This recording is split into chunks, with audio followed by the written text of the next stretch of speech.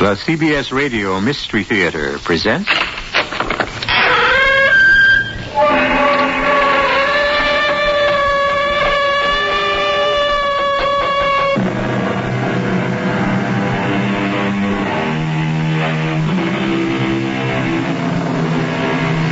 Come in. Welcome. I'm E.G. Marshall. Think. You are lying on your back. There's something above you, and it has blotches on it. Your head rolls to one side. A big shape is coming toward you. The shape makes strange little noises. For good or ill, it comes closer and closer. It hovers over you. It encircles you. It lifts you. It holds you. It thrusts something into your mouth. You are a baby, and you are 12 days old. Mirror, mirror on the wall, who's the fairest of them all? You are my darling. You. Mirror, mirror on the wall, who's the sweetest of them all? You, my angel. You. Mirror, mirror on the wall, who's the cleverest of them all? You. You. You.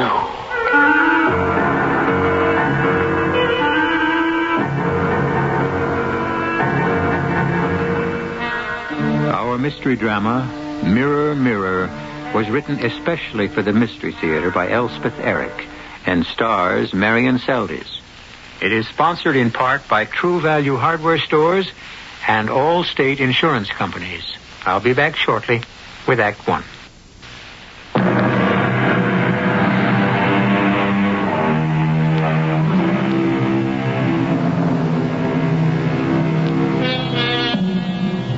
Think how hard it is to be a very young baby. Helpless is the word for it. Unable to stand, sit, walk, or even turn over. Unable to distinguish one object from another. Only light from dark. Unable to comprehend what is said to you. Unable to convey your own feelings except with moans, gurgles, and crying. Unconscious of everything, really, except your own, your very own, very private person. I was in Mozambique with my husband when I heard of Claire's death. The letter from my mother gave no details, and there was no question of my being able to return home for the funeral. But I was pregnant with my first child and had already decided to go back to the States for the birth.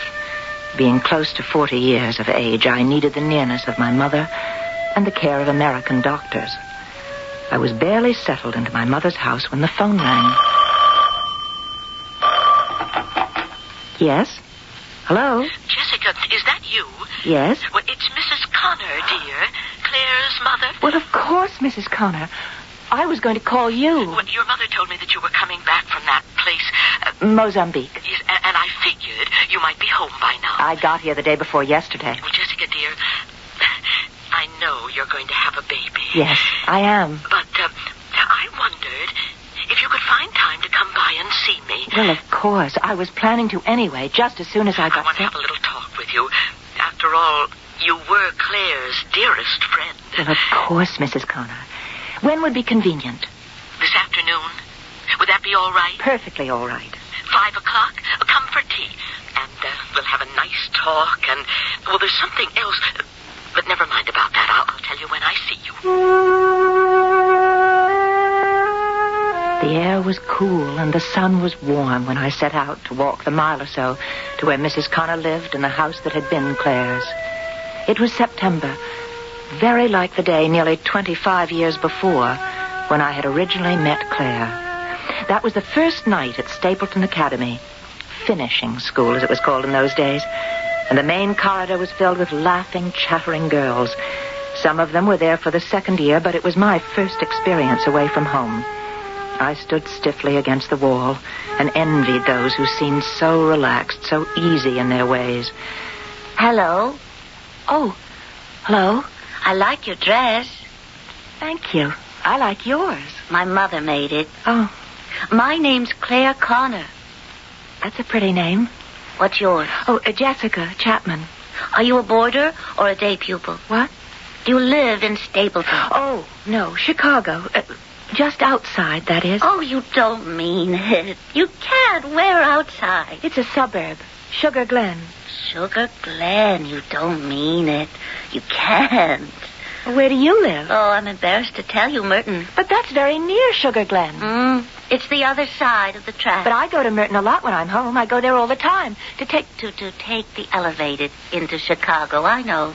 Well, it always seemed very nice, Merton. Well, it's not. But I won't always live there.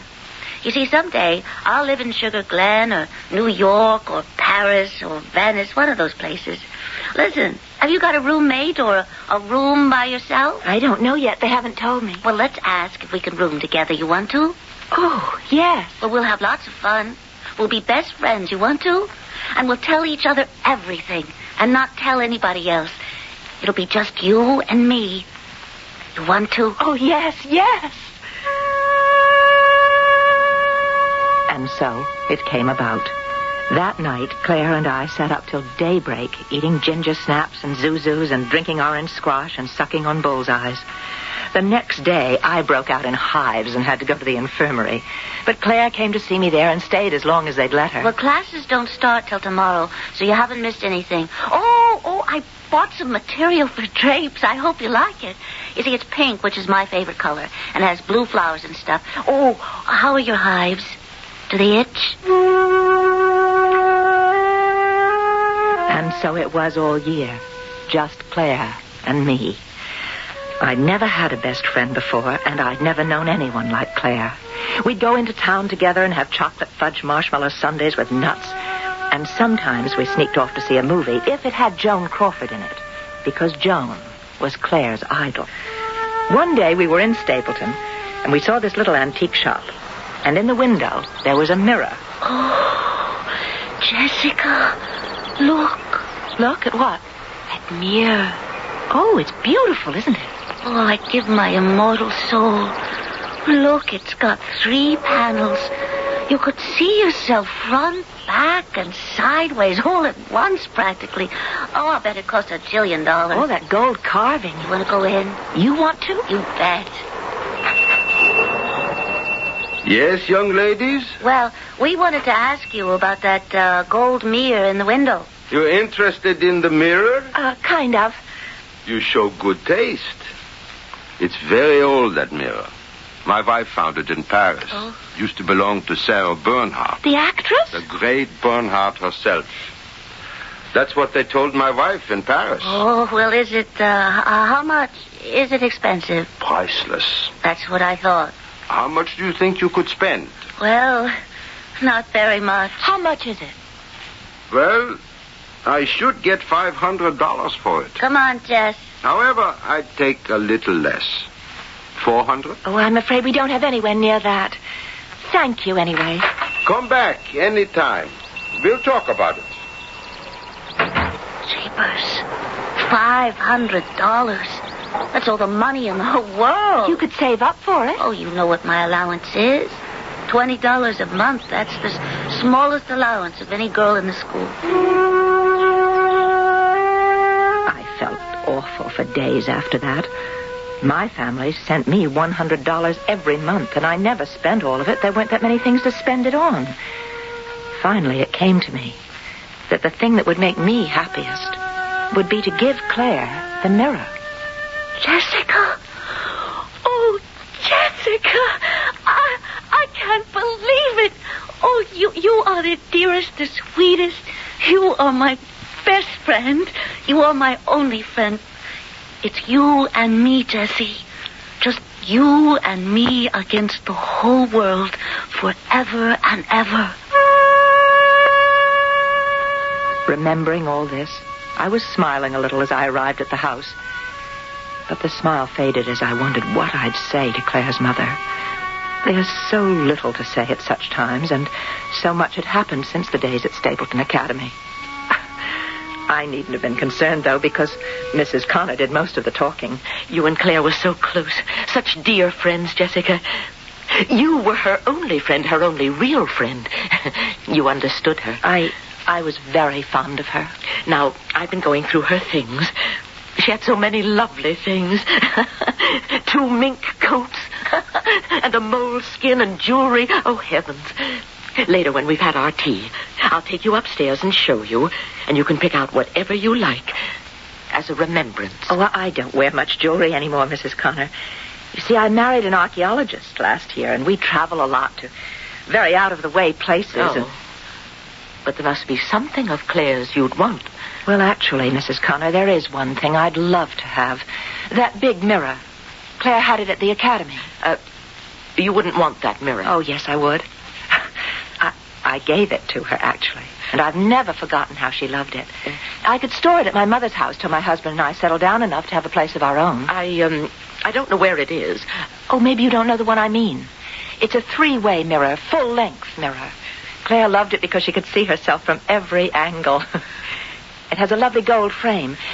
When the man who sold it to me said that it had belonged to Sarah Bernhardt, though, of course, we never believed it. I'll have to look around for it. Well, she always kept it in her bedroom. You are going to have a baby.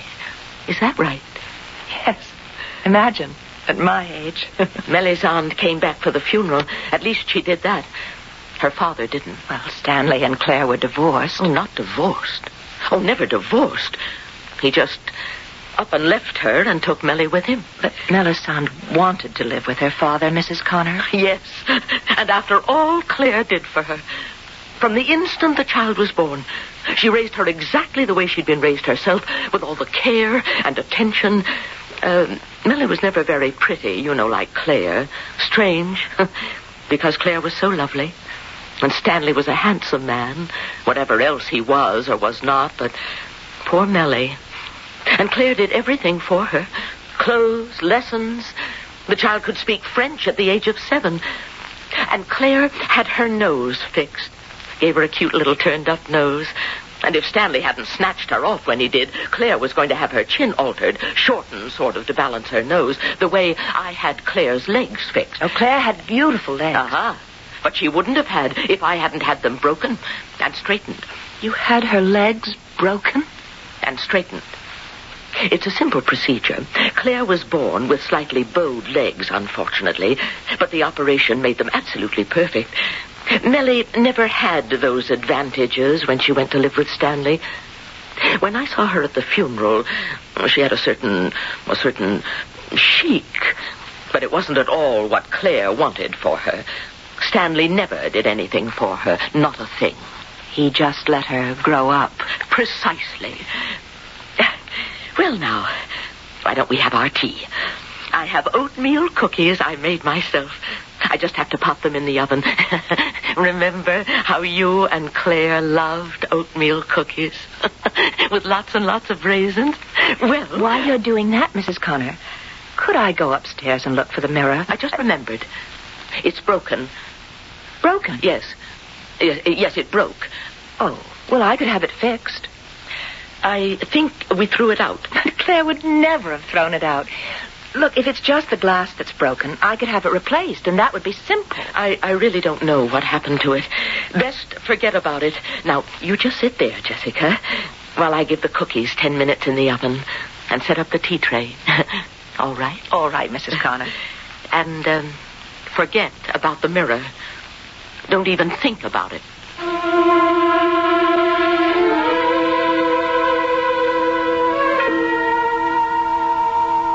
Have you ever tried not to think about something?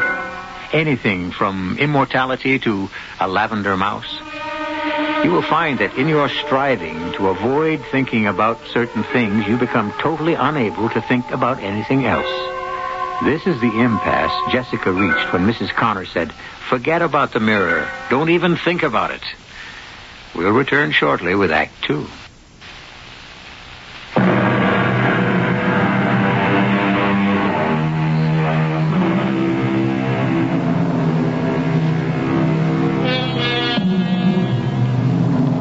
Has it ever bothered you, however slightly, that never, never will you see your own face?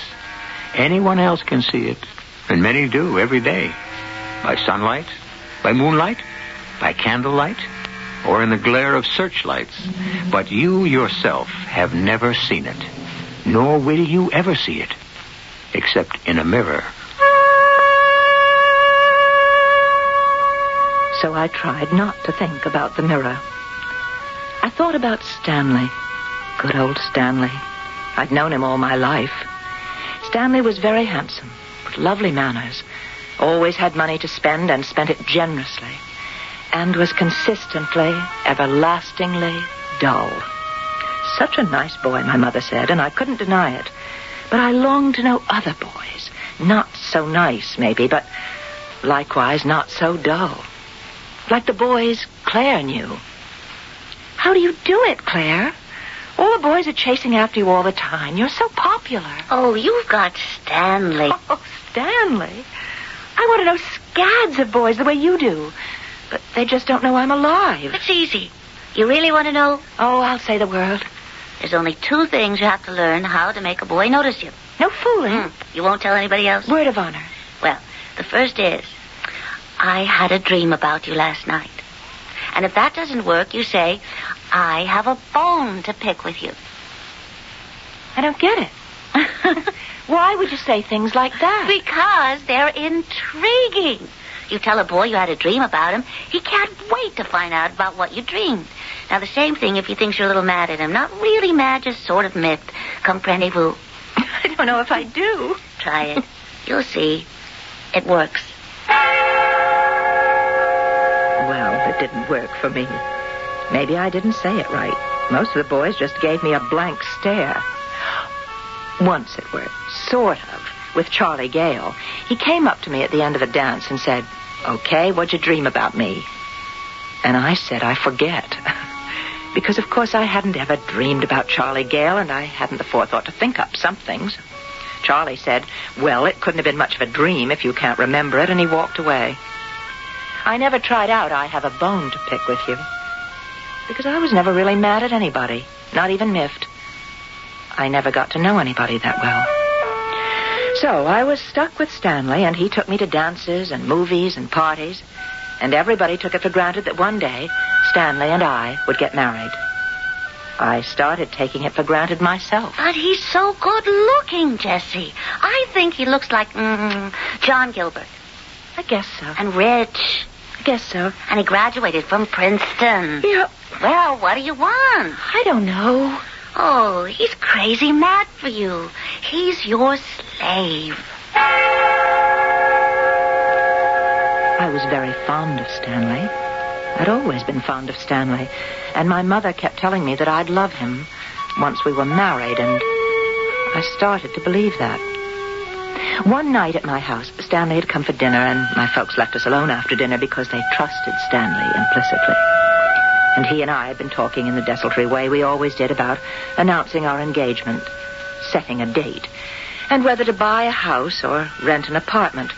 All those topics that sounded to me more as though we were going to open a small business rather than get married.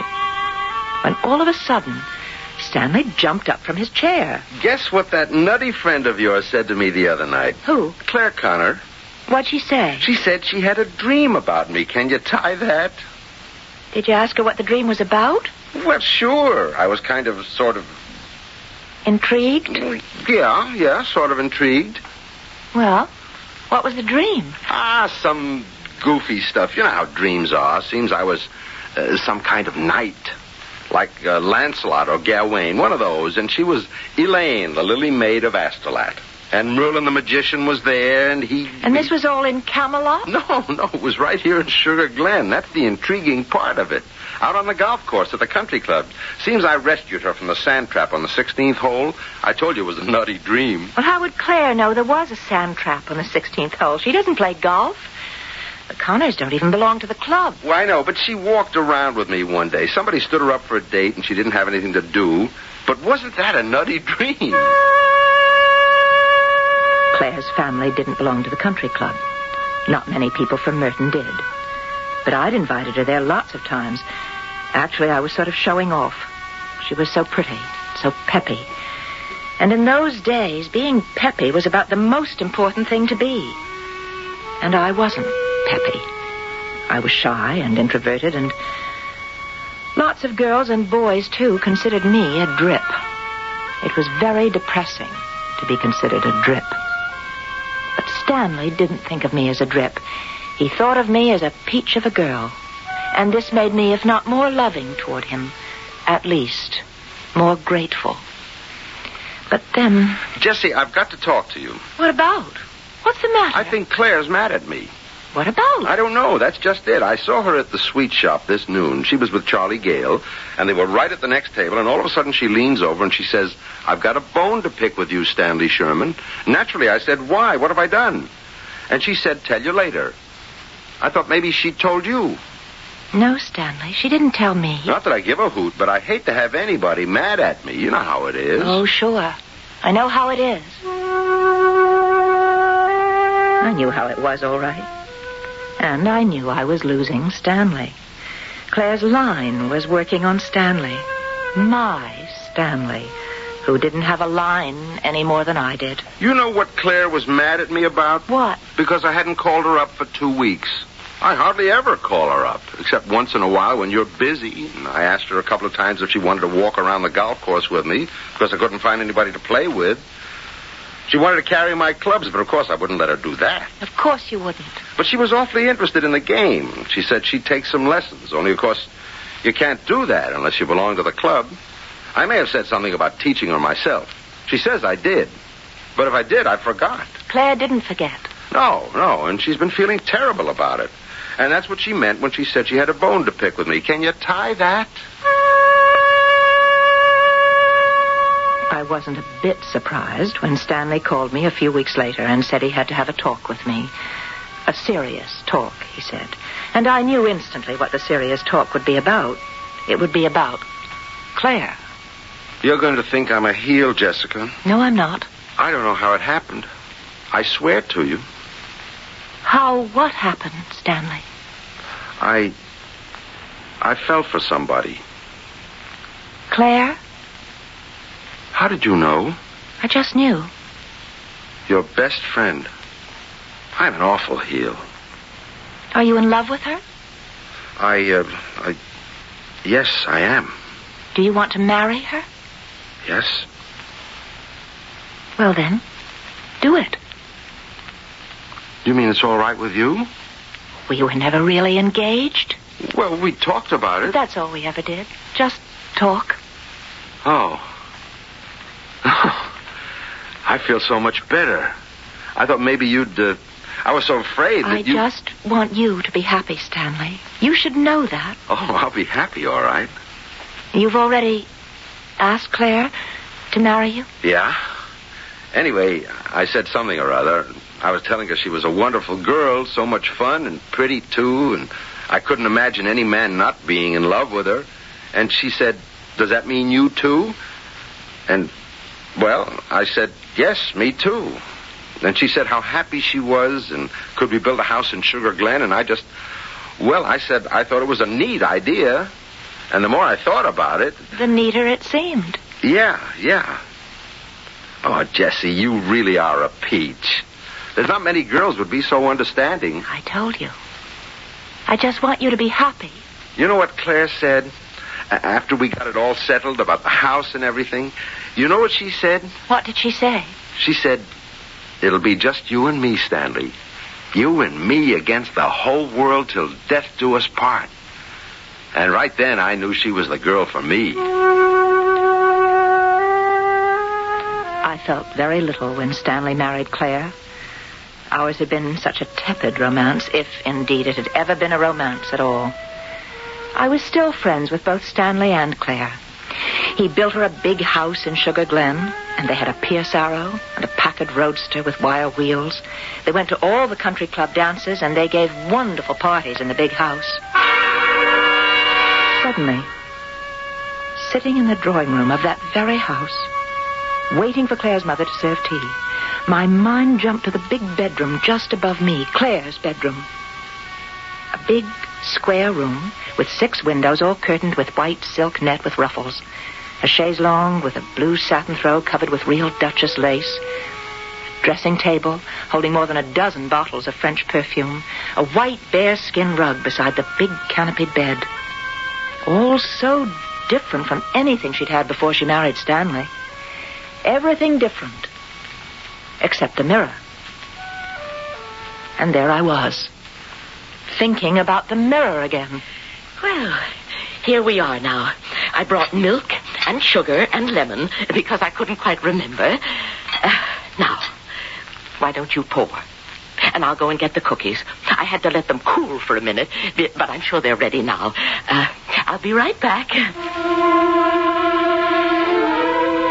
The mirror. I couldn't get the mirror out of my mind. It was my strongest link with Claire. The thought of it took me back 20 years. Now, Claire was dead. I was married. I was about to have my first child. I was sitting in Claire's house, waiting for Claire's mother to serve me oatmeal cookies.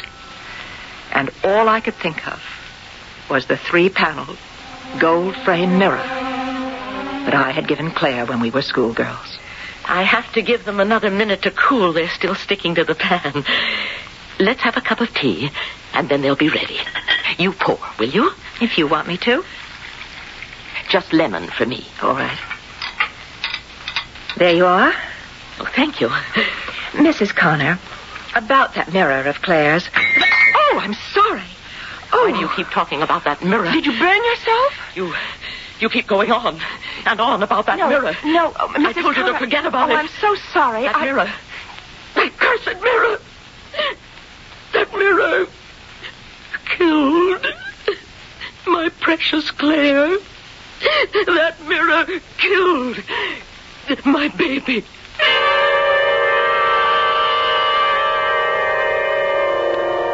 Are you wondering how an inanimate thing like a mirror could murder a living person? How a thing of gold and glass and quicksilver could bring death to a woman of flesh and blood?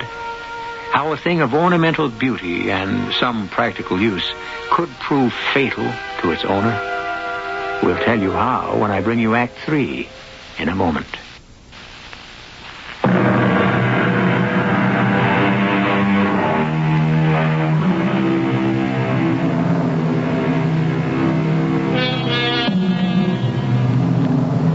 Jessica, paying a condolence call on the mother of her dead friend Claire, keeps returning to the subject of an antique gold-framed 3-panel mirror, which she had given to Claire when the two of them were best friends at Stapleton Academy for Young Ladies.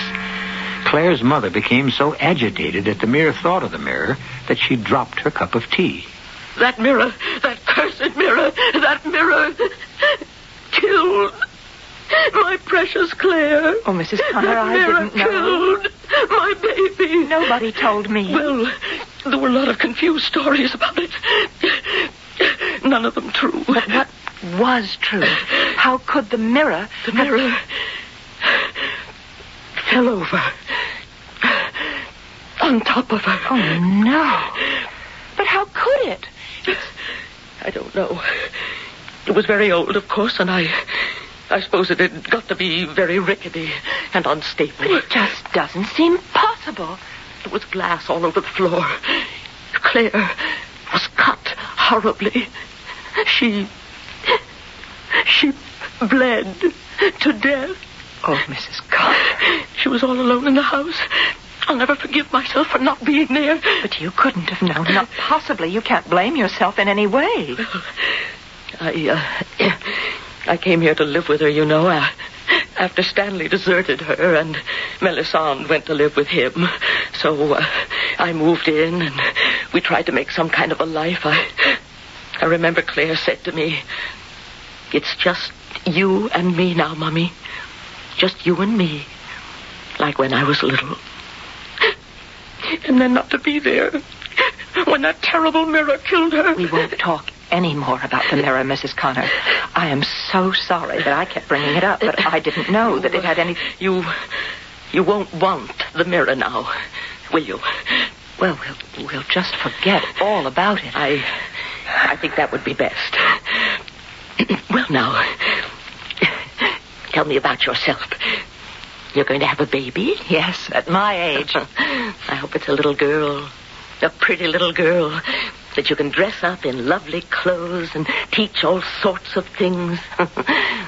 How to get along in the world.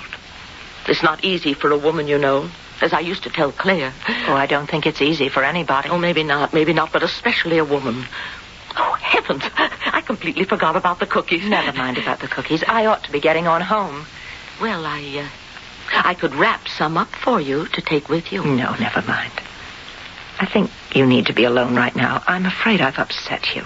Oh, that's all right, my dear. You didn't know. I'll come back another time. If you do that, dear. And we'll talk some more about Claire.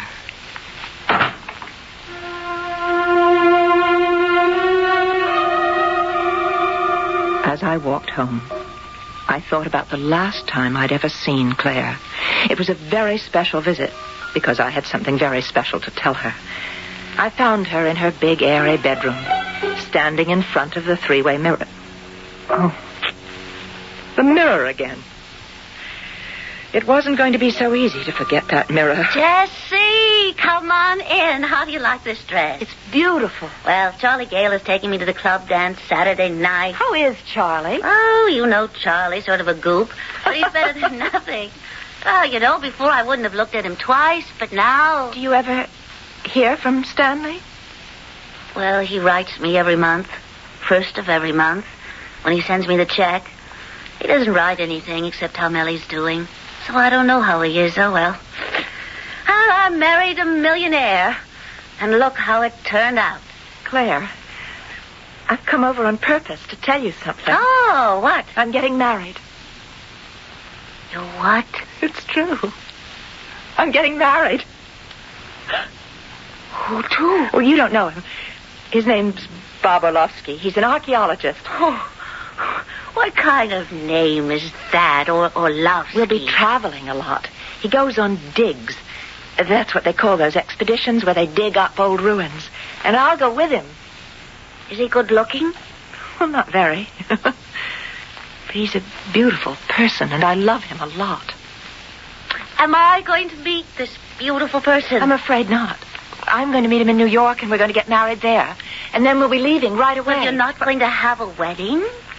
Well, I'm a little old for that, don't you think? No, we'll just get a judge or somebody like that to marry us, and then we'll be off the next day. But doesn't your mother want you to have a wedding? She doesn't care. I think she's so happy to get me off her hands. Aren't you ever coming back to Sugar Glen? Well, eventually. Maybe. We don't know. Oh, well, we'll probably visit from time to time. Well, what'll I do without you? You'll be all right. I suppose. You always manage somehow. Look, I have to be going. Oh, yes. Goodbye, Jessie. Be happy. I shall. I know I shall. Yes. Well, write to me when you have time. Well, of course I will. Goodbye, Claire. Best friend. Bye. I had gone only a few steps down the hall when I heard Claire's voice. I thought she'd remembered some last-minute message for me, so I'd gone back. The door of her room was still open. Claire stood before the three-way mirror, and she was speaking not to me, but to her own reflection, speaking softly, tenderly, lovingly. It's just you and me now, sweetie. Just you and me against the world. It's you and me, honey. Just you and me. From somewhere, and who knows where, had come other voices, soft, tender, loving. My sweet baby. You're so wonderful, Claire. Claire, you're so popular. So peppy and everything. My beautiful, precious girl. All those boys chasing you? Darling child, adorable girl, dearest heart, so lovely, so wonderful. Walking home, it all came back to me. But how much of it had really happened? I had seen Claire, dressed in her pretty ball gown, standing in front of the mirror. That much had been real. I was sure of that. And I had heard her talking to her reflection. I was pretty sure of that. But where had the other voices come from? Her mother's, Stanley's, my own. Had they drifted down the years to echo themselves at that particular moment? Or had they emerged from my own mind, so attuned to Claire for so long, so worshipful of her person, her ways, her personality, her whole self? I began to understand a little. Everyone who had known Claire intimately had adored her. First her mother, then me, then Stanley. All of us her devoted acolytes. Only Melisande, her own daughter, had refused to bow down. I wondered, had we, the three of us who worshipped her, been picked for that very reason? Or had it been some lack in us, some deficiency, that made us seek her out? Some feeling of incompleteness that made us need someone stronger, surer, someone who seemed so enviable in every way. Lost in my own reflections, I was not at all surprised when I reached home, and there, sitting on the front steps, was Stanley. It seemed very right that he should be there. Hello, Jessie. Stanley? I heard you were in town. I'm going to have a baby. Yeah. I heard that, too. That's wonderful. I think so. How are you, Stanley? Oh, same as usual, I guess. How's Melisande? Great. Mellie's just great. Oh, good. I'm glad. Could we sort of sit down on the steps, talk for a few minutes? We can go inside. No, this is all right. Unless you'd rather. No, this is... okay. Swell. Well, you look wonderful. Absolutely wonderful. It's being pregnant, does it? Really? No. Being happily married is what does it, but being pregnant is extra. Yeah. I sure missed the boat with you, Jessie. Oh, we wouldn't necessarily have been happy, married to each other, Stanley. Maybe not. I ever tell you why I left Claire? No, you didn't. I'm not very quick at catching on to things. Took me about a year to find out why Claire married me. It was to show me off. Oh, Stanley. Yep, to show me off. It wasn't the money. The money was important, but it wasn't just the money. It was other things. Now, you may not agree, but I'm not bad looking. You're very handsome. Well, I was. You still are. And that was important to Claire.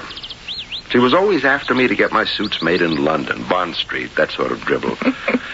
And I wasn't allowed to wear the same suit 2 days in a row. That's hard. And it was important to Claire that I had, well, what you'd call good manners. You always had good manners. I remember very well. I was brought up that way. I didn't have anything to do with that.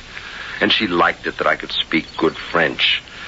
But that was because I took French in school, 6 years of it.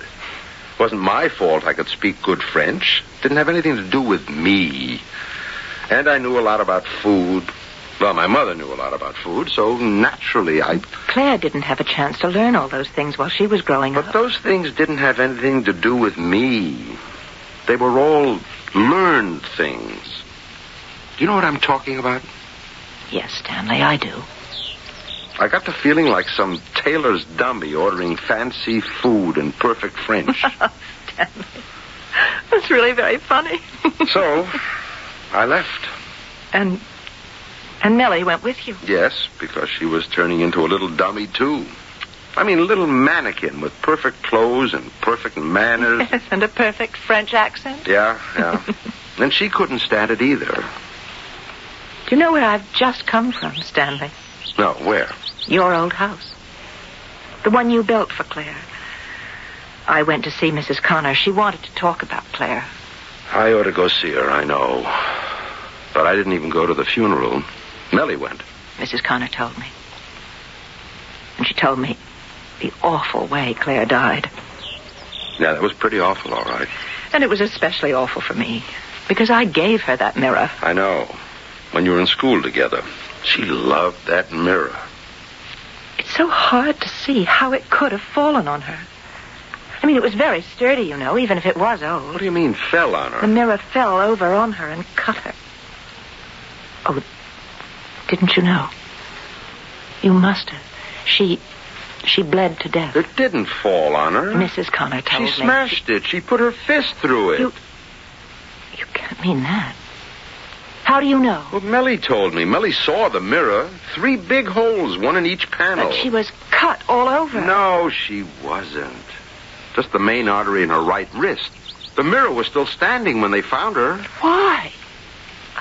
Why would she do a thing like that? I don't know. I'm not much good at figuring out things like that. But I know what I think. What do you think, Stanley? I think she just got tired of looking at herself in the mirror and nobody looking back at her.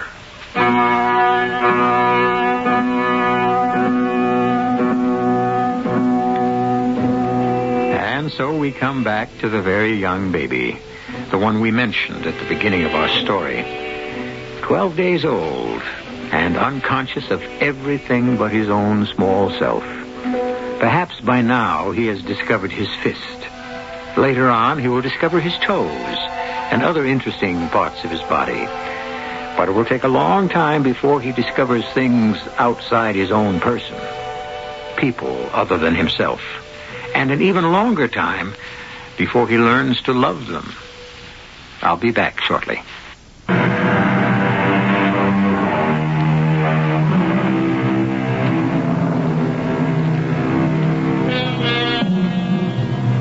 What we have tried to tell you is the story of a narcissist, someone eternally in love with himself. In this instance, herself. All of us are susceptible to this affliction. We all continue to dote on ourselves long past the age when we should be turning our interest elsewhere. But we never do completely. And the result is that the world is largely populated by very large babies. By children grown old. Our cast included Marion Seldes, Carmen Matthews, Marion Haley, and Nat Polan. The entire production was under the direction of Hyman Brown. And now, a preview of our next tale. Good Lord. Oh, no. Not again. Our room's been ransacked. What a mess. Every drawer open. Look what they've done to our clothes. Oh. Well, at least they've left us something. Not like before when I lost everything I owned. Yeah, well, we'll soon find out what they did take. Let's see. Not interested in my jewelry or the pocket radio. You'd think someone might take that. They busted open this suitcase, but the traveler's checks are still here. Peter, I haven't missed anything yet. Whew, but it's a nasty feeling to have someone paw through your personal things. Oh, you know what they were looking for. Now, where did you hide it?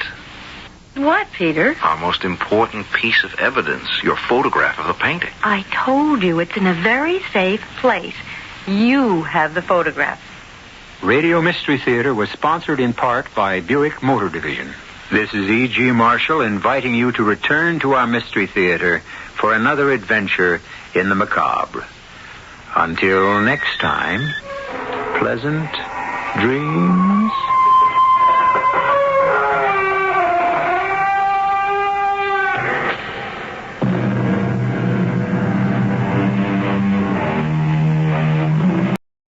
Yes?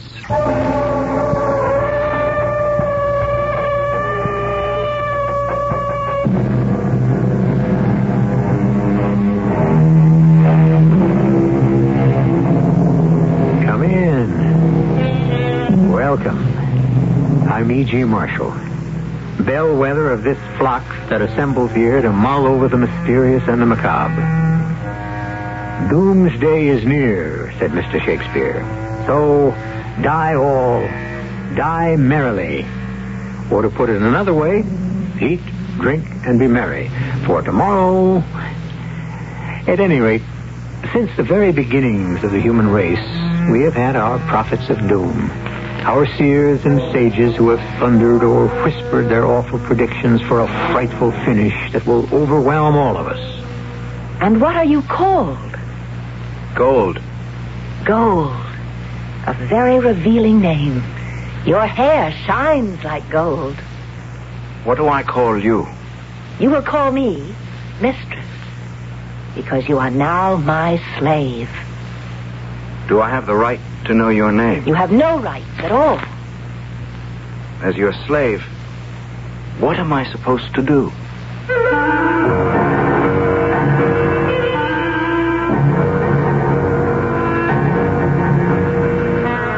Our mystery drama, The Children of Death, was written especially for the Mystery Theater by Sam Dan and stars Tony Roberts. It is sponsored in part by Sign-Off, the sinus medicines, and True Value hardware stores. I'll be back shortly.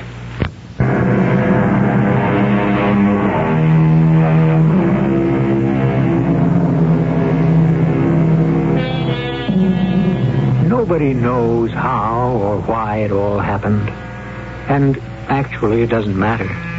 All those people who argued about the end of everything, who warned, who threatened, who pleaded, those who hastened it, and those who tried to prevent it, all of them are gone. Long ago, they became dust. And long ago, that very dust has been blown into the skies and washed into the streams and the oceans. And who could ever find it today? For a few short millennia, they ruled this earth with their great tools of metal and fire, but they couldn't rule themselves. And when they finally turned on each other, it was awful to behold. They might have created a heaven. Instead, they produced a hell, and it consumed them. And now, others walk this world. My name is Gold. I am called Gold because my hair is yellow. It shines like that metal you can see shimmering sometimes in the stream. That metal, it's not really good for anything. You can't use it to edge or point a weapon. But it has such a bright and happy color. Like me. I'm not good for anything either. But I'm always bright, and I'm always happy. There are those who say that if I were not the son of the high priest, well, it's true. I'm no good at hunting, either animals or women, and I'm no good at reciting the law either. Speak the first holy principle. The first holy principle. Woman is the embodiment of all that is evil. Oh, yes, Father. Now I remember. Speak the second holy principle. The second holy principle. Birth and death. Birth and death. She lives but to bear a child, and when he enters the world, she must leave it. Oh, yes, that's right. Gold. Yes, Father. You are my son, the only son of the high priest. One day you will be the high priest. You must be able to speak the ritual. Yes, Father. Now, repeat after me. The third holy principle warns I must admit, I never could understand it. I never could see why we couldn't live at peace with the women. We were always raiding and killing and capturing them. And they were always raiding and killing and capturing us. And why? Didn't we need each other to make the children? I once said to my father, why can't we and the tribe of the women live at peace? And he looked at me, and I could see the storm gathering in his eyes, and he shouted, Blasphemy! But, Father... Silence! I only want to know why. All that you need to know is contained in the 10 holy principles. But, Father, those principles don't tell me anything. Sacrilege! Father, it would seem to me that peace... We're frozen! Sound the signal drum! Please, Father. Build the fire! No, Father. Bind him to the stake! Please, Father. We must purify you! No!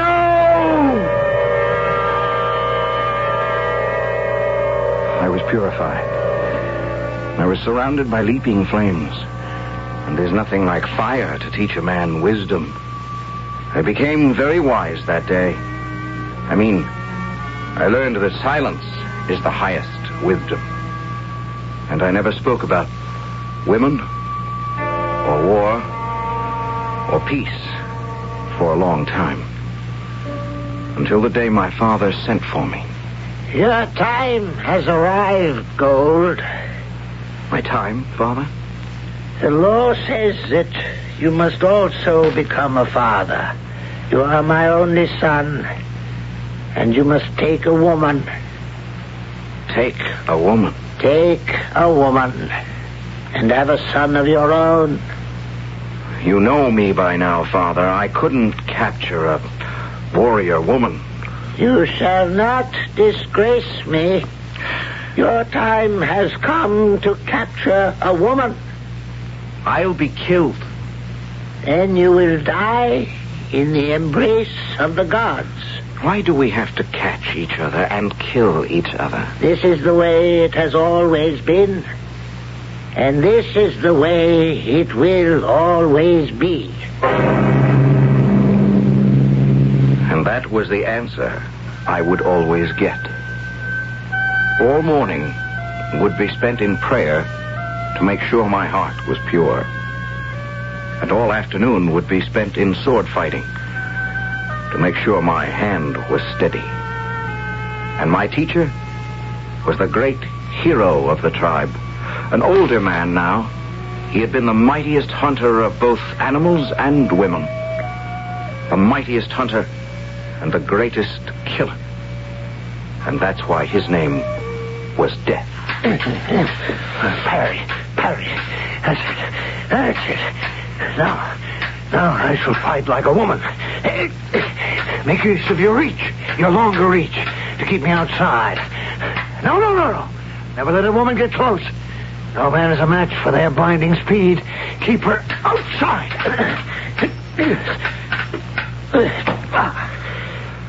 I'm sorry.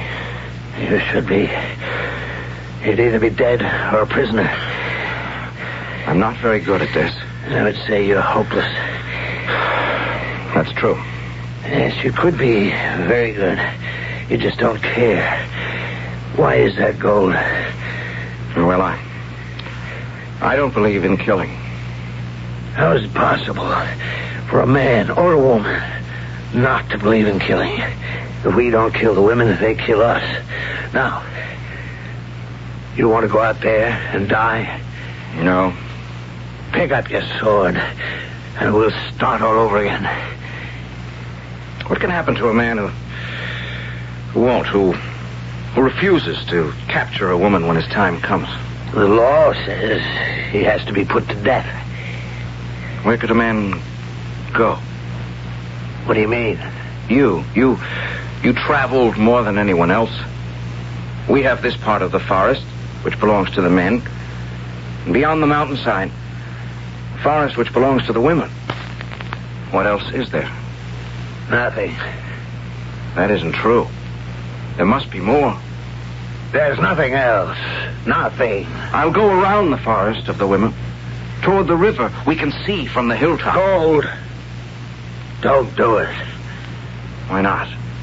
Because it's a haunted place. Then you've been there. Yes. I've been there. Well, what's it like? I don't know. Yes, but you say you've been there. I don't know how to describe it. There are stones. Stones? What's so remarkable about stones? They're very large. And they're placed one on top of another. Why would anyone wish to place stones one on top of one another? And other things, which I cannot describe, especially a thing that talks. A thing that talks. Yes, a thing in the shape of a square stone. Except that it is not a stone because it is very light to the touch. And it talks. It talks. What does it say? It's blasphemous, so I must not repeat. Blasphemous? How? It speaks of men and women. And both men and women speak from it. How is it done? I picked it up from the ground, and as I held it in my hand, something moved beneath my finger, and the voices seemed to pour forth from it. But this is madness. Ask your father. My father? He was there with me. The high priest. Ask him. What is this place he speaks of, Father? It could only be the place of our ancestors. How do you know? They were people like us, men and women together. And that's why they were punished. Punished? How? Great flames destroyed their world. Why? Because they lived together in defiance of the gods. How do you know this, Father? How? They told us. Who told you? They did. Their voices spoke to us from the box that Death told you about. They said they were being punished for arrogance. But they were great people, mighty shapers of metal. They were wiser than we are in so many ways, except in one. They did not believe in the gods. They denied the gods. And you, my son. Is that what they said? And you, my son. Do you not also deny the gods? No longer, Father. No longer. Then you will go to the land of the women. You will capture one and bring her home. Yes, Father. Then there is no longer any doubt? No, Father. Do you believe in the 10 holy principles? Yes, Father. Then go. Capture your woman, my son. I give you my blessing.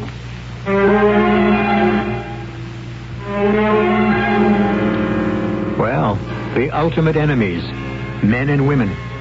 And in the primitive world of the future, and who is to say this is not our future, the combat is ceaseless and unrelenting. But here and there, we have the doubters, the questioners, the boat rockers, who ask unsettling questions. We'll have quite a bit of that when I return in just a few moments with Act 2.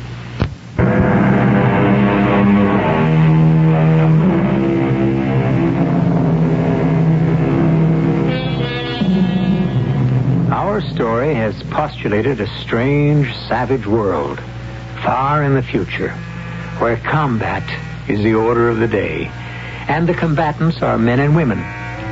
They capture each other, they use each other, and then they kill each other. And if you stop to think about it, actually, in a way, that's not too different from how things are right now. But why bother with truth when we can enjoy fiction? And so, I was pronounced fit and ready to capture a woman. And the tribe held a great ritual celebration for me. There were prayers and dances. Mighty tales were told of great feats by heroes who had already captured many women. And finally, armed with my father's spear and sword, I was led to the edge of the forest, the forbidden forest, by my teacher and sponsor, Death. Are you frightened, Gold? No. Say the truth. Well, Yes. Remember what I taught you? Yes, I remember. They're very good fighters inside. Never let a woman get close enough to use her dagger. I remember. No, you won't remember. In the heat of the fight, you'll do what's in your heart. I wish I knew what was in my heart. Before this night is over, you may find out. Slowly, I walked away from him, and soon I was alone. All alone in the forest. I'd never been alone in my life.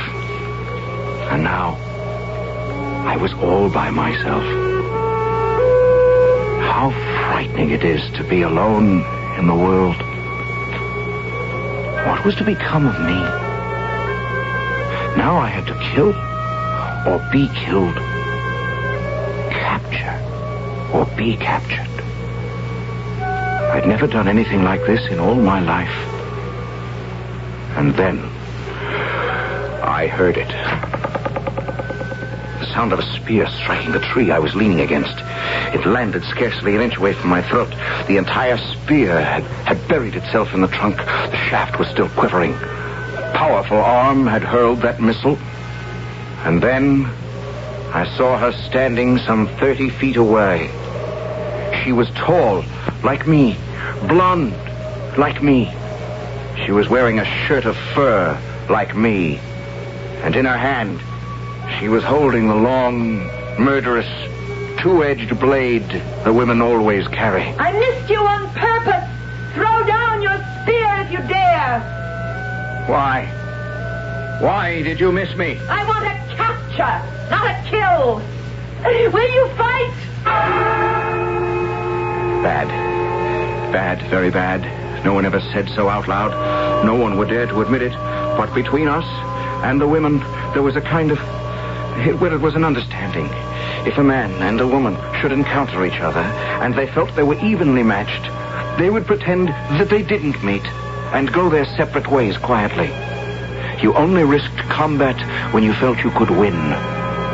The fact that she had decided to challenge me was a bad sign. Why couldn't I have encountered a small, puny woman? This one appeared to be so alert, so capable. But what could I do? How could I refuse to fight? Besides, she looked as if she could outrun me. You're not very good. I could have run you through. You should have learned to fight before you came out. This is too easy. Still, you're handsome. You should father a beautiful girl for me. But first, I must disarm you. I was her prisoner. There was no escaping my fate. It would be useless to try to run away. We had met in combat, and the gods had decreed the winner. There was nothing to do now but submit. What's your name? Gold. Gold. I see why. Poor Gold. Bright, shiny. But so soft.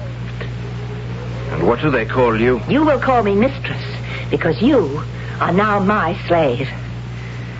Have I the right to know your name? You have no rights at all. Will you tell me your name? My name is Flower. Flower? Oh, I see you're easily amused. I don't know how it is among the women, but among us, a name describes a person. I'm like Gold.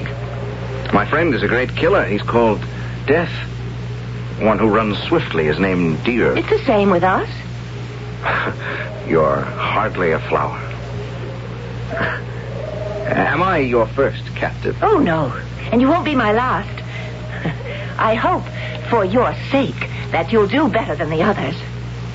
What do you mean? Oh, why do men talk so much? What does it matter? Come. We have a ceremony to perform. I was taken to the village of the tribe of the women. And it was very much like the place of the men. Like the men, the women lived in tents made of fur. Like the men, the tent of the high priestess was larger and finer than all the rest. And like ourselves, they had built a huge stake in the center of the village. If they weren't women, and if I weren't a slave, I would have thought I was at home. I was taken before the high priestess. She was a tall, handsome woman. You are... Gold. You are the son of... The high priest. A good catch. I give you my blessing. Well, that's a good sign. What are you saying? You're blessing me. That means... That means I wish you to be the father of a girl who will bring glory to her people. Oh. I had thought, perhaps, that you... You? You are of no importance, no consequence. You are merely an instrument. And when you have performed your mission, you shall be cast aside.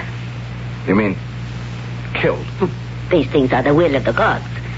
As the son of a high priest, you should know that better than anyone else. I don't really know very much about it.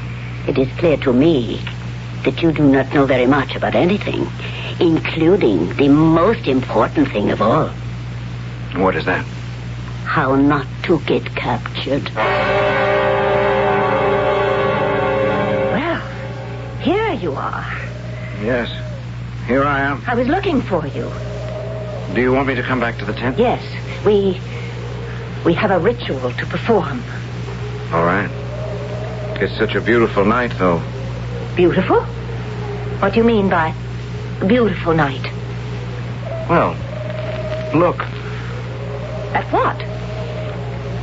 Well, at the stars. The moon. We see those every night. Yes. I suppose so. And yet, every night you stare at them? As if you've never seen them before? Every day. Every night. I look at the sun, trees, mountains, the streams, the moon, the stars, as if I'm seeing them for the very first time. You do? Why? Why? Yes, why? What purpose does it serve? Wouldn't you have been better off to study sword fighting? Better off? Well, if you had, I might have been your prisoner and slave, instead of how it is now. That's your good luck, isn't it? It's the will of the gods. What would you do if one day you suddenly asked yourself, what if there were no God? You shouldn't say that. Why not? Because you're very close to the next world. You know that, don't you? Yes. If I have a child, you will die at the moment of its birth. If the child is a boy, it will be killed with you. How would you feel about that? Feel? These things are decided by the gods. And if by the time the first snow falls, there's no sign that I'm to have a child, you will be sacrificed to the gods in any event. Then I might as well be happy while I can. I don't think the gods want me to have a child. No? You're my... I have captured 5 slaves, and I've never... It's cold. There's a sudden chill in the air. Winter is coming. We should go back into the tent. You sent for me, priestess. The snow is on the ground, Gold. I know that. We will miss you. You will... I had never said anything like this before. How could I, to a man? But you are different. You make people smile. I wish I knew why. The gods, they made you different. They made you happy. Perhaps they should have realized this and protected you. Although I am not criticizing the immortal gods. And since I believe I'm due to see them soon, I'll tell them that. You must die 7 days after the first snow, since flower is still barren. Prepare yourself for death. Prepare myself. What am I supposed to do to prepare myself? I cannot understand such a question. I would imagine that the best way to prepare yourself for death is to lead a long, full, happy life. What do you want me to do in a week? You're a madman. Do what is sensible. Prudent people always do. And what's that? Pray. Why? Do I have a chance to get the gods to change their minds? Pray that they will give you another life after this one, and that in time you will be born again, but as a woman. Gold? Gold, wake up. What is it? Gold, I want you to close your eyes and pray to the gods. All right. But why? Because I'm going to kill you. You're going to kill me? I don't know why. Don't you have a reason? Pray to the gods to accept you in the other world. I know I'm supposed to be killed. Pray to be born again. But the week isn't over. Pray. I believe I still have 2 days. I could have killed you while you slept, but I wanted you to know why. Well, I appreciate You that. must know why, Gold. You must know why. All right. Why? It's because of the way I feel toward you. How do you feel toward me? Don't know. But I do know what I feel is wrong. Do you hate me? No. I don't hate you. Well, you should. I'm a woman, and you're a man. And the gods tell us that you have cast a spell on me. What do you mean? A spell? I have a feeling that it is new. Tonight I looked up at the moon and the stars, and it was as if I was seeing them for the first time. Everything seems different and exciting and wonderful. What have you done to me, Gold? I don't know. I've gone mad, and the gods are punishing me. For what? For not hating you, for not wanting you to die. And so, to prove to the gods that I still obey and believe them, I must kill you myself. Right here. Now. Flower. Don't.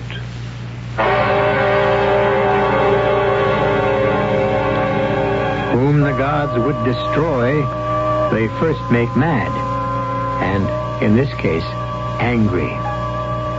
Well, these sworn foes, these warrior men, these Amazon women of the far and distant future, how can they finally resolve their differences? Or can they ever? The scheduled time for all resolution is, as you know, the third act, which I shall bring you here in just a few moments. Have you...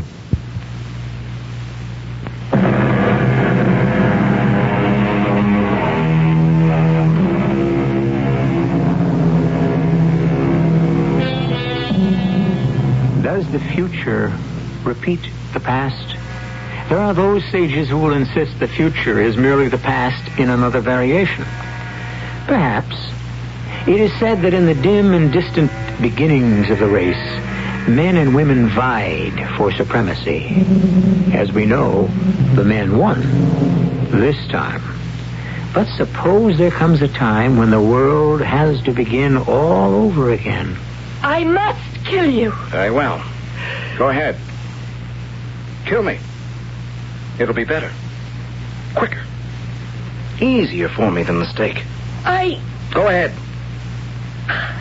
No. Why? I can't. I want you to. I would rather. I can't kill you, and that's all there is to it. Is this flower talking? Flower? Blood red flower? Something has happened to me. I'm frightened. Frightened? Of what? I don't know. I've never been frightened in all my life, and now you frighten me. Can you understand what I'm saying? Yes. No, I don't think you do. I don't think you can. But I do, because you frighten me, too. Gold, Yes. what are we going to do?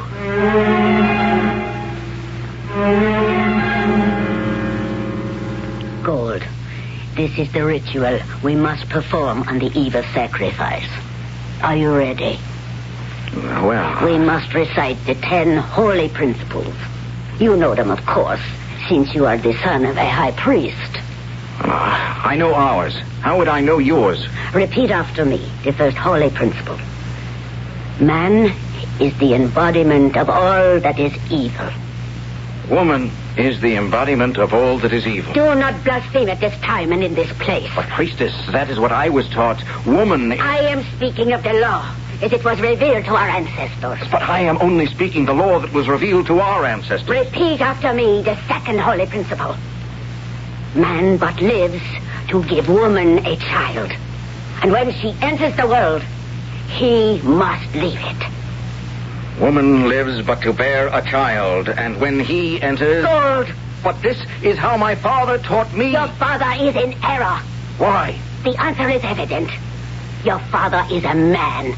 Men are incapable of understanding the holy laws. Why? Because they have neither the intelligence nor the piety. Are we talking about the same God? The holy gods are the holy gods. They rule alone. There are no others.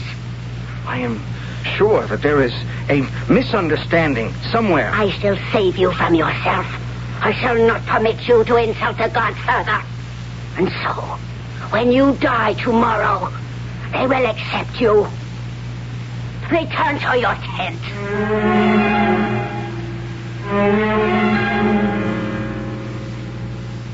I've had other slaves. All of them had to die. I never thought about it. It never bothered me. The truth is, you've also cast a spell over me. What's it like? I don't know. Oh, Gold, I wish... It's so fantastic. I don't think I could tell you. Why not? Because... I feel that I could tell you anything. The fact is, I'm a practical person. And no one who is alive today, either man or woman, ever heard the gods speak. That's true. And so, since they spoke so long ago, we don't really know what they said. And we can never really find out unless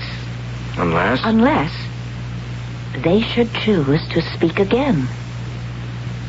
Flower, listen.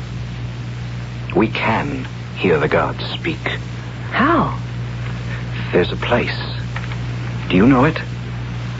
It's called the place of our ancestors. The forbidden place. I know a man who's been there. And he wasn't struck dead? No. And he said he had heard the voices of the ancestors. How? It's been so many years since the ancestors perished. He heard their voices. How? I don't know. He said the voices had been captured and placed in a thing. Magic? I don't know. Well, what did the ancestors have to say? He couldn't tell me. Why? Because he was afraid to listen. The ancestors, don't you see? The gods spoke to our ancestors. The ancestors, they can tell us what the gods said. Let's ask them. How can we? It's the forbidden place. I'm not afraid. Are you? But if we go, then you will be... I know. I will be put to death. But they'll have to capture me first.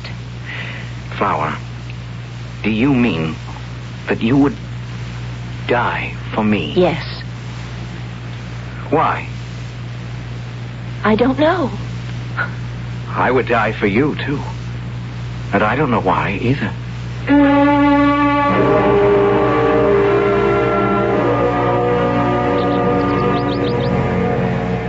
afraid? Yes, I am. The ancestors lived here. The stones heaped one atop another, so high. These must be... what, tents? The ancestors made tents. Of stone? Yes, they'd be strong. One would be safe from attack. Yes, but that didn't save our ancestors. They died anyway. Why did they die, Gold? Why? Inside one of these tents is a thing shaped like a square stone. Must be the snare that has captured the voices of the ancestors. We must find it. And must we go inside the stone tents? Don't be frightened, Flower. I'm not frightened. As long as I'm with you. That's how I feel. What is this place? I don't know. I can't even imagine. Along the walls.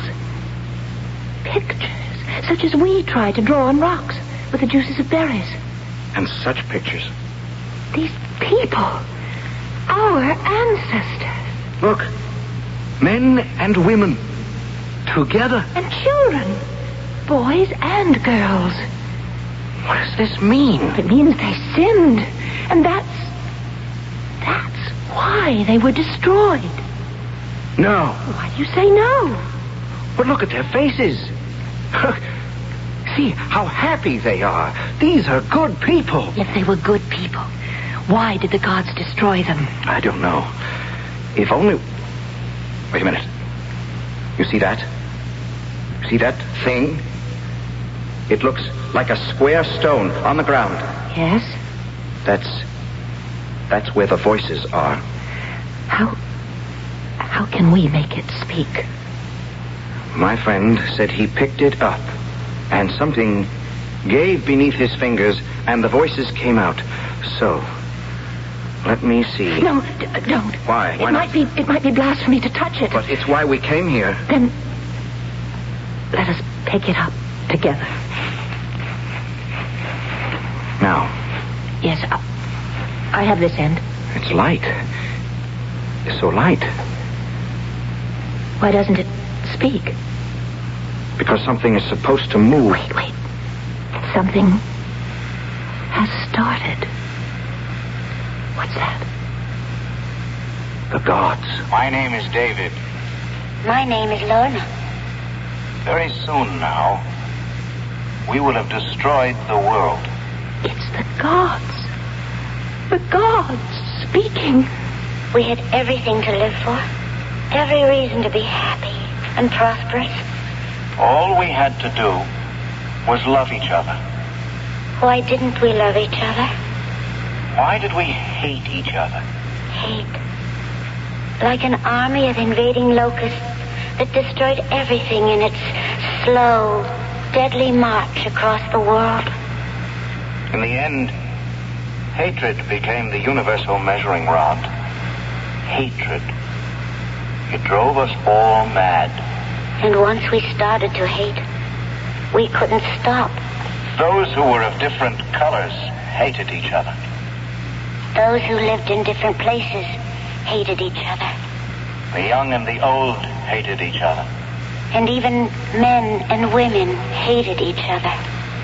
And the circle became smaller and smaller. And finally, you had to hate everyone who wasn't you. But all God ever told us to do was love each other. And we didn't do it. We couldn't do it. And so, we destroyed ourselves. The bombers, the missiles, are now in the sky. I love you, David. I love you, Lorna. And I pray that God will allow our words to live somehow. And that sometime, someone will listen. We are the children of death. May you who hear this always be the children of life. I love you, David. What did she mean? What does it mean? Love. I love you, Flower. I love you. Oh. I love you, Gold. The gods didn't destroy the ancestors. The ancestors, they destroyed themselves. Just as our people will destroy themselves. Flower, we must bring this box back to our tribes, yours and mine. We must say to the people, listen. Listen before it's too late. But Gold, they'll only... Only what? Nothing. It doesn't matter. Gold, I love you.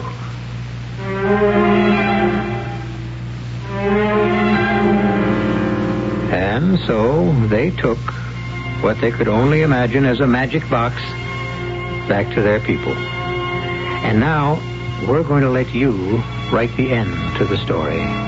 Because what is the fate of the prophet who brings the word?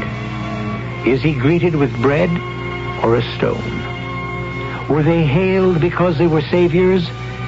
Or were they destroyed because they were saviors?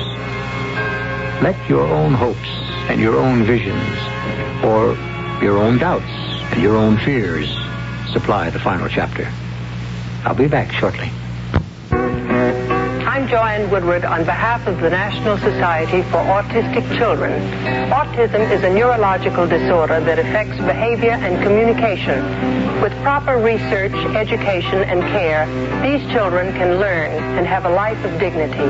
They deserve a chance. Please write National Society for Autistic Children, Post Office Box 8646, Albany, New York 12208.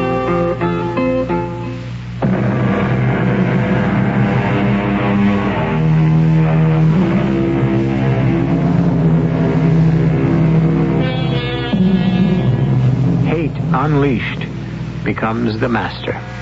Or, he who rides a tiger dare not dismount.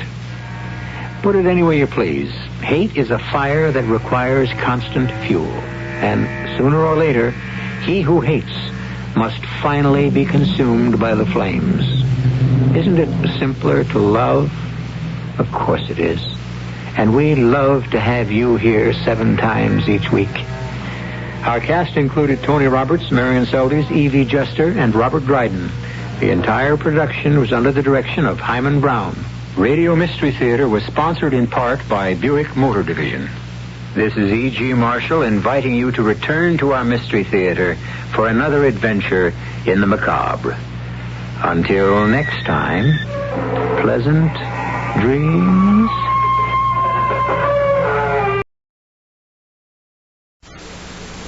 CBS Radio Mystery Theater presents...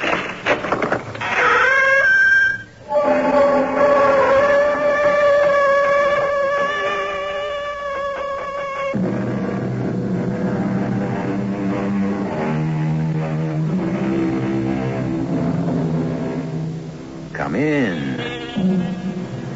Welcome. I'm E.G. Marshall. You know, I'm always glad to have you in my home. And as I say these words, I think how easily most of us take the word for granted. How much that simple word has been lauded in song and verse. Think of the quotes. Home, sweet home. Home is where the heart is. The sacred joys of home. And 100 others. And of all of them, the one which best suits this story, charity begins, or should begin, at home. My visitor had come, no doubt of that, and I was ready to go with him willingly. And then, suddenly, I heard Muriel's voice calling me back, and I sensed she was in trouble, that she needed me. So I came back or awoke, or whatever it was. Did I go beyond the grave? I don't know. I only know it was to the edge, but I came back. And I shall not return till I've done what I was called back to do.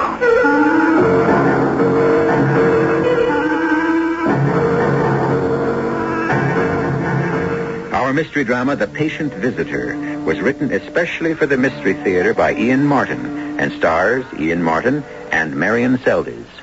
It is sponsored in part by Anheuser-Busch Incorporated, Brewers of Budweiser, and all state insurance companies.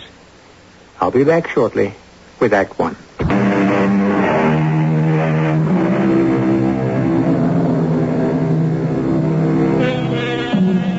Most of us take it for granted. A roof over our heads, a house, an apartment, a mobile trailer. Somewhere there is home. But what of all those who don't have a home? Those who are lost, who have outlived their usefulness and their welcome, and don't have a roof over their heads, suddenly alone and homeless. This is the story of one such uncomplaining but sensible and gallant lady.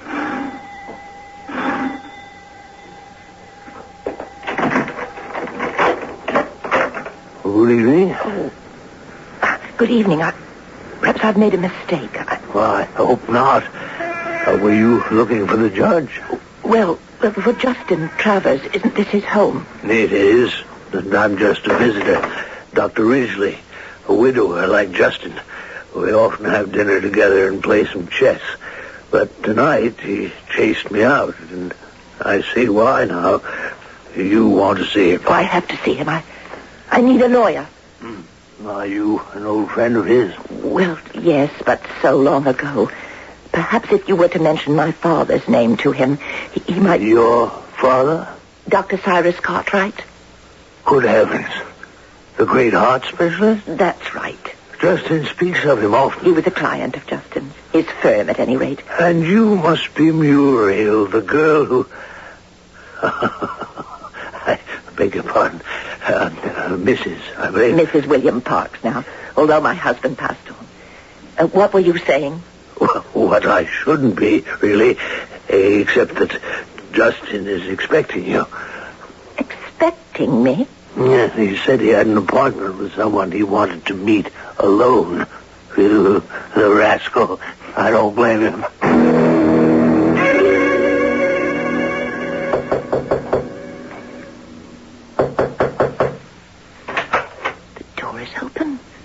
Must have grown hard of hearing. There's no one here. Oh, yes, in the big wing chair. I see his hand lying on the arm. Yes? Who is it? Mr. Travers. Someone so far out of the past, I don't know if you'll remember me. Muriel Parks. You recognize me by my voice. Oh, no. By my memories. But your eyes are closed. Perhaps. But I still see you as you were, over 40 years ago. Small and slim and all abrim with life and the excitement of it. And you had on a mulberry suit and a pink scarf and a ridiculous hat, except that on you it wasn't. And I thought you were quite the most beautiful and desirable thing I had ever seen. Now that I open my eyes, you haven't changed a whit in all those years. That's an outrageous statement. Now, where did you come from? I rang your bell. Dr. Ridgely opened the door. He said something about you expecting me, but how could you? Well, I don't understand. He said that you had an appointment with someone. Yes, I did, but that will have to be put off. Much more important to see you again, Muriel. I'm amazed you even remember me. Well, how could I fail to? For me, you haven't changed in all those years. Well, that's very gallant, but scarcely true. Well, won't you sit down, please, and let me offer you some wine? Oh, thank you. Perhaps I might sit for just a moment. I feel a little shaky. I think this might be just the thing to settle us both down. A really fine, dry Amontillado, if I may. Oh, thank you. I'm a little shaky myself. To your father, God rest him, and I trust he will me. And old days well remembered. Thank you. I need help. I only hope I'm able to offer it. Well, I hope you'll forgive me, but you were my father's lawyer, and I didn't know where else to turn. Well, Mr. Poindexter, the senior member of the firm, was actually your father's attorney. The doctor who let me in said that you had been a judge, but that now you're retired. That's true enough, but not yet dead enough that I can't be exhumed to help old friends. Just a little more sherry. Oh, thank you. This is enough to make me quite giddy. Your eyes are sparkling as they were that first time you came to our office. It was 1935, maybe, thereabouts. And you just made your debut. Considering the times, I should have been ashamed of myself. I was driving my own Packard Roadster. I had a new spring dress, and I had been to the Patriarch's Ball the night before. You were the loveliest thing I've ever seen. Was there ever a world like that? Or was it just a dream? I remember I cut your picture out of the rotogravure and slipped it into the corner of my dressing room mirror. Why didn't you ever try to see me? Oh, I was afraid to. You had every beau in town at your feet, and it seemed so much time then. There always does when you're young. Besides, I was a good deal older. Oh, not that much. You might have called. I might have, but I didn't. Why? Because you got married to someone else. So did you. Ah, so I did. And I hear your wife is dead. Yes, and with her gone, not much to live for. And you? My husband, he died a long time ago. Where does it go to, the time? My daughter, too. Now there's just myself and my granddaughter. And that's why I'm here. Is she in trouble, your granddaughter? Margaret? Oh, heavens, no. Well, yes, in a way she is. She wants to get married to a fine young man. But something stands in the way. Yes, me. Mr. Travis. Oh, surely, after all this, Justin. All right, then, Justin. I haven't any money. My dear Muriel, if that's all No, please, I didn't mean that. What is it, then?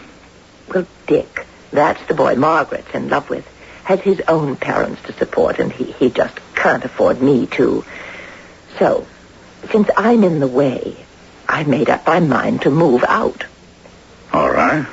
Well, I remembered vaguely that my father had left a sum of money in his will to a kind of a home.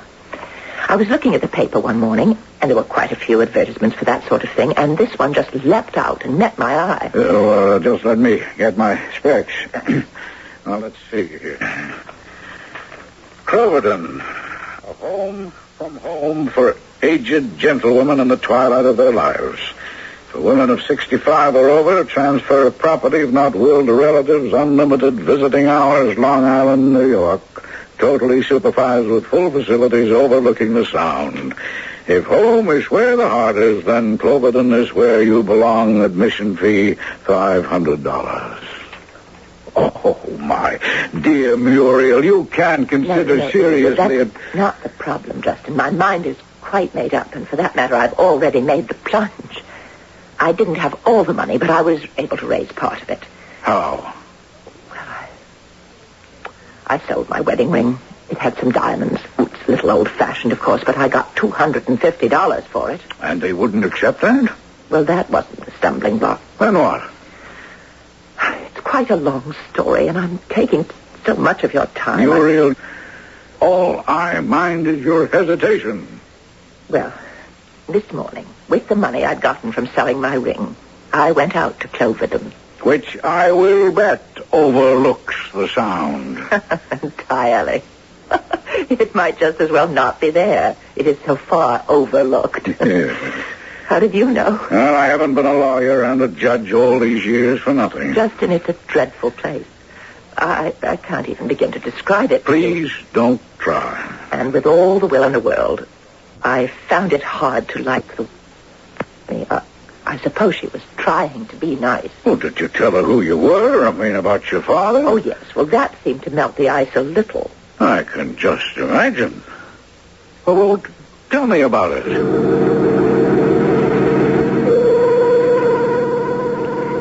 What you're trying to explain is that you don't have the full entrance fee, Mrs. Parks. I have half. Of course, and no other assets. Well, my father gave you our house to be part of your home and some money, I think. I'm sure he did. This is it's a little difficult for me, Mrs. Parks. You see, I'm only assistant superintendent of Cloverdale Homes Incorporated, and at the moment we are full up. You mean you won't take me? Oh, no, I'm quite sure that I think I can say without fear. Well, now, I believe it would be better for you to see the superintendent himself, Mr. Blessing. Could I see him now, then, please? Oh, Mr. Blessing is seldom out here. Now, you'll have to see him at our New York address. You mean my old home in New York City? Yes. But please, let me call him and tell him you're coming. If you want. If I'd known I could have gone there directly, I wouldn't have had to make this long trip by subway and bus. This is the address you list in your advertisement. Oh, yes. This is the main institution, but the administration is all handled from New York. So, back to New York I went, a little upset at the wasted trip, but more than anything, afraid to go back to my past, to the house where I grew up, to the house I suppose in a sense you could say I hoped to die in. Only mine no longer. And if I lived in it again, only as a guest. And somehow I had the feeling, in spite of all, an unwelcome one. A ghost presence from the past that no one expected or wanted to haunt the present. Have you ever had the feeling, Justin, that if you are not already dead, you should be? That there isn't any place for you anymore?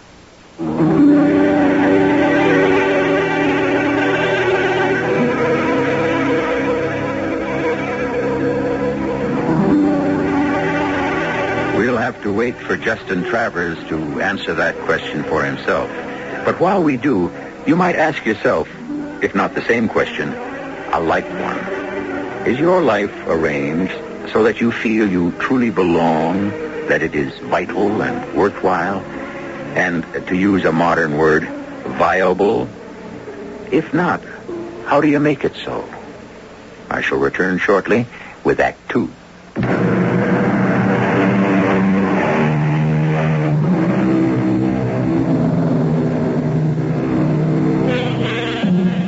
From under shaggy eyebrows, the keen brown eyes of Justin Travers burn fiercely, his gaze unwaveringly fixed on the neat little lady beside him.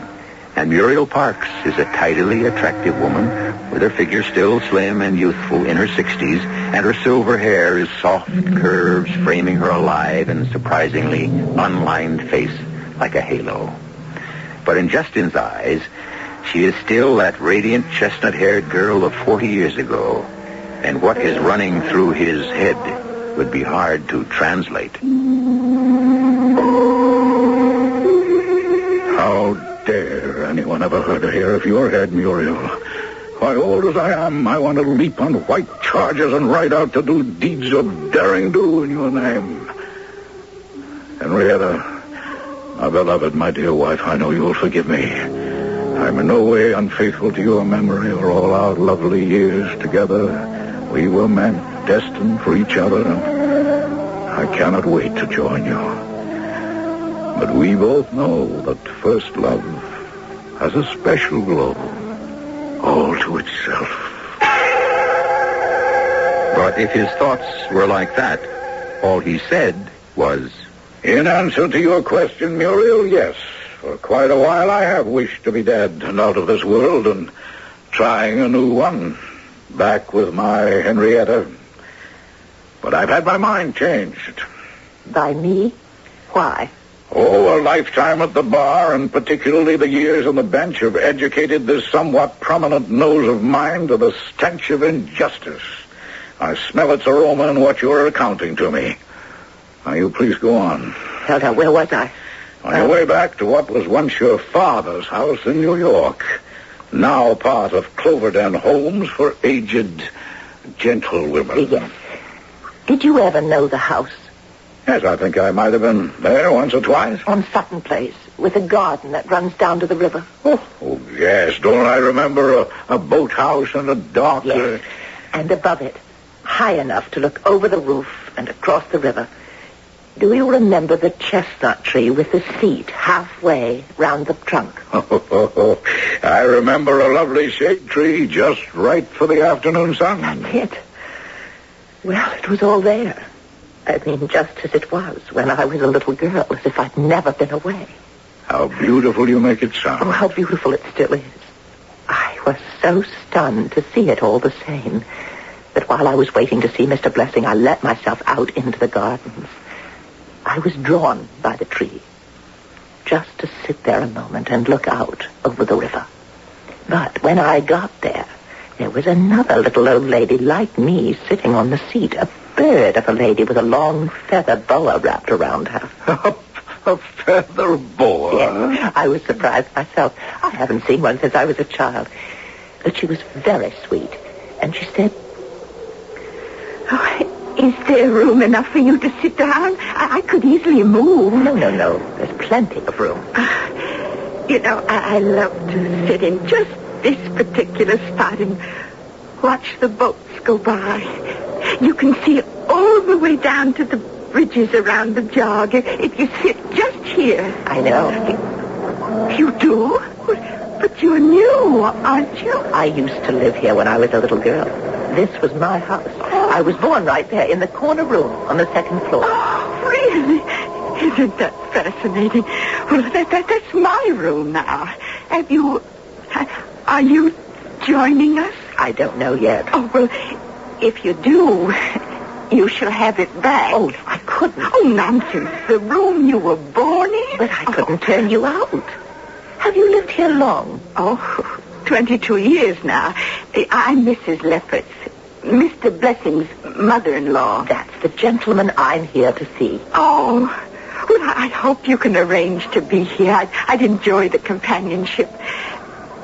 You know, we have something in common. We do? Yes.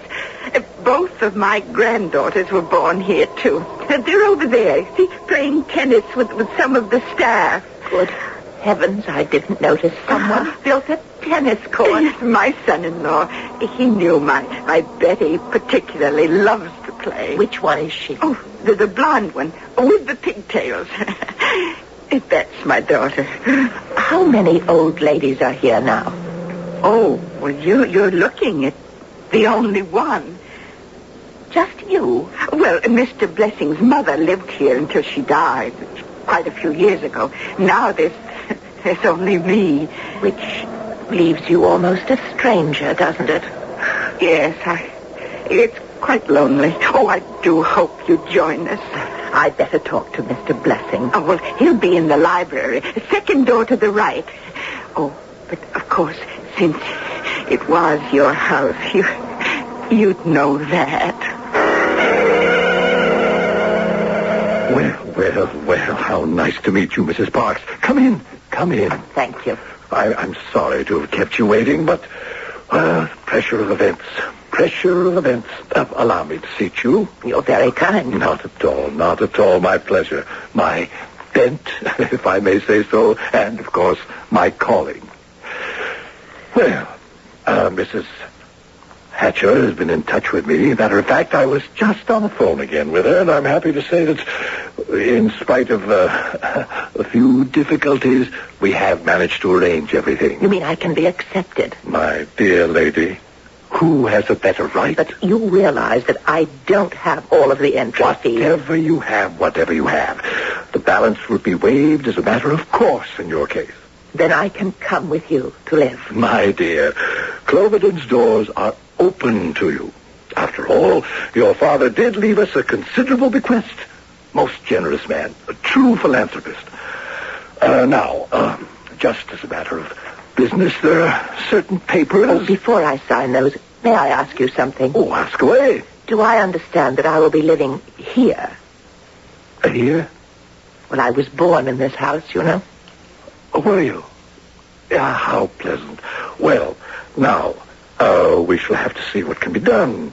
It's such a pity, but for the moment, that won't be possible, since we are full up here. Oh, but Mrs. Lefferts said that she...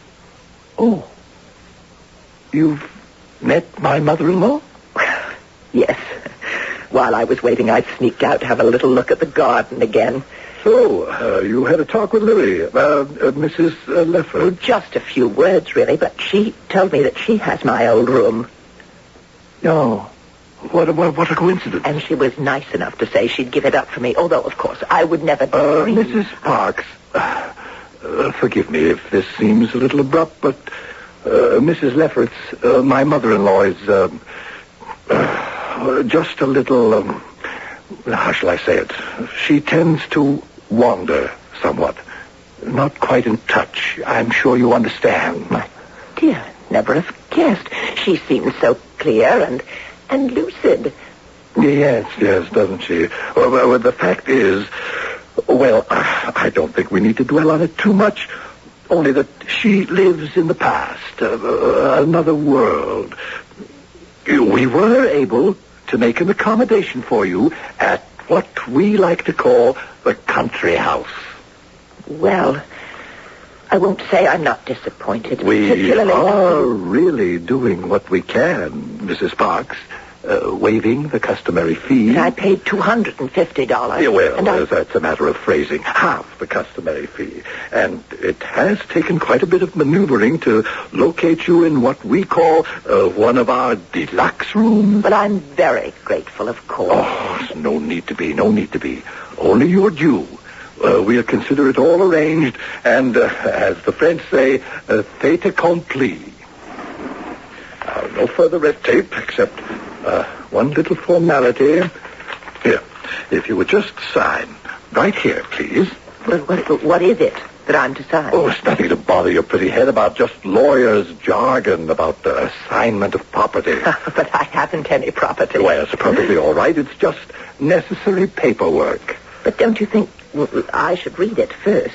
Well, naturally, if you want.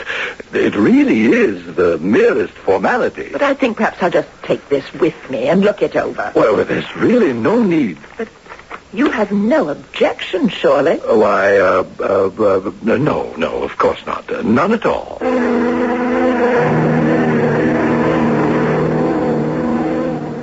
And you brought that paper to me, Muriel. Well, maybe I'm being overcautious. I just didn't like Mr. Blessing. I haven't even met him, and already I don't. I certainly didn't trust him. I suppose it's old-fashioned of me, but for all his manners, he just didn't seem like a gentleman. Yes, well, he sounds to me like a first-class snake in the grass. May I see the document, Muriel? Of course. Thank you. If you don't mind reading it. You see, I can't make any sense out of it. Well, naturally. There wouldn't be any need for us lawyers if you could, huh? And you say this Mrs. Lefferts was the only old lady you saw there? Yes, and she even told me she was. But you saw quite a few other people about. Well, yes, but all much younger, playing tennis. And she said something about there being her daughter and some of the staff. I see. How many? Well, 3 or 4, I suppose. But I peeked into the dining room, and the table was set for 10. Have you read this yet? Not all of it.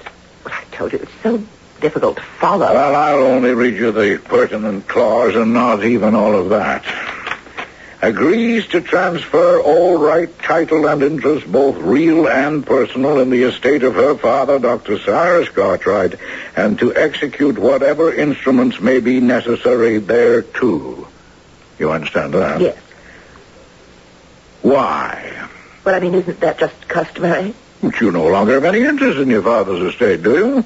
Well, no, that's right. I mean, all he left me was gone long ago. Exactly. So why is it necessary to sign this? But if I don't, they won't let me in. I wonder about that. Yes, I think, as we lawyers say, I might just take that under advisement. But not now. Oh, but I can't wait much longer. I'm already holding up the children's marriage as it is. Well, we'll try to do something about that, too. But for the moment, I insist on you coming with me. Where are we going? To do something I should have had the courage to do 40 years ago. I am going to take you to dinner. And then I'm going to walk you to your house. But the paper... Oh, that's something I shall digest alone, along with a few other musty documents I'll dig up tomorrow morning. First, I want to reread your father's will carefully.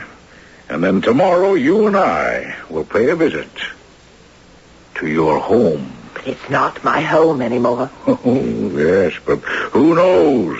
In my long and checkered career in the legal profession, I've discovered at least one truism. But what's that? That where there's a will, there's usually a way.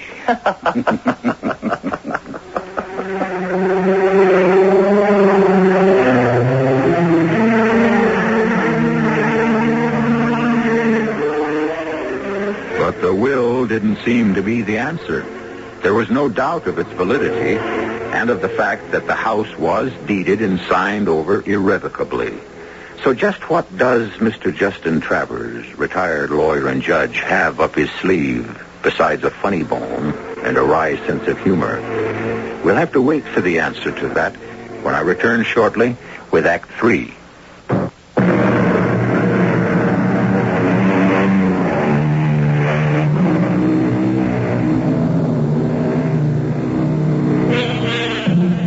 As it transpires, Judge Justin Travers has a little more up his sleeve than perhaps even he totally bargained for.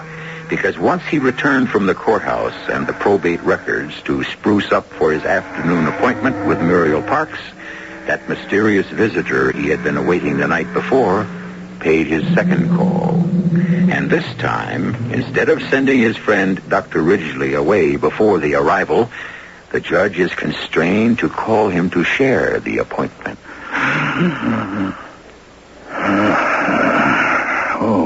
Well, Charles. Just take another deep breath. Now, take some of this. Hold it under your tongue.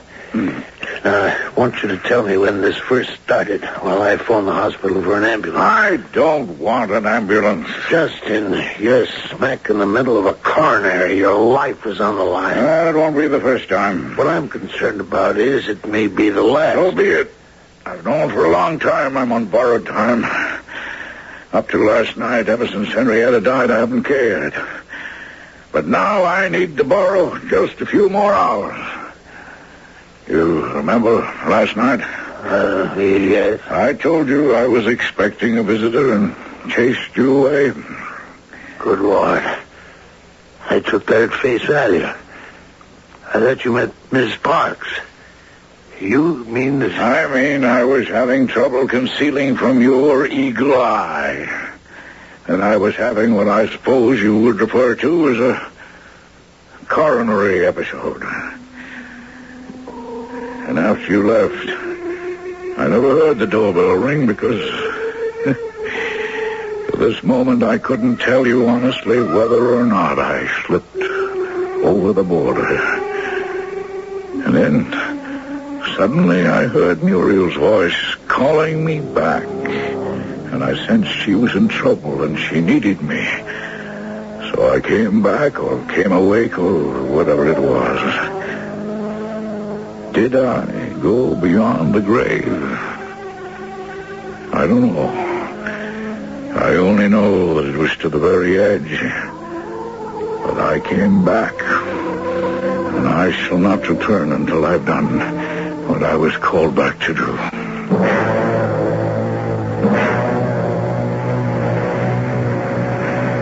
Well, there it is, Justin.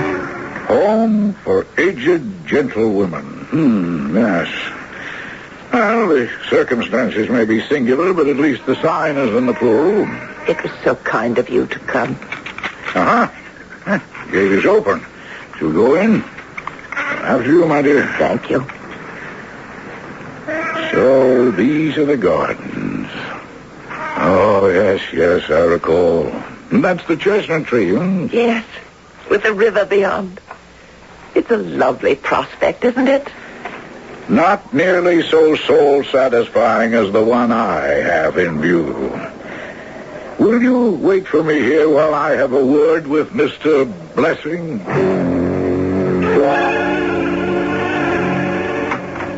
Sorry to keep you waiting, Mr. Travers. You represent Mrs. Parks, I understand. Mr. Cartwright's daughter? His only issue. Of course. We must be legally impeccable. Everything fully understood.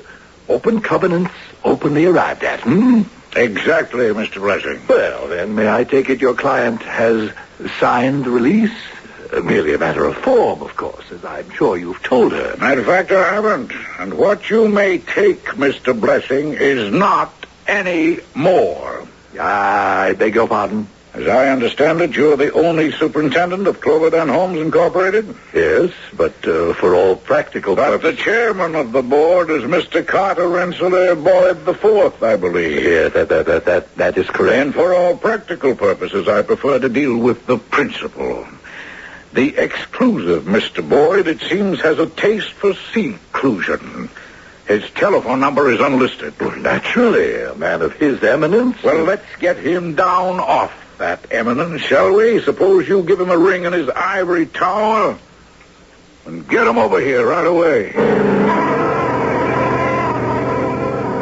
I'm sorry to have to intrude on your privacy, Mr. Boyd. Well, of course, Blessy, it's most inconvenient. Stop it. Travers? Justin Travers? That's right, sir. The judge? What does he want with... put him on. Mr. Boyd will speak with you now. Thank you. Mr. Boyd? Hello there. Is that Justin Travers, judge that was? Guilty as charged. Well, bless my soul. I met you once or twice somewhere, didn't I? Yes, we have met, and we're about to do so immediately again. How's that? Oh, no, not now. Just, Mr. Boyd, you are the chairman of the board for Cloverdale Homes for Aged Gentlewomen, are you not? Well, yes, have been for 12 years. Then I advise you to come immediately to the home at Sutton Place.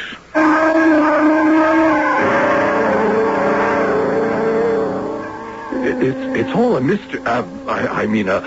misunderstanding, Mr. Boyd. I'm sure it'll all be cleared up as soon as Mr. Travers comes in from the garden with Mrs. Parks. Why do I need him to clear it up, whatever it is? You clear it up for me, Mr. Blessing. Well, you see, it's only a confusion in or the application of. Well, I mean, Mr. Travers doesn't understand the operations. Well, he's confused in thinking that... If you ask me, you're the one who's confused. Oh, there's Judge now.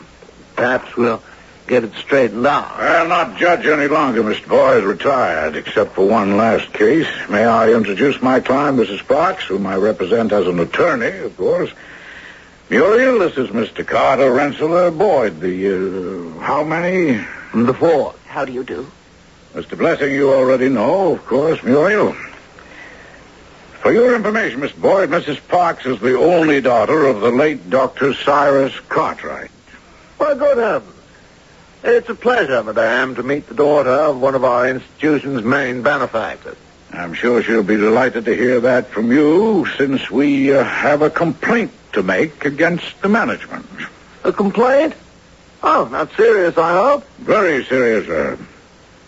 When Mrs. Parks applied for admission to the institution, your superintendent, Mr. Blessing, attempted to coerce her into signing a document waiving her interest in her father's estate. You mean Mrs. Parks is an applicant for admission to the Homes? Mrs. Parks has suffered, among other things, financial reverses. Oh, I'm so sorry. But of course, rooms will be made for her at once. Well, I've already arranged that. I've done everything possible, including waiving payment for admission. To that snake pit, that bedlam you allow to decay and rot without one thought for its occupants out on Long Island. But not here. Not to her father's own house. You see, I was born here, Mr. Boyd, right under this roof, and it would mean so much to come back. Oh, Blessing. Why can't she? Well, because we are full up. Mr. Blessing, let me ask you, how many inmates have you accommodated here in the last 18 15 years. Why, a good many. The number varies. How many at present? Well, at the moment, only one. And her name? Mrs. Leffert. Who happens to be your mother-in-law. Well, yes, but... Is she enrolled as an inmate? Well, no, but she is an old lady. And so, if Muriel will pardon me for saying so, is Mrs. Parks. Oh, it's all right, Justin. I qualify. Now, Mr. Blessing, yesterday when Mrs. Parks was here, she noticed that the dining room table was set for 10. Were you having a party? Well, of course not. Oh, then it's customary. Well, yes. Who are the 10? Oh, the inmates, members of my staff, and my family. How many in your family? 6. Counting your mother-in-law? No, that would make 7. Judge Travers. Mr. Travers, attorney, as of now.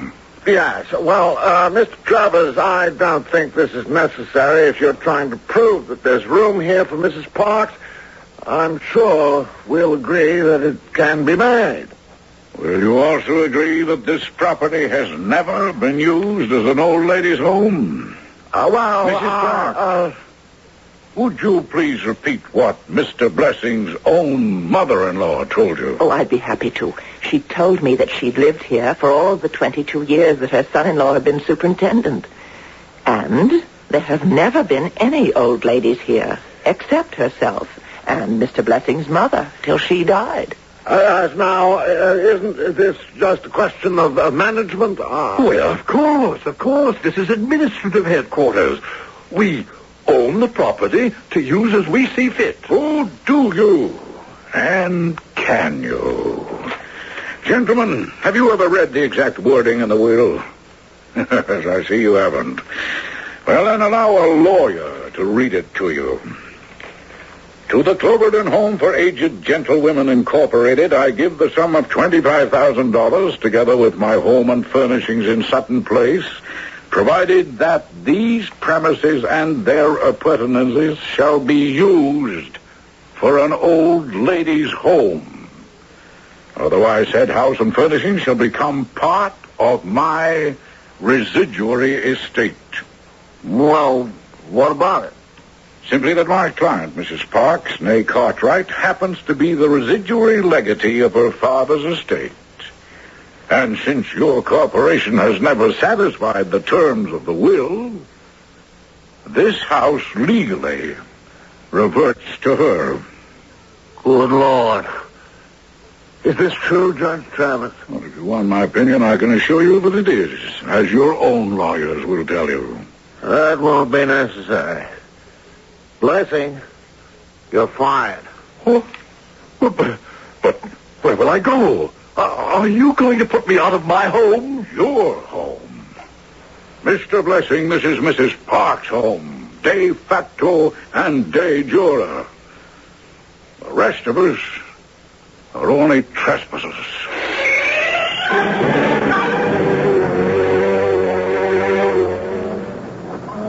Justin, you must be tired. Yes, I am a little... Pleasant looking out at the river. One more river to cross.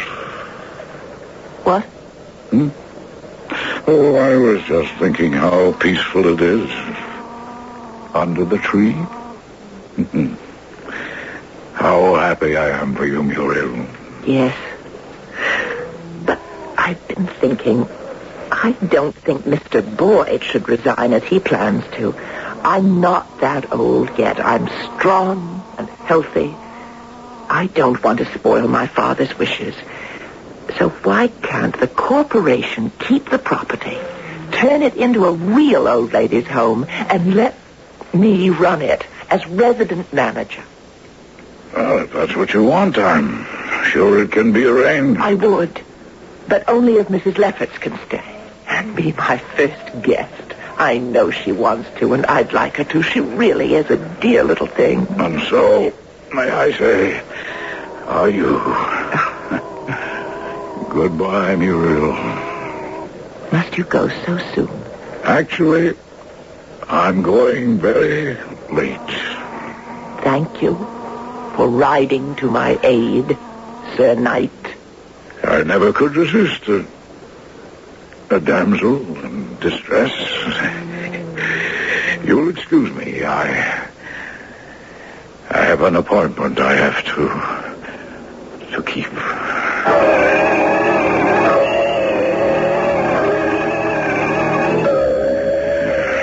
Justin, hold on. The ambulance will be here any moment. It's too late. Doesn't matter. I'd rather die here. My old wing chair. Well, I'm not going to let you. You can't stop it, Charles. You know, I really died last night.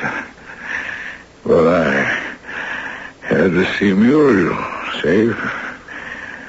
Now my old chariot can spread its wings.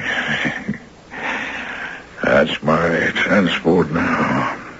Just as... It's all right, Charles. All right.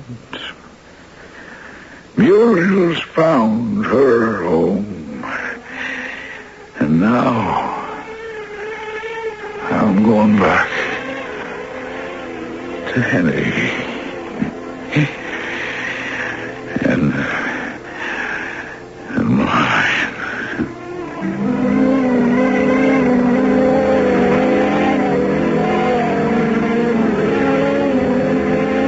Requiescat in pace, Justin Travers, 78 full years.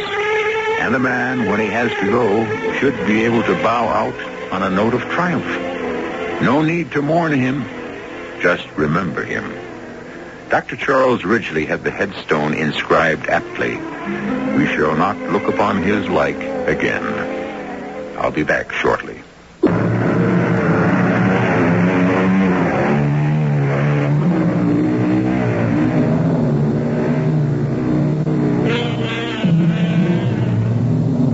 A sad, sweet, and haunting story when all is done. And one question always lingers in my mind.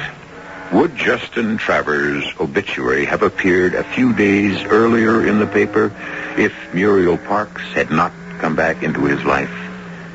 For certainly the visitor he expected that first night was the one he was there to greet the following one. Well, it's an idle speculation because, of course, we'll never know. Our cast included Marion Seldes, Ian Martin, Robert Dryden, Ken Harvey, and Bryna Rayburn. The entire production was under the direction of Hyman Brown. And now, a preview of our next tale. Kidnappings are usually planned, Mr. Mellon, and very often there's some inside connivance. Now, could one of your servants have overheard your daughter and Jeffrey Pollard make plans for the evening? But you may have traitors among your workers. I have none in mine. How would the kidnappers know they'd be parked at that hamburger joint? How would they know? Well, I ask you, Inspector, where else do young people end the evening in this town? Who would want to harm your daughter? You have a one-track mind, and it leads nowhere. My daughter is the sweetest, most generous child. So gentle, so sensitive. She's not like so many of today's depraved young people. She's not a part of this drug-crazed, whatever they call it, culture. Radio Mystery Theater was sponsored in part by Buick Motor Division. This is E.G. Marshall inviting you to return to our Mystery Theater for another adventure in the macabre. Until next time, pleasant dreams.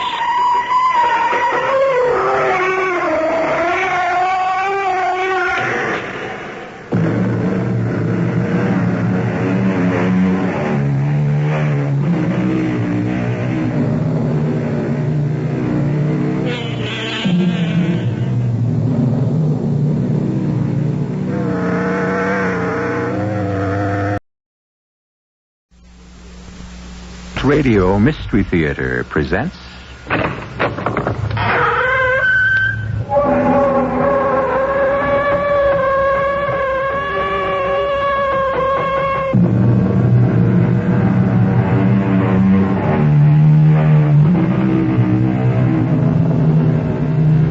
Come in. Welcome. I'm E.G. Marshall. I'd invite you to sit down, but at the moment we're in a laboratory. The laboratory of Dr. John Gilbert and Stephen Kaplan, two research scientists at State University. Nothing but sinks and test tubes and Bunsen burners, and only one chair at a desk where Dr. Gilbert is now sitting alone, talking into a small tape recorder. I think without disturbing him, we might just listen.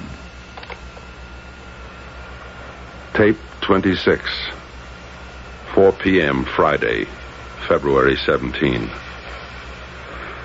Tomorrow, we will make the supreme test. The serum I-23 has already been effective on mice and rabbits. Tomorrow, if it works on the human body, there's no end to the potential. I have no qualms at all. The serum won't kill me. At least, I don't think so. But we cannot know its true worth until we try it on a human. On me.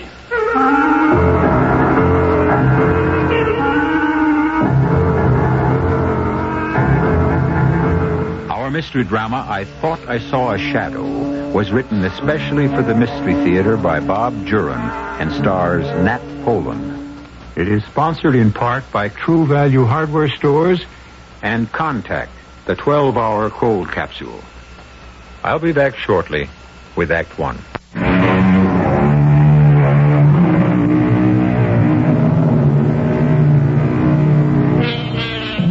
When man tampers with the forces of nature, sometimes great things are revealed to him. Radio, for instance.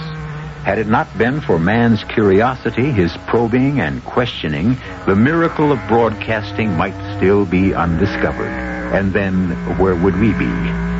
That's just one of the thousands of ways that humans have put the laws of nature to productive use. But there are other laws and forces that are better left untouched, unexplored. For these laws are immutable, fixed, unchanging, and some of them, when disturbed, produce frightening and devastating results. Let's go to the laboratory of Dr. John Gilbert and his assistant, Dr. Stephen Kaplan, as they prepare to tamper with just such a law. Lab 2, Kaplan here. Yes, sir, right here. John, Colonel Morgan. Oh, thanks. Hello, Colonel. I was expecting your call. Yes, on Saturday. But I know we've discussed it, Colonel, and I have to be firm. No witnesses. I realize the government is funding the project, but until Dr. Kaplan and I are sure it's ready, we have to conduct our experiments in absolute secrecy. Thank you, Colonel. Yes, certainly, as soon as we have the result. Goodbye. If this thing's supposed to be top secret, how does Colonel Morgan come off thinking he can bring in a party of bird watchers? Well, he has to act important. He wants to be sure he gets whatever credit is coming. And I should be used to that. You mean Dr. Ferguson? She could have shared that award with me for the work we did on blood plasma. It was mostly my work. She could have given me some recognition, even though I was only her student. Well, forget her. I'm still worried about going ahead. I don't think we've run enough tests on the animals. I think it's too soon to be squirting the stuff in your arm. I know, Steve. But how much further can we go with the animals? We can't get a subjective reaction. We know the primary function of the serum works, but we don't know how they feel, how they move under the influence. I know you're right. And I know we're going through with it on Saturday. And I know I'm supposed to be a level-headed scientist. And I know I'm damn scared. I'll get it. Lab 2, Gilbert. Hello, John. I'm not interrupting. Margot. Oh, I'm sorry to bother you at the lab, but I never get an answer to the apartment. I know. I'm not there much anymore. You were never there much any time.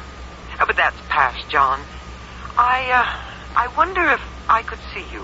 Of course, Margot. This project's taking all your time. You name it. Well, I could meet you tonight. Do you want to come to the apartment? No, I'd rather you came here. Want to make a dinner? That'd be nice. How about 7? All right, I'll be there. Goodbye, John. See you later, Margot. No comment. She's still my wife, Steve. In name only.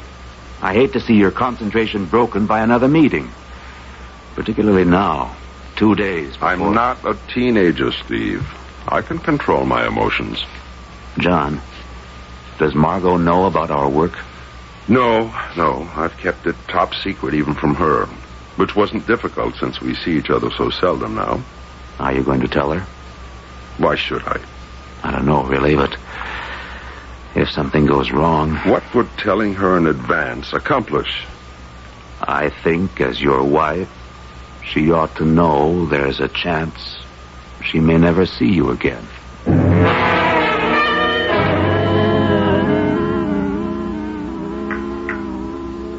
More coffee, John? No, thanks, Margot.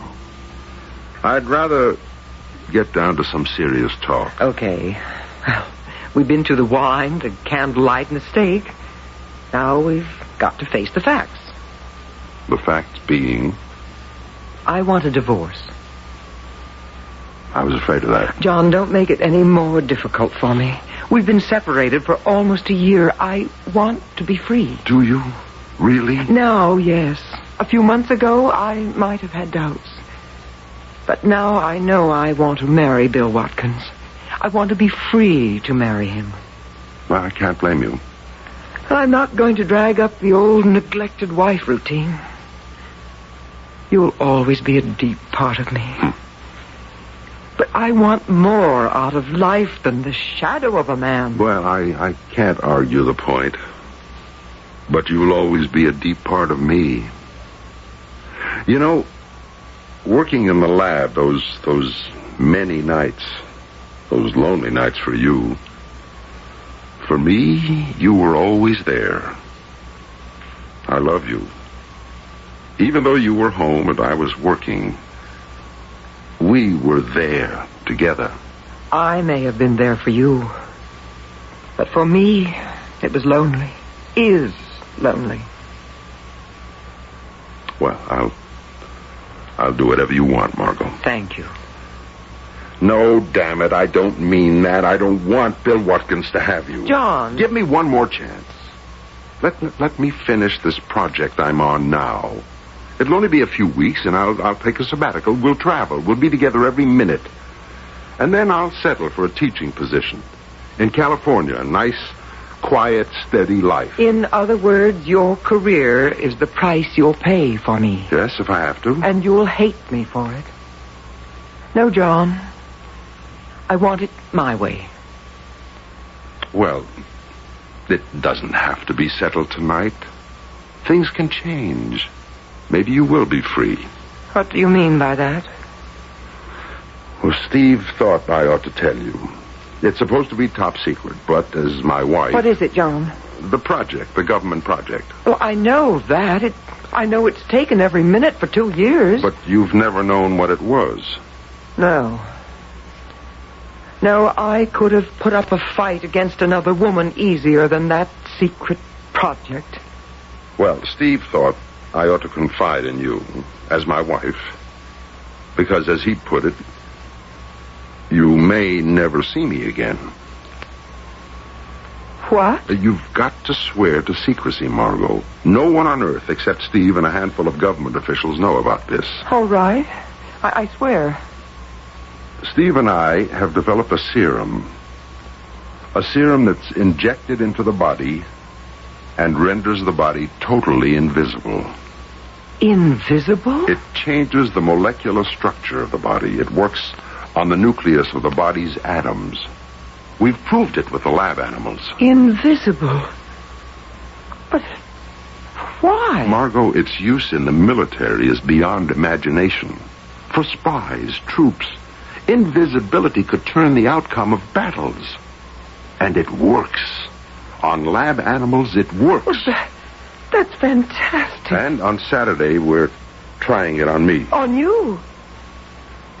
John, you mean you're going to become invisible? That's the hope and the plan. The effect only lasts for an hour or so, but we can't be sure of it until we try it on a human. On the rats in the lab, it lasted 1 hour. Then, gradually, they reappeared. No worse for the experience. Then it's not dangerous? Not to the animals, but we've got to try it on a human to really find out. To get the subjective reactions. I mean, will I see myself? Or will I look down and see nothing but space? How will I move? My body will still be there. I won't be able to walk through things like a ghost, or will I? These are the questions we have to answer with a human subject. You. Me. You'll come out of it all right. We hope and expect so. The effect has to wear off. And if it doesn't? You'll never see me again. Oh, you seem to be making light of it. I have confidence in the serum. I admit I'm a trifle nervous about the sensations, the unknown. But to a scientist, the thrill of the unknown is the whole reason for being. Oh, how well I know. But it's not dangerous. If it were, those rats and rabbits would have been dead, or worse. But you'll have to take a much larger dose than you gave the animals, won't you? Well, naturally. You see, being a scientist's wife, something did rub off. And what that larger dose may do... is something we have to find out on Saturday.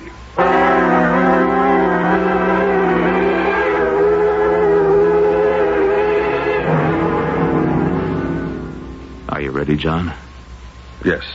Now, you're sure? I'm sure, Steve. We've worked for 2 years for this minute. All right. Oh, damn it. Let it ring. I can't. Lab 2. Steve, can I talk to John? It's Margot. All right.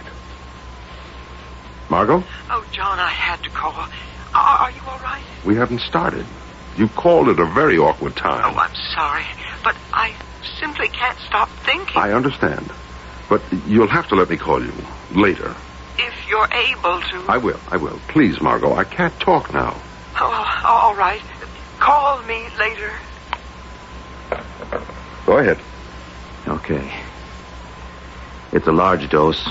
At least 30 seconds to empty the syringe. Feel anything? Not yet. I'm going to slow down on the pressure a second. Why? Let your body absorb what it's got already. I don't feel a thing. Maybe I'm not supposed to. You don't look any different either. It's too early to tell. Maybe the dose we planned isn't big enough. Stop the tape recorder. I have now absorbed 200 cc of the serum I-23.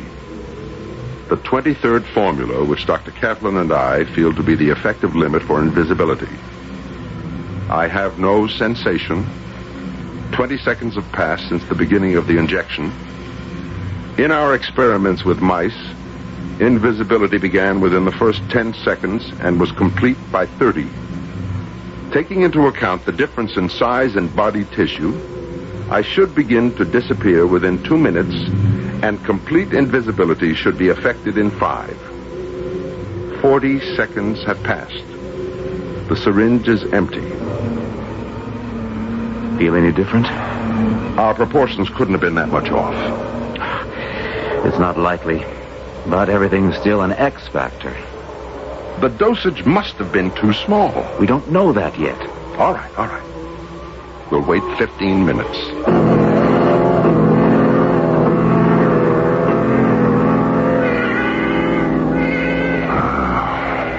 Failure number 1. I don't understand it. I'm too tired and discouraged to rethink it now. It just doesn't work on human tissue. Larger dosage won't work either. If it's going to be practical for military use, the dose has to be small. A capsule a guy can pop in his mouth. A spy can't wait around for 2 or 3 injections to work. I know. We'll go back to the formula Monday. I'm going to forget it for 48 hours. What time is it? 4:10. All right, I'm going out and have the biggest martini I can find. How about you? I'll take 2.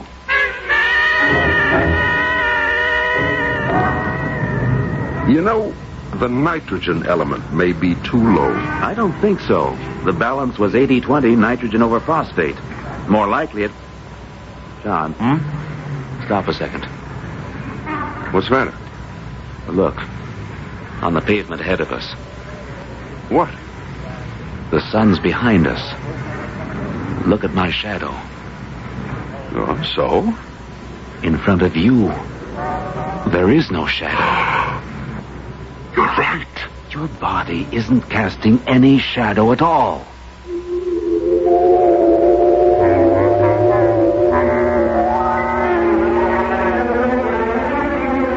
No shadow. A curious condition for Dr. John Gilbert.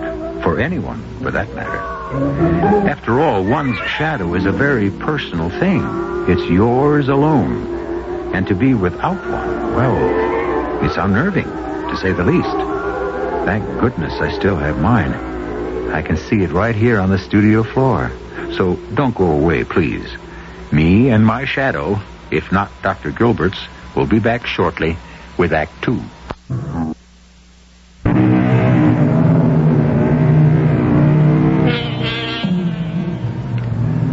A man without a shadow.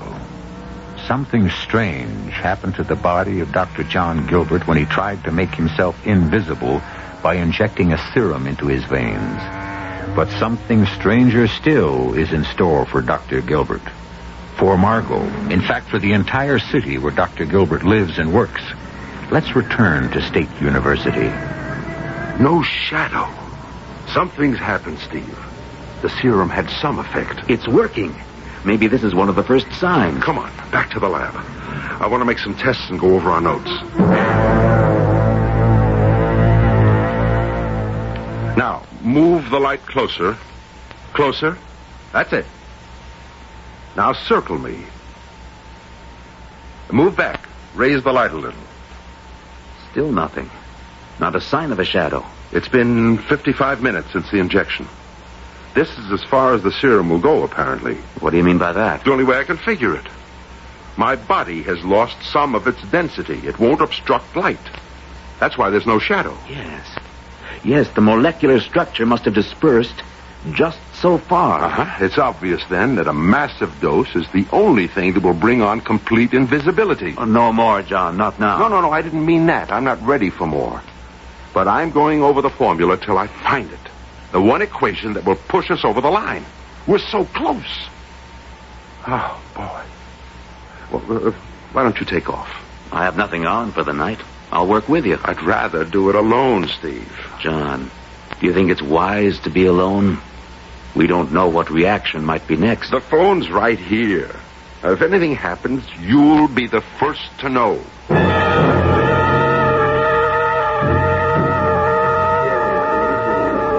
You're not hiding it very well, Margot. I know, Bill. I'm sorry to spoil our supper. Margot, I love you. We're going to be married. Your problem is my problem. Not exactly. It's John. I'm worried about him. Is he giving you a hard time about the divorce? No. He was going to call me today. I was expecting to hear from him before you picked me up. What's he calling you about? I can't tell you. You still seem awfully interested in John. I am interested in his work. It's important. I thought his work was the whole problem between you two. It was, but, well... Then why all this sudden interest? The concern? Oh, Bill, you have a way of twisting things, I say. Margot, level with me. I can't tell you any more than I have. Only that I may never see John again.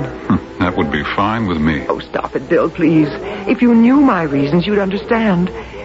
But I can't tell you.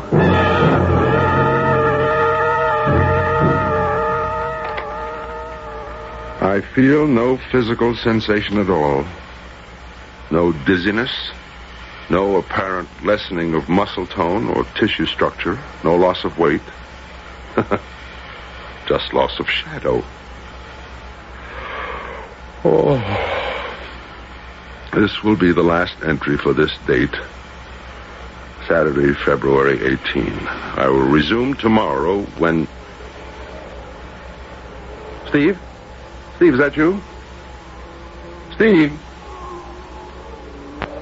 Who's there? I could swear someone came into the lab. New item. It's 10:05 p.m. I have a distinct feeling someone has entered the lab. There was no sound, just this feeling. I will continue taping in case this may prove helpful if anything happens. I know I am not alone. Who's there? Answer me!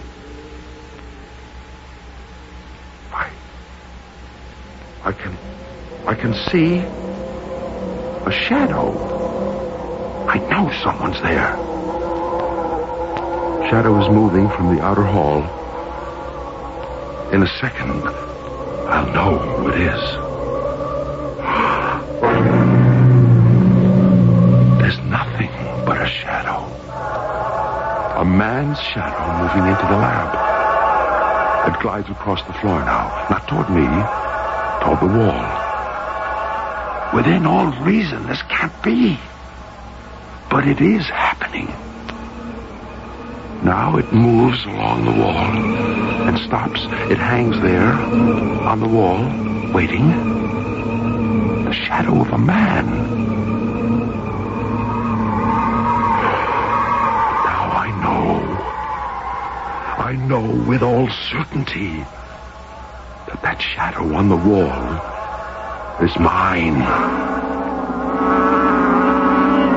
How still it hangs there, waiting for the last of the serum to wear off. Now, it moves again. Moves with a will of its own. Slowly across the wall, toward the window. There, it pauses by the window.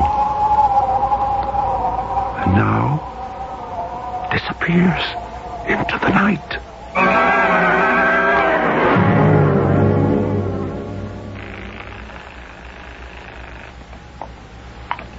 Archives? This is Dr. Ferguson, Judith Ferguson. Yes, doctor. I'd like to have the 1969 AMA report on cholesterol sent to my office right away. I'm sorry, Dr. Ferguson. The archives are closed. They're never closed to me, young man. I'll accept that report within the half hour. But, doctor, the files are locked for the night. I have no authority. Then who has? Only Mrs. Abrams, the director. Then get her at home and get me that... Just a minute. Who's out there? Dr. Ferguson? I've got to go. Someone just came into my outer office. Get that report and get it now. Who's there? Sonny? Thought I saw a shadow. It is a shadow. But who's there? Answer me. Just a shadow? It can't be. Oh, get away, please! Get away! Don't! No! Stop!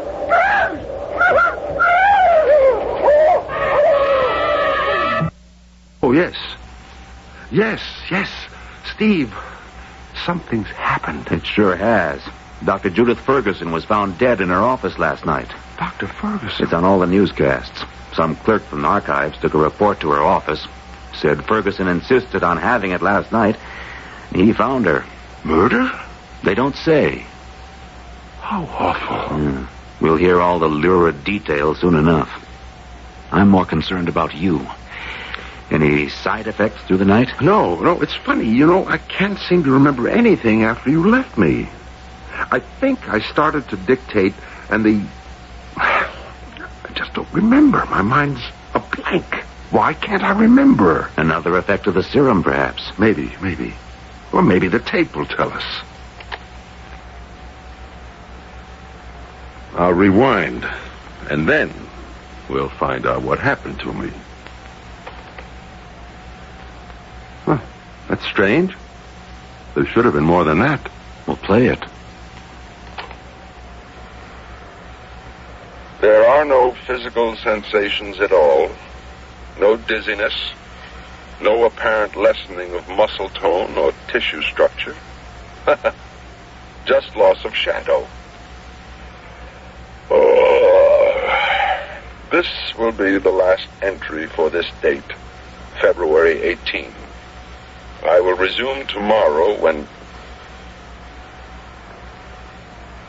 Well? There's more. There's got to be more. Well, that's all there is. You fell asleep. No, there's something... An impression, something more happened. But why isn't it on the tape? You fell asleep. Why can't I remember? Why? Oh. Lab 2, Kaplan here. May I speak to Dr. Gilbert, please? Who's calling? Lieutenant Healy, 4th Precinct. Oh. The police, John. Police? Why? Hello? Dr. Gilbert, I'm Lieutenant Healy, 4th Precinct. I wonder if I could talk with you this morning. What's wrong? Margot? Oh, it's about a Dr. Judith Ferguson. Dr. Ferguson, oh, yes. My associate just told me. We're asking everyone who know her to help if they can. I understand you're acquainted with her. Yes. Some time ago, I was a student in one of her classes. In about an hour, all right? At your lab. Yes, I'll be here. Thank you, Dr. Gilbert. What's up? He wants to talk to me about Judith. They're asking everyone who knew her. Well, you haven't seen her in how long? Well, I see her in the hospital now and then, but our work together was over 2 years ago. Well, relax, John. You haven't got anything to worry about. You know Dr. Ferguson how long? Well, Lieutenant, we were actually associated for only a year. I was a graduate student in one of her classes. That was 2 years ago. We wouldn't single you out like this, Dr. Gilbert, but we're told you and Dr. Ferguson were involved in a successful medical project, one that Dr. Ferguson received an award for. Yes, on blood plasma. Well, after working that closely with Dr. Ferguson, can you remember any incident, any friend of hers, anything that might give us a clue to who'd want to kill her? Well, then you do suspect murder. This was no accident. How was she killed, Lieutenant? Nothing's been said. We were keeping that quiet. She was suffocated. Apparently, a clerk from the hospital archives department took a report to her office. She didn't answer his knock, so he got the custodian to open the door. They found her. The office was locked from the inside? Windows, too. Well, then if it was murder, how did the killer get out? That's just one of the problems we've got with this case. Oh? There were no marks on the body, but the room was a shambles. She fought with someone. But we figure whoever tore that room apart has some marks on him. That's why we're talking to anyone we can find who know her. Something will give the killer away. Well, thanks for your time, Doctor. I'll be in touch if we need any more from you. Thank you. Goodbye, Lieutenant. There was a time, I suppose, when I could easily have killed Judith Ferguson myself. My work, her acclaim. But I certainly wouldn't dream of it now. Come on, I'll buy you a drink. It's getting late. I'm so mixed up. These 2 days have been... Wait. What's the matter? Someone's come into the lab. I didn't hear anyone. No sound, no. But someone's here. Now I remember. Last night, I remember. I was alone. I thought it was you. What are you talking about, John? It's back. It's here in the lab, just like last night. John, stop this. There it is. Good Lord. What? Shh. It's my shadow. My shadow. Alive. And with a will of its own. You saw this last night? Yes. Now watch. It moves along the wall. So slowly.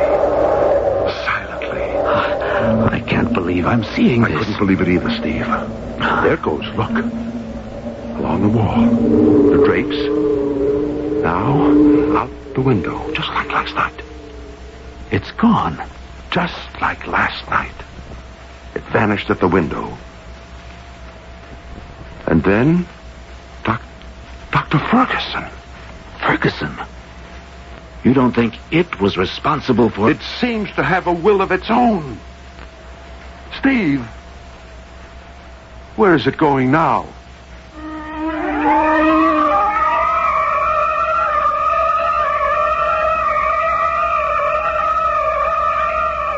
You've heard it said that some people are afraid of their own shadow. Well, it seems that Dr. Gilbert's shadow is something to be afraid of. It has already disposed of one of Dr. Gilbert's dark, subconscious resentments. And there's not the shadow of a doubt there'll be more sinister happenings when I return shortly with Act 3.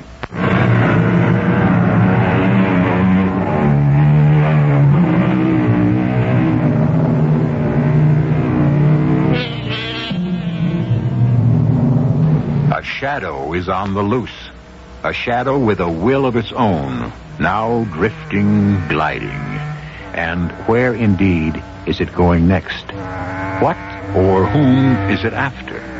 Both John Gilbert and Steve Kaplan saw it pass through their lab. There's no doubt that Dr. Gilbert's shadow has an existence of its own. And Gilbert seems to think he knows what it's been up to. John, are you suggesting that this thing killed Judith Ferguson? I'm quite certain it did. That's impossible. The policeman said Judith died of suffocation. No marks on her body. A locked room. Does that sound like an ordinary murder? No, but why Dr. Ferguson? I don't know. Perhaps because I wished her dead at one time. I think we should notify this Lieutenant Healy. And tell him what? That we think a shadow is out killing people? Your shadow? He'll lock us up. Oh, I know. It does sound like nonsense. If this thing is a part of you that disengaged itself when you took the serum, it should return to normal when the serum wears off. Steve, it has worn off. I took that injection more than 24 hours ago. But that thing still exists. I'm still not sure I buy it, John. We don't know how long the serum might stay in your body. We found no trace of it in the mice after 4 hours. True, but their shadows didn't go wandering around either. Perhaps mice don't have resentful souls. Oh, you've really sold yourself on the idea that some astral part of you killed Judith Ferguson. When the serum changed my molecular structure, who knows what it released? I am changed permanently. The serum wore off long ago. And that thing out there continues to exist.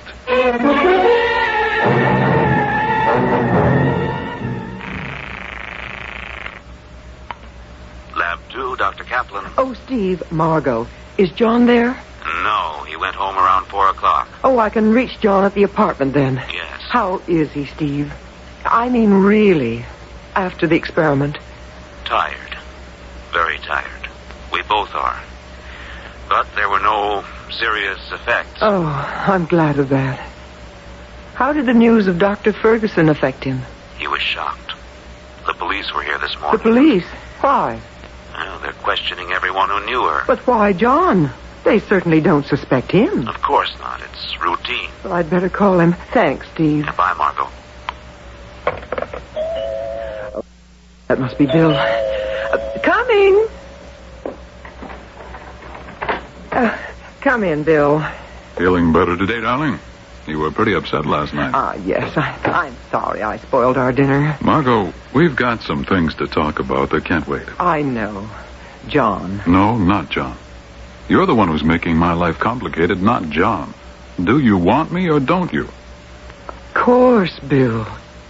But why do you insist I cut off every mention of John? I won't share you. Oh, Bill, that's kid stuff. It's not kid stuff. And it's not only this weekend. I felt it for weeks. I am trying desperately to control myself. I've had a nerve-wracking weekend, and you won't let up on me. Then tell me what's so special about Dr. Gilbert this weekend. Bill, let go of my arm. Tell me. He's doing an experiment. So? Well, he's trying to... To what? Bill, there's someone in the bedroom. What? I just saw a shadow pass the bedroom door. But how could anyone get in through the... Bill, what is it? A shadow. Moving along the wall. The shadow of a man. I see it. But how? This doesn't make any sense. Oh. There's no one here. Just a shadow. Oh, Bill, I'm frightened. It stopped. Now it's sliding down the wall. Coming along the floor. Coming toward us. Oh, Bill, it's covering you. I can't breathe. I don't know what to do. Oh, Bill. Get away, Margot. No, Bill.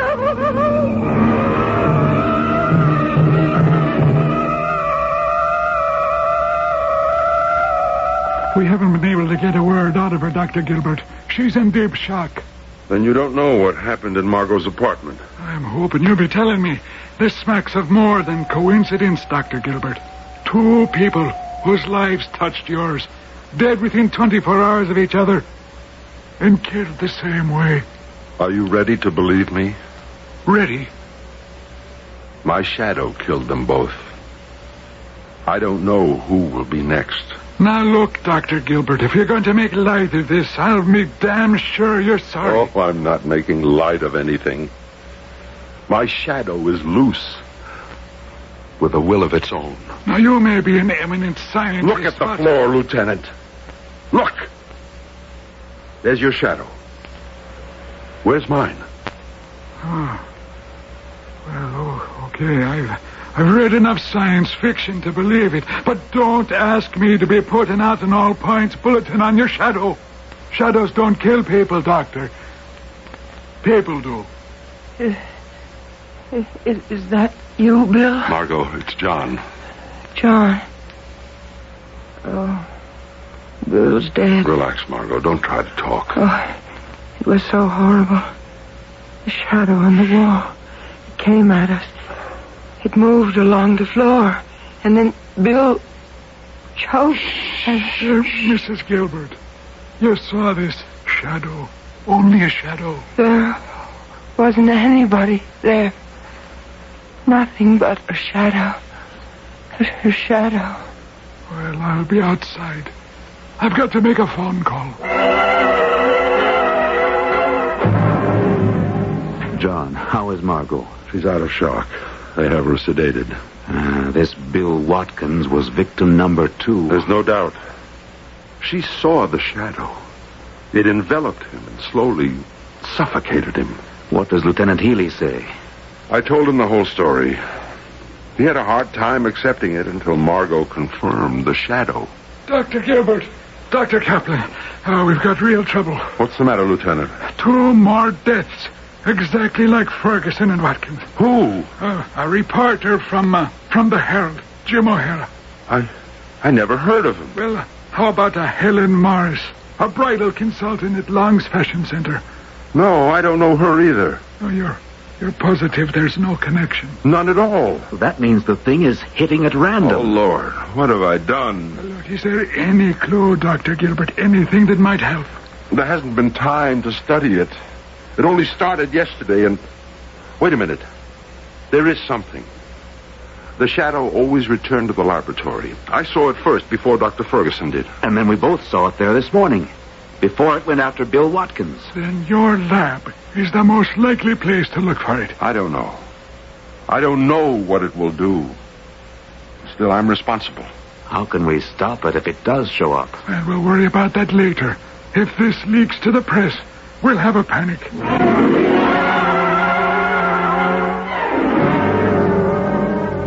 That's right, Captain. Dr. Gilbert thinks it will come back here to his lab. Well, I don't know. Wait a minute. The captain thinks he ought to send a cordon, surround the lab. You wanted to keep this quiet. No cordon's going to catch a shadow. Hello, Captain. The doctors think it'll attract too much attention. I agree. Okay, we'll wait. And keep your line open.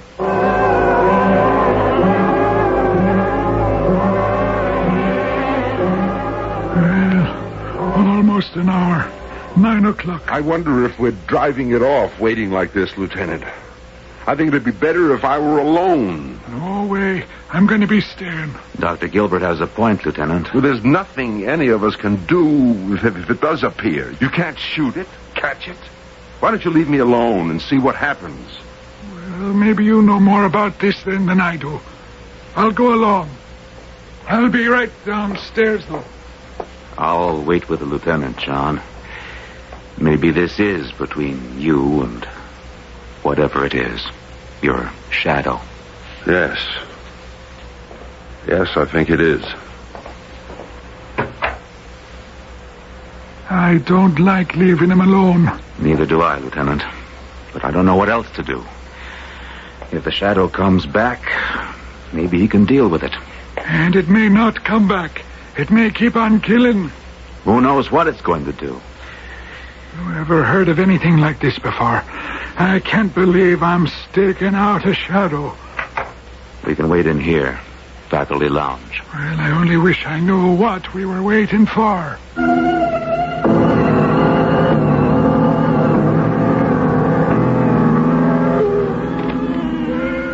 Tape 12. Sunday, February 19, 9:30 p.m. There have been no further effects on my body. Nothing more to indicate the cause of this strange transformation that's taken place with the loss of my shadow and the subsequent power of that being. Will it return to me? I know now what I have to do, what I must do. There it is. Slipping in at the window. I knew you'd be back. There's only one way you can be stopped. When I die, you'll have to return to me, locked to me as you were all through my life. My shadow, no longer with a will of your own. It's my own life that gives life to you.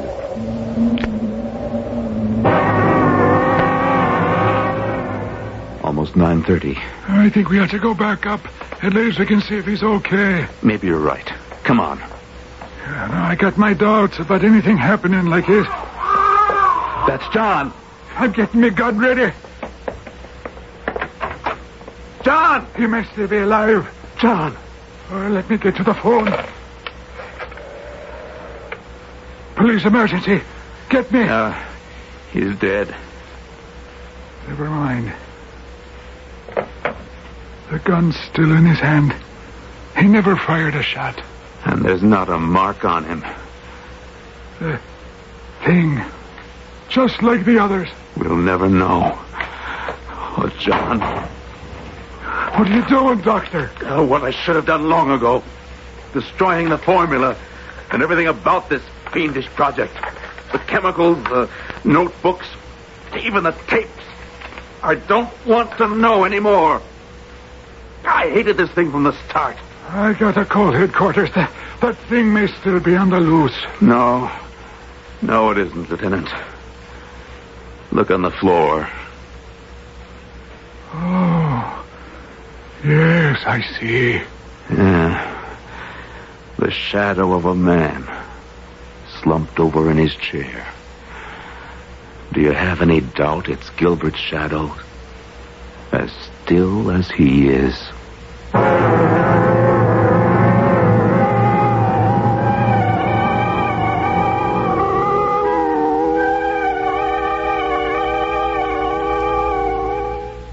What did kill Dr. Gilbert? His shadow? His subconscious? Dr. Gilbert went too far over the border of man's understanding. He delved too deeply in secrets that should remain untouched. For in all of heaven, earth, and even hell, there are some things that are better left untampered with. And this was one of them. I'll be back shortly.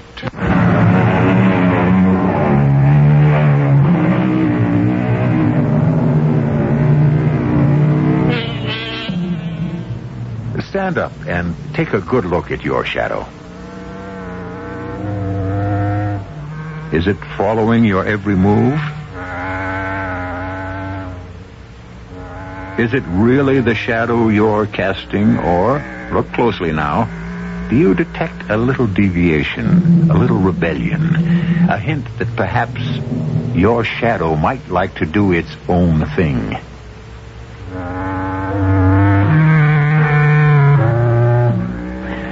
Maybe you'd better turn off the lights. That's the surest way I know of getting rid of shadows, wanted or otherwise.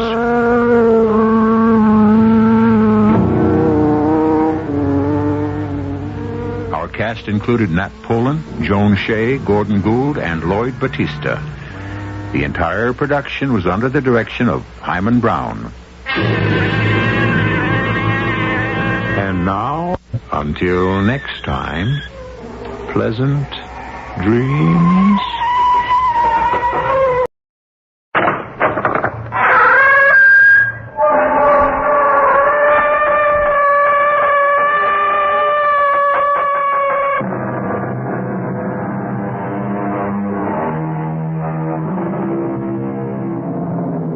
Come in. Welcome. I'm E.G. Marshall, your guide as we embark on a journey through a dark labyrinth of horror. But do not be afraid. I will be with you every terrifying minute. Together we will probe a ghostly shroud of mystery that thus far has concealed a horrible murder. I assure you, you will be in no danger. All that you see and hear takes place in your imagination. You cannot lose your life. You can only lose your mind. Our mystery drama, Brain Drain, was written especially for the Radio Mystery Theater by Ralph Goodman and stars Paul Hecht. It is sponsored in part by True Value Hardware Stores and Buick Motor Division.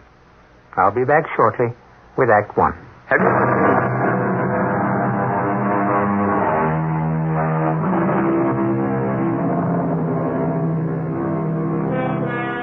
Most tales of terror begin just before a gruesome murder is about to take place. Our story begins after the fact. Space scientist Carl von Linden is already dead. His murder, if it was murder, was neither unusual nor gruesome. But there were strange circumstances surrounding his sudden and unexplained demise. Investigating these circumstances is Charles Carey, a government agent assigned by his superiors at the Bureau to make a routine check of the situation. With him at the dead man's apartment is his assistant, Henry Boggs. What they are about to discover is anything but routine. Here we are, Lieutenant. I believe this was von Linden's apartment, number 17. Yep, I've been here many times, Boggs. Under more pleasant circumstances. You and he were good friends. His death must have come as quite a shock to you. I was such a young man, just turned 30. One of the most promising scientists the department has ever known. Open the door, Boggs. You have the keys? Right, sir. Well, the rooms are rather large. Comfortably furnished. Yep. Von Linden and I spent many evenings here trying to outguess each other's moves on that chess set. What did he talk about? Oh, everything. Anything. Except those top-secret experiments he was conducting. He was always open, friendly, easy to talk to. That is, until last week when he returned from Cairo. Cairo? Oh, then these must be the souvenirs of the trip. Excellent photos of the pyramid. Yeah, he showed them to me. There's one picture there that still baffles me, though. Which one? This one, here.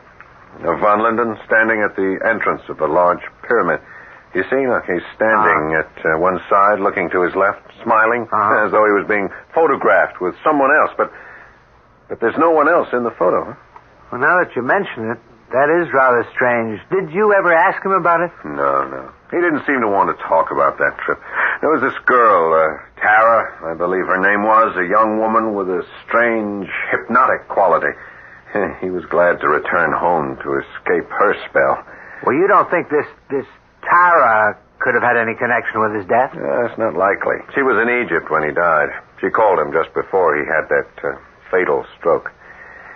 No, unless there's some way you can kill a man through hypnotic suggestion, we'll have to rule Tara out as a suspect. Here, have a look at her.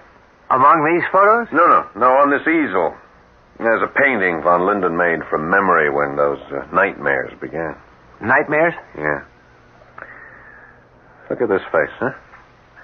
Hard to believe someone as beautiful as this could give you nightmares. Oh, fascinating green eyes. Even more startling when contrasted with raven black hair. Who was she, Boggs?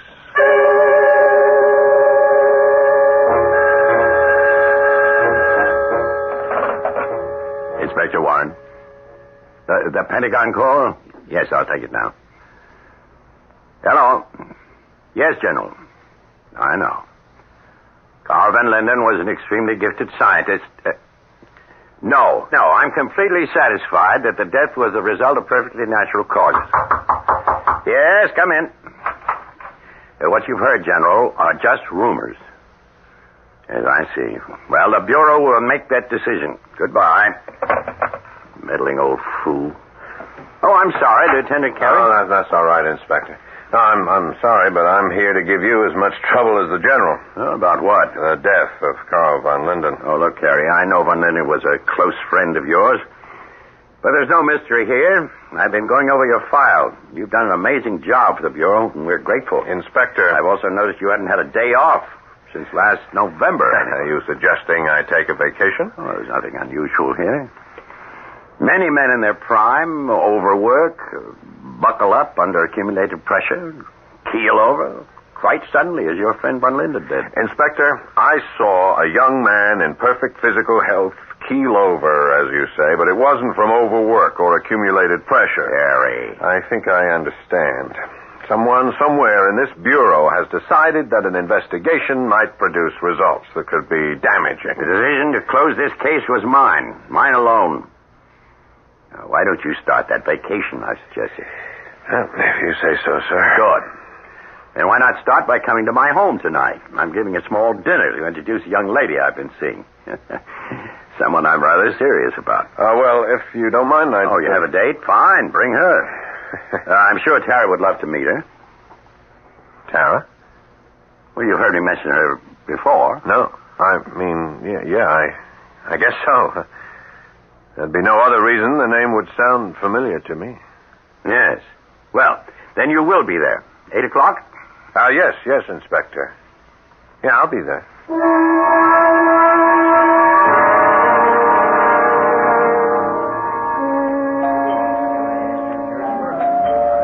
I'll get that, Charles. Carey. Inspector. Come in. I'm so glad you could come. Thank you. My guests are out on the patio. Here, let me take your coat. Thanks. I imagine you're anxious to meet Tara, the young woman I told you about. Yeah, very. She's quite a bit younger than I am. I don't know her age, really. Her beauty seems timeless, and I find her fascinating. Well, you've been a bachelor all your life. I'm sure she must be fascinating. You'll find her exactly as I described her to you. Oh, you never did? I beg your pardon? Describe her. But if I may, let me describe her to you. Well, how can you? You've never met her. Well, I'd still like to try. You say she's fascinating. Yes. Therefore, her eyes are probably cat-like in quality. I'd say they were green, emerald green.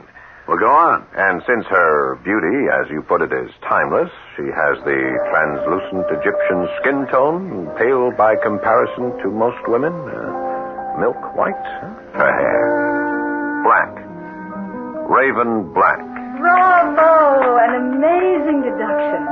I've been standing here in the shadows, and yet this handsome young man has given an intimate description of me. Tara. Well, do come in, Tara. I'd like you to meet our new Bureau expert on extrasensory perception, James Carey. Oh, fascinated, Mr. Carey. No more than I, Miss... Just Tara. Call me Tara. Everyone does. Everyone? Oh, now, don't be jealous, darling. Carey, isn't he the young agent you were telling me about? The friend of that gifted scientist who had that unfortunate heart attack? Oh, my sympathies, Mr. Carey. It was a great personal loss. I understand. And yet the dead are gone. What purpose would it serve to exhume the body and perform an autopsy? You told her of my request for an autopsy, sir? Well, we were discussing the incident briefly. We have no secrets. Well. If we're going to have silly bureau talk, I'll return to our guests. I was amused, Mr. Carey, when I entered the room, but if you insist on being intense... No, Tara. Control that temper of yours. Don't leave. I was just trying to explain. Yes, stay, Tara. As a favor to me. Oh, Dr. Kadar, forgive the outburst. I did not know you had arrived. I'm sure you did not mean to be impolite. Mr. Carey, Inspector Warren, this is an old and dear friend of mine, Dr. Stefan Kadar. Welcome to my home, Doctor. I don't believe Tara has mentioned you before. I have been away on a journey. To the Middle East, Doctor? Why do you say that? Oh, the souvenir you wear around your neck. The silver pendant engraved with hieroglyphics. That sapphire set in the center is an ancient Egyptian cat's eye, is it not? You are quite observant, Mr. Carey. Oh, Mr. Carey here is one of my staff of government investigators. Investigating what, if I may ask? Oh, nothing. At the moment, Doctor. I'm here as a guest, as you are. But I do find that pendant unusual, almost hypnotic. Can't seem to take my eyes off it. Really? He's right. It is fascinating. It is getting rather late. I merely stopped by to extend my best wishes. By the way, Mr. Carey, what time do you have? Huh? Time? Oh, that's 4:15. 4:15? In the evening, sir? Oh. I'm afraid my watch has stopped. Has it? I suggest you check his watch, Inspector. Mr. Carey seems confused. Yes, of course. It has stopped. No, wait a minute. Good Lord, it's starting again. The hands are spinning. 5, 6, 7, 7:30. It's now exactly at the right time to the second. Oh, darling, don't look so amazed. I should have warned you. Dr. Kadar is an unusual man with unusual powers. Yes, I'll bet. Mr. Carey is a source of exceedingly hostile vibrations. It is obvious he has little knowledge of the power of the mind. Oh, you're wrong, Doctor. Just before you arrived, he performed an amazing feat of mental telepathy. He had never met Tara before, and yet without a single clue from me, he was able to describe her exactly. Not nearly as impressive as your magnetic power. Magnetic? How do you determine my power is magnetic? To increase the forward speed of a watch, one would have to move metallic wheels and gears at an accelerated speed. To accomplish this, one would need electric or magnetic power. Ah, clever, Mr. Carey, but entirely too logical. How would you say this is done? I have no idea. Have you, Carey? No, I don't. Well, forgive my little prank. Tara, my child, you have my blessing. Thank you, Kadar. I knew you would approve. And now I must bid you good night. Allow me to see you to the door, Doctor.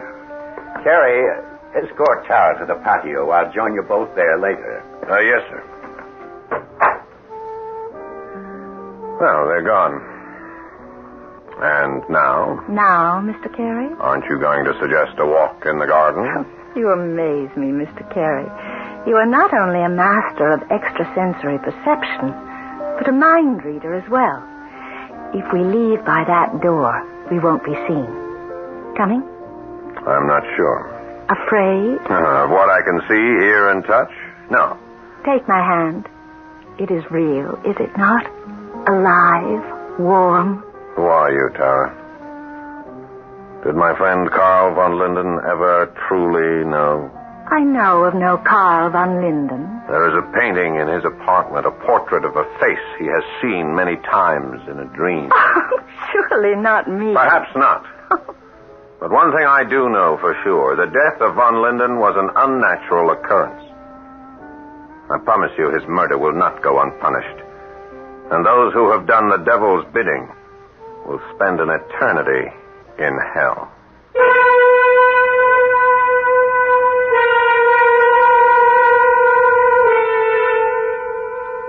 We have a determined investigator in Lieutenant Charles Carey.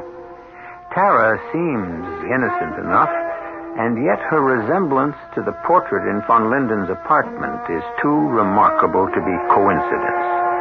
Inspector Warren's fascination for the young woman could prove to be a stumbling block, unless Carey can come up with cold, hard evidence linking his suspicions to fact. I'll be back shortly with Act Two.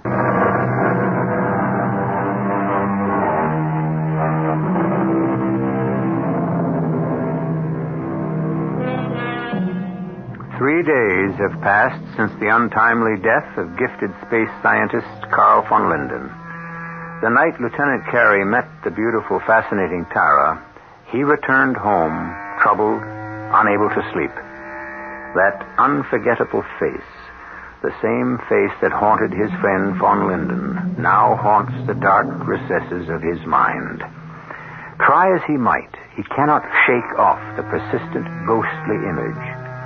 Early the next morning, he and his assistant, Boggs, continue their investigation. I'll bet it was quite a shock to find that Tara is now Inspector Warren's playmate.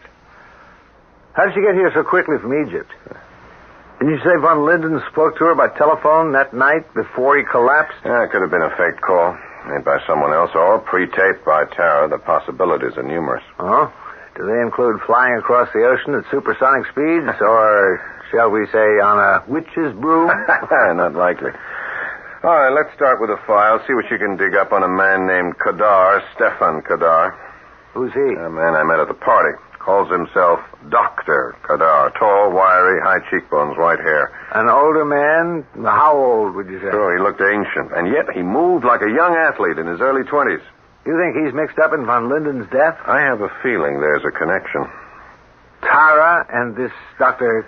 Kadar? Yeah. They seemed strangely close. I got the impression she's afraid of him. I'm going to stop off at Inspector Warren's office, make one last attempt to get his okay for that autopsy. That would help. I'll see what you can find on Kadar. I'll meet you at the inspector's office in 1 hour. Gotcha. Oh, and Carey. Yeah?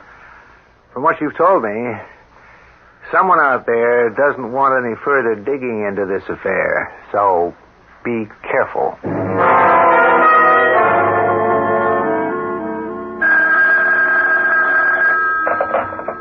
Inspector Warren speaking.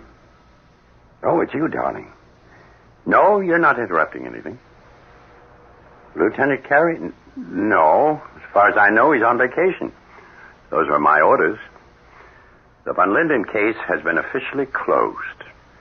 Why are you so concerned, darling? A conflict between me and Carey? No. He and I are still good friends. It's just that he has a personal interest in this one. And he can be stubborn. Darling, don't worry. I won't upset myself and I won't overwork. Darling, someone's at the door. Yes. See you tomorrow night. Goodbye. Boggs, what are you doing here? Looking for Lieutenant Carey, sir. Isn't he here? Here? No, he's on vacation. Oh, yes, that. Well, he's still disturbed about the Von Linden matter. He said he'd stop by to see you again about that autopsy. He was headed over here an hour ago. Well, that's strange. You're sure he was coming here, Boggs? Positive. He's anxious to exhume Von Linden's body, have it checked out at the lab. I told him that was out of the question. Well, you know how he is. Yes, I know. That's why I'm concerned about his not arriving here. When did you say he left? Over an hour ago. Well, he may have changed his mind. I made myself very clear. There's to be no further investigation, no exhuming of bodies, no autopsies. The case is closed. Yes, I know, but... I'm busy, Boggs, if you don't mind. Yeah, but I have a feeling something has happened to the lieutenant. Nonsense. He's always punctual. And he distinctly said I was to meet him here in an hour. For what purpose? I don't know. But he was definite about his instructions. And I tell you, he hasn't been here.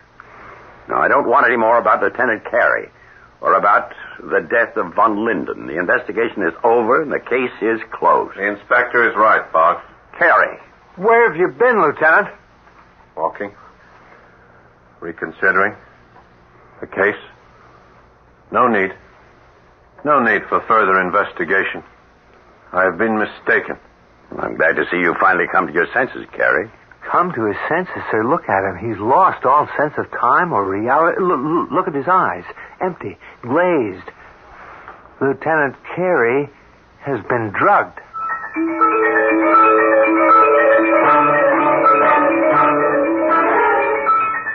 How do you feel now, Lieutenant? I'm better. Still a little shaky. The inspector's with the doctor.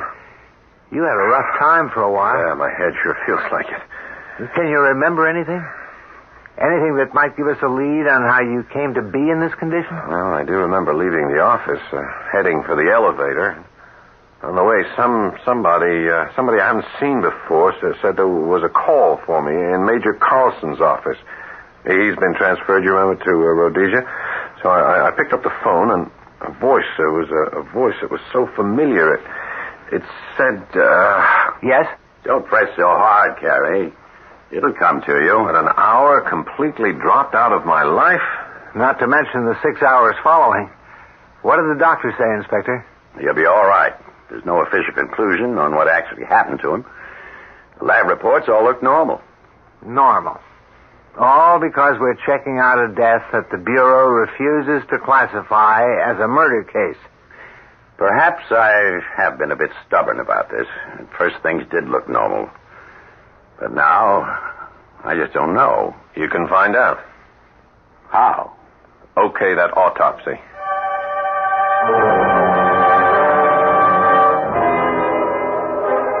You talked me into this, Carrie. There better be some evidence coming out of this ghoulish matter of digging up a fresh corpse. And they've raised the coffin, Inspector. Yep. All right, man. Step to one side, huh? The coffin's intact. What now? This is your show, Carrie. Do you want it moved to the morgue for the autopsy? Yeah, in a minute. Well, why the delay? I thought you were eager for the report. I am. But with your permission, I'd like them to open the coffin first. Open it here? That's right.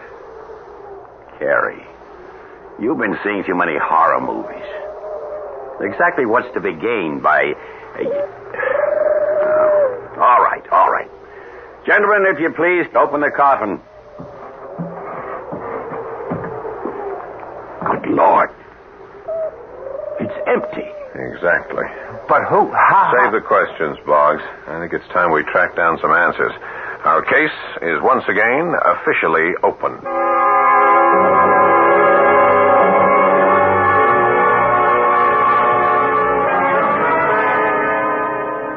After 2 days of digging into the files, we don't seem to be any further along than we were before. Nothing on Kadar? Not a thing. The man just doesn't exist. Well, perhaps he doesn't. What? Strange creatures, Kadar and Tara. One seems able to travel at the speed of light, be in two places at once, here in Egypt, and the other, Dr. Kadar, untraceable. Vanishes into thin air after making a mysterious appearance at the inspector's house. Have you spoken to the inspector about this? No, he's so taken with the beautiful Tara, I'm sure he won't listen to reason. Even if we had some facts to reason with. Well, what exactly do we have? Well, Carl von Linden met with foul play, or else his body would not have been removed from that coffin. Jack? And a theory, only a theory, mind you, but the murder of von Linden is part of a pattern. A brain drain that began 6 months ago, according to some checking I've been doing on my own. Brain drains? Yeah, a series of unexplained deaths of talented scientists. Deaths that have taken place in various parts of the world. I don't follow. Here, these clippings from the files of the international press.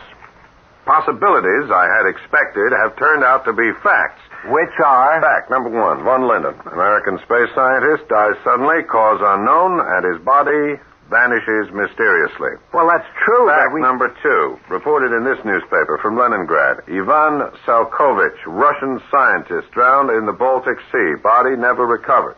Fact number 3, Pierre Chamois, working on top-secret biochemical experiments in Paris, trapped in a laboratory fire of unknown origin. Body never found, or never acknowledged to have been found by the French government. Well, that's fascinating, but I fail to see the link. In each newspaper, there is a mention of a theatrical performance being given that week by a psychic, a mentalist, if you will, in the same city where each tragedy has occurred. And his name? Dr. Kadar. Kadar? What's the next step, sir? We're going to follow the trail that's warmest, Boggs. We're going back to that grave site.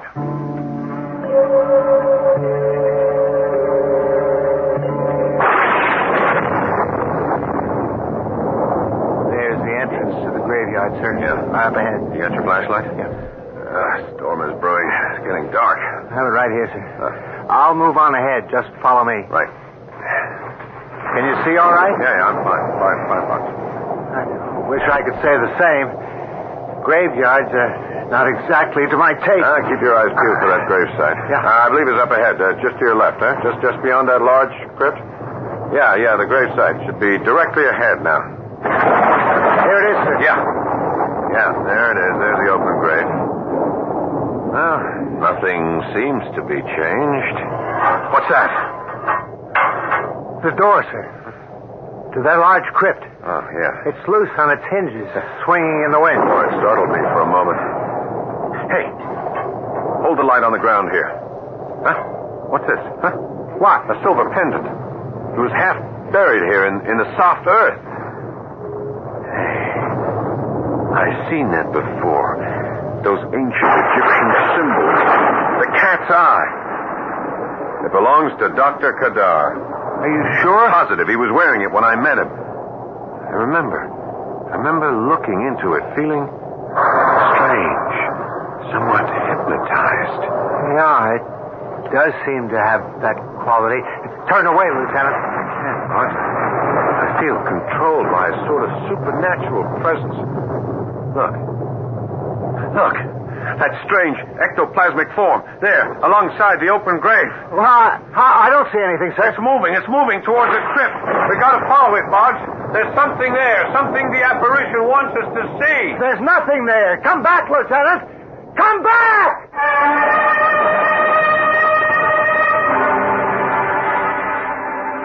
Yes, the mind is a fragile thing. And when it is under pressure, it has been known to conjure up strange, frightening illusions. Did Lieutenant Carey actually see something hovering over the open grave? What strange force has taken control of his will? What lies waiting in that ominous crypt?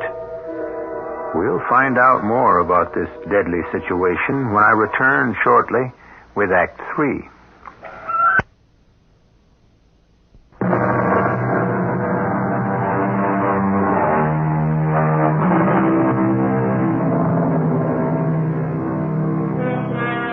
Lieutenant Carey's murder investigation has succeeded only too well.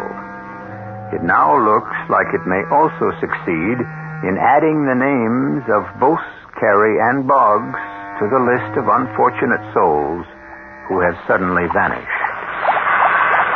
The sound you hear is a bubbling brown liquid from which emanates a shower of multicolored sparks. Giant electric coils slither up toward a mirrored ceiling, which is about to reflect an unspeakable evil. We are in a secret underground laboratory located directly up. I've said enough. I am merely your guide. You must complete the journey yourself. Mr. Carey. Mr. Carey. You can wake up now. What? Mr. Carey. Dr. Kadar. Precisely. I'm flattered you remember me. You are most kind. Particularly for returning my pendant. For that favor, I have spared your life. And the life of your equally annoying and meddling friend, Mr. Boggs. Boggs? Where is he? Lying right beside you, Mr. Carey. Asleep as you were but a few moments ago. I assure you he is all right. Wake him.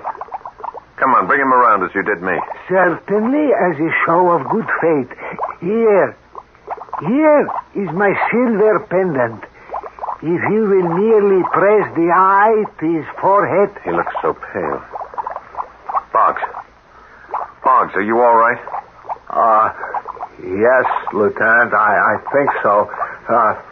Where are we? In an underground lab of some sort. Quite correct. Still in the graveyard, gentlemen, directly under the crypt. You both descended the hidden stairs inside the tomb at my bidding. I think it is time I let you in on my little secret and put an end to your curiosity. Who are you? Why have you brought us here? Please, Lieutenant, don't ask any more questions. You smell the air? Acrid fumes. That's an acid of some sort bubbling in those tanks. Aha, you are right, Mr. Carey. But they are not for you. Those tanks are much too small to encompass a full-grown man. If you will look more closely, you will see they're merely the size of your head. Besides, they are already filled. Filled? With what? That, gentlemen, is my secret. If you will both follow me to this electronic panel, I use it as a control board. Control? To control what? This way, if you please. As a friend of Dr. Karl von Linden, you will be interested in what I have to show you. Von Linden? Yes. And Pierre Chamois. And Professor Salkovich as well. Are you implying that these 3 acid tanks have something to do with the 3 men who have been murdered? Murdered? That's strong word, Mr. Carey. I have murdered no one. The men I have made reference to are still alive. Alive? Von Linden, Chamois, and Salkovich alive? In a medical sense, yes. When a man drowns or is horribly burned in a mysterious holocaust or merely collapses from sudden increase in heart rate, he is not necessarily dead. His body may be rigid, completely immobile, as these 3 you see here in this hermetically sealed glass case. Von Linden. And the other 2 must be Chamois and Salkovich. But as long as the brain continues to function, medically, a man is still alive. These 3 gruesome corpses alive? Come, gentlemen, you are looking in the wrong direction. Here are von Linden, Chamois, and Salkovich. Here, in these bubbling tanks, each containing one magnificent specimen of a superior brain. A living brain, if you will, kept alive by me. You go. Careful, Boggs. He's got his hand on that control panel. Electric charge. He's not... No. Just stunned. He will be all right. But that was rather foolish. But where did that bolt of power come from? That? Oh, that was through the courtesy of Mr. Chamois. I merely pressed this button to activate his brain and direct the power surge. Mr. Chamois did the rest. Unbelievable. Yes. Considering only one brain was activated. Imagine, if you will, the deadly destruction that would ensue if all 3 were activated at once. What hit me? Brainwave, Boggs, from one of those tanks, the one containing the brain of Mr. Chamois. I suggest you do not try anything foolish. I do not wish to harm you, gentlemen. As I told you, I am not a murderer, merely a man of science devoted to organic and biochemical experiments. Yeah, you mean like the one you conducted in France? The explosive gas, one that causes laboratories to go up in flames? One of my minor efforts. Actually, it's a refinement of the ancient Egyptian fire. The container need not be cumbersome. A small lead-encased perfume vial set to go off at the precise moment. Yeah, we already know the way it worked on Professor Chamois. The poor fool. He was too in love with my beautiful Tara. Her perfume spray left in his coat pocket. Tara has been most helpful. She has brought me 3 magnificent specimens. But brains without bodies? I have no need for bodies, Mr. Carey. I have accomplished my objective. Superior brain power. A living, thinking power. Celebrating at my command. It is I who control them. And with them, I now have the power to build or destroy. As I wish it. When I wish it, where I wish it.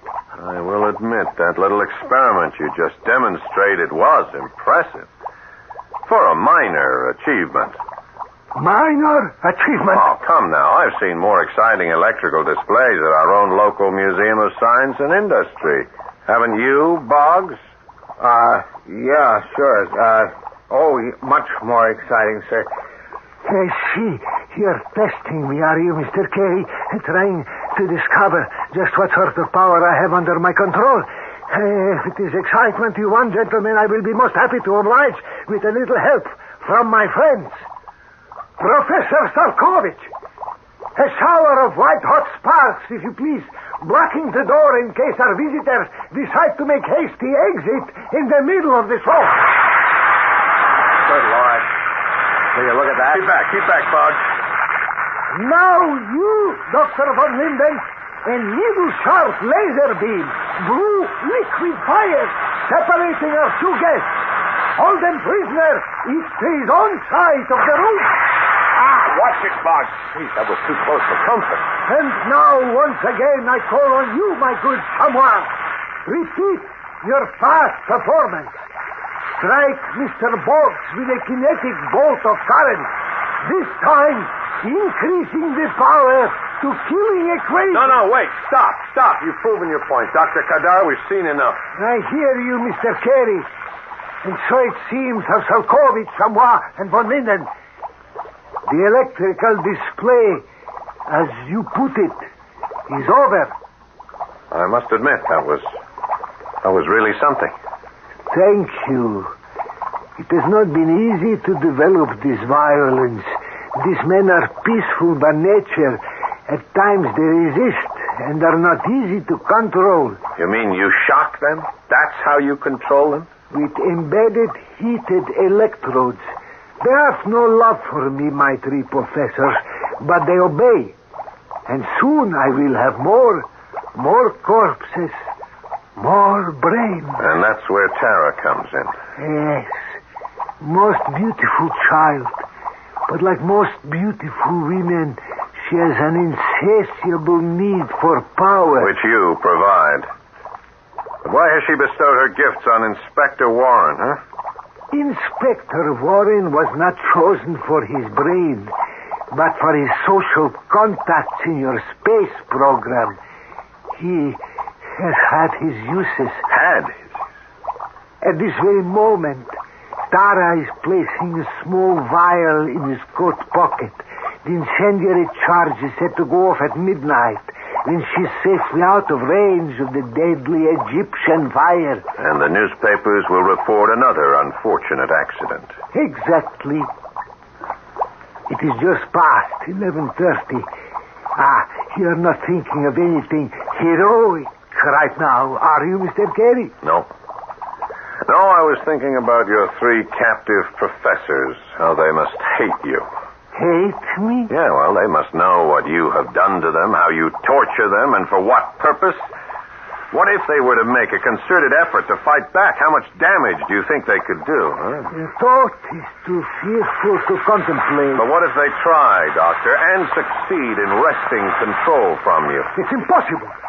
I am in full control. Well, then there is no harm in my urging them on, is there? Carl, do you hear me? Join forces with your tortured colleagues. Combine your mental powers. Rid yourselves of this madman once and for all. Stop!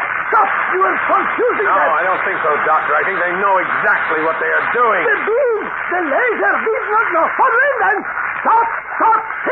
He's turning that missile beam towards me! Yes, that's it, Carl. One surge of power. Destroy it all and you're free. The fire! It's blinding! The vials, sir. They're all exploding. Run for it, Boggs. Run for it or we'll never get out of here alive.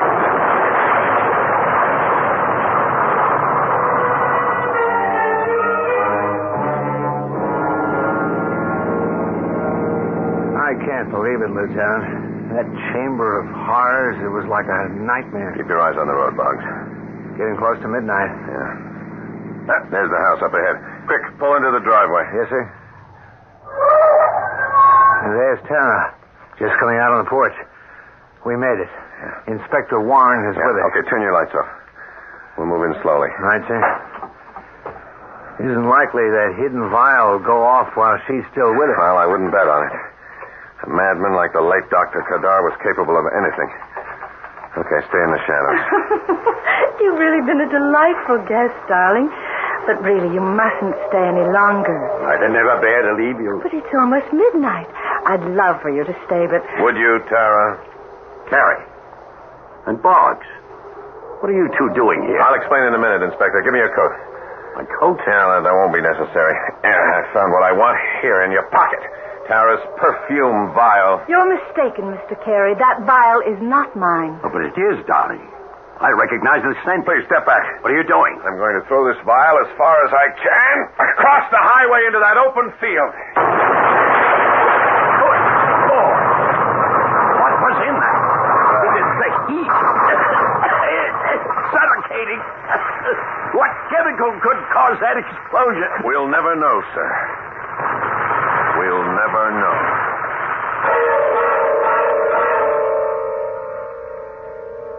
They say Inspector Warren was quite devastated at the thought that his sweet, innocent Tara was fooling around behind his back.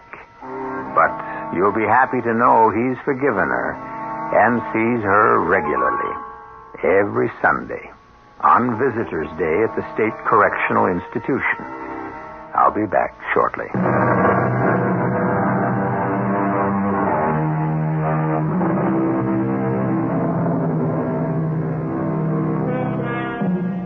Most crime stories have a message.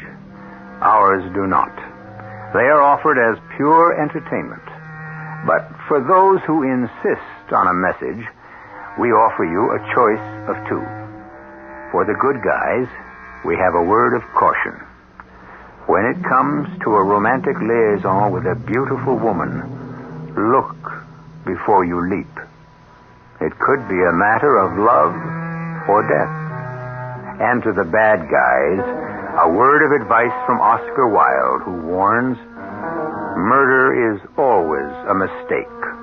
One should never do anything one cannot discuss after dinner. Our cast included Paul Hecht, Robert Dryden, Stotts Cotsworth, and Carol Teitel. The entire production was under the direction of Hyman Brown. Radio Mystery Theater was sponsored in part by Carrier Air Conditioning. This is E.G. Marshall inviting you to return to our Mystery Theater for another adventure in the macabre. Until next time, pleasant dreams.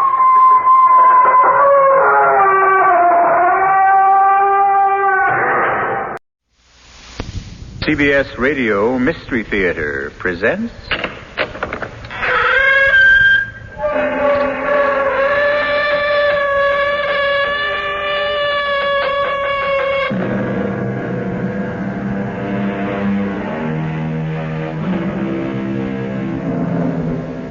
Come in. Welcome. I'm E.G. Marshall, bellwether of a fantastic flock that forms on these airwaves at this time and place. The presentiment of danger, the intimation of disaster, the uneasy, inexplicable feeling that something we cannot define is leading us into a catastrophe we cannot explain for a reason we cannot understand. A fragment of a dream that vanishes upon awakening. A wisp of an idea that eludes our comprehension and escapes our memory. Is this the way fate seems to warn us of our mortal peril? If so, it is like the warning of the rattlesnake. Too little and too late. You will soon commit murder, Lord Arthur. But this is monstrous. I have absolutely no intention. Look, I'm not a murderer. Oh, no one is until he kills for the first time. I tell you, I cannot commit murder. And I tell you, you can, and you will. I refuse to believe it. You're all alike. You all want to pry into your future, which you have no business doing. And when you see what fate has in store for you, you refuse to believe it. But murder? Yes, murder. What's so special about murder? People do it every day.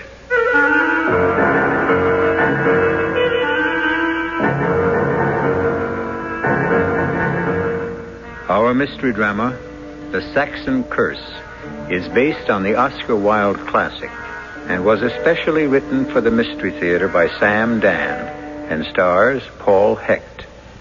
I'll be back shortly with Act One.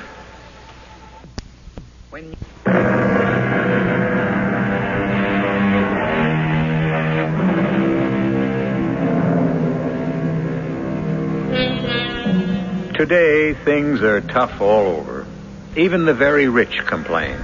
They protest their wealth is being eaten away by ruinous taxes. They lament that their once sacrosanct watering places have been invaded by common folk. And most of all, they bemoan the fact that it's virtually impossible to find a decent servant. They may have a point. Quite possibly, they may have been born at the wrong time. They should have lived, say, in England around 1905, when rank had its privileges, wealth had its license, and the common people knew their place. Our hero is the youthful Lord Arthur Savile, a golden boy who lives in a golden time. Well, you naughty fellow, why haven't you been to see me all this time? Dear Aunt Clem, I never have a moment to myself. That's because you spend all your time with Sybil Merton. I cannot understand why people make such a fuss over getting married. I assure you, I have not seen Sybil for 24 hours. As far as I can make out, she belongs entirely to her milliners. How are you feeling? Dear boy, as you well know, doctors are of no use at all. They can't even cure my headache. Unfortunately, these wretched headaches seem to run in the family. You know the legend. There's an old Saxon curse leveled against one of our ancient Norman ancestors. Poppycock. You must come into the drawing room. I have a most interesting company. Oh, I didn't know you were engaged. Well, you needn't try to fit me in. I have Sir Matthew and Lady Reed. Sir Matthew Reed? He's the president of the Royal College of Physicians. Elected by mistake, I was told. But surely so distinguished a physician could come up with a cure for your headache. The more distinguished the physician, the more elevated the fee. And, of course, you must meet Professor Septimus Podgers. Professor Septimus Rogers? Podgers. Well, now, who is... You haven't heard of Septimus Podgers? But everyone knows Septimus. Except me. Professor Podgers is a celebrated chiromantist. What is a chiromantist? One who reads hands. Oh, a gypsy. Professor Podgers is a man of science. Oh, really? I must introduce you. He tells fortunes, I suppose. And misfortunes, too. Next year, for instance, I am in great danger. It's all written on my little finger. The palm of my hand. I forget which. But aren't you tempting Providence, Aunt Clem? My dear Arthur, surely Providence can resist temptation by this time. Now come. You must come in and meet my remarkable Mr. Podgers.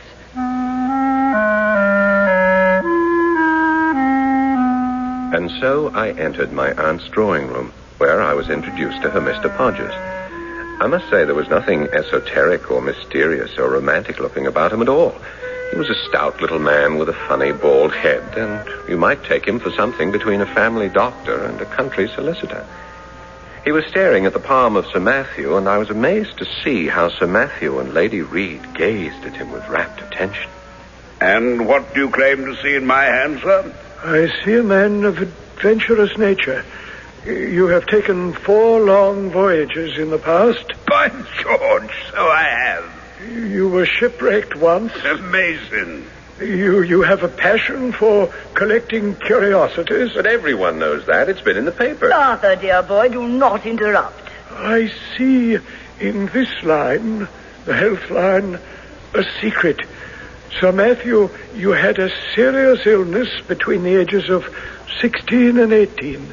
Now, how the devil would you know? Well, it's all written here. Extraordinary. The man is uncanny. And now, Professor Podgers, my nephew, Lord Arthur Savile, is anxious to have his palm read. No, I'm not exactly. Oh, have him do it, Arthur. It's like someone opening a window in your mind. I'm not sure those windows shouldn't remain closed. Perhaps the boy's afraid. Oh, I'm not afraid. Professor, as you can see, young Lord Saville is dying to have his hand read. Don't tell him he's engaged to the most beautiful girl in London, because that news has already been published in the Morning Punch. May I examine your right hand, Lord Arthur? Well, if you insist. He touched my hand, and it was as if a galvanic current ran through my body. Something happened. I don't know what, but I do know this. Suddenly, he no longer seemed to be a somewhat ludicrous, fat little man. I felt I was in the presence of great power, authority. A shudder passed through me, and I was frightened to see that the shudder also passed through him. Beads of perspiration broke out on his bald skull like a poisonous dew, and his fat sausage-like fingers grew cold and clammy. And I knew fear, real fear, for the first time in my life. My impulse was to run from the room, but I forced myself to stand still. I am waiting, Professor. Well, what do you see in my hand? I see the hand of a charming young man. Within the next few months, Lord Arthur will go on a voyage. Naturally, his honeymoon. And lose a relative. Well, we all lose relatives.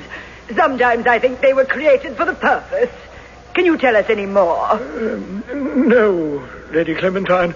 That's all I can see. I was furious with myself. What was this feeling of terror that had suddenly come over me? Why had I permitted myself to be frightened by some unwholesome charlatan? But was he a charlatan? Is it possible that written on my hand is some fearful secret of sin, some blood-red sign of crime? Is he gifted with a power to read it? Why do I feel now that some tragedy hangs over me? I waited for a chance to take the man aside for a moment. What is it, Lord Arthur? I must insist on your giving me a straightforward answer to my question. What makes you think I saw anything in your hand, Lord Arthur? I know you did. I'm afraid you're mistaken. All right, how much do you want? I saw nothing. How much do you want? How much do I want? This is how you earn your living, isn't it? Professor Podgers, I want... Oh, no, please, Lord Arthur. Lady Clementine will be quite angry with me if I keep her... Whatever it is you saw, Professor, I have a right to know. But I didn't... I'll give you £50. No, sir, I do 100. not sell my... £100. Now, listen, where can we discuss this? You may find me at 30 West Moon Street. My hours are from 10 to 4. What was wrong with me? Wasn't it obvious who he was? A preposterous trickster, a ridiculous quack. Yes, it was obvious. But it didn't matter, because he was an instrument designed to pierce through the fog of the unknown and reveal my destiny. What had he seen in my hand? I need not tell you there was no sleep for me that night. Promptly at 10, I presented myself at 30 West Moon Street, a thoroughly unimpressive house in a completely nondescript neighborhood. The professor himself looked even shabbier in the daylight. He took my hand in both of his, and once again that same electric shock charged through my body and through his body, too. His eyes closed. His teeth seemed to chatter. Suddenly he dropped my hand. Murder. What? Murder. I see murder. What do you mean, murder? Am I going to be murdered? No. You will be the murderer. Now, see here, Professor. You asked me... This is what? This is monstrous. Murder? I'm not a murderer. Oh, no one is until he kills. Now, how can you sit there and tell me such... Such what? It's the truth. I'm not the kind of person who... Why didn't you leave it alone? I tried to discourage you. I tell you, I cannot commit murder. And I tell you that you can, and you will. Who am I going to kill? I don't know. Your murder line stopped short. Well, will I kill more than once? No. There is only one murder in your hand. And will I be caught? No. How can you be sure? Because I see no line of retribution in your hand. Then I'm to get away with it. Yes. Because you will obviously have chosen your victim carefully and planned your murder skillfully and executed your killing flawlessly. Carefully, skillfully, flawlessly. How? What do I know about murder? Oh, you will learn. After all, Lord Arthur, necessity has always been the mother of invention.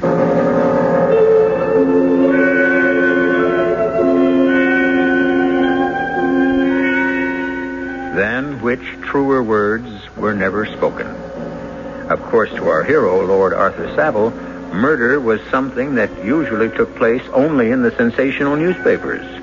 It was neither the pastime nor the preoccupation of a gentleman. But now, suddenly, he himself is notified that he is not only about to commit murder, but he is to do it successfully. I'll be back shortly with Act 2.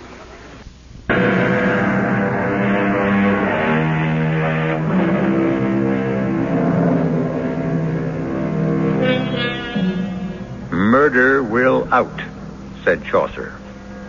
Murder cannot be hid, said Cervantes. And murder, though it have no tongue, will speak with most miraculous organ, said Shakespeare. That is certainly a weighty consensus of extremely well-informed opinion. And yet, here we have young Lord Arthur Savile being cast by destiny in the role of a murderer, who will not only murder, but remain undetected. But why, Professor Podgers, why am I about to commit murder? That I cannot say. I have no enemies. No one hates me. Why? There must be a reason. I'm sorry, Sir Arthur. I can enlighten you no further. Now, wait. You saw 3 things in my hand. 2 of them you told me last night. First, that I would go on a voyage. Do you still see that? Yes. Second, that I shall lose a relative. Is that still to occur? Yes. And that I shall commit murder. Well, does that complete the list? It does, Sir Arthur. Yes. And how many relatives am I to lose? Just one. Just one? Quite so, sir. But I only have 2 relatives. 2? In all the world. There is just my twin sister, Pamela, and my aunt, Lady Clementine Beecham. Are you saying that one of them will die within the next few months? I am saying that is what is written. Well, which one? I'm sorry it doesn't say. But one will die. Yes, Lord Arthur. I looked at my hand, and suddenly it was no longer the familiar 5-fingered palm made of firm pink flesh and finely etched delicate lines. It was white, dead white, corpse white, like the white paper on which the death sentence is written. And here the death sentence was written in blood-red letters. Lady Clementine Beecham. And I even knew why. She would die because it would be necessary to make sure that my sister, my dearest twin, Pamela, would live. And at that moment, I felt almost at peace, almost as if I was serving the ends of a just fate. For why should Pamela, lovely Pamela, newly married and about to know the joys of motherhood, die? Why shouldn't I make sure of her life? Aunt Clem. Surely a woman of 80 could have no complaints. I was able to smile. I was even able to assume a pose with Professor Podgers. Professor, I believe I owe you £100. May I write you a check? If it's convenient, Lord Arthur. Oh, here we are. Paid to the order of Septimus Podgers, and so forth. £100 is cheap enough for such capital amusement. Amusement? Yes, and quite ingenious. I enjoyed every moment of it. But I assure you, Lord Arthur, what I saw in your hand is the absolute truth. Yes, I dare say. Remarkably good show. I trust you're available for future entertainments, parties, and so forth? I am always at your lordship's service. And so I was committed to the killing of my Aunt Clem. But how to go about it? Direct physical violence was out of the question. I simply could not see myself assaulting my aunt. I would feel like a fool. That left one way. Poison. But what did I know about poisons? Nothing. But Sir Matthew Reed, the famous physician, was a family friend, a member of my club. He lunched there daily, as I did. It would be a simple matter to join him. I say, Arthur, that cop seems a bit underdone. Well, it's what comes of having a French chef. Yes, joining him for lunch was no problem. But how could I get him to talk about poisons? It was hardly a luncheon topic. But imagine my amazement when suddenly, after his second glass of port... Speaking of poisons, Arthur... What? I wasn't aware that we were speaking of poisons, Sir Matthew. Well, I was thinking of poisons, so it's the same thing. Yes, sir. Remarkable case in the newspapers. Read about it? No, sir. Fella did away with his wife. Yes, sir. Botched it. Is that so? Chap was married 50 years, fell in love with a younger woman, had to get rid of the old one. Bounder deserves to be hanged. For murdering his wife, sir? No, for using arsenic. Messy, painful affair. Now, after 50 years of loyal service, the poor old lady deserves something like, well, aconitine. Aconitine, sir? Oh, yes. It's the creme de la creme of poisons. Swift. Takes almost immediate effect. Perfectly painless. It mixes well with food and drink. Quite palatable. Is that so? Arthur, you must promise me something.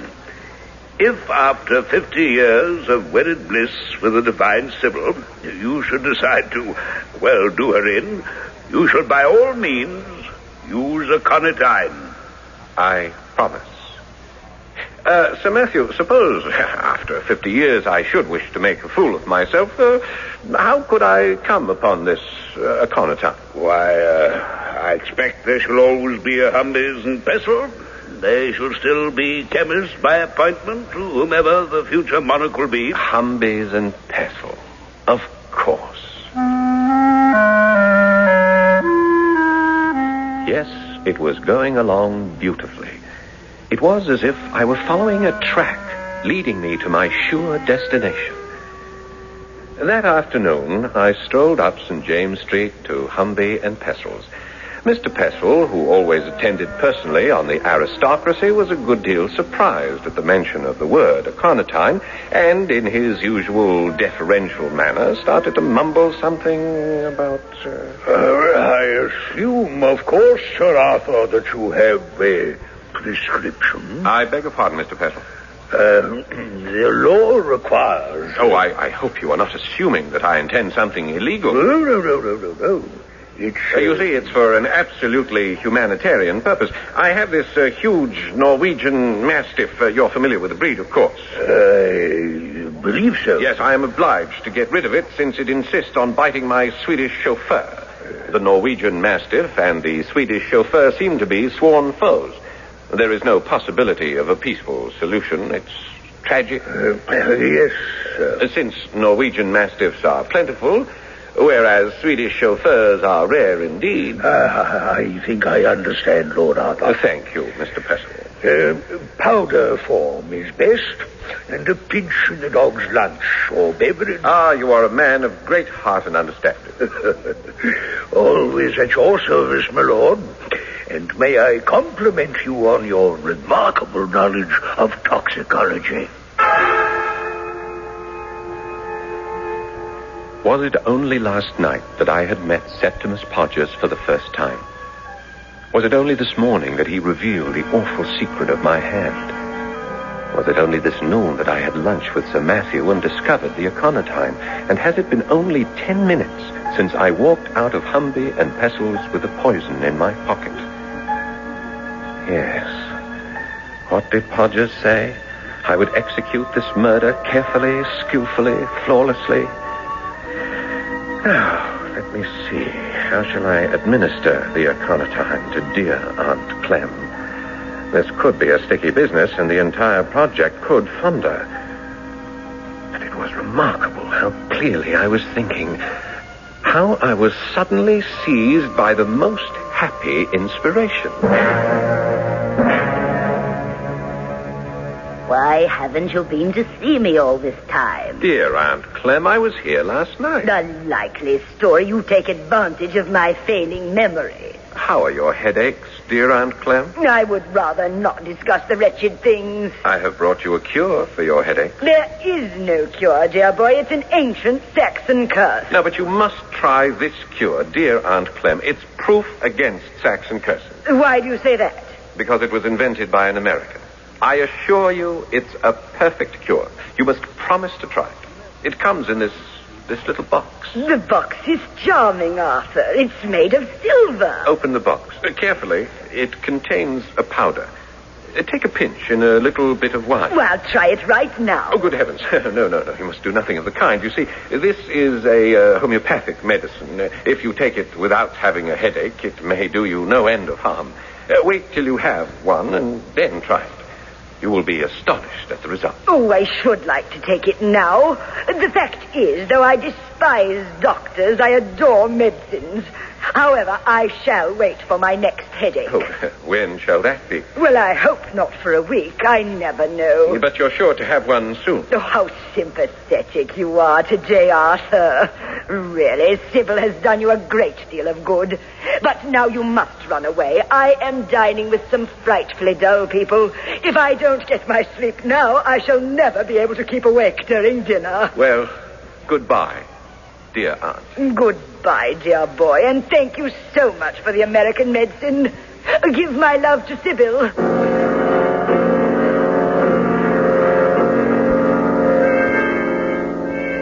Sybil. I must talk to Sybil.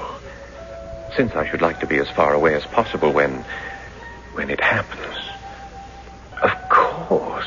That's the voyage Podger saw in my hand. I must take my leave of Sybil. But it's a month before the wedding. What excuse can I make? My dearest, I have a confession to make. A confession? Oh, no, is it something serious? Oh, yes, it must be serious, else why would it be a confession? I am willing to release you from your vow. Oh, this is... I have not told you everything. You haven't told me everything? What have you withheld? My dearest, I am a victim. A victim? A victim of fate? Of circumstance? Neither. I am a victim of severe headaches. Headaches? Oh, you poor boy. It runs in the family. My Aunt Clementine... Oh, I know. She told me. There's an ancient Saxon curse. And so, you see, since you were unaware... No, I love you despite your headaches. I accept you for what you are. Yes, but I must take my leave of you, my darling. Your leave? You're going?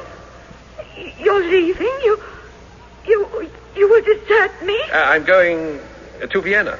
Vienna? But nobody ever goes to Vienna. There is, in Vienna, a celebrated doctor. A headache doctor? Well, a head doctor. Marvelous.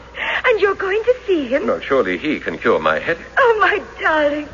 Go to him. Fly to him. You would not mind being neglected for 10 days, fortnight, perhaps a month. My dearest, I have so many things to do to prepare for the wedding. I shan't even know you are gone. There you are. See how quickly and efficiently the thing has been arranged. Step by careful step, my murder has been skillfully planned. And now, can there be any doubt that it shall be flawlessly executed?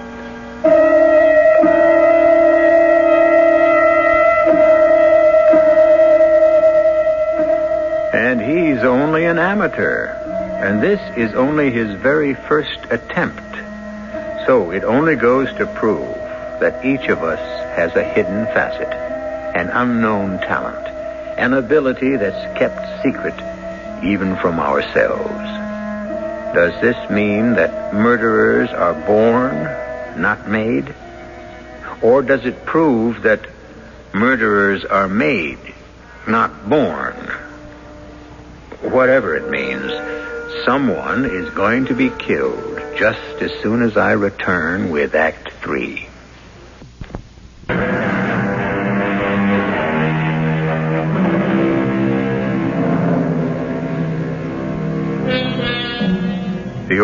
the act has been schemed and plotted, and nothing can avert the final curtain's fall.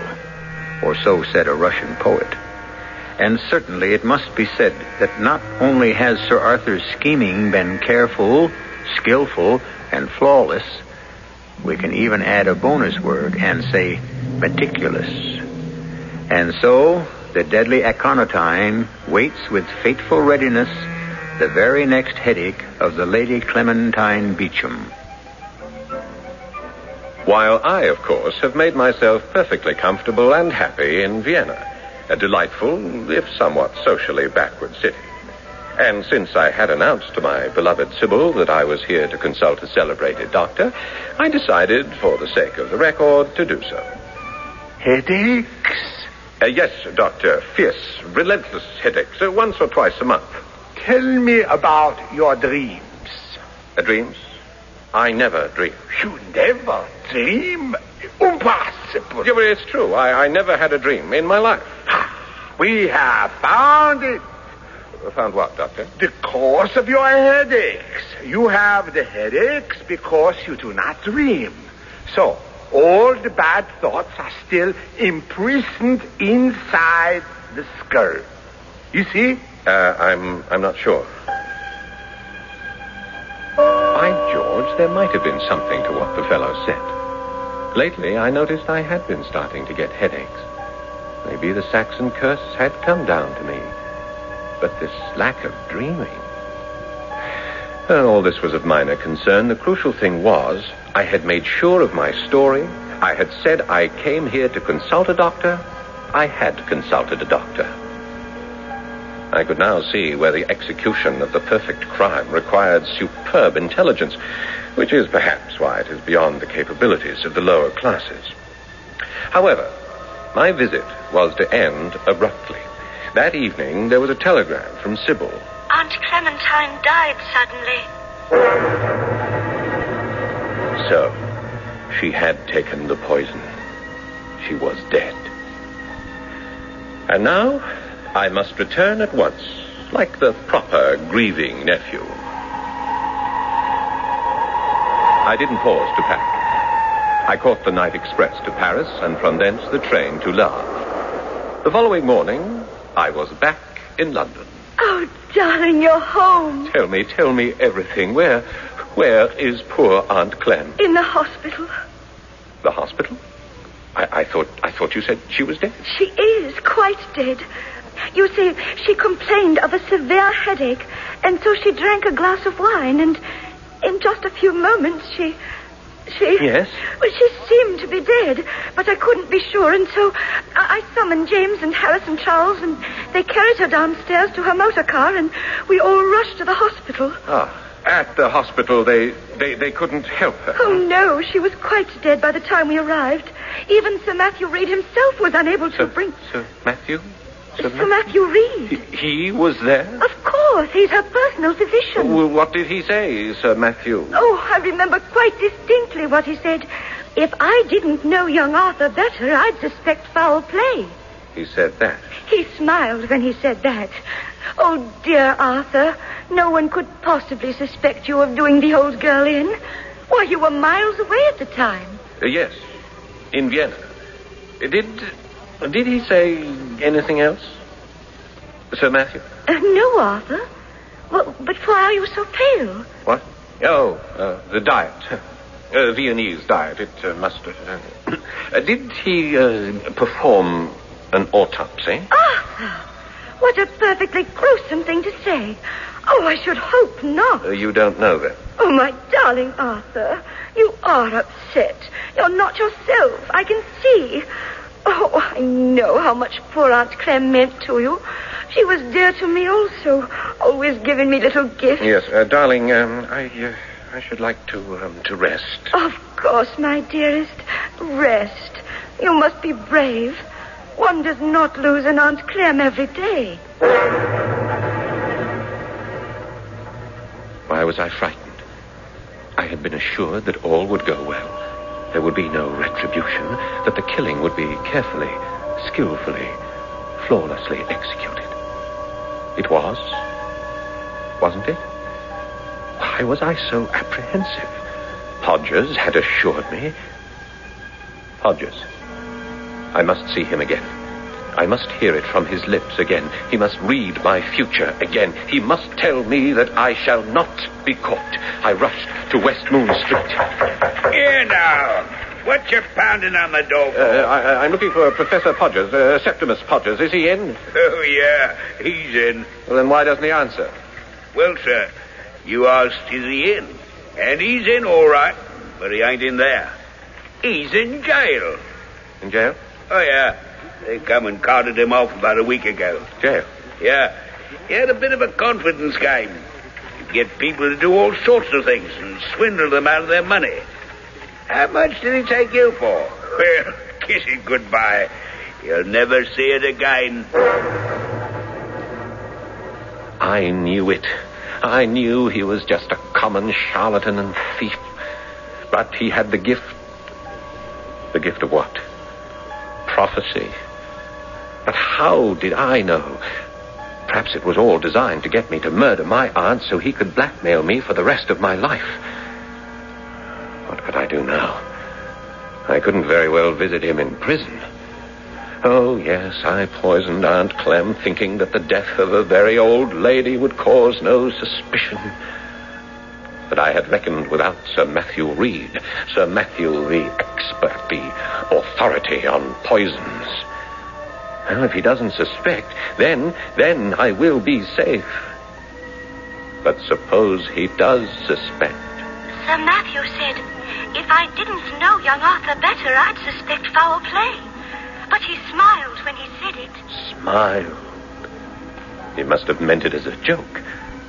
Oh, does he or does he not suspect? Why didn't it occur to me that I would inherit Aunt Clem's entire estate? Oh, that could set tongues wagging. Did Sir Arthur perform an autopsy or didn't he? Does he intend to or doesn't he? How can I find out? I must find out. I'll corner him at the club. You'd think a French chef would know what to do with veal. I think it's the Italian chefs who specialize in veal, Sir Matthew. The French more or less concentrate on beef. Comes of relying on foreigners. Damn shame about your Aunt Clem. Yes. What do you suppose was the cause of her death? I don't know. I can't be sure. Do you contemplate doing an autopsy? Lady of that age? Well, she can die for any number of reasons. Resistance low, heart not too strong. Old people die because they simply give out. Yes, and she simply gave out. That has been my initial diagnosis. However... What is it, Sir Matthew? Just talking to you has raised a rather interesting point. What did she die of, specifically? Well, does it matter? In science, everything matters. That was a good idea of yours. Idea? What idea? That I perform an autopsy? I did. Sir Matthew, do you intend to perform an autopsy? I don't know. It depends upon my schedule. If I've no surgery in the morning, I might just, and then again, my boy, I never make plans. Did he know? Was he playing with me? Does a person who has been poisoned by aconitine show definite signs? Was this a game? If it was, then I have lost, for Mr. Pestle will certainly remember selling me... Or will he? After all, they are the busiest chemists in London. Mr. Pestle always struck me as an absent-minded type. Well, only one way to find out. Lord Arthur. Good day, Mr. Pestle. I was wondering if you might suggest a remedy for the gout. The gout? Aren't you rather young to be troubled by the gout, Lord Arthur? Well, yes, but it runs in the family, so when it attacks me in my turn, I intend to be ready for it. We have here a stool, and one elevates one's foot. Ah, excellent. Yes, thank you. I'll take it. I'll have it sent, Lord Arthur. Ah, thank you so much. It's so good seeing you again. It's been a long, long time. So it has. Oh, no. Weren't you in here a fortnight past? Was I? Well, it seems to me you bought some, conitine. Yes. For your Swedish chauffeur. Oh, no. For your Norwegian mastiff. It must have been a fortnight. Well, I could look it up. It must be very careful, you know, to record the dates of all poison purchases. It's the law. A most commendable statute. Well, good day, Mr. Pessel. I was lost. Only a miracle could save me. But the age of miracles is past, gone, vanished. I shall be charged with the murder of my aunt. I shall be tried, found guilty, and hanged. And my head, oh, my head. My poor head is splitting. Your Honor, I do not ask for mercy. I ask only for understanding. I killed my aunt to save my sister, my dearest twin sister, at present living in Canada, in order that she should continue to perpetuate. Oh, Arthur, darling, wake up. I only acted according to the command of fate. Arthur! Sybil, what? How did you get in here? Hastings called me, said you were in a frightful shape. Nightmares and whatnot. Oh, my head. My head is splitting. Poor boy, the Saxon curse. The Austrian doctor was of little help. Nothing can help. Oh, you must never say that. Here, drink some coffee. A hot cup of black coffee. No, I don't like coffee. Oh, it's black. I know, I put in plenty of sugar. Won't make me feel better. It will, I promise you. Here, drink it. All right. Now, isn't that delicious? Oh. Sybil, I must make a confession. Oh, no, you're exciting yourself. I poisoned my Aunt Clem. Oh, you did nothing of the sort. I did. I gave her poison. Poor boy, you feel so badly about her death. You've been having nightmares. I tell you, I poisoned her. You did no such thing, and Sir Matthew can prove it. Sir Matthew? Of course. He performed an autopsy on poor Aunt Clem this morning. What? Death was due entirely to natural causes. That's wonderful. I feel lightheaded, completely. Oh, then it worked. The medicine worked. What medicine? Aunt Clementine's medicine, in this little silver box. That box? That silver box? It's the box you gave her. Sybil, did you? Which has the remedy, the American headache remedy. Sybil, no. Oh, how peaceful. How calm you look. It works. The remedy works. Sybil, you didn't. The day you left for Vienna, I told your aunt it was because of your headaches. And she said, well, my dear, take this American remedy he gave me for my headache. And I said, dear Aunt Clem, don't you need it? And she said, oh, I'm much too old to experiment with Americans. Just put a pinch of this powder in wine or coffee or tea. Sybil. And so I did. And now you feel better, don't you? Oh, you must tell me the name of this remedy. I shall suggest it to all my friends. Arthur? Oh, I see. It even puts one to sleep. Oh, this is wonderful. You rest now, Arthur, darling. And I'll wait for you to wake up.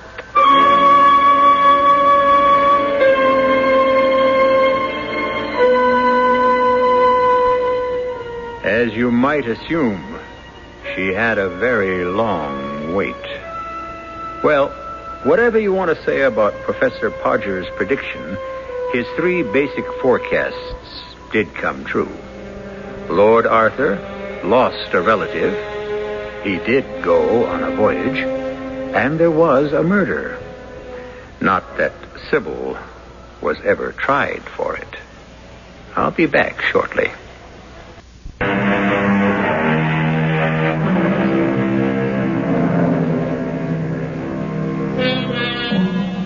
consider the word written. For centuries, we have heard it used in all sorts of mystical context. It is written in the stars. It is written in the wind. It is written in our fate. It is written in our palm. It is easily dismissed as the meanderings of the imagination, but certainly something must be written somewhere. There must be some sort of written plan. Else, how do you account for the fact that we human beings make the same mistakes over and over and over again? Our cast included Paul Hecht, Catherine Byers, Court Benson, and Guy Sorrell. The entire production was under the direction of Hyman Brown. And now, a preview of our next tale. You see it, too? See what? That face. That face. That face, which is not mine. Oh, no, no. The face I see always instead of my own. My dear man, no. I see you. Only you. It was your face I described as I saw it, none other. Look again. Look in the glass again. Tell me what you see. Whose face is there? Why, yours, of course. Now tell me, whose face do you see? His. Only his. Always his. Always his. His. Always his. This is E.G. Marshall inviting you to return to our Mystery Theater for another adventure in the macabre. Until next time, pleasant dreams.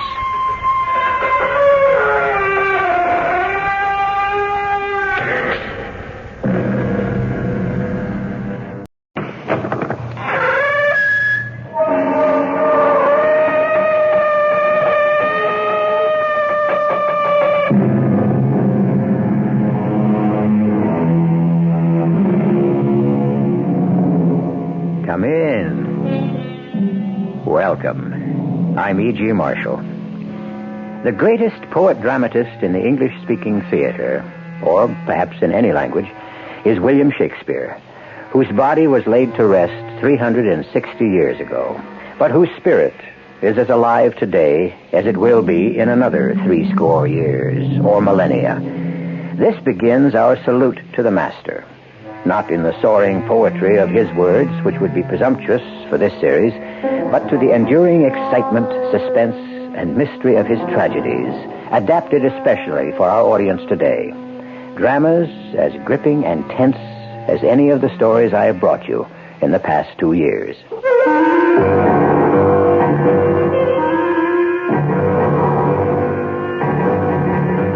Our mystery drama, Murder Most Foul, was especially adapted from William Shakespeare's classic tragedy, Macbeth, for the Mystery Theater by Ian Martin and stars Kevin McCarthy. It is sponsored in part by Greyhound Package Express and Buick Motor Division. I'll be back shortly with Act One.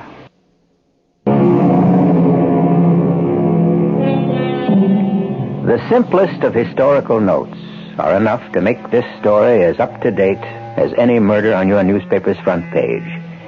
Greed, passion, and revenge are as alive in our society today as they were in the Scotland of that time. This was a country of clans, warrior states held loosely together by a king who won and held his throne by force of arms.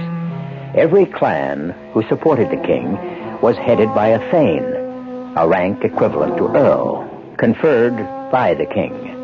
This is the story of one thane who aspired to be king, and of the lady who drove him to reach for the prize. The haunting, bloody, tortured story of Macbeth, Thane of Glamis. By heaven, Banquo, so foul and fair a day I have not seen. When the king hears of your deeds at arms, your future should be bright. Look! Look yonder through the mist. What are they? So wild in their attire and withered. They don't look like inhabitants of the earth. And yet are on it. Look. They beckon to us. And I am drawn to them. I must go. Trouble, fire and trouble, fire, burn, and cold and bubble. What are you doing here, sisters? And a bonfire in all this rain? Who are you? Speak if you can. Oh, hail, Macbeth! Hail to thee, Thane of Glam! By Our Lady, she knows you. Oh, hail, Macbeth!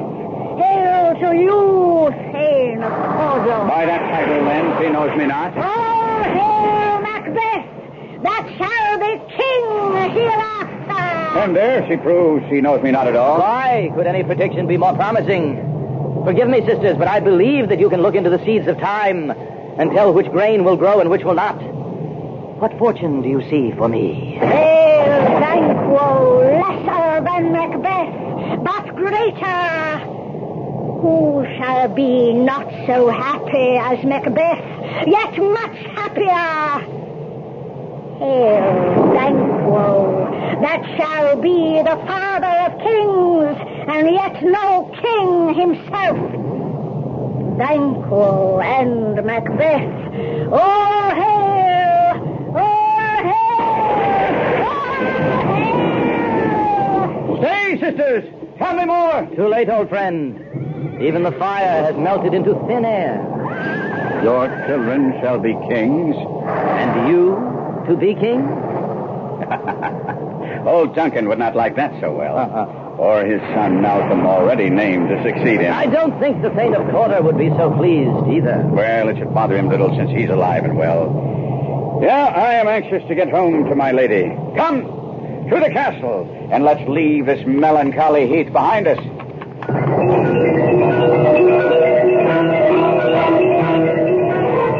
What ho, the castle! Who goes there? Macbeth and Banquo, weary, wet, and battle-worn, and in haste for the comfort of a fire. Let down the drawbridge. Let down the drawbridge. The Thane of Glam has come home. Who answered? What can he be doing at my castle? No doubt to bring honors and greetings from Duncan, our grateful king. But we shall soon find out, for he is waiting to greet us. Well, I'll spend little time on him. My lady is the one I want to welcome me home. You men, take the horses and see them groomed. Macbeth, to the Thane of Glams I bring greetings from King Duncan for your victories against the invading Norsemen. And better still, I bring the reward. I am instructed to greet you also as Thane of Cawdor. How? Can the devil speak true? How can I be dressed in Cawdor's robes? I've just left him alive and well. And I have left him more recently very dead. Dead? How? Treason, confessed and proved. The penalty? Death. A traitor, that sniveling coward. Oh, no good, Banquo. I saw him die. And nothing he ever did in life became him like the way he left it. But let us spend no further time on him, Macbeth, an old friend and victor. Go, take the spoils of battle. Your lady knows of your honors and waits for you.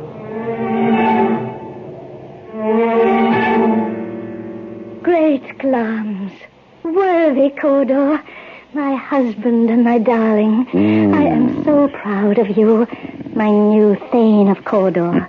Did Macduff's news surprise you? No. Oh, you know how pleased you are. Pleased, yes, at the king's generosity. Surprised? No. Who else could have told you? Another woman. Than me. I'd cut her heart out and yours. Bloodthirsty little eagle. But you would have had a hard time finding this one's heart. What are you talking about? Banquo and I were returning across the moor when suddenly we spied the fabled three. The weird sisters? Aye. They hailed me as Glams and Thane of Cawdor and more than that. What? I was also hailed as king hereafter. Oh, no. Yes. No, indeed. Duncan is king, and I am not in succession. And yet, they say the sisters are possessed of more than mortal knowledge. I have some further proof. What? Did not Macduff tell you? The king comes here tonight. Tonight? Huh? How long will he stay? He plans to leave tomorrow. If he sees the sun tomorrow. What? What does that mean, my lady? Oh, my dear husband, your face is a book which is too easily read. What both of us are thinking. No. It's beyond thought. We cannot do this thing. Glance, you are. Corridor you have become, and you shall be the third that was promised. Yet I am afraid you are too full of the milk of human kindness to seize the opportunity when it is offered you. Here comes the king now. I must go. The king must be provided for. He will be provided for. I did not Do mean... not lie to yourself or me. Only to the others. Look innocent as a lamb that holds the serpent under. Go quickly, my Lord Macbeth. Leave all the rest to me.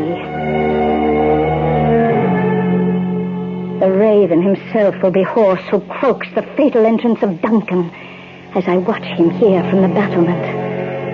If there are spirits that can read a mortal's thoughts, come and unsex me here. Fill me from crown to toe with blackest cruelty, thicken my blood, drown all remorse. Come to my woman's breasts and turn my milk to gall. Bring down a night as black as all the smoke of hell. Hide me from seeing the wounds my keen knife makes, and allow no pang of conscience to see through the blanket of the night that might cry, hold, hold! This castle lies upon such pleasant land. The air is soft and gentle. I shall find a long rest here tonight, my Lord Macbeth. I pray it may be the rest you seek. I have no doubt. My dear cousin, I owe you much. My loyalty alone pays for whatever I and Banquo have accomplished. God save the king. May I have your Majesty's permission to withdraw a moment? We must all soon. The day has been long. If it were done, when 'tis done, then it were done quickly. If only the assassination were the be-all and end-all. How to jump the life to come when conscience shall turn the instrument of death back at me. He's here in double trust. First as I am his kinsman and his subject, then as his host. It is I who should bar the door against his murderer, not bear the knife myself. And so many virtues of his that will plead like angels against the deep damnation of his taking off.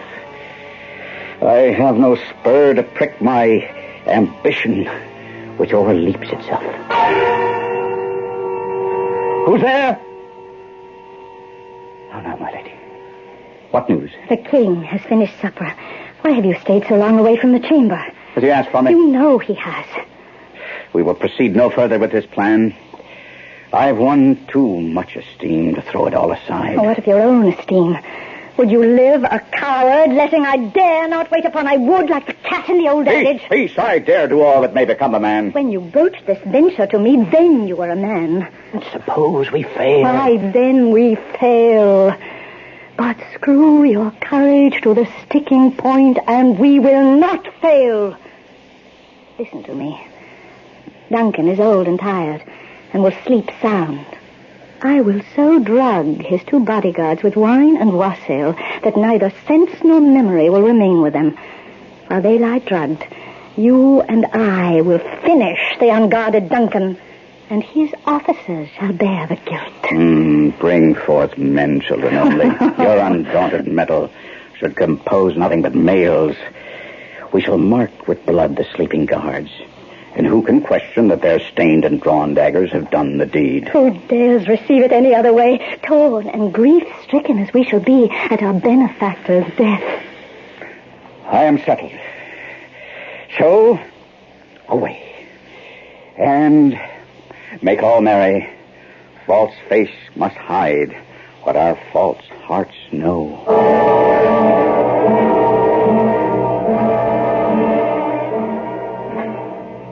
this? Is this a dagger I see before me? Its handle toward my hand. Come, let me clutch you. I have you not, but still I see you. And on your blade, great gouts of blood. I know. I see, but cannot touch you. You are only a vision of the mind. Oh, God. Let no one hear my steps. For fear the very stones beneath my feet will cry out, murder. Murder most foul. The signal. I go, and it is done. Hear it not, Duncan, for it's a knell that summons you to heaven or hell. The castle sleeps, save for Macbeth and his lady. From the chamber she comes, a finger poised to her lips for silence. She nods to Macbeth that all is as planned. He nods in return, and drawing his dagger silently, pushes aside the tapestry and enters the king's chamber. I shall return shortly with Act 2.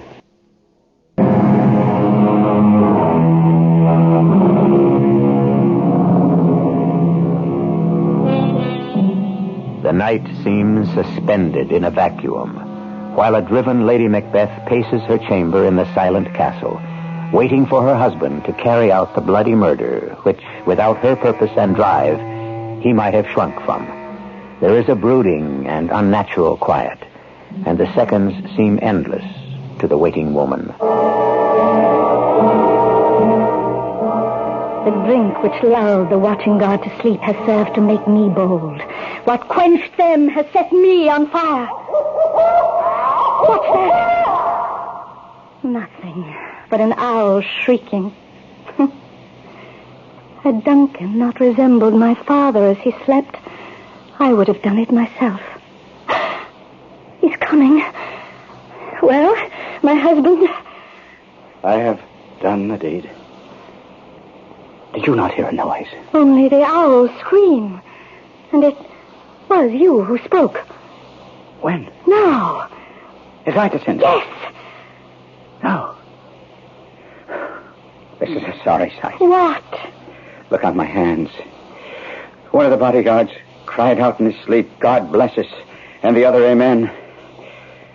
Why could I not say amen? I had the most need of blessing, but it's stuck in my throat. You must not dwell on what is done. It could make us mad. I thought I heard a voice cry, sleep no more. Macbeth has murdered sleep. Innocent sleep that knits up the raveled sleeve of care. The death of each day's life. The balm of hurt minds. Macbeth has murdered sleep. Give me the daggers. The sleeping and the dead can bring no harm. I hope he's bled enough that I can smear them well, for it must seem their guilt. Sleep no more. Sleep no more. Could all the great oceans of the world wash this blood clean from my hands? No. These hands would rather all the multitudinous seas incarnadine, making the green one red, bloody red. Now my hands are of your color, but I would be ashamed to wear a coward's heart of white. What's that knocking? It's the south gate. The porter will attend to it. Then let's retire to our chamber. A little water will wash away the blood. You see how easy it is. Remember who you are. Knowing that deed that I have done, I do not want to know myself. Wait, Duncan, with your knocking, then. I wish before God you could. Has my knocking disturbed your master, Porter? I see it has. Good morrow, Uncle. Good morrow, Nephew Malcolm. I'm sorry you could not sup with us last night. My loss, noble Macbeth. Is my father stirring yet? I doubt it. I'll make the most of family ties and wake him by myself. Good morrow, good Banquo. And to you, young Malcolm.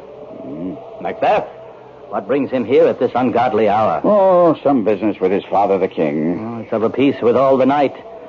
It was an unruly one with too much wine to sleep on well. Aye, it was a rough night. What?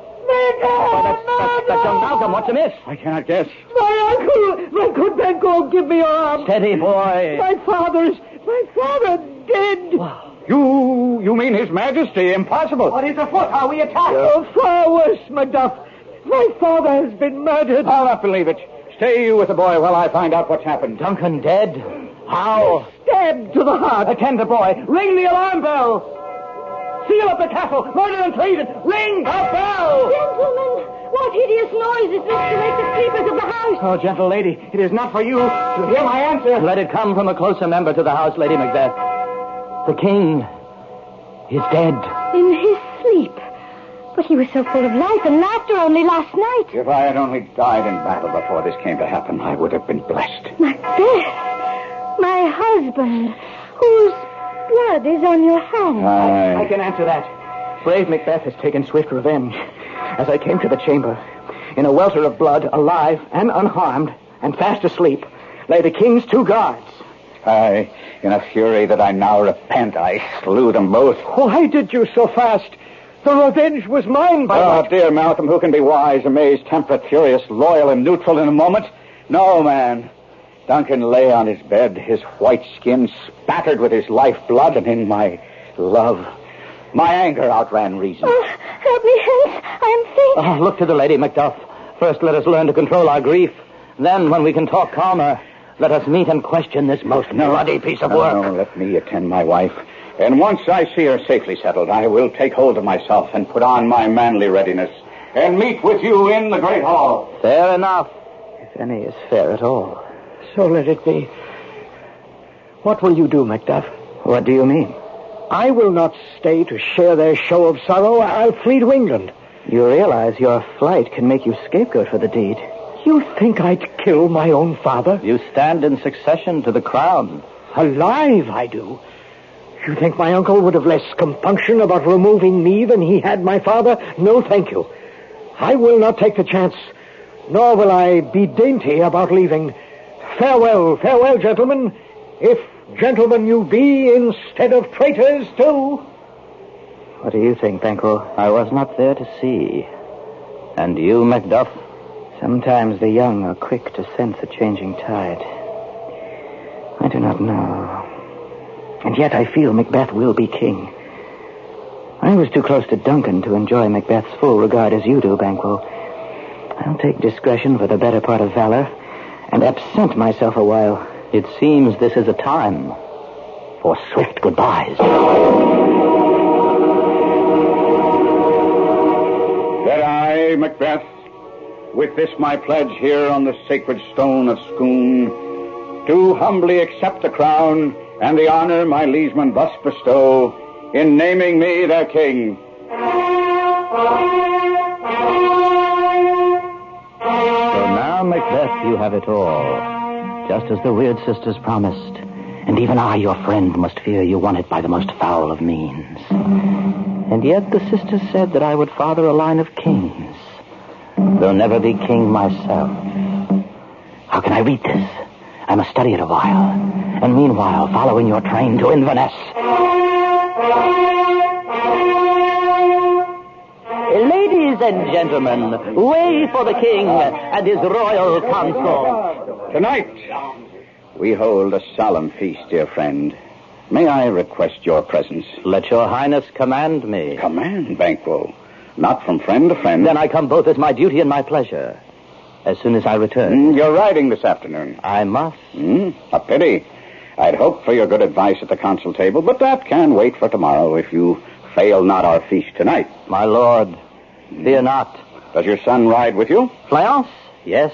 On to horse with you, then, and ride swift and safe. Till we shall meet again. I think that must be never. What said, my lord? Hush. I spoke of Banquo. I fear him.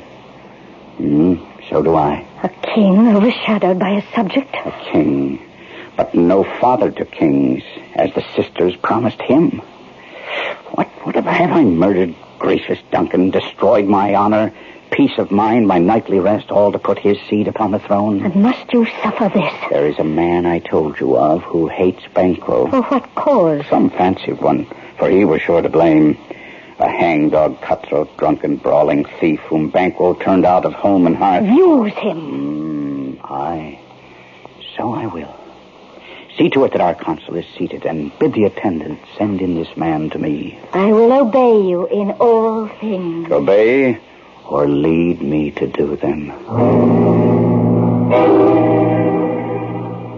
It is understood, then? Yes, my liege. You understand? I could with barefaced power sweep him from my sight, yet I must not, because of certain friends that are both his and mine. So I draw on your assistance to mask this from the common eye. I shall perform, we shall perform as you command. So, with all understood, leave me now. But it must be tonight. As sure as the sun will set. The sun will set. Banquo, your soul's flight, if it find heaven, must find it out tonight. Sire, the deed is done. There's blood upon your face. If so, it's Banquo's where I cut his throat. He was mine. And the son? Sire, my friend fails me. He lies in a ditch with Banquo gaping from his many wounds. The boy. He escaped. I would I could have tended to them both. No doubt you did your best. We'll talk again. Go. Yes, my liege. Banquo dead, the serpent gone. But the worm is fled to whet his serpent fangs for some future wound. Well. No teeth for the present. My royal lord, we need you here to give the toast. From thence to the sauce and meat is ceremony. Forgive my lapse. Affairs of state. Now they must stand aside for mirth and laughter and the festive board. First, as my sweet conscience has reminded me, the toast. Let good digestion wait on appetite and health on both. Long live the king! Long live the king! But not his friends. What? My lord, why are you staring at that empty chair? What empty chair? The one that's held for Banquo. And he is here. There's no one there. Then worse. His ghost is waiting there. All blood. All blood. And calling me down to join him in the tomb. Around the table, the other guests are unaware of the delirium that racks their king. In quiet desperation, Lady Macbeth tries to hold her husband from disintegrating at the vision which stares across the table at him. His closest friend, Banquo, bleeding freely from a dozen wounds, his eyes fixed and haunting on the man who lulled him to his violent death, a ghastly specter at the feast. I shall return shortly with Act 3.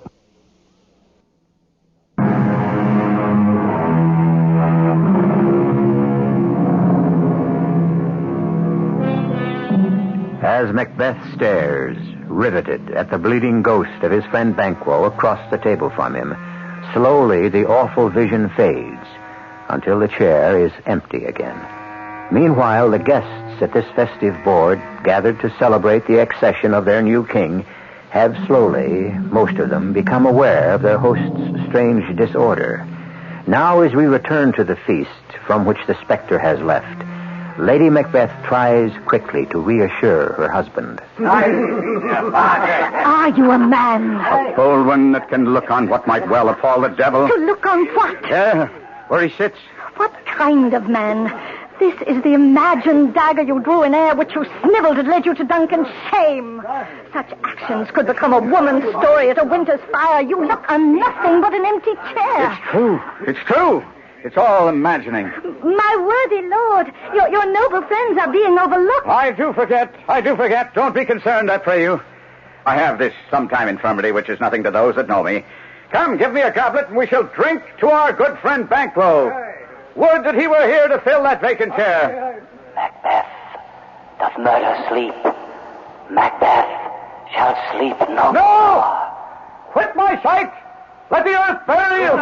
Must you break up the meeting, displace the men? Blood has been shed before now. time was when brains were out, a man would die and make an end, but now he rises again. Begone! Begone, horrible shadow, unreal mockery. Do not haunt me. My lord is not himself tonight, too worn with cares of state. I beg you, go at once. To all, good night. Stand not upon the order of your going.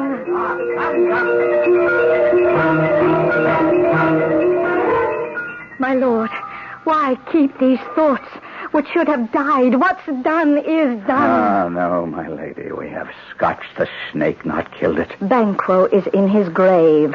All is safe at last. All is safe, while Banquo's son lives to steal the throne from our children, while Macduff plans to join dead Duncan's son Malcolm to raise armies against us in England. I thought you sent for him in Fife. So I did, but has he come?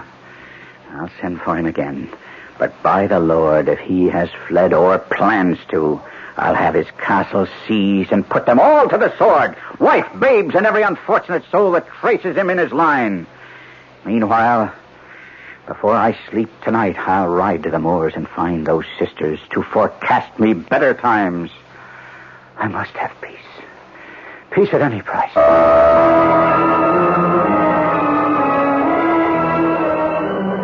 Bubble, bubble, soil and trouble, fire burn and cauldron bubble. By the pricking of my thumb, something wicked this way comes. Open locks, whoever knocks. At last I find you. Secret midnight hags, I conjure you by that which you profess to know. However you come by the knowledge, answer to what I ask you. We know the thought. Hear your answer. Macbeth, Macbeth. Beware, Macduff. You read my fear aright, but... Be bloody, bold, and resolute. Scorn the power of man, for none of woman born shall harm Macbeth. I've made assurance double. Sure, Macduff should by now have been put to the sword. But still, uneasy thoughts possess me. Put them by. Macbeth shall never be vanquished until great Birnam Wood to high Dunsinane Hill shall come against him. And that shall be never. Who can move the forest? Bid the tree tear out his earthbound roots. Macbeth shall live his life full out. But yet to snuff out false Macduffs I'll not forget.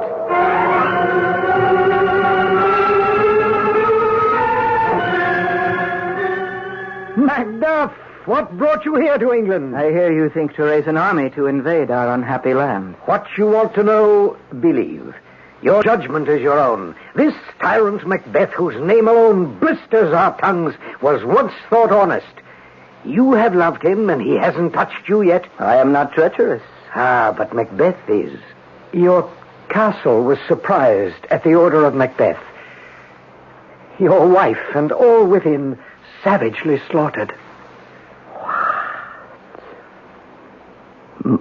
My children, too?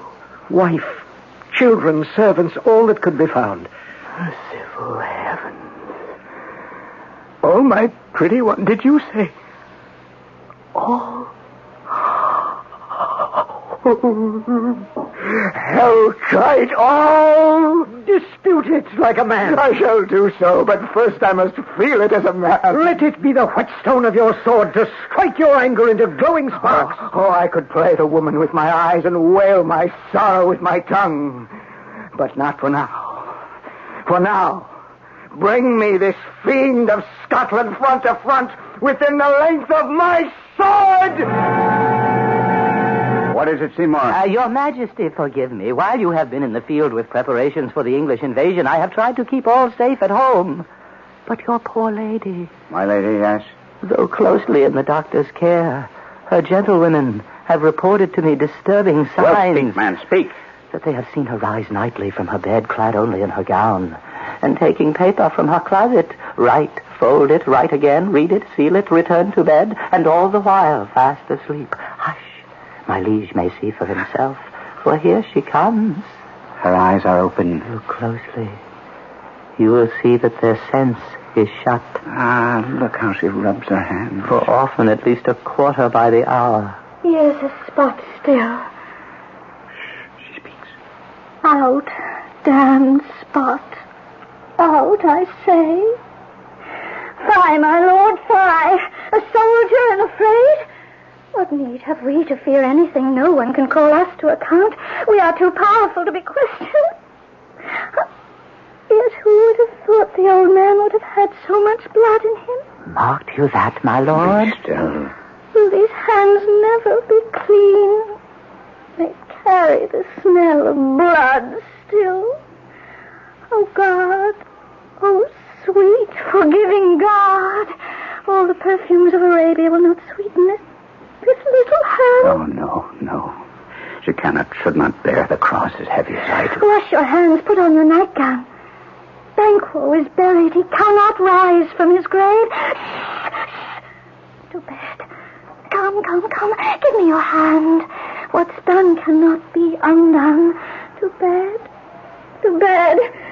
I should follow her. If you will, your majesty, but her gentlewomen await to see her back there safely. And God forgive us all.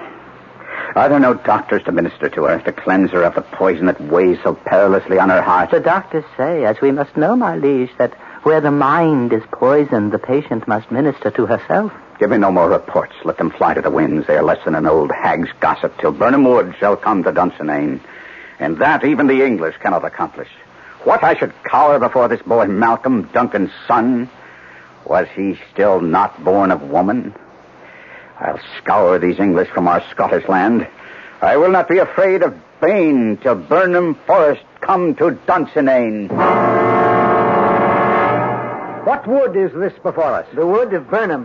Where we can gather an army unseen and prepare our attack on Macbeth's castle. But how to come across the valley in between? I have a thought. Suppose each soldier should hew down a bough and then, holding it before him, advance slowly so that the castle under siege could not be sure of our numbers or where the main attack lay. By God, of all men, you may have fixed the course that will undo Macbeth. Hang all our banners on the castle walls. The cry is still they come, but our castle strength will lay a siege to scorn. What is that cry? I had thought I had forgotten the taste of fear, that I had supped full of horrors and nothing else could make me start. Who cried out?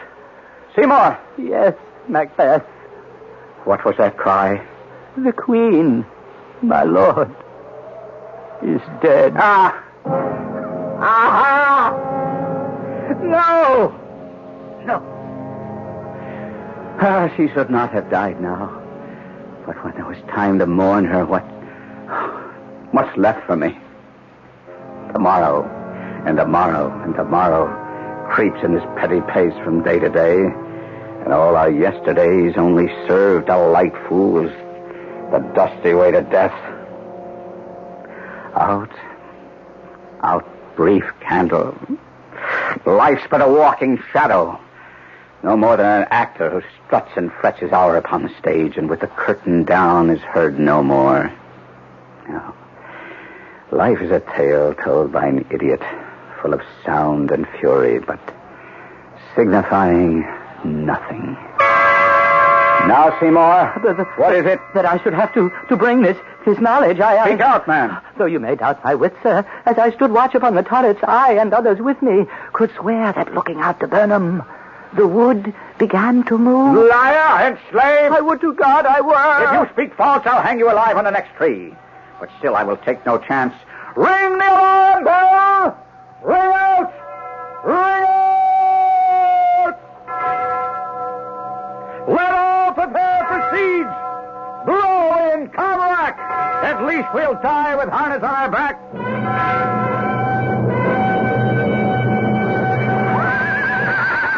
Lock the bells! To the attack on the trumpet! We're in the open now! On! To Dunsinane! With the tyrant Macbeth! They have thrown down their cover, my lord, and are at full attack. I'm tied to a stake. I cannot fly, or I must fight the course. Until I am safe. Who can I fear, since what man is not born of woman?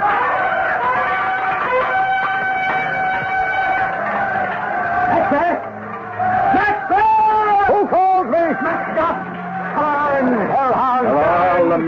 tried to avoid thee. Get back from me. I have too much blood of your family on my hands already. I have no words for you. My voice is in my sword, you bloody villain. Oh, listen for your own sake. Cross not swords with me. I bear a charmed life. No man can harm me, a woman born. Then fear for your life, traitor, murderer, villain. You have no charm to save you. Macduff was not born of woman. What I was from my mother's womb unkindly ripped. So yield, you coward! I will not yield to your Malcolm or be baited by the rabble's curse. Though Burnham Wood has come to Dunsinane, and you make claim you are not born of woman, yet will I try to the last. Before my body, I bear my shield. Lay on, Macduff, and damned be he who first tries. Hold it up!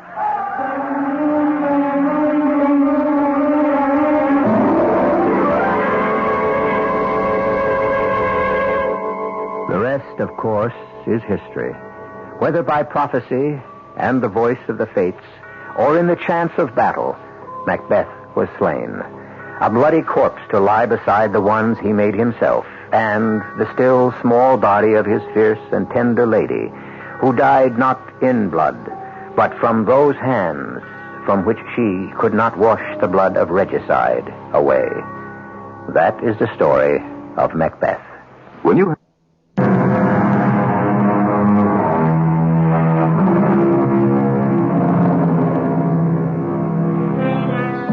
There is a footnote to this drama. Within the body of our story, all the forecasts of those strange three sisters who haunted the barren Scottish moors came true, save only one, which history had to wait to document.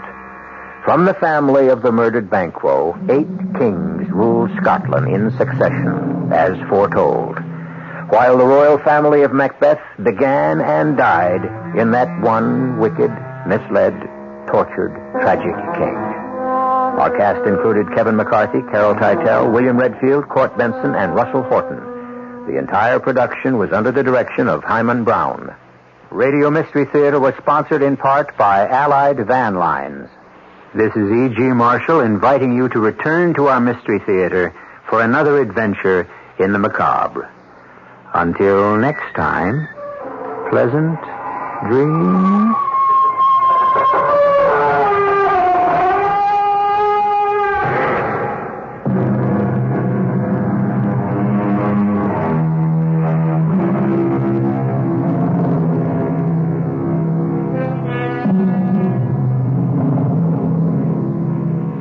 The preceding program was furnished by CBS Radio. This is WOR New York and RKO General Station.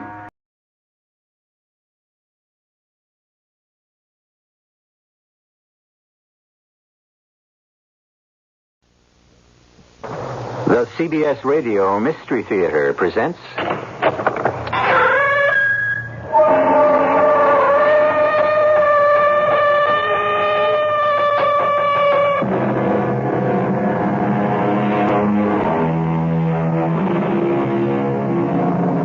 Come in. Welcome. I'm E.G. Marshall, conductor of this ominous omnibus that stops at all stations of the outre and the macabre. Much that I sought, I could not find. Much that I found, I could not bind. Much that I bound, I could not free. Much that I freed, returned to me. And what is the poet telling us?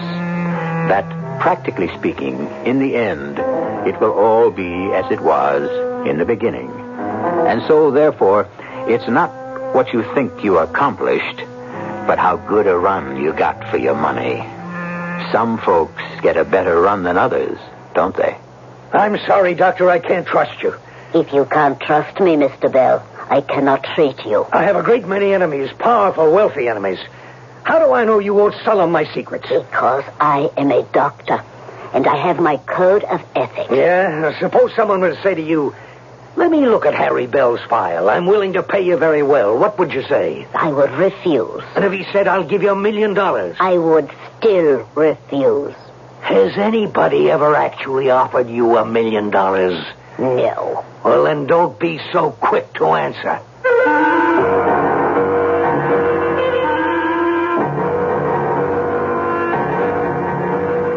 mystery drama, The Paradise Cafe, was written especially for the Mystery Theater by Sam Dan and stars Court Benson. It is sponsored in part by Contact, the 12-hour cold capsule, and Buick Motor Division. I'll be back shortly with Act One.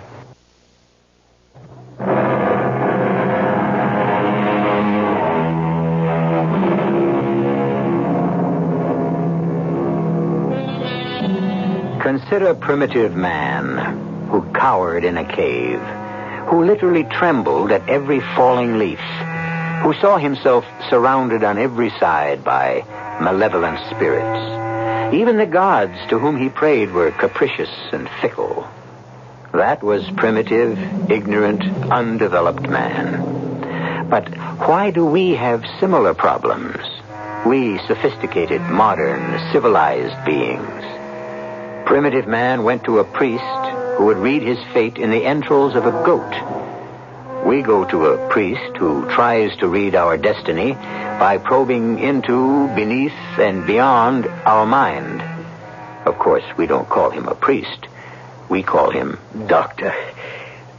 I don't know how to explain this. Maybe it can't be explained, but... Yes? It's 1:30. I gotta use your phone to call my office. I am sorry. I don't think you should make a telephone call. Now, look, Doctor, you don't understand. A multi-million-dollar deal is involved here. Some people from Chicago are arriving You have asked me for 1 hour of my time to discuss a certain very serious problem, Mr. Bell. But I have to leave instructions for You my... have already wasted half of it. It's crazy. Yes? I mean, what's happening to me? It's crazy. How do you define crazy? Look, I went to the library. You know why? How could you know? I went to look up what they had to say about possession. Do you know what possession is? In what sense?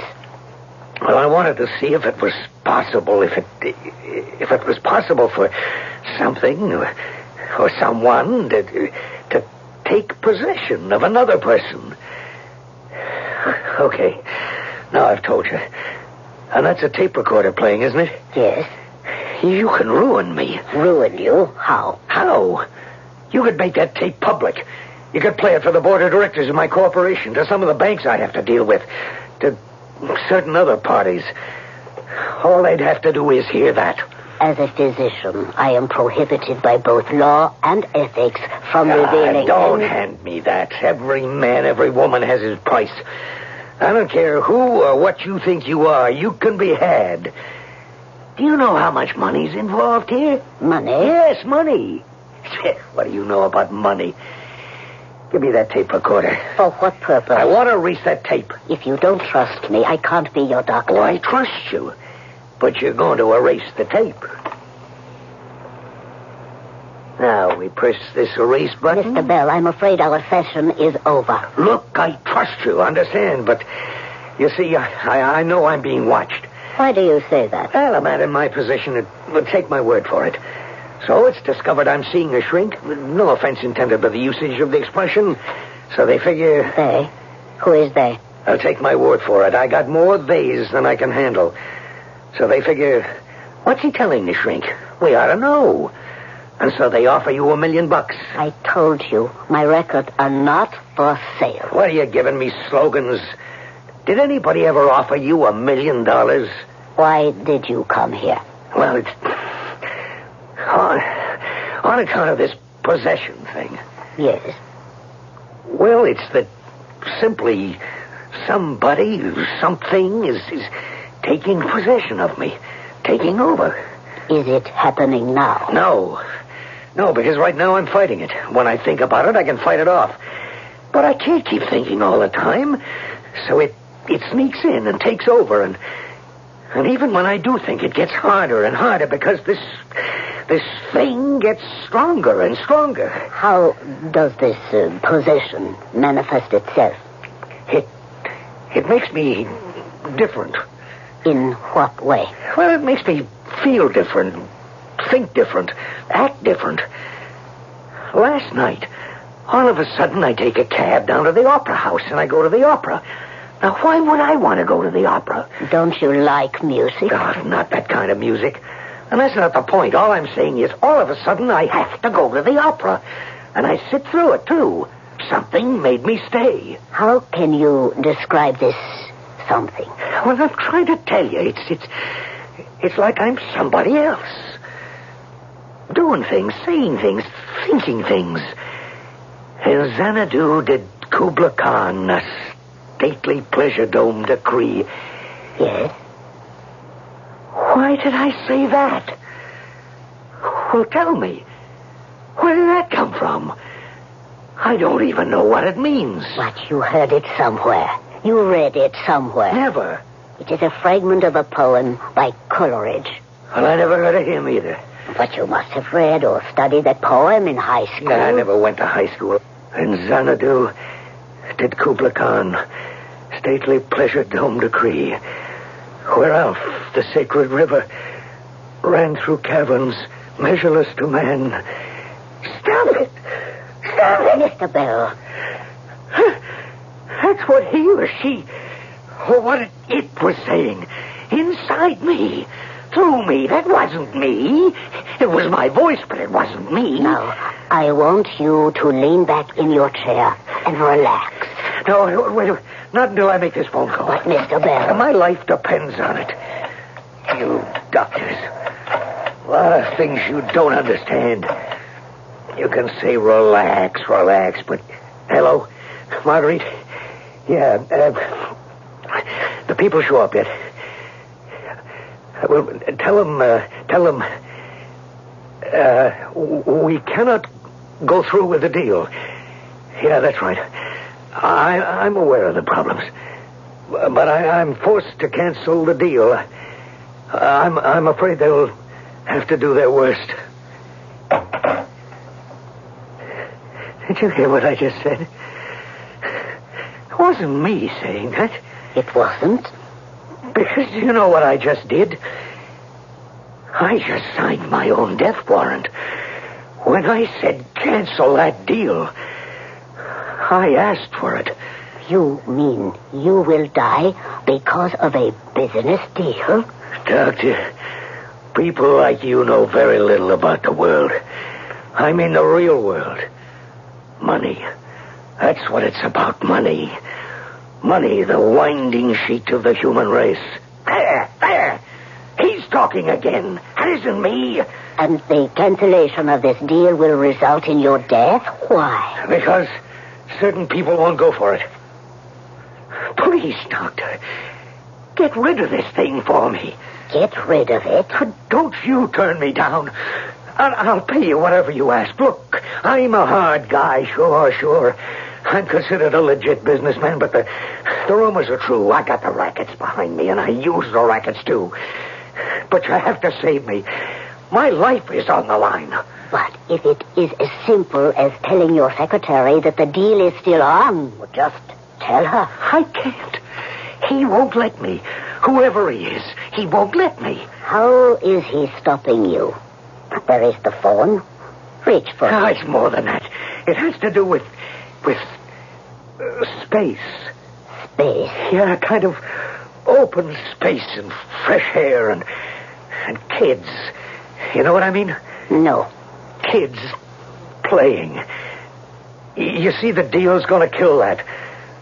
The deal's going to have a lot of factories. We bought up all that land because we knew they were going to build a turnpike alongside. What are you saying? We own the chairman of the State Committee on Highways. What am I talking about? We practically own the whole legislature. Look, it's 12 o'clock noon. The Chicago guys will be in at 1 sharp.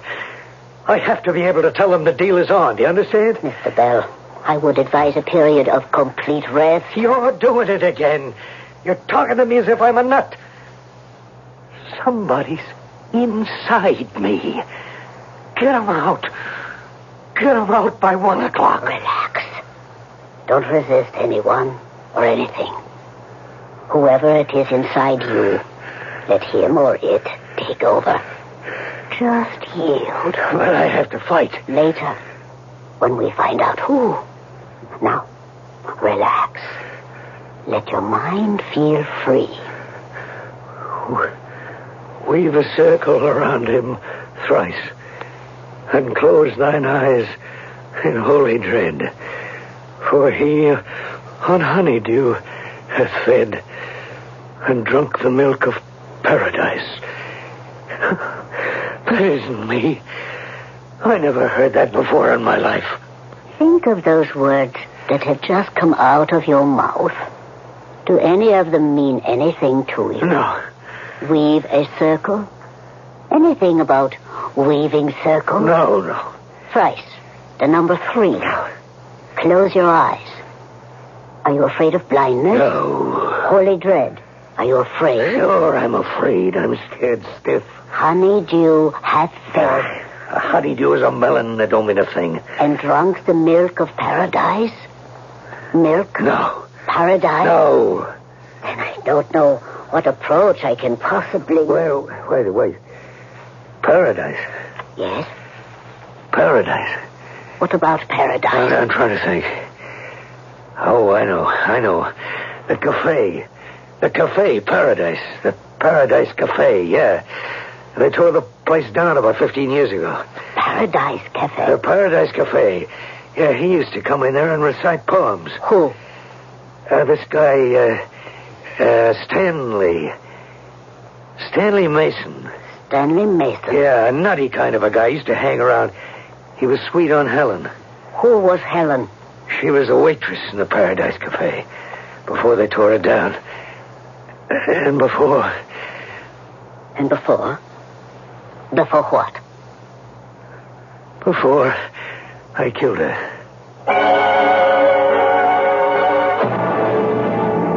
At this point, you know as much as we do.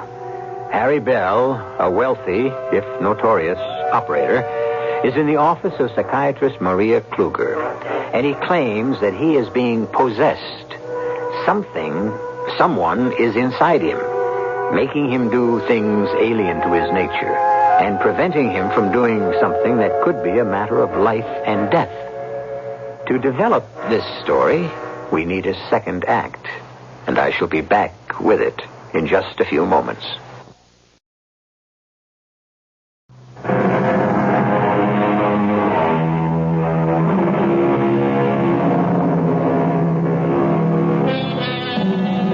The best-known line in the hit play of the London stage in the year 1697 was, "Possession is worth 11 points in the law."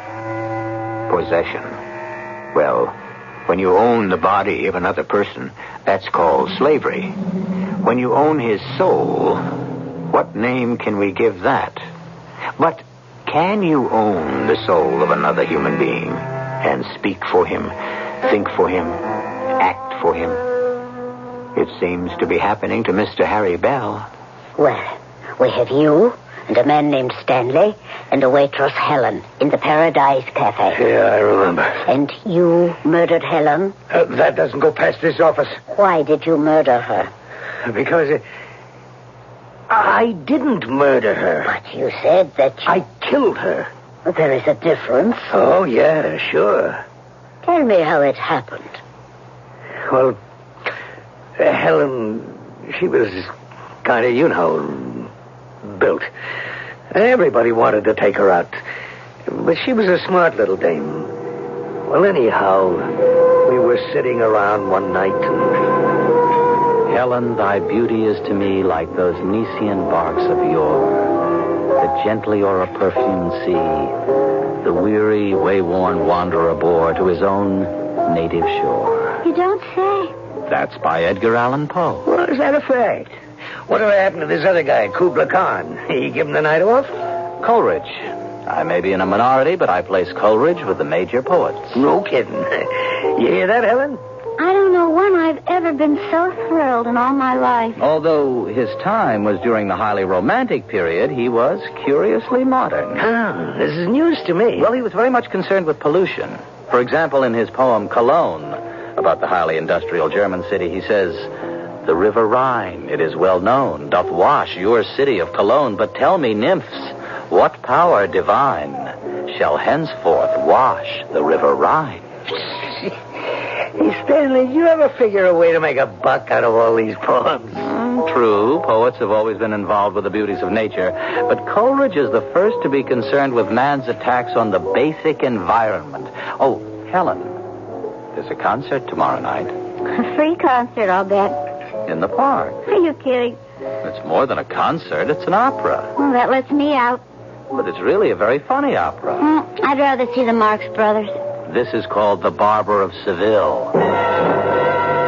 The Barber of Seville, Doctor. The Barber of Seville. That was the opera I went to see last night. Yes? Why did I go? Why did I sit through it? Tell me more about the Paradise Cafe and why you murdered Helen. I didn't murder her. It was an accident. Tell me. Well, Stanley would always try to make time with Helen, but he was going about it all wrong. He was throwing this crazy poetry at her. Yet each man kills the thing he loves. By each, let this be heard. Some do it with a bitter look, some with a flattering word. The coward does it with a kiss. The brave man with a sword. Put another nickel in the jukebox, Stanley, and give us a rest, will you? Helen. You gonna order something, Stanley? Well, then, beat it. But Helen... Get lost, creep. Oh, let it roll off his back. He'd come back for more, night after night, you know what I mean? Some guys, they never learn. One night we're in the place. Helen's busy with some other customers. So I said to Stanley, "Hey, Stanley, that's not the way to score with a dame." Score? I don't think you understand, Harry. Huh? What don't I understand? I'm in love with Helen. Oh, sure, that's what I'm talking about. Love. Not your kind of love, Harry. Get wise, Stanley. There are guys taking Helen out, guys who spend a couple of bucks. You want to make time? Takes dough. I don't believe it. What do you believe, Stanley? Can't answer, can you? You know why? Because you're not money. Only money talks today. Everything else is just idle chatter. You really believe that, don't you? Oh, indeed, I do. I really and truly and honestly do. Oh, money. The winding sheet of the human race. Well, whatever it is, without it, you're dead. Guess who Helen's going out with tomorrow night? Me. You? I don't believe it. Why not? Because Harry, you're quite ordinary, and Helen is an unusual, a most unusual human being. Yeah. You think so?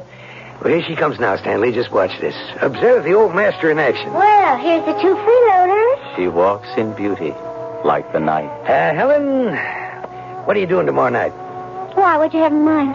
Well, for starters, dinner at Lauricio's. Mauricio's? Oh, you know what it costs to even tip the hat check girl at Mauricio's? Yeah, I do. Afterwards, we'll go to the Trotters, lay a few bucks on several nags.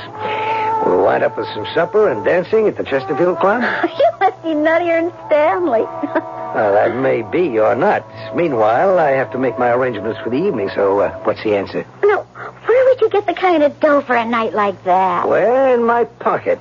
Here, take a look. Hey. Yeah, it's not a 20 covering a roll of ones either. This is solid all the way, baby. Oh, where'd you get it? Well, I developed a green thumb. No. Tell him no. Hey, Stanley. Listen, creep. Tell him no. Don't go out with him. He doesn't love you. He doesn't even respect you. Get out of here before I have you thrown out. If you go with him, you'll regret it. Oh, take off. You'll pay for it. Stanley, I think you heard the young lady. I'm warning you. Stanley, you're making a scene. There are people in the place. You'll be sorry for the rest of your life. Well, he finally ran out of there. People looked at him as if he was a nut, which he was. Several questions. First, where did you get the money? Well, that was the year I learned. You see, I knew you had to have money. But how did you get it? Carry a gun and steal ass for chumps. You can say I learned how to put certain people together with certain other people, or with things they needed, or both. That was the year I began. I learned that if people think you have money, they come to you. And they've been coming ever since. And when did you murder Helen? It wasn't murder. Whatever it was. When did it happen? That night. That night we made the rounds. Dinner, the races, dancing, supper. Yeah, we kept going. Finally, I took her home. It was a great evening, Harry. Yeah, sure was. I really enjoyed it. Yeah, so did I. Well, good night. Good night. What's with this good night? Oh, now, just a minute, Harry. I'm coming inside. No, Harry. Good night. What do you think this Harry, is? please, I'm really very tired. And Well, if you're tired, you can drink a cup of coffee. Harry, I'm just going to have to ask you to leave. What do you think you got here? A sucker like Stanley?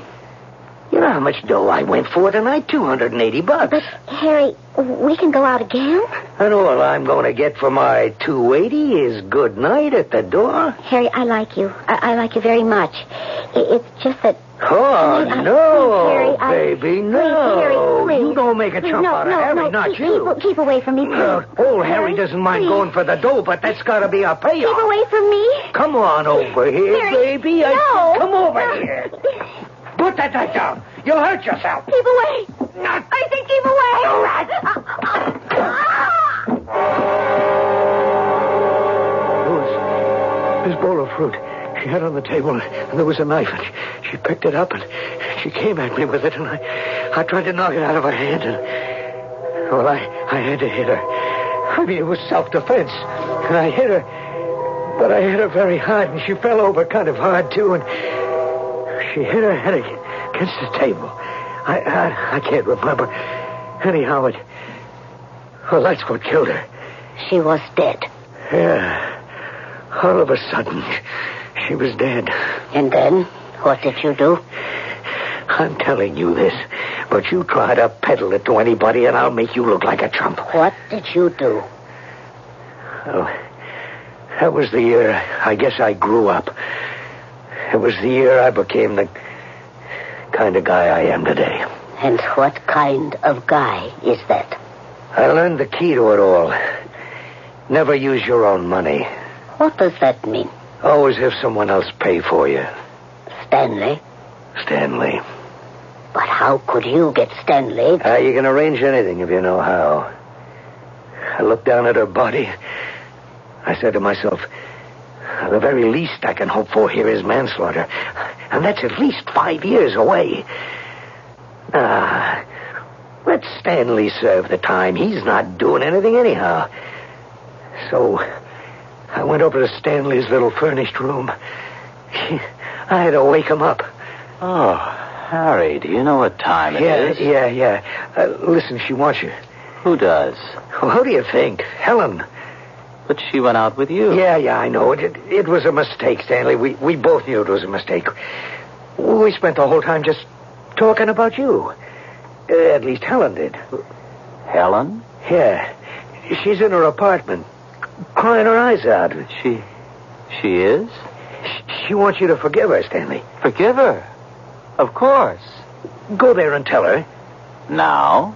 Now? Stanley, you gotta make the moves. Come on, she needs you. Don't you understand? Oh, of course I understand. I knew that deep down I could possess her. She would be mine. I would possess her soul with patience. She's mine. Yeah, she's all yours. Go and get her. 19th Precinct, Sergeant Sloan. Sergeant, I hope it's a false alarm, but I happened to pass my 221 Collier Place, and I'm sure I heard a woman screaming, you know, as if she was being murdered or something. You say the address is 221 Collier?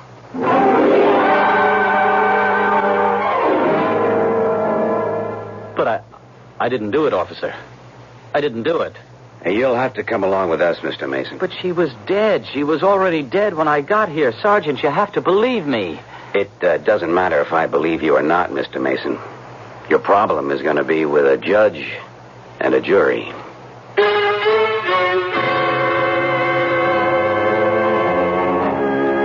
As you have already guessed, he's going to have quite a problem.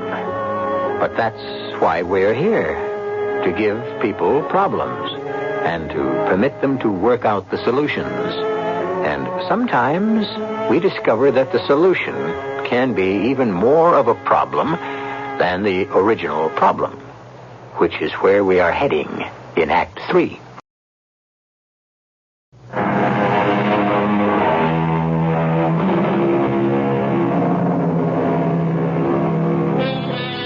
Well, it's the complicated plans that usually founder and sink in the stormy seas of reality. Therefore, keep it simple. Simple the way Harry Bell kept it simple. You want somebody else to pay for a murder that you have just committed? Don't get involved in complicated machinations. Just arrange to have your patsy in position when the police arrive. You'd be surprised how swiftly nature takes its course. And so, Mr. Bell, you framed Stanley Mason for the murder. That happens every day. People are framed for murder every day. People pay heavy prices for other people. But to make poor Stanley pay the price for you... Why not? Why not? Do I have to explain it to you? No, I have to explain it to you, Dr. Kluger. You see, that's why Stanley was born. To pay for your crime? He was born to be a fall guy. You see, I did a lot of reading. No formal education, maybe, but I did a lot of reading. And I've been around. Did you ever hear the expression, nature hates a vacuum? The word is abhors. But we needn't quibble. Yeah. Well, just understand the point. Where there's a need, it gets filled. There's a need in this world for suckers, fall guys. And so nature supplies them. You see what I mean? Stanley was born to be a fall guy. And what happened to Stanley? Well, I lost control of that situation. How?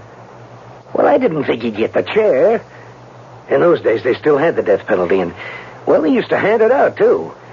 Anyhow, I thought it would be manslaughter or murder in the second or third. But I forgot. The DA could establish premeditation. But you did intend to murder Helen Walker. No. The witnesses who have just testified here, are they lying? Isn't it true that you were insanely jealous?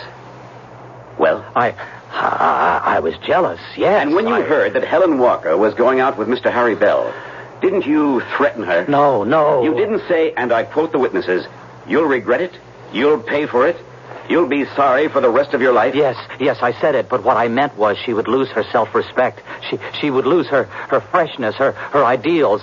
She would sell herself for money, and that's why she would regret. That's how she would pay. That's why she would be sorry for the rest of her life. You deny that you killed Helen Walker? How could I kill her? I loved her. When the police officers entered the apartment, there was blood on your hands. Of course.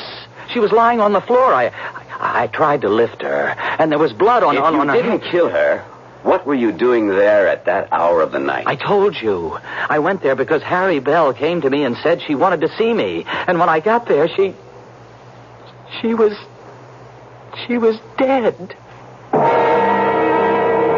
Mr. Bell, you had gone out with Miss Helen Walker. Yes. And had she ever mentioned anything about Stanley Mason's threats?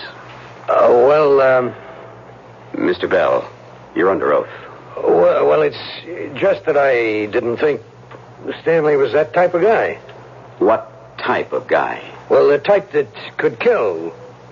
But? Well, but nothing. I don't want to say any more. You left Helen Walker at her apartment at about what time? About 2:15 a.m. Where did you go from there? Home. You went right home. You didn't stop off to see Stanley Mason? Well, why would I stop off to see Stanley Mason? He says you did. I'm sorry. It isn't true. He's lying! He's lying! Ladies and gentlemen of the jury, what are the simple but stubborn facts? We have the defendant, who is obsessed by a passion for poor Helen Walker. He became violently jealous when she agreed to a date with Mr. Harry Bell. He threatened her. He came to her apartment late that night and killed her. He was found in her apartment, and her blood on his hands. The state rests its case. I'm innocent. I tell you I'm innocent. I loved her. I still love her. The jury was back in an hour, Doctor. I think they could have come back in 15 minutes. Guilty. First degree. No recommendation for clemency. The judge passed sentence. Stanley was dead 3 months later. And you just let it happen. Well, by this time it was a snowball rolling downhill. It was getting too big. It was going too fast to stop. And your conscience never bothered you? Conscience? I used to have one. And then I heard something Stanley said. And thus doth conscience make cowards of us all. And I knew what that meant right off the bat. There are things that you have to do, and when you're too scared to do them, you blame it on your conscience. Would it have been better for me to have gone to the chair instead of Stanley? To have died instead of Stanley? But Stanley isn't dead. Oh, he's dead, all right. Stanley's wrapped in his coffin and buried in his grave. He lives in you. In me? Yes. He has taken possession of you. Oh, look. That's for primitive people, for ignorant, superstitious people. This possession business. Oh, I know that's what I spoke about earlier, but that's not why I came to you. You're a doctor. You're a psychiatrist. You don't believe, you can't believe in that kind of... Or do you? I can only believe the evidence. Do you realize it's 1 o'clock? The Chicago people are already in town. They know I've said no to the deal. They'll kill me. They'll have to. They'll make it look like an accident, but with me out of the picture, they can get the votes to carry it through. Carry what through? The project. See, we're going to build these plants right near superhighways, an airport, railroad. But I thought it could make a wonderful children's summer camp. Who thought? I told you, I thought. Where would Harry Bell get such thoughts? That's how Stanley Mason would think. What's wrong with you, Doc? Don't I know how important it is for kids to have a camp? I was brought up in a slum. You are now Stanley Mason. Oh, you're crazy. You are Stanley Mason because you want to be Stanley Mason. Me? I want to be a creep like Stanley?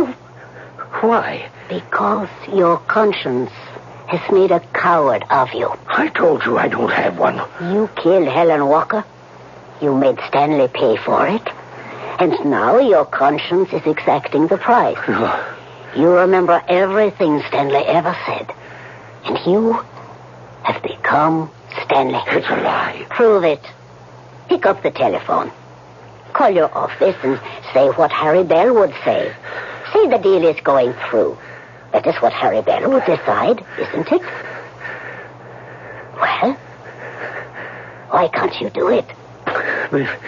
Because Yes. I'm waiting. The words won't come out. Because Stanley Mason won't permit them. A children's camp sounds like a much better idea than a cluster of factories. You've got to get rid of Stanley for me. Stanley seems a much finer person than Harry. That's not for you to judge. That's true.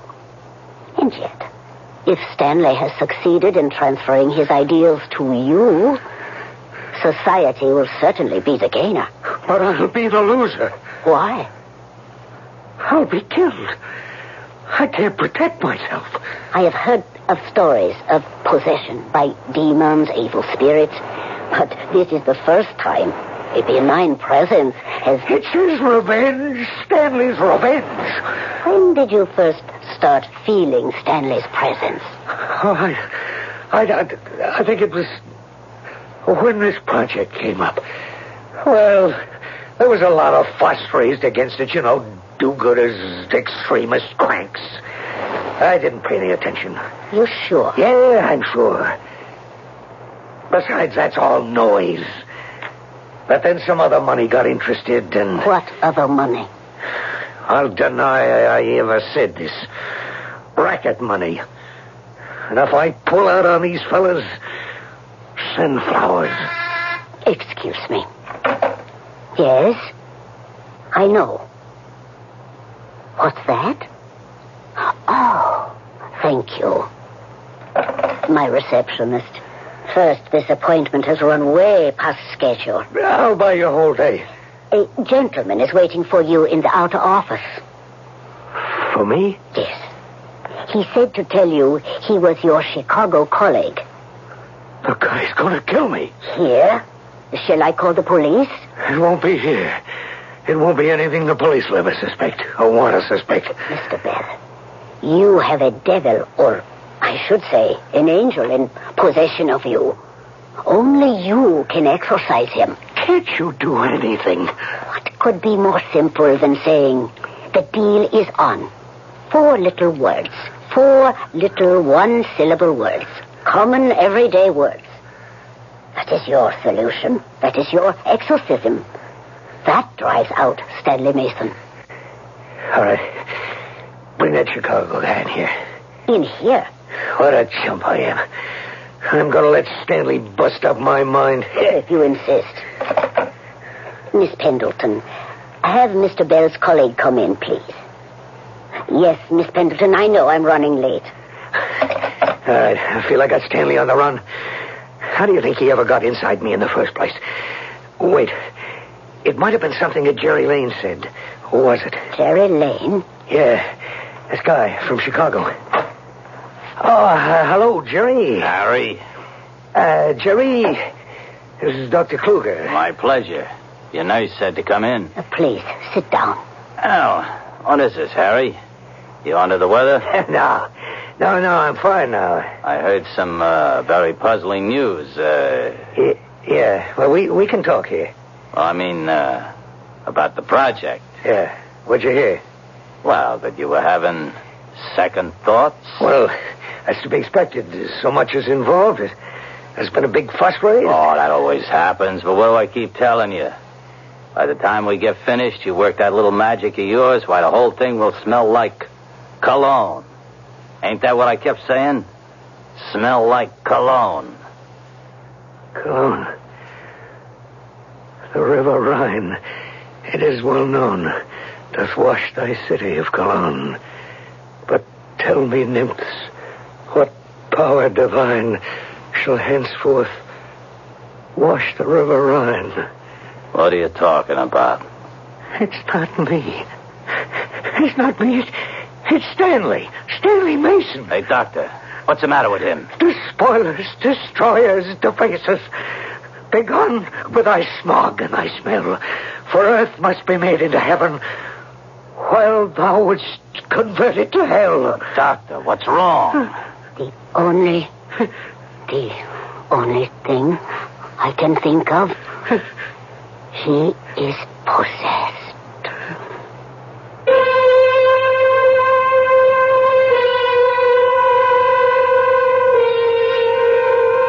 You may have read of a tycoon who disappeared. As a matter of fact, it was a memorable headline.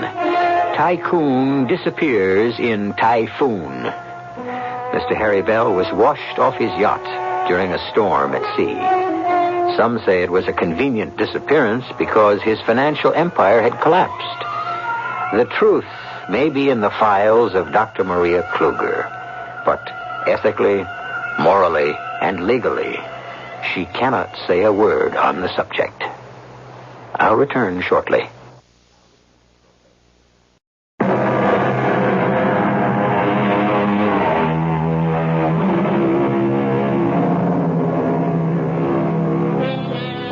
Revenge.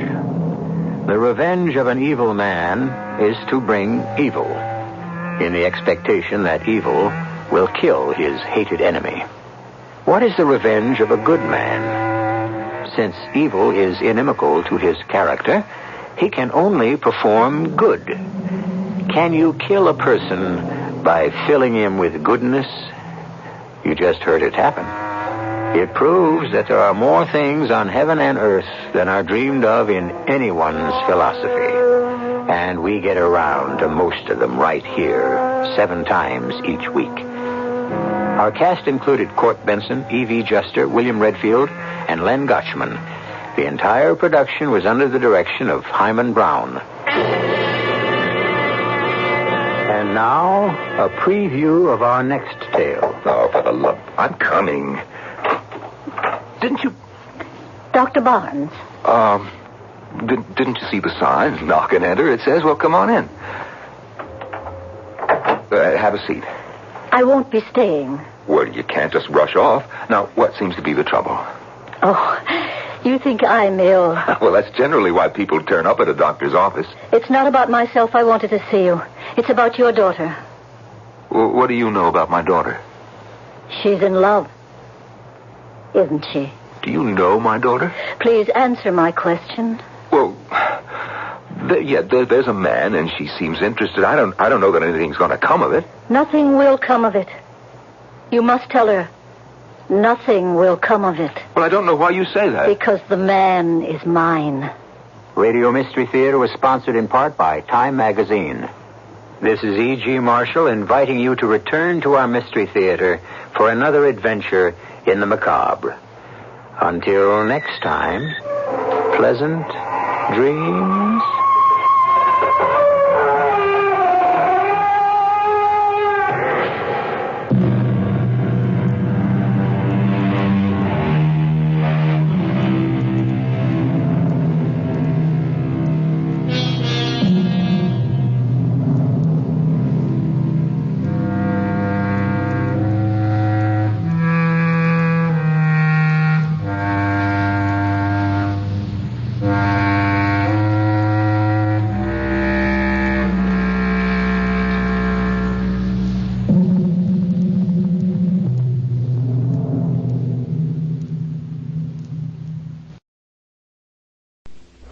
Break for Thursday, April 29th, 1976. I'm Gary Shepard, CBS News. For more than 2 years now, people have been trying to get you to slow down to 55 miles an hour. Down to the speed limit. They've told you that slowing down will save millions of gallons of gasoline. They've told you that slowing down saves thousands of lives, and they've got the figures to prove it. I think those are pretty good reasons. Some of you obviously do too, because some of you have slowed down. But an awful lot of people, for one reason or another, haven't. They seem to think the 55-mile-an-hour speed limit is something they can take or leave. It isn't. It's a law, with tickets and fines and all the rest, just like any other law. And I should know. I'm a police officer. From where I sit, there's just no way around it. The 55-mile-an-hour speed limit can do a lot of positive things, and it's my job to make sure it gets a chance to work. Not just because it's a good idea, but because it's the law. A public service of this station, the U.S. Department of Transportation, and the Advertising Council. WFAA, Dallas, Fort Worth. The CBS Radio Mystery Theater presents...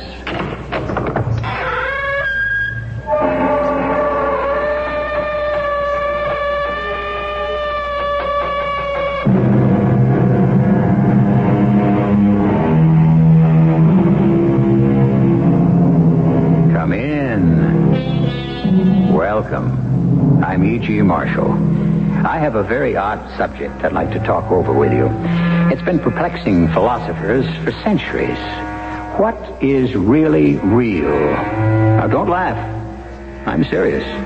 Look, if a tree falls in a forest and nobody's around to hear it fall, has it made a sound? Must someone hear a sound to make it real? If you see something, does that make it real? Yes? Then what about a mirage? If you think something, does that make it real? What is reality? That question was asked 100 years ago in a third-rate European circus, and I wonder whether you will agree with the answer they found. Can I help you with your costume, Francesca? No, don't touch me. But why are you talking like this, Francesca? You never sound... You are Francesca. No, I'm Simone. Oh, I can never tell you two apart. Do you want me to give you fair warning? Why can't we be civil to each other, Simone? Because I hate you just as much as my sister loves you. And you hate me. I don't hate you. But you love Francesca. Yes, I think I do. Don't you know that love and hate can be twin sisters? Like Francesca and me. No, I don't believe it. I can't believe it. Only one can be real.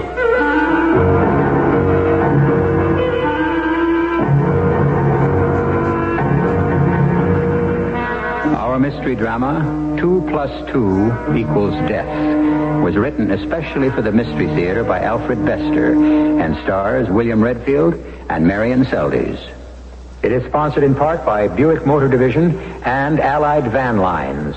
I'll be back shortly with Act 1. To the man who bought the Skyhawk, to the girl in the Century, we're glad you like your Buicks, glad you set your spirit free. And to the family from Ohio, to the folks up in St. Paul, nice to see you join us, nice to see you all. If you went into a Buick dealer's between now and April 30th, do you know what would happen? Well, if you ordered one of 4 cars with a list of specially selected options, you'd get a vinyl top at no extra charge. Like that Skylark over in the corner? Order one with sport mirrors, a rally tilt steering wheel, body side stripes, and vinyl buckets, and Buick pops for the top. To find out about other cars, talk to your Buick dealer. He knows all that stuff. It's nice to see you join us, we're glad it came to be. Nice to see you join us, glad your spirit's free. Buick, dedicated to the free spirit in just about everyone. Nightline, you're on the air. About the caller who talks to her plants? Yes. She should plant her garden at the library. Uh-huh. Learning Swahili will not help her grow an African violet. That's good advice. And the caller who's looking for a new job? Oh, yeah. She should go to the library for job information. The library? She should have never lost her old one. Well, I agree. Just don't take off work for Robert Redford's birthday. No. I mean, that isn't a national holiday. You're right. The library could have told her that. Absolutely. And finally, the caller who botched up his vacation? Oh, yes. Always plan a trip at the library first. That was a shame. I mean, he should have been suspicious of any travel ad that reads 8 days and only 4 nights. Oh, you're right, yes. You know, the library has some great news services for everyone, from general information and referral to concerts and puppet shows. Well, thank you for calling, Nightline. No, I have a problem. Oh. You see, I'm at the library right now. At 3 a.m.? Well, they said it was closing time, but I started tracing my family tree, and I forgot to look at the clock. The library. Come see what's new, besides books. If there's a locksmith listening, I'd really Sure. appreciate We'll see what we can do. A public service message from the American Library Association.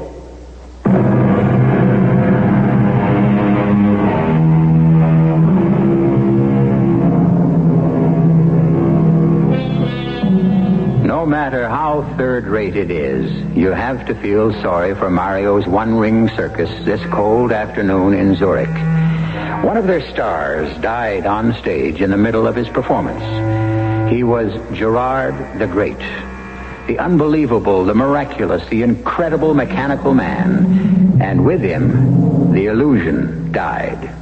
Now Gerard is being buried in an obscure graveyard in Zurich, mourned by the clowns and freaks and dancers of the company who decorate the tombstone with mementos, props, bits of costume and makeup, all the real things that help create illusion. A young man, well-dressed, carrying a travel bag, joins the strange ceremony. Aha. You must be Peter, the great Gerard's son. I recognize you, even after all these years. You are Gerard's image, Peter. Welcome on this sad occasion. I took the first train from Paris. You remember me? I remember nothing. But you must remember me. No. I understand. You think if you forget, it will go away. It will never have happened. But I am Mario Milan. When you were a piccolino, so high, I taught you what little your father forgot. The tightrope, the slack wire, the left foot take. You were my little genius, my wunderkind. Ah, yes, Mario, of course. I see I came too late for the funeral. Well, you couldn't help yourself, Peter. It was all over in a moment. The heart collapsed. You couldn't wait a day for me? My dear boy, we play Innsbruck Monday. These are your colleagues. Come and meet them. My colleagues? Ladies and gentlemen of the company, this is Gerard's son, Peter. Many years ago, a member of our troupe. No, never. Then retired to become a civilian. He entered the unreal world of business and education to become an engineer. Not an engineer, an architect. He designed the Eiffel Tower, also the Leaning Tower and the Tower of Babel, for which he was awarded a gold medal engraved in all languages. Ah, clown. What, do you want us to cry? We love Gerard, your father. I never knew him. It was your misfortune.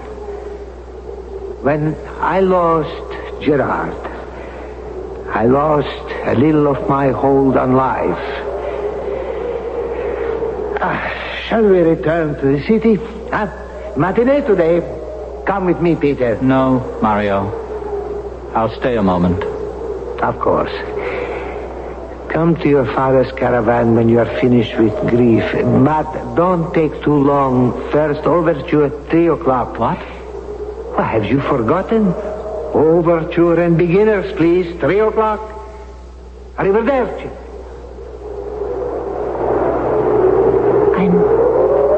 I'm sorry. What? Excuse me. I said, I'm sorry about your father. What are you waiting for?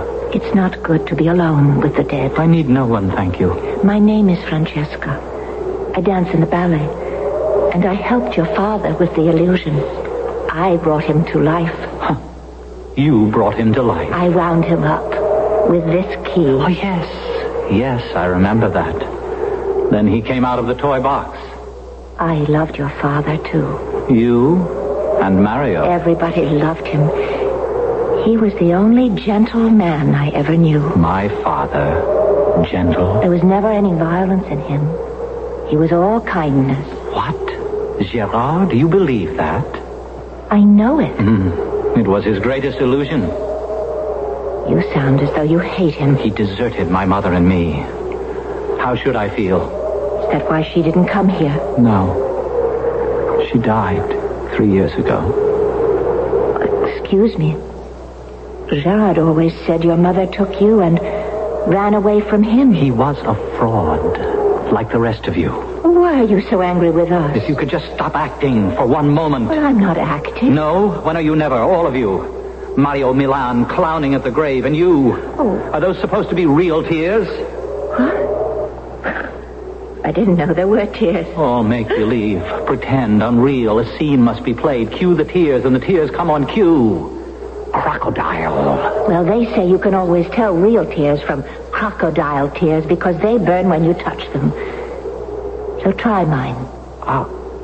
My dear friend... Francesca. Oh. Give me your hand. Try my... Your hand is frozen. Oh, you're so cold and angry. That means you're lonely. Of course, that's why you're hating everything. I never hated anything in my life. Until you came here. And you saw how lonely you were for your father. And us. Please, Francesca. Let me warm your other hand. Give it to me. Ha! You know you said, please, Francesca, exactly like your father. You are so much like him. Will that make you my stepbrother? Or your step-lover? You said that to hurt me, didn't you? I've never had a lover. I'm sorry, Francesca. I don't know what's got into me. This crazy world of illusion. You're all so strange, and you're the strangest. May I have my hand back, please? You haven't tried my tears yet. They've burned me already. Well, we better get back to the... Oh, wait, I almost forgot. Have you a keepsake for your father? Something to put on his grave? How can I? He gave me nothing. Then give him this. It's the key I used to bring him to life. Oh, his last illusion.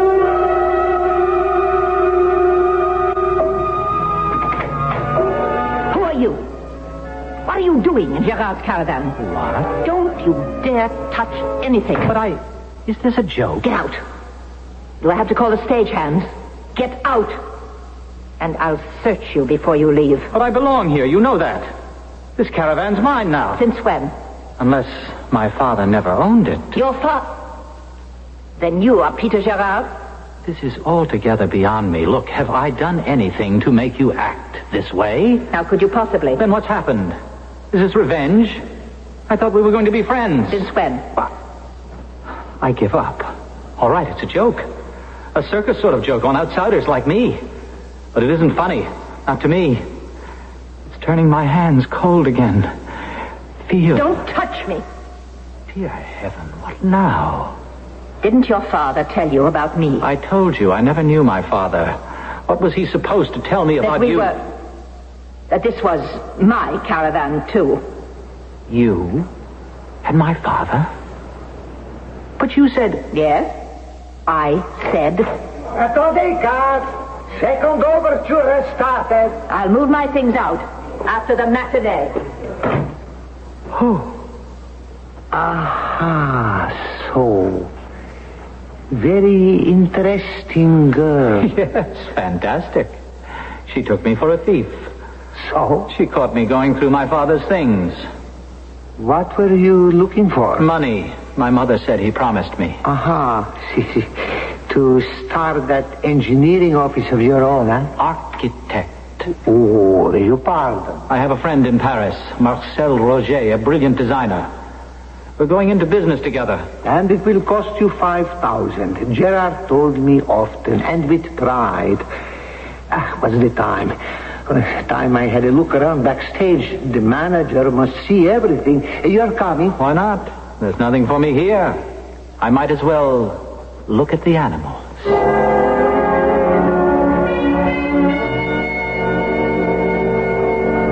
You must not hate us this much, Peter. I don't suppose my father managed to save the 5,000. But of course he did. Gerard was a man of his word. He did? Do you know where it is? Well, naturally. He loaned it to me. To you? Well, to our company. I explained. We had 3 very bad months. We would have folded. Your father saved us. But my office... The money will be repaid. We now show a profit again. Give me 3 months and... 3 months? What am I to do in the meantime? Peter, I will tell you how you can spend your 3 months. Yes? With us. You will close the first act. What? Starting next Monday at Innsbruck. You're mad. Yes, I admit it. To trust a civilian in the finale of the first half is insanity. But then I remember Gerard taught the boy the act detail by detail. He will remember. He has talent. You want me to do the mechanical man illusion? It's the only act that can close the first half. I've tried all the others, and I know only the great illusion will do. Mario, don't be ridiculous. I'm an architect. But you began life as an artist. If you do not help us, you may never get your money. There must be an act to close the first half. Hire an act. Where will I find the time and the money? What will we do in the meantime? Oh, damn it, Mario. Help me, please, for 3 months. Then you can go back to Paris with your money. It will be easy. 2 whole days to remember and rehearse before we open. Francesca will help, and I, too. Now, go back to the caravan and look over your costume. No, absolutely not. Find another animal.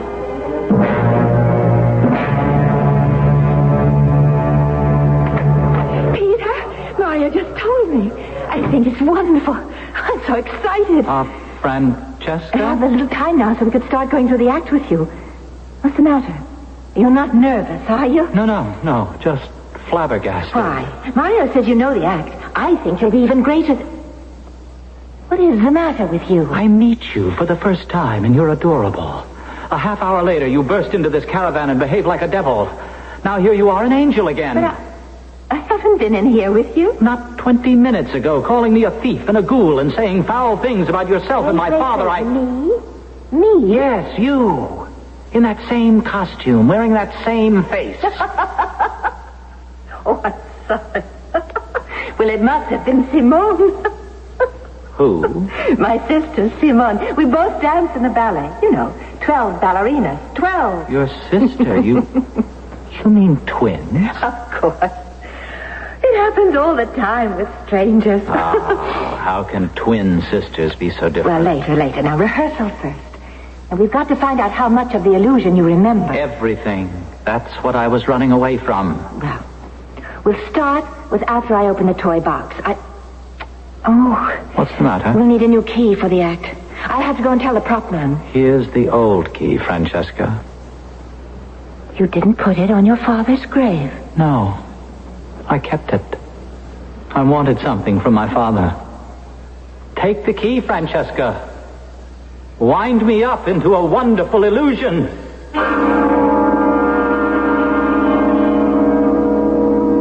So here we have the equation. 2 girls named Francesca and Simone, identical twins, and 2 men, Peter Gerard, architect, and Peter the Great, the miraculous mechanical man.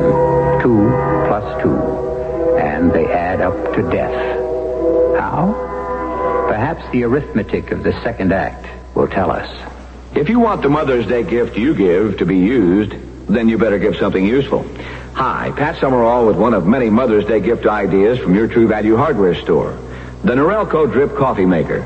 If she loves good coffee, it'll be used every day.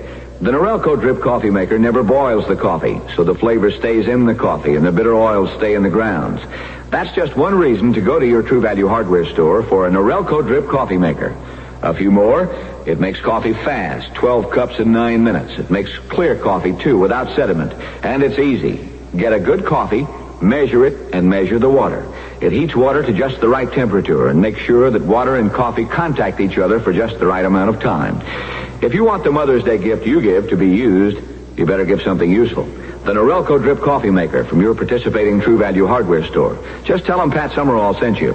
And now you can charge your purchases on Master Charge at many stores. Parents, reading is educational. Reading is exciting. Reading is fun. If you can read, you can help teach your child to read. Help your child create his own picture book. Join him or her in cutting out pictures you both like from magazines. Then paste the pictures on sheets of paper. Help arrange the pictures to form pages of different chapters. Some chapters might be called Daddy and Mommy, or Things I Like, or What I Want to Be, or Places I'd Like to Go. More than just being fun, putting the pictures where they belong will be teaching your child to organize and classify information. Listen for other New Approach method, Reading Hints to Parents, furnished as a public service announcement by this radio station. For further ways you can help your child, write the New Approach Method Incorporated, Post Office Box 1303, Trenton, New Jersey, 08607.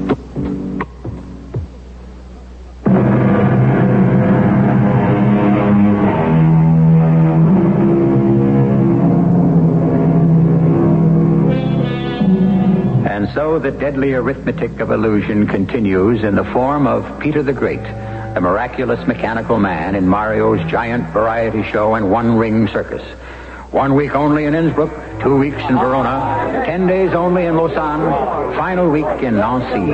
Ladies and gentlemen, it gives me great pleasure to present the unbelievable, the miraculous, the incredible mechanical man, Peter the Great.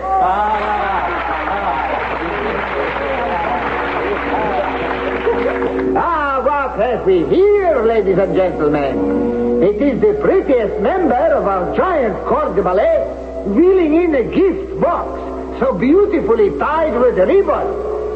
Is this a gift for me, Francesca? No, Mario. It is a gift for our kind audience.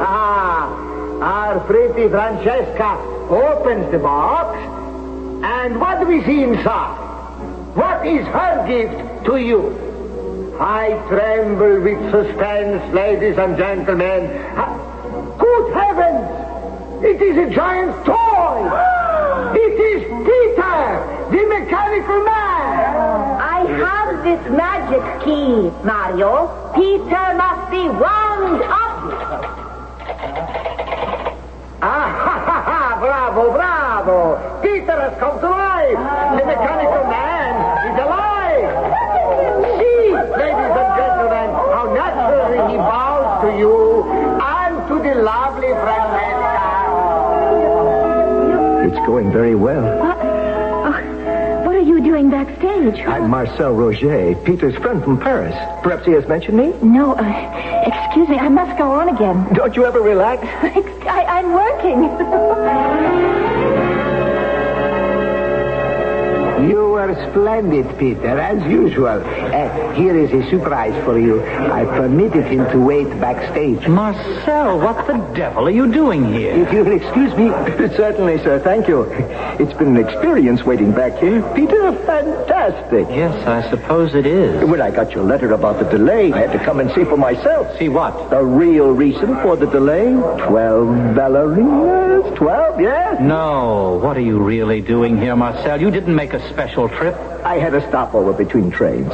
Peter, you must come back to Paris. There's no need until we can afford to take the office. I explained in my letter. There's every need. There are people to be met and cultivated who can become clients. You can do that. I haven't the flair. We agreed that you'd be the contact man. This is no life for you. All right, Marcel. When does your train leave? In an hour. And you'd better not miss it. Huh? I'll come to Paris as soon as I've collected my money.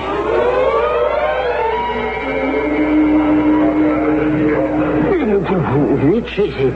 Does this bear costume shrink, or have I gained 10 kilos? Oh, help me with that, Peter. I think it is the kilos, Mario. Your bicycle is having its problems, too. What a disgrace for an impresario to ride a bicycle dressed as a bear. With a red ribbon around his neck. Allow me. Yeah, but we all must do everything. You too. Please, the ballet. Half the girls are not fully buttoned. I hear my cue. Are you buttoned, Francesca? Can I help? Will a kiss help? I'm buttoned. Meet you right after. Francesca? Simone. I take back the kiss. It was not received. I can never tell you two apart. Shall I give warning? Why can't we be civil to each other, Simone? Where are you meeting, Francesca? Up in the fly gallery, as usual? Have we been that obvious? Transparent. The fly gallery is the only private place we can find. High over the stage. Private for what? What do you talk about there, up above the stage? Yourself? And Francesca. And me? Simone? Now and then. I wonder how you can be so like her on the outside and so different within. Oh, you fool. What do you think my saintly sister is hiding from you? Every woman is like me inside. No, Simone. You want Francesca to love you? She despises you as I do. She's only nice to you to help Mario. You're lying, Simone.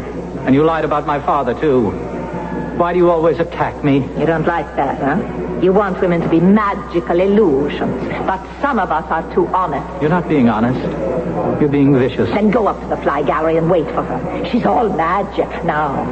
But when you meet the real woman behind it, will you be able to love her, Peter, the great illusionist?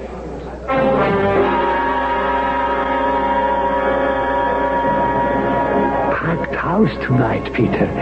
Very good. I think I will report on finances to you. Yes? After I check the box office, I come to your caravan. Or are you up in the gallery tonight? Oh, does everybody know? No, not everybody. You have been wonderfully discreet, but as manager, I must know everything and say nothing. It will be interesting to see what happens. What should happen? You don't find Francesca interesting? Mario, how can Francesca and Simone be sisters? They're so incredibly different. The patineur is about to begin, and we need the snow. Since you are for the fly gallery, Peter, you will oblige by sprinkling the skaters. The snow is in a brown paper bag waiting on the scaffold. Sometimes I wonder whether all life is waiting in a brown paper bag.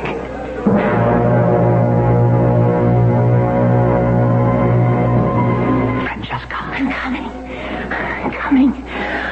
These stairs are harder than the dancing. They take my breath. Hello? It is Francesca? Of course. What's the matter? I had an accident. What? An accident? Oh, let me help you sprinkle the snow. Yes. What accident? How? When? I kissed Simone by mistake. Now, don't laugh. I'd like a guarantee of identity, please. You could kiss me and see. No. Wait, I've got better proof. See? The key. What are you doing with that? Oh, I keep it handy. Just in case you need winding up. I suppose the rest of the company thinks I do. Simone said I avoid everybody. Oh, honestly, she's impossible. But it's true, isn't it? You're getting to like us more and more. It's still so strange. I'm being pulled two ways. Part of me loves this life, and part of me... Oh, why do you always start me talking about myself? Because I want to know all about you. Simone says I talk about myself too much. Never listen to Simone. She read a book once about women being slaves, and she never got over it. Come. What were you going to tell me, Peter? Francesca, in Paris, I know who I am and who everybody is. But here in Mario's show... Are we so different? Well, look at this stuff we're sprinkling. Is it real snow? If I want it to be. That's the difference between us. I never know where I stand with you people. I never know if something is real or you're just pretending it's real. Well, anything's real, if you believe it. Show's over. Francesca, do you despise me?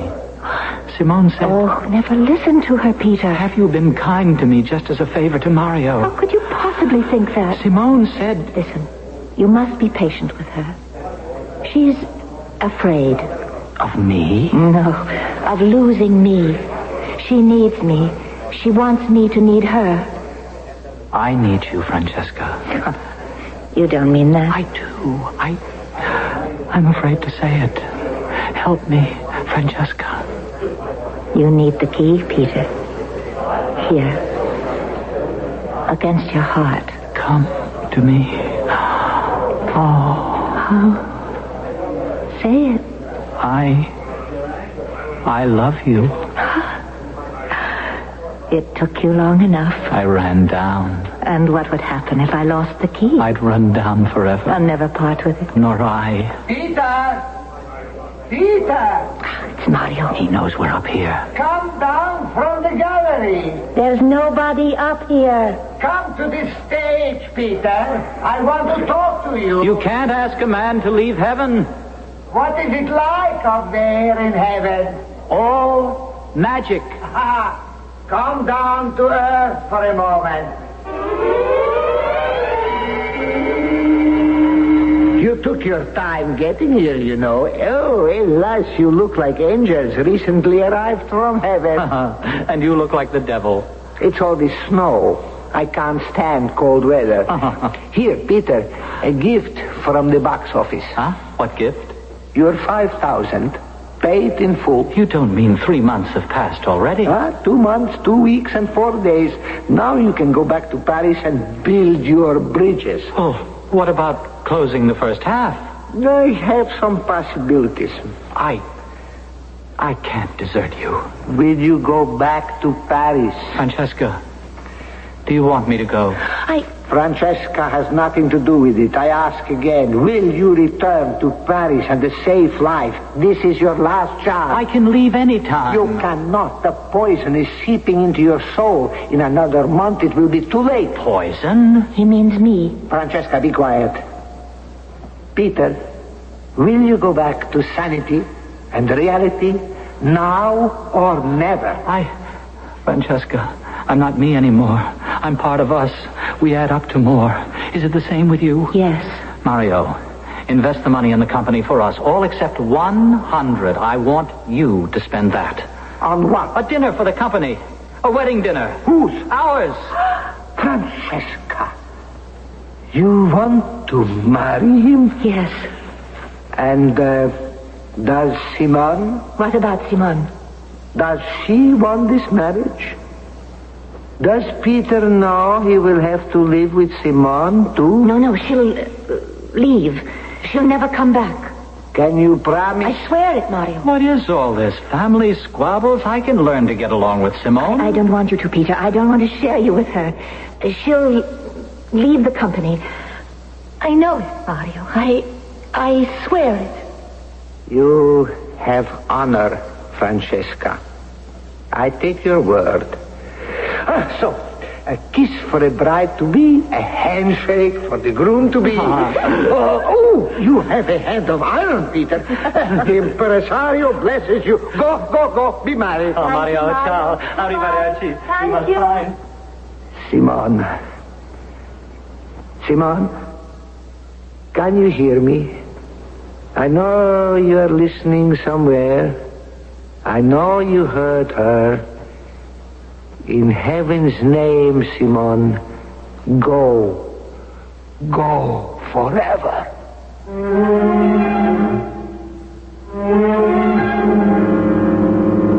Francesca once told Peter that when she and her twin sister Simone were children and used to play make-believe, their mother would say, "Why can't you be yourselves?" And they would answer, "We want to be all ourselves." And their mother always replied, "Only one self to a person." Is that true? Must all of us be limited to one self? Or can we be many people? And what happens if we are? What do all the different selves add up to in Act 3? Moving on with the Allied spirit, going to a brand new town. You're leaving the past miles behind you. With Allied band lines, you're homeward bound. Hello, tomorrow, I'm on my way. I know you're gonna bring a brighter day. I've got the Allied spirit, and it feels like I'm going home. New friends to make, new seeds to sow. With Allied band lines, I'm raring to go. Hello, tomorrow, I'm on my way. I know you're gonna bring a brighter day. I've got the Allied spirit, and it feels like I'm going home. Hello, tomorrow, I'm on my way. I know you're gonna bring a brighter day. I've got the Allied spirit. Let the Allied spirit move you. See the yellow pages for the nearest Allied Van Lines agent. Hi, this is Andre Fisher with Rufus. Today, many high school graduates who want to go to college find they can't meet the high cost of higher education. If college money is a problem for you, then I'd like to talk to you for a moment about a plan that will not only pay your tuition, but also pay you a monthly allowance while you're in school. What's the plan? It's the Naval Reserve Officers Training Corps program. If you can qualify, NROTC will pay the cost of your college tuition plus $100 monthly cash allowance. And when you graduate, you'll join the finest of America's land, sea, and air team as a Navy ensign or a second lieutenant in the Marine Corps. It's never too early to plan for a future with an exciting career. And you can start today by talking to your high school counselor or local Navy recruiter about NROTC. Call the Navy toll-free 800-841-8000.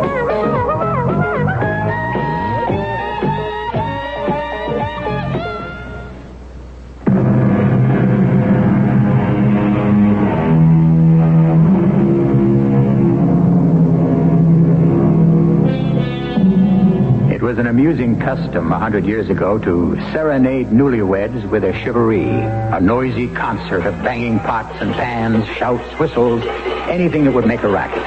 And the members of Mario's little circus are outside Peter's caravan, serenading the brand new Mr. and Mrs. Peter Gerard.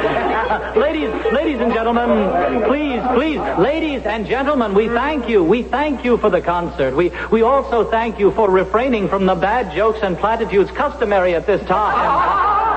Now, I remind you that we have a performance this evening at 9 o'clock, and that a champagne supper will be served on stage immediately after the show. So, do you remember the first words we heard when we were apprentices in variety? It was overture, and beginners, please.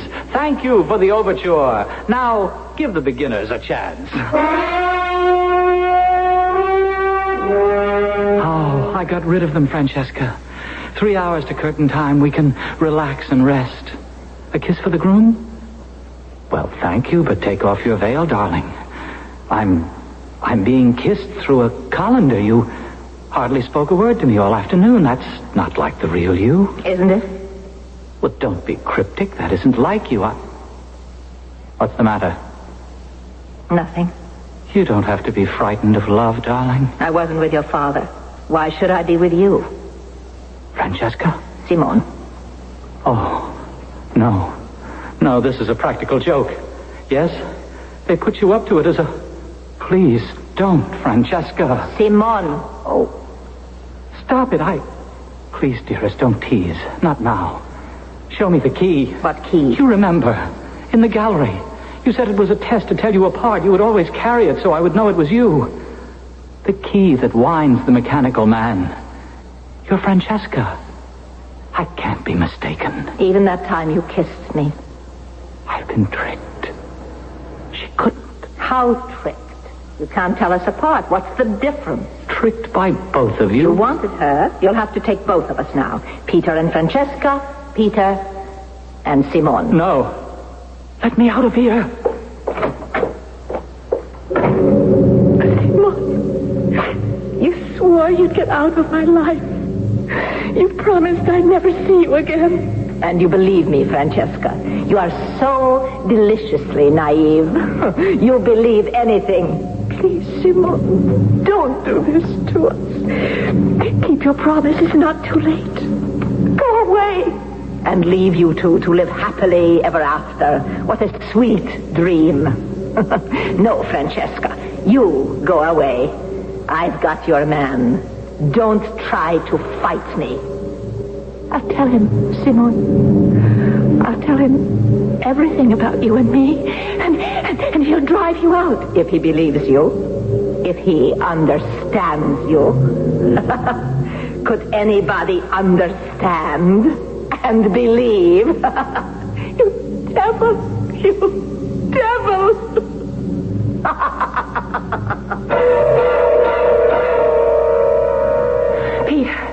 Peter, are you up in the gallery? I'm up in hell. I hope you'd be here. I looked everywhere else first. What's that you've got? Souvenir of the box office. The cashier's pistol. Oh, no. You sound like Francesca. Are you? I brought the key. See? You should have brought the music box. The miraculous mechanical man blows his brains out to music. If he can't pull the trigger, wind him up. It's her fault. Simone broke her word. She promised she'd go away. She swore we'd never see her again. But she didn't. Why? Because I love you and she hates it. How did she do it? She tricked me. Tricked both of us. Oh, what difference does it make? It's done. Francesca, look at me. There's got to be a way out of this. We've got to help each other. You've been concealing something. Tell me the truth about Simone. You know her. My twin. She's a part of me.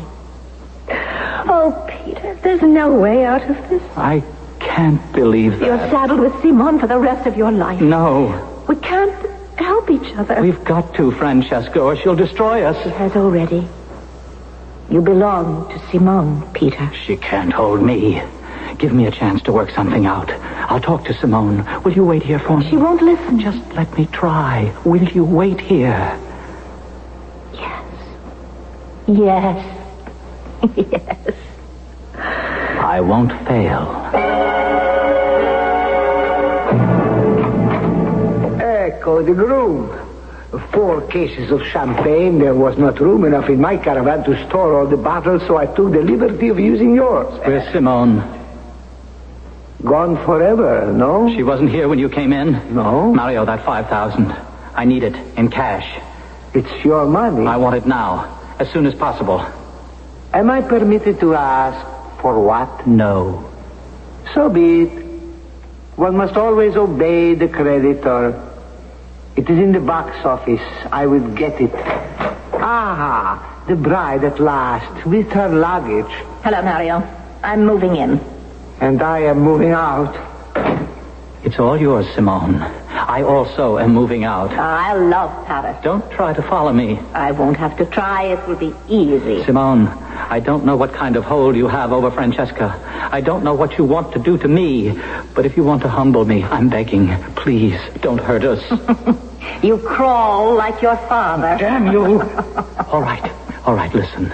Mario's bringing my money over. 5,000. It's yours if you'll let us go. You can't buy me out. You haven't got me. I've got what Francesca wanted. I won't go near you. I'll never touch you. Am I so hideous?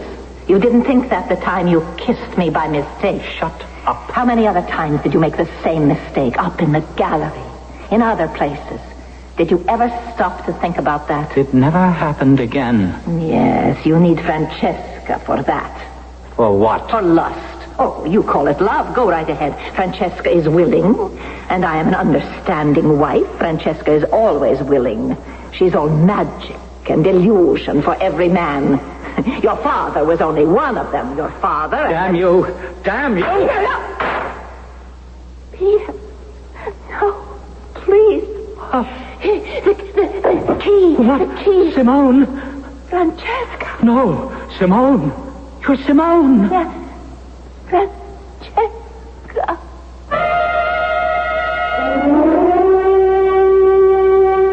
You understand that everything you have told me is evidence and must be sworn to. Now, you have no idea why he killed her. None that you could understand, Inspector Feldman. No motive to suggest money, jealousy, deceit? Yes, he was deceived, but only by himself. How do you mean? Was there another man? There was another woman, Inspector, but only in both their imaginations. Huh? She was an illusion of both. That is not proper evidence. Now, this clock key. Can you explain why it was found in the hand of the deceased? But I have told you. It was the prop in the illusion act, along with the music box. She wound him up with that key. He came to life. Yes, the mechanical man. But that was on the stage. Oui. Then why was it found in this caravan, in her hand? I don't know. I ask you again, where is the accused? I don't know. He will be found and arrested. What's that music? Joe. It is the music box that accompanies the mechanical illusion. Peter, you fool! Why did you come back? This is the accused, carrying that music box? Peter, be careful. This is Inspector Feldman of the police. He is... Peter Gerard, I arrest you on suspicion of the premeditated murder of your wife, Francesca Gerard. Not Francesca. Simone. What? Not Francesca. Simone. I kill Simone. What is he saying? What is he doing? He is leaving us, Inspector. Huh? Leaving this world and retreating into the mechanical man. Not Francesca. Simone. Who is this Simone? The alleged name of the deceased was Francesca. They were one and the same. Two women in one poor, unhappy mind. She called herself by different names. But which did he murder? Both, Inspector. And now himself as well. You will never try him for murder, Inspector. You have lost your man, and I have lost a friend. Francesca, wind me up. This is his last illusion. May I have the key, please, Inspector? This key is evidence. What will it do? Wind up your case? The key for a moment. Thank you. Thank you, ladies and gentlemen. Thank you. But the mechanical man does not move. We must not disappoint our gracious audience. Francesca, wind him up to pay his respects. Bravo, Francesca, bravo. Peter Gerard has come to life. The mechanical man is alive. See, ladies and gentlemen, how naturally he bows to you. And now he bows to the lovely Francesca. And now he...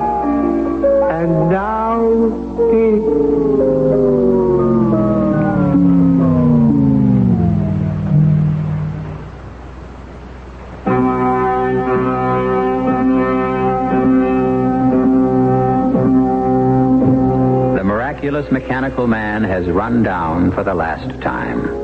But tell me this, if the illusion dies, must the man die too? Is reality a separate thing from dreams, or are both equal parts of the whole? Living and dying together as they did in Peter Gerard and the Miraculous Mechanical Man, and Francesca and Simone, the two girls in one. I'll be back shortly. While you're doing the things you like, Sears can be doing the dirty work for you. Because now you can save $60 on Sears' most popular Kenmore dishwasher, built-in or portable. This best-selling Kenmore includes a pot and pan cycle, plus a power miser switch that helps conserve electricity. Get Sears' best-selling Kenmore with the pot and pan cycle on sale and save $60. Sears does the dirty work for you, so you can do the things you like. From Maine to Mauna Loa, all across this great big land, there's a neighbor who is ready to lend a helping hand. When a hurricane is brewing, when an old man needs a friend, Red Cross is the good neighbor is you.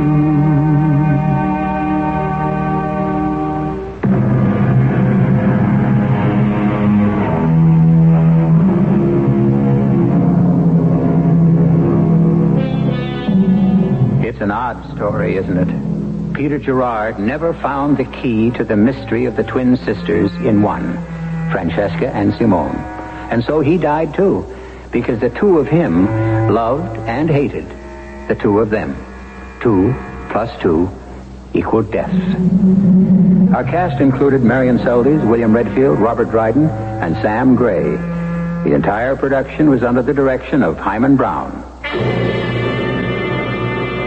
And now, a preview of our next tale. Ah, Mr. Morrison, on time. Good sign. Join me? And now then, in just a few moments, your client, Mr. Everett Marshall, will emerge from that building across the street. He's a tall, stout gentleman. There he is. He has that blonde girl on his arm. See them? Yes. They're headed for the cafe just up the block. And take this key. It will let you into the building. Walk up the stairs. Do not take the elevator to the second floor. First on your right, you'll see the number 215. Open the door with the same key. Go into the office and wait for him. What do you mean, wait for him? In 5 minutes, he shall receive a telephone call, and he will come back to the office. As soon as he is inside, shoot him. Radio Mystery Theater was sponsored in part by True Value Hardware Stores. This is E.G. Marshall inviting you to return to our Mystery Theater for another adventure in the macabre. Until next time, pleasant dreams.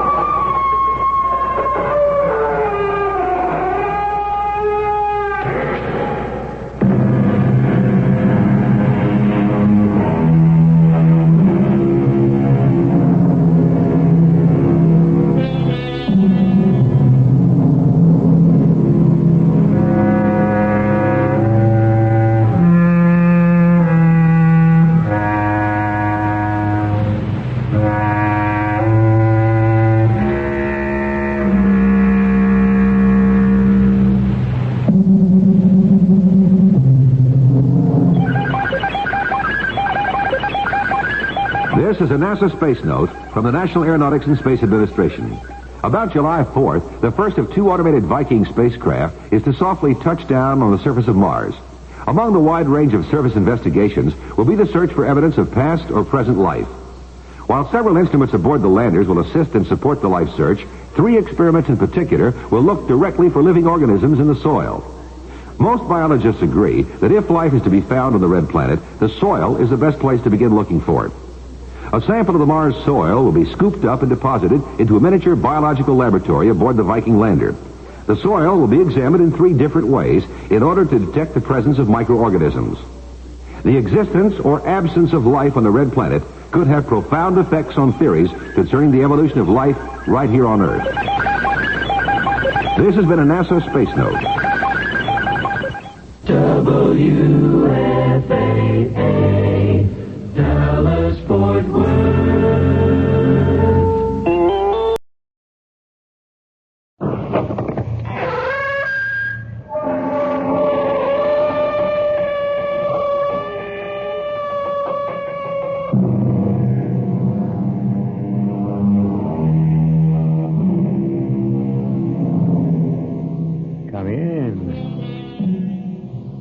E.G. Marshall. Welcome. I'd like to explore an interesting problem that's been intriguing me. Here it is in a nutshell. Are we ever sure who is the boss? Don't laugh. That problem is going to convulse our entire galaxy 1,000 years from now, when a new form of slavery is produced by science and technology, the android slave. Do you know what an android is? I thought not. Come with me into the future and let me introduce you to the android in this strange and prophetic story of master and slave. What is your name? I have been named Rex, sir. Are you a human being? No, sir. I look human, but I've been synthesized. You mean you were manufactured? Yes, sir. Like a machine, a car, or a plane, or a spaceship? Excuse me, sir, no. I am not a machine. A robot is a machine. I am an android. What's the difference, Rex? The android is a chemical creation of synthetic tissue and organs. I was grown chemically from proteins and minerals into human form. But are you a man, Rex? No, sir. I am a slave. Could you be a man? I am not permitted to want that, sir. But do you? Yes. Yes. Yes.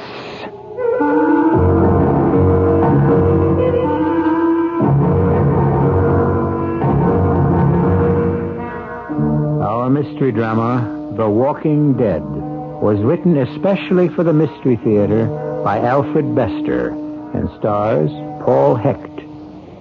It is sponsored in part by Contact, the 12-hour allergy capsule, and Buick Motor Division. I'll be back shortly with Act One. Do you have...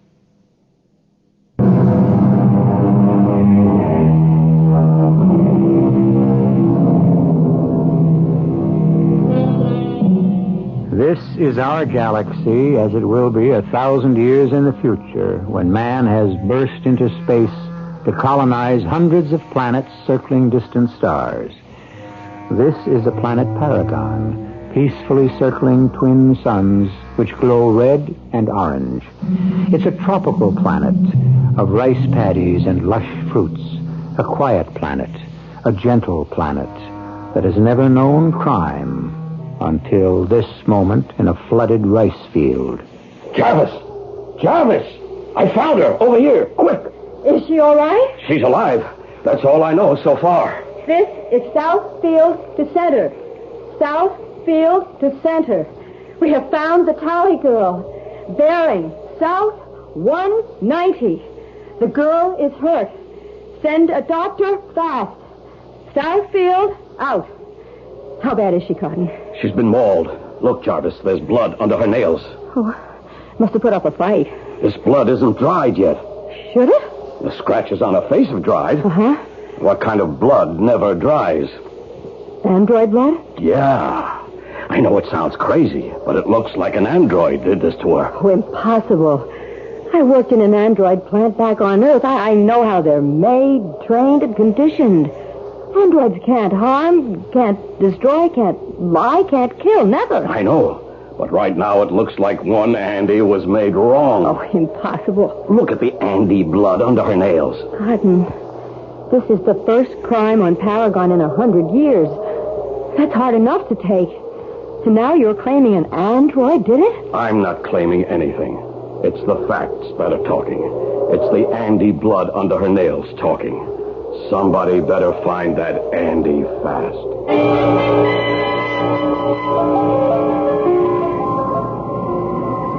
Ladies and gentlemen, take off in 10 minutes. Take off in 10 minutes. Bridge is beginning final countdown. Thank you.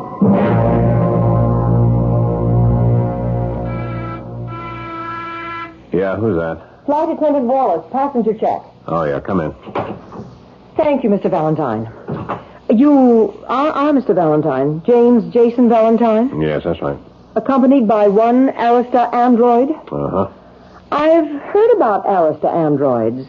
They're kind of special, huh? Yes, very special. They've got a red letter A on the brow instead of the usual black A. The kind they put on work Andes. Is that right? Well, here he is with my luggage. You can see for yourself. Yeah. Well, first Alistair Andy I've ever seen, Mr. Valentine. Doesn't look special. He is special. Well, what does it do? Everything. Arista androids are made with all the skills and talents.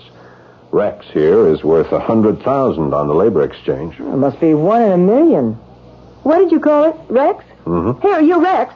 Get down to steerage and strap in. Lift off in 10 minutes. He'll stay in the cabin with me. Andy's travels steerage, Mr. Valentine. Rex travels with me. Well, have it your way. Lock the door, Rex. Yes, sir. The mess you put me in. I had so much on Paragon House, land, furniture, antiques, and I had to leave it. Leave it all behind to get away with you. All I got is $2,500 in cash and one crazy machine. Excuse me, sir. I'm not a machine. The robot is a machine. The android is a chemical creation of scientific synthesis. Yes, I know. Why? Why did you do it? Why did you run up with a tally girl? Answer. I don't know. If you were human, I could understand. But what could she do for a synthetic imitation? I don't know. Did you want to kill her? No. Every time I find a woman I need, a woman who can give me what I want, you become a source of danger to her. Why? I don't know. You never went this far before. Kidnapping the tally girl. Now I gotta pull up stakes and run again. Look at me. James Jason Valentine, frog hopping from one fifth-rate planet to another. My father could buy and sell planets like these before he went broke and left me nothing but a lunatic Arista android. Among your $100,000 worth of Arista assets, I'm sure there's the ability to forge documents, no? I've been conditioned and trained to execute anything, sir. Instructions. Sir? I want my passport changed. My name is That's now... against my prime directive. We cannot lie or aid and abet falsehood. Don't you talk to me about prime directives now. Instructions. My name is Jack Thomas, owner of Arista Class Android, which is for hire. Fix my passport. That's an order. The initials on your luggage are J.V. Well, now, that's a little more helpful. Thank you. Make the name Jack Vivian. And I'm warning you, one false move on Deneb. If you so much as go near a woman again, I'll have you junked. I'm valuable property, sir. You think you can trust me to save you every time you run wild? You own me. I can give you up. No, sir, you can't. You need me.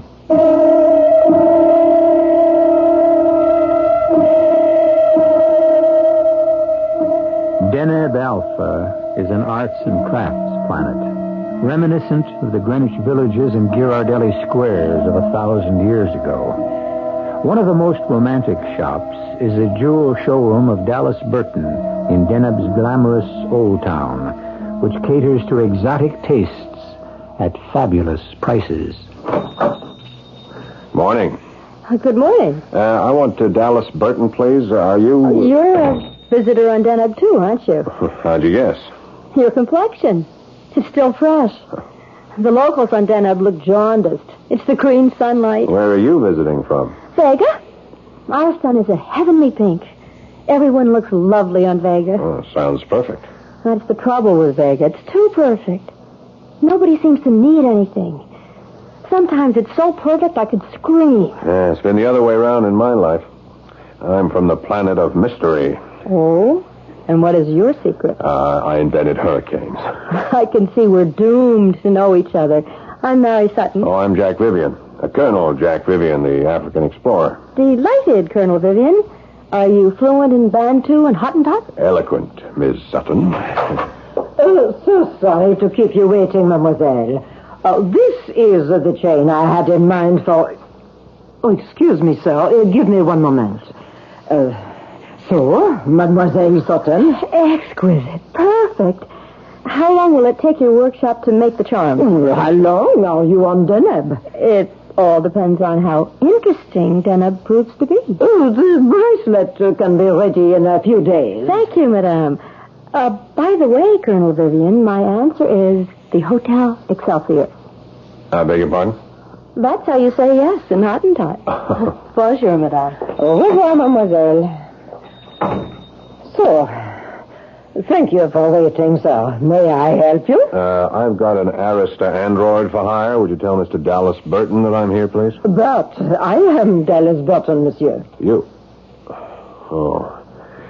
Well, in that case, we'd better forget about it. I can't have Rex working for a woman. But why not? You are prejudiced? Oh, no. It's not that. It's simply... An Arista android interests me. I have a need for expertise in my workshop. Presently, I have only 2 work Andes, Harry and Jimsy. Adequate, but not Arista quality. No, Miss Burton. Anyway, I'm asking too much.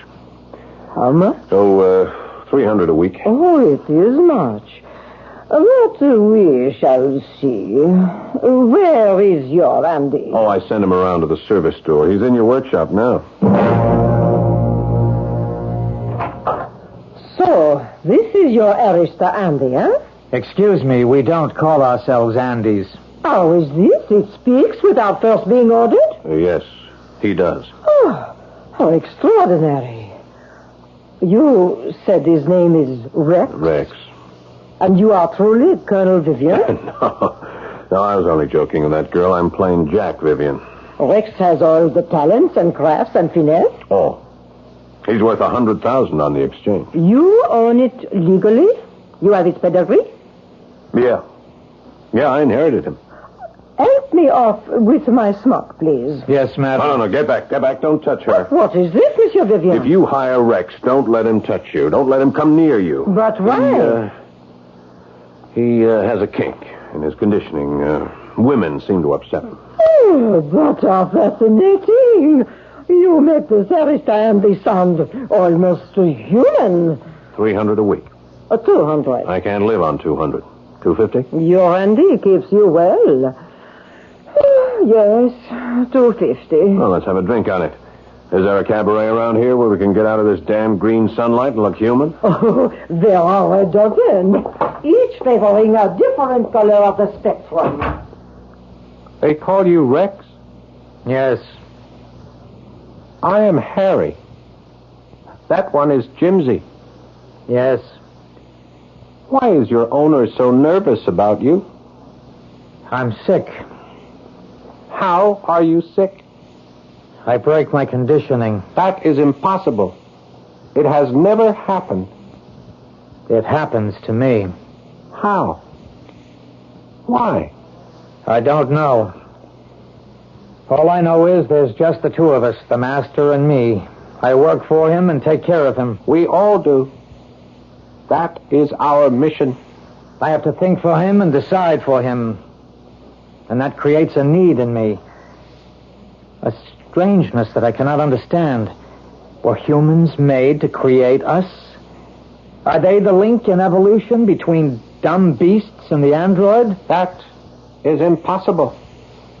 How could humans ever create anything as perfect as the Andy? We are produced by the perfection of laboratories. But men run them. They say so. But I do not believe it. Men have no logic and no truth. They have something that we do not. They are afflicted with glandular disorders they call emotions. Emotions. Emotions. Yes,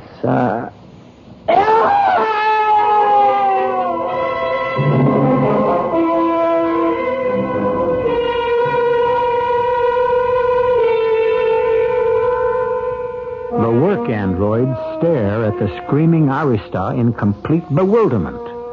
They know all about robots and other machines that break down, but androids aren't machines.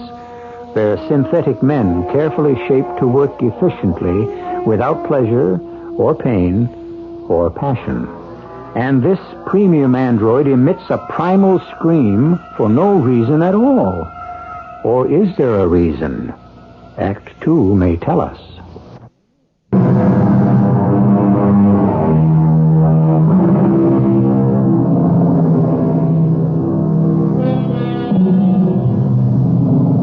It's been pointed out that we invented the car and the computer to be the servants of man, only to end up as the slaves of our own servants.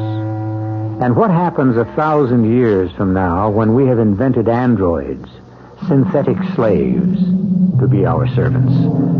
The answer is about to explode in the chic jewel shop of Dallas Burton on the distant planet Deneb Alpha. See this premium Arista android now in the workshop, a magnificent artisan, shaping gold into beauty with a blast lamp, looking like a knight with protecting visor shielding his face. Hello? Hello? Madame Burton? Where is everybody? I'm a customer. Things are... Oh, my goodness, you startled me. I'm sorry, miss. Good afternoon. Miss Dallas will be back in a few minutes. I'm left in charge. Well, thank you. You know, you look wonderfully romantic in that visor. It shields my eyes from the flame. No, don't take it off yet. I'm wondering who you remind me of. Some man. A man, miss? I'm afraid I'm not a man. What? At your service, miss. You and Andy? Yes, miss. Then why did you try to fool me? There was no intent to fool you. Dallas. Dallas. Oh, hello, Mary. What's that Andy doing? Bothering you? No, not at all. Get up. Yes, sir. The mighty Colonel Vivian protecting me from an Andy. What an idea. Andy's infuriate me. Why? I simply ignore them. Who can take them seriously? They're like the Walking Dead. So sorry I was not here to receive you, Mademoiselle Sutton. Luncheon was delayed. Oh, hello, Jack. Dallas.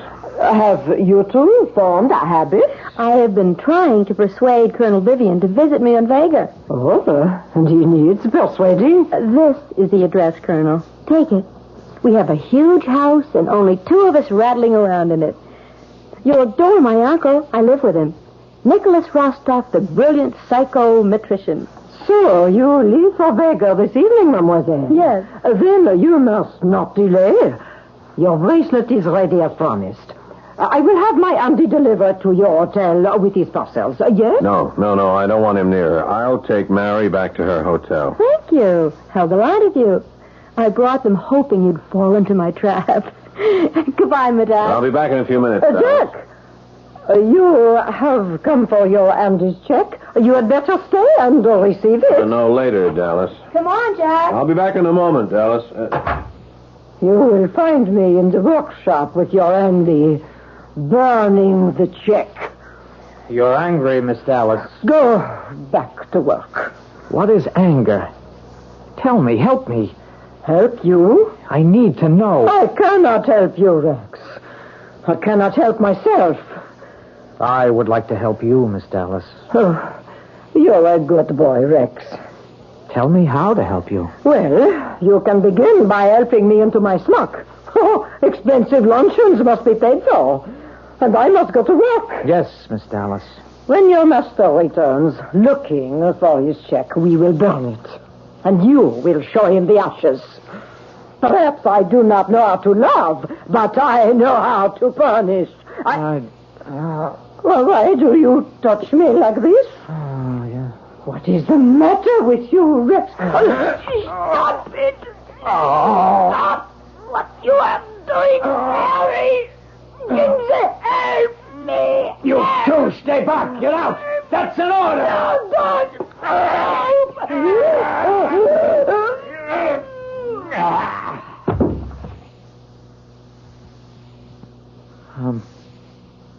I'm sorry, Miss Dallas. I was only trying not to be the Walking Dead. Oh, Dallas, you said you... Oh, no. Oh, no, not again. Again. Again? Yes, again. All right, this is the last time. Now the police will know who to look for. Is that what you wanted? Huh? All right, well, they can have you. Yeah, they can burn you, they can junk you. I don't care, I'm finished. Instructions? Go to hell. You got us into this mess. You get us out. We could stay with the girl and her uncle on Vega. Are you dreaming? The police... The police will be looking for an Arista android with the red letter A on his forehead. Use my blast lamp. What? Burn it out. You're insane. Then leave me to the police. You can't pass as a man. My name could be Rex Andrews. I could be a friend of yours who has hurt his head. You can't do it. I can if you so order me. Instructions? Okay, give me the torch. Your name is Rex Andrews. You're a friend of mine.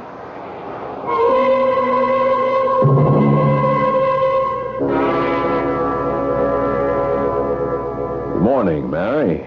Good morning. I faint at the sight of your beauty. Yes, all my girls do. Well, I never thought you'd take me seriously back on Deneb. Who said I did? Good morning. You are intruding, Uncle Nick. I was about to be romanced in Bantu. Oh, she's incorrigible, Mr. Vivian. When is your friend, Mr. Andrews, going to make an appearance? Oh, momentarily, Dr. Rostov. His wound is healed. Uncle Nick is beside himself with curiosity. And you, Marie? Oh, perishing. I ask a favor, Mr. Vivian. Yeah? I'd like you to help me with some printed data in my study. I've begun an investigation of the notorious criminal android. Oh? A mathematical approach. Have I mentioned that mathematics is included in the Department of Dead Languages at the university? Only about 1,000,000 times. Quiet, you illiterate. This way, Mr. Vivian. It's occurred to me that a rigorous analysis might explain the incredible behavior of James Jason Valentine and his Arista android. Good morning. Oh, you came in so quietly. I'm sorry. You must be Rex Andrews at last. I'm Mary Sutton. How are you feeling this morning, Mr. Andrews? Let me see your head. Not too bad. Hardly a scar from that frightful fall Jack Vivian told us about. Thank you. Oh, what bad luck. Stuck in your cabin all the trip to our planet and then stuck in bed upstairs. Well, I hope I wasn't too much trouble. Oh, no, you were a lovely mystery. I love mysteries. I hope I haven't let your mystery down, Miss Mary. Just plain Mary, please, Mr. Andrews. Thank you, Mary. Just plain Rex, please. So? Tell me all about yourself. Well, there isn't much to tell. I was born this morning. You fascinate me. This morning? How? Came downstairs and met you. Mr. Rex, you're spoiling me. You're trying to be romantic and mysterious. It is my mission in life to be romantic and mysterious. That was my prime directive, taught me by Galactic Motors. Now you're imitating an Andy. At your service. If you're joking, don't leave me in the dark. Give me a little hint, please. A private smile. I'll do better. I'll laugh like an Andy. Andys can't laugh. I'll try. I have trouble recognizing jokes, too. Even your own? Especially my own. Ha ha. Oh, thank you. You're wonderful, Rex. You understand psychometrics, Mr. Vivian. The measurement of facts is crucial to the... Enter Uncle Old-Fashioned and his latest recruit. Uncle Nicky, this is your guest, Rex Andrews. At last risen from his bed of pain without a scar to show for it. Andy, man, this is your host, Dr. Nicholas Rostov. Good morning, Mr. Andrews. Andy, man. It's our private joke. Rex does a marvelous imitation of an android. Since when? Doctor, thank you so much for your hospitality and patience. My dear Mr. Andrews, you're welcome. Anything this poor home has to offer. Poor? I've never seen such a beautiful home. Everything is beautiful here. Your collection of antique guns mounted over the mantelpiece. All 1,000 years old. I envy you. Ah, you noticed. Not many do. Not many know. It's worth a fortune. That Colt Python 357 Magnum and the government model Mark V 9mm. Superb. I bow to an expert. And your library is matchless. Incidentally, I'd like to tell you how much I enjoyed your treatise on zero, or the absence of quantity. Good heavens. You mean you've read one of Uncle's books? I'm genuinely interested in your uncle's work. And I am genuinely impressed, Mr. Andrews. I didn't know there was any interest left in dead languages, especially among androids. Androids? Dr. Rostov. If that's a joke, Uncle Nicky, it's in very bad taste. I wasn't joking, my dear. The book has been out of print for 20 years. Mathematics has been a dead language. It's not funny calling Rex and Andy for real. I hadn't intended to be amusing, Mary. Mr. Andrews is an android, of course. But if He is not. Of course he is not. I'm sorry. I can't be mistaken. My friend is a man. I can vouch for him. Do you think I'd associate with an Andy like this? You tell him, Rex. Interesting. Can an android prove he's a man? Can a man prove he's a man? Fascinating. You're not an Andy, are you, Rex? Tell me. At your service, miss. Instructions? No. Oh, no. Laugh hard 2 times. It's joke. An Andy joke. Instructions? And you, Jack Vivian, live with this thing and bring it here to sleep in our beds and eat at our table and... Mary. Oh. No, Mary, wait. I'll explain. Go after her, Mr. Vivian. Yeah, Mary, please wait. It isn't what you think. Sit down, my boy. At your service, sir. You are owned by Mr. Vivian? Yes. You both know what you're doing? Yes. You know the legal penalty? Yes. Recycling for you, that would be death in our terms. Death? Miss Mary once referred to androids as the walking dead. How can the dead die, Dr. Rostov? No, my boy. The question should be, how can the dead live?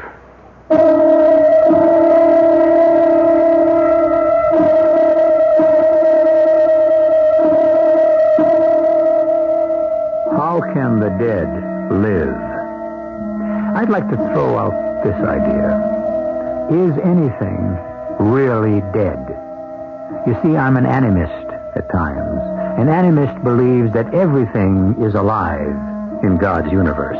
Rocks, plants, machines, stars, galaxies, alive in different ways, but alive all the same. Animists don't believe that man has an exclusive on life and soul. But these creatures, the android slaves that man manufactures in his own image, what about them? What indeed? I'll be back shortly with Act 3.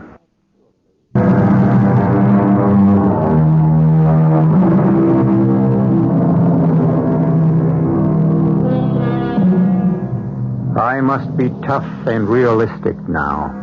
The future will not solve our problems. It will only change them. Here is an Arista android, a manufactured synthetic slave, human in every quality, but treated like a slave, a creature never to be respected or given kindness, only to be bought and sold and used. Does that sound familiar?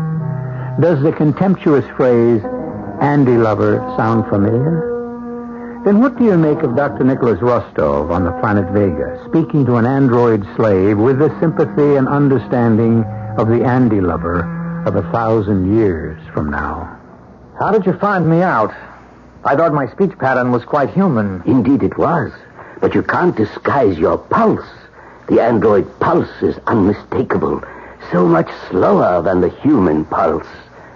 Do you believe in man? Yes, Dr. Rostov. I don't. Do you believe in God? We're not permitted. We're told we have no souls. Which, of course, makes it true. You sleep and eat, I presume? Yes. So far, you're a man. I was born in Galactic Cartel synthetic plant. I was trained, conditioned, and prime directed by a computer. My boy, I know all this. Why do you tell me? Because you are a man born of man and woman. You can never know what it's like to look like a man and want to feel and act like a man, but know that you're a chemical creature. I am not born of man and woman, Dr. Rostov. I'm a synthetic thing. Yes, I understand. But learn to laugh and weep. When the tears come, you'll discover your manhood. We're instructed that that's impossible. Yes, by the men who made you. They're your implacable enemies.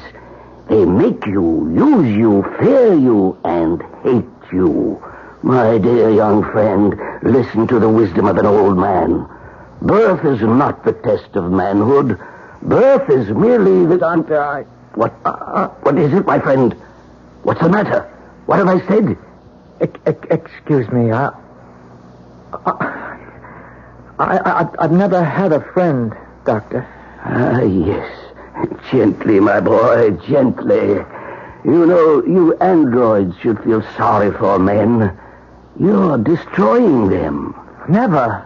We don't want that. But it's happening. You are man's perfect invention, and he is your slave. No, we are the slaves. You are the masters. And the master becomes the slave of his own dependence. In taking and using, he loses his humanity. Is it permitted to ask a question? None of that Andy talk to me, my dear friend. Why don't you hate androids, Dr. Rostov? I'm too busy hating men.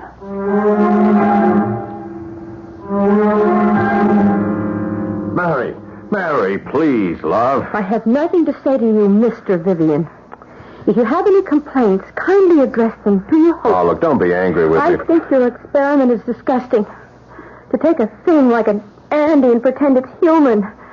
And for Uncle Nick to ask me to treat it like a human. He's not asking you to marry. Get away from me. Get away or I'll shoot you. Something from your uncle's ancient collection? The Winchester Model 1895 3006. Ah, come on, darling. You know we're not as angry as you pretend. I am with you.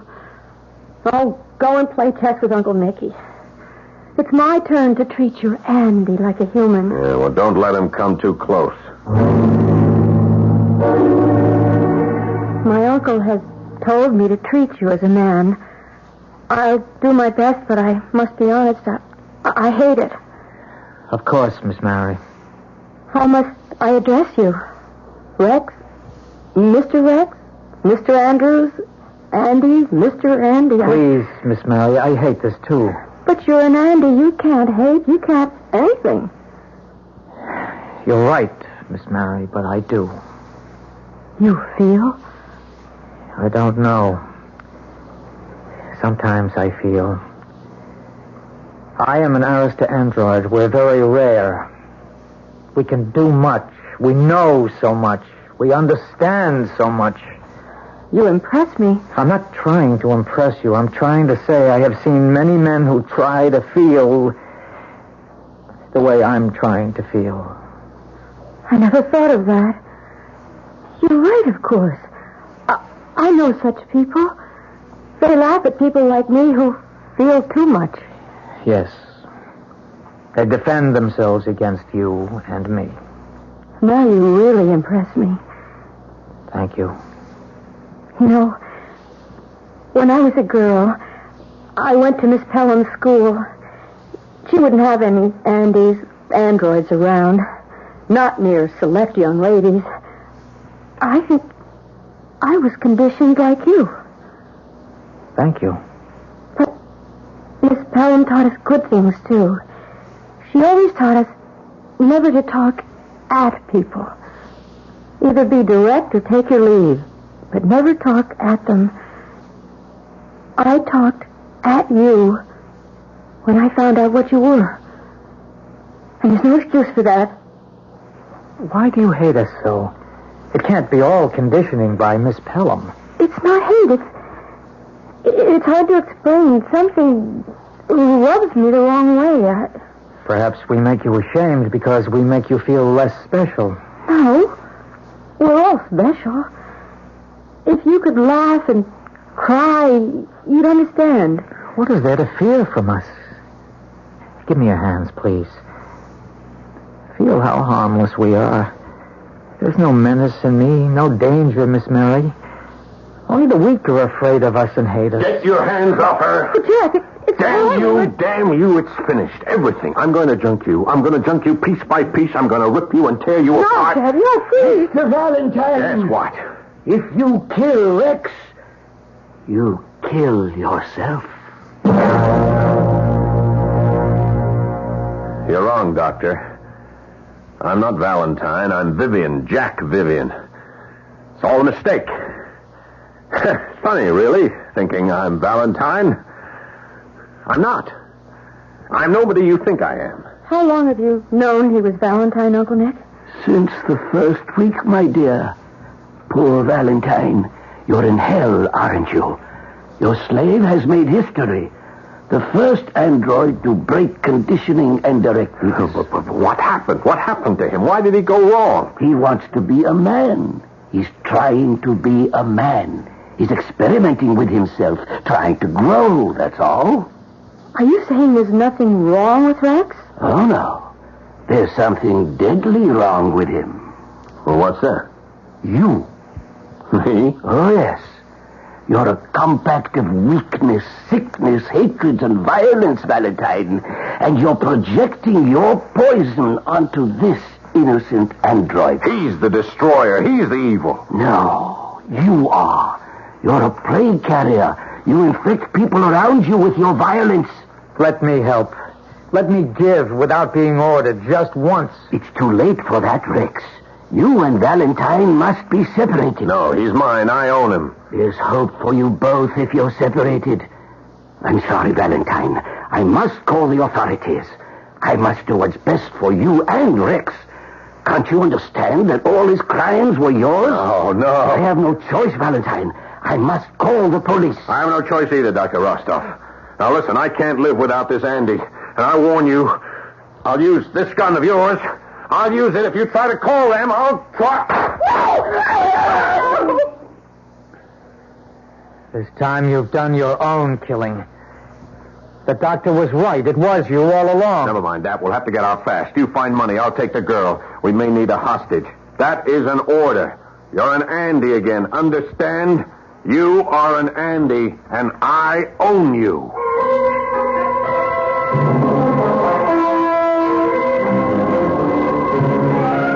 Come on. We'll cut east to the coast road and get to the spaceport. Come on, we can make it. You can take the coast road to 100 planets, but you'll never escape. Oh, shut up. Why should I? You're going to kill me anyway. Did he kill all the other women through you, Rex? Yes, I know it now. Can you break away from him? If he lets me live, yes. Shut up, you two. My life's at stake, not yours. Jason Valentine, you are surrounded. The road is blocked. You are to surrender and submit your android to arrest. This is an official directive. We're here! Over here! Look, we're over here! Oh! You hurt her. I shut her mouth. It's all right, it's all right. Now, don't touch her. We're just going to lay low and let them get tired of looking for her. She's hurt and cold. Not cold, Lord. Nothing is going to happen to you. Oh, everything's been already. Get your hands off her. Do you hear me? That is an order. The order will not be obeyed. Oh, you're quite the man now, eh? Now, you keep away from the girl. Or what? 100 men out there in the flats looking for us. Are you going to shoot me and show them where you are? Keep your voice down. Well, do you want to kill me? Go ahead. You're asking for this. Let Mary go and I'll stay with you and help you. You'll do it anyway. I own you. Which owns which? Attention, James Valentine. Submit your android to arrest. There is no charge against you, but you must submit your android to arrest. This is a police directive. We're finished. The beaters are coming under the chopper. We'll be burned out or shot out. Get going. We're moving out. Can you force me to do anything now? For the last time, I'm holding the gun and you're going to move. Don't listen to him. Don't obey him. You don't have to. You're more of a man than he is. Attention, James Valentine. We are landed 100 meters south of you. You are to surrender and submit your android to arrest. This is an official directive. Acknowledge and state identity. This is being recorded in evidence. I am Mary Sutton, niece of Dr. Nicholas Rostoff. James Jason Valentine is with me. James Jason Valentine, you are the owner of the Arista android wanted for assault and murder? He is? Do you submit your android to police arrest? He does. Valentine will have to answer for himself for the voice trick.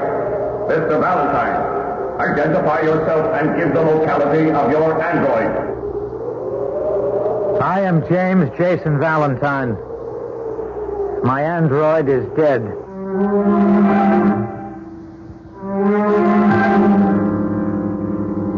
So, out on the cold flats of Vega, the slave stands brave and tall and assumes the identity of the master he's killed in a final desperate struggle. The first android has made the first step to becoming a man. Will he convince other men that he is a man? I don't know, because I can't for the life of me give you a definition of man. Can you? Think about it for a moment.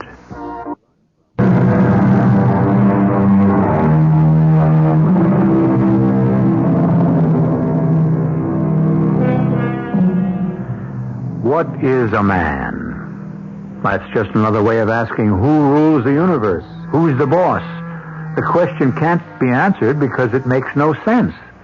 There are no bosses, only people looking for bosses. I know I ask too many questions, but let me put this one to you before we break up this session. Isn't the test of a person the strength to function without being told what to do? To put it another way, do the slaves want to be slaves?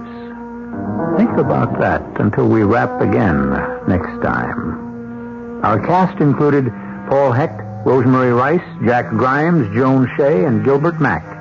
The entire production was under the direction of Hyman Brown. And now, a preview of our next tale. Everything's going to be all right, Alice. I'll go get the bags. Not sure I can get out of the car, Steve. Can't get out of... Alice, you've been screaming to get out of the car all the way out here. Now you say... I know, it doesn't make sense, but it seems to have changed its mind. It? Changed its mind? So stop picking away at every little thing I say. Well, no... Look, come on, Alice. You're just tired of riding, that's all. Now, once we're inside... Get away from me. Get your hands off me. Alice, something is wrong. It wasn't you saying that. It didn't sound the least bit like you. It didn't feel like me either. I didn't even want to say it. It was like something or somebody made me say it. Radio Mystery Theater was sponsored in part by Time Magazine. This is E.G. Marshall inviting you to return to our Mystery Theater for another adventure in the macabre. Until next time, pleasant dreams.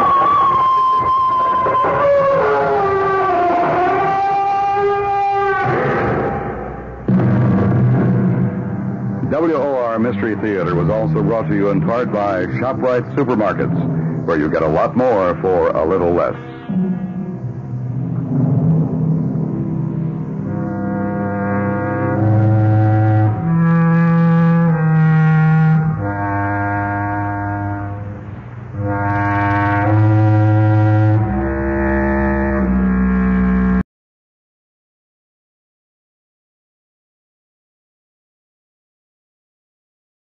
Mystery Theater presents...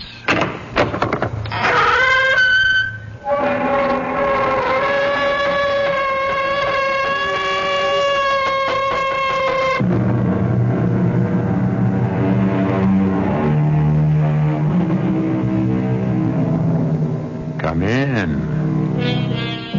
Welcome. I'm E.G. Marshall. As he looks into the face of death at the hands of his enemies, Shakespeare's young King Richard II says, "The love of wicked men converts to fear, that fear to hate, and hate turns one or both to worthy danger and deserved death. We're about to see how a kind of love became so poisoned with fear and evil that it became transformed into brutality and hatred, and finally, a kind of death. I heard what you said to my mother. Why do you hate her so? No more than I despise you, my husband. Shut your ugly mouth! You slapped me! You dared! The little weakling dared! No, stop it. Stop it, Therese. Put down that poker. You'll kill me. If I did, it might be the best thing that happened to both of us.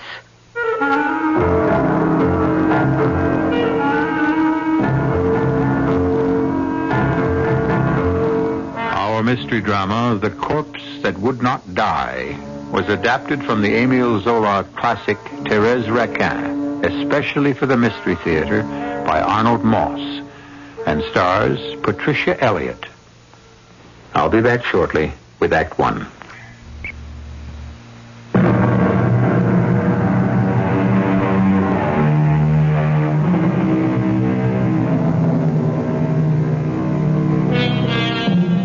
The year is 1865.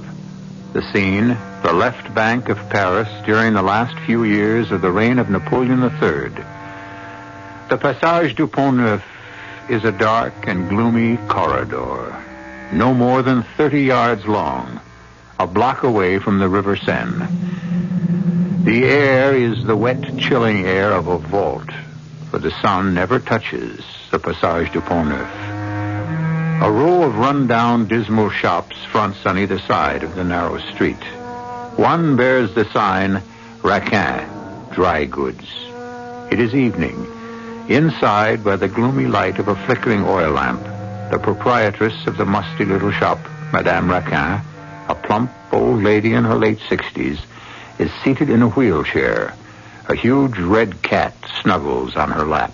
Camille, my dear? Yes, Mother. You've locked the iron shutters over the shop window? Yes, I have, Mother. Therese, you've put away the needles and thread Madame Grivet did not purchase? I have, Madame Raquin. Is my cup of chamomile tea ready, Therese? Here it is, Madame. What a wonderful fragrance chamomile has. I think I would never have a night of peaceful sleep without my cup. Will you join me, Camille? Each night you ask, each night I answer. No, thank you, Mother. Now, I think only of your good, my precious boy. You are not the strongest man in the world. Tell me again, Mother, for the 10,000th time. I know. You must not mock your mother. Your mother loves you. If I didn't see that things were done for you, who would? You forget. I now have a wife, have I not, Therese? Yes, Camille, you certainly have a wife. And you're as strong as I am weak. And beautiful, what's more? What else could a man ask for? What I do, Camille, I do. For my own good, I know. Francois, you're getting heavier every day. You've grown to be the biggest cat in the neighborhood. And the handsomest. Well, thank goodness tomorrow is Thursday. I'll have to put more oil in the table lamp. Oh, and have you seen that there's enough firewood for a really good fire? Inspector Michaud likes a warm fire. Yes, there's plenty of wood. We mustn't let Police Inspector Michaud think we're pinching pennies. Not with your 40,000 francs in the bank, we mustn't. I'll take your cup, Madame, if you're finished. By the way, I've asked a friend of mine to join us at Domino's tomorrow night. Fellow employee at the office. Who is he? What's he like? Tall, handsome. Name's Laurent. Laurent Duchesne. The women can't keep their eyes off him. Or their hands. Fancies himself a portrait painter. You'll like him, Mother. So will you, Therese. I look forward to meeting him. 10 o'clock, bedtime.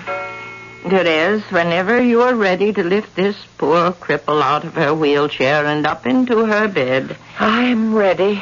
Thank you, my dear. Up, Francois. Off my lap. Dreadful animal. You said something. No, nothing. Is there anything I can do to help? As always, just stay out of the way. Now, here we go, Madame. Your right arm round my neck. I'll go up ahead. I think the door to Mother's room is closed.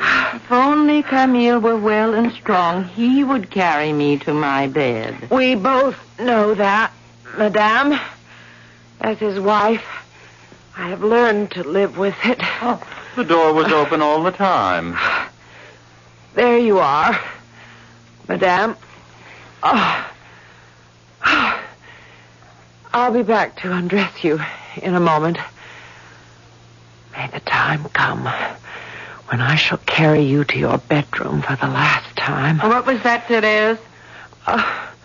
Only that someday soon may the good Lord see fit to put life back into your limbs. Is there anything else, Madame? No, thank you. I'm quite sleepy. Good night to you both. Sleep well, Mother. Good night, Madame. I heard what you said to my mother. Why do you hate her so? No more than I despise you. I made my bed without realizing what I was getting into. Now I have no choice but to lie in it. I am your husband. This is your home. So you keep telling me. But for me, this is no home. It's more like a chilling, newly dug grave. Therese. Don't touch me. The touch of your hand turns my stomach. Oh, yes, by all means, bring your friend tomorrow night. It will be refreshing to have a man in the house. Shut your ugly mouth. You slapped me. You did, you little weakling did. No, stop it, Therese. Now put down that poker. You'll kill me. I did. It might be the best thing that could happen to both of us. You're sure you won't join us at Domino's, Monsieur Laurent? Not till I finish Camille's portrait. As you please. I have a 3 blank, which I place here. What do you say to that, Camille? Blank 4 here, Inspector Michaud. 4, 6 here. And double 6 here. My game again.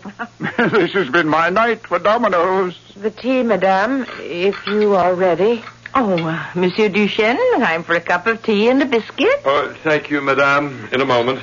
A few more strokes around Camille's eyes, and his portrait will be finished. And do call me Laurent, won't you? Oh, if it pleases you. Inspector Michaud, your tea. And do finish your story about this, Bernard. Thank you. As I was saying before, this chap Bernard got away with murdering 2 of his wealthy wives. In both instances, he came up behind them while they were taking a bath in their big tin tubs, held their heads underwater until they were quite dead. It wasn't until he killed the 3rd that we caught up with him. That was his big mistake. Are you saying, Inspector, that he should have done away with each of them by, varying the pattern of his murders? If he had, it might have taken us a bit longer to find him. You brew a tasty cup of tea, Therese. Thank you, Inspector. Laurent, when may we look at my portrait? After we've had our tea, dear friend. I think you'll be pleased. You paint from models, of course. Oh, of course. Women models? Oh, certainly. Mostly what I suppose you might call, friends of mine. You mean women come to your studio and pose for you in the, without clothes? Well, of course. Why not? Well, that must make you feel ever so funny. I know it would make me feel strange. I wouldn't know where to turn my eyes. Really, Camille? Your tea, Monsieur Laurent. Oh, thank you. You know, I once had this lovely redhead as a model. Beautiful features, firm white flesh, gorgeous body. And I was right in the middle of... Oh, dear, what have I done? Oh, I am so terribly sorry. You spilled the whole cup of tea all over Laurent's trousers. Therese, how could you be so awkward? Here, let me wipe your trousers with this cloth. No, it's really all right. Oh, my hand is still shaking. Oh, please do forgive me. As though it had never happened, my dear Therese. Francoise, the cat, happened to brush by me as I was handing you the cup. No, not another word.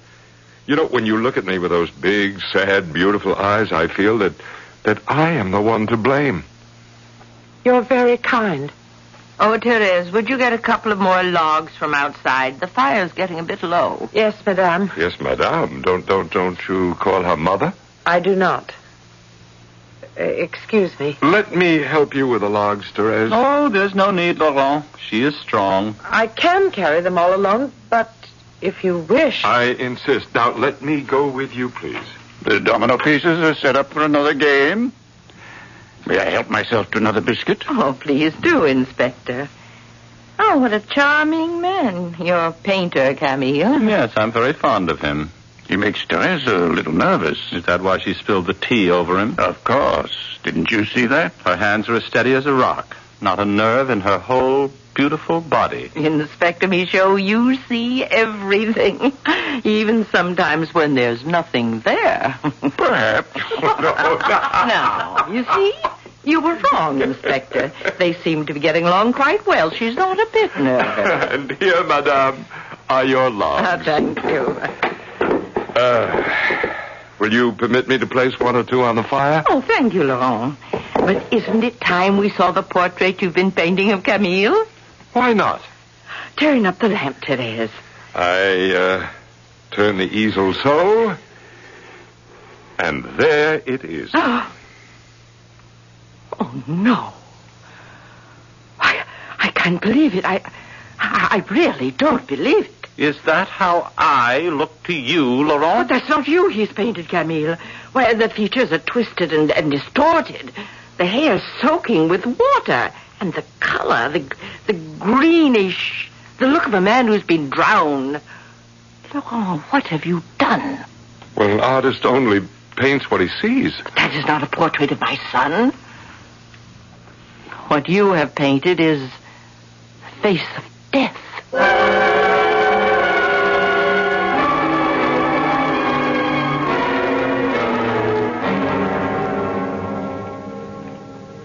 Lorraine, my darling. Oh, how wonderful it is to be here in your little studio. How happy I am that you're here. Oh, if you could only know what I've been through these past few months. Oh, buried alive in that horrible shop. And when he puts his cold, clammy hands on me, my blood freezes. But we're changing all that, aren't we? You and I. Oh, yes. Yes, we are, my darling. Oh, Laurent, I love you so. And I love you. There's a cloud of fire that surrounds you. It burns into my body. I could never... What's wrong? These stolen moments are too few, Therese. They're not enough for me. Nor for me. I want to sleep the whole night beside you and be awakened in the morning by your warm kisses. Oh, I want that too, my love. But how can we? Accidents happen every day. Do they not? Laurent. A foot may slip. A child could fall, and the only guilty party would be the wind. But how, Laurent? How? Trust me, my angel. I shall find a way. Did you hear anything? Outside the door. It sounded like Madame's cat, Francois. How could that be? He may have followed me here. Shh. Quiet.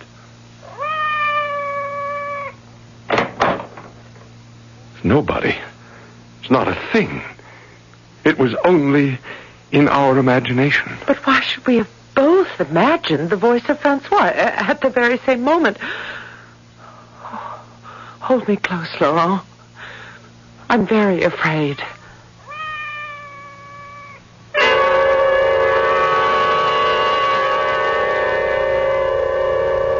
Ralph Waldo Emerson, a wise man that he was, observed that whenever a man commits a crime, God finds a witness. That every secret crime has its reporter. Laurent and Thérèse Requin have already committed one crime, adultery. They are contemplating still another. Was there a reporter to their first act? Where will their dark plans lead them? To Act Two, of course. I shall return shortly.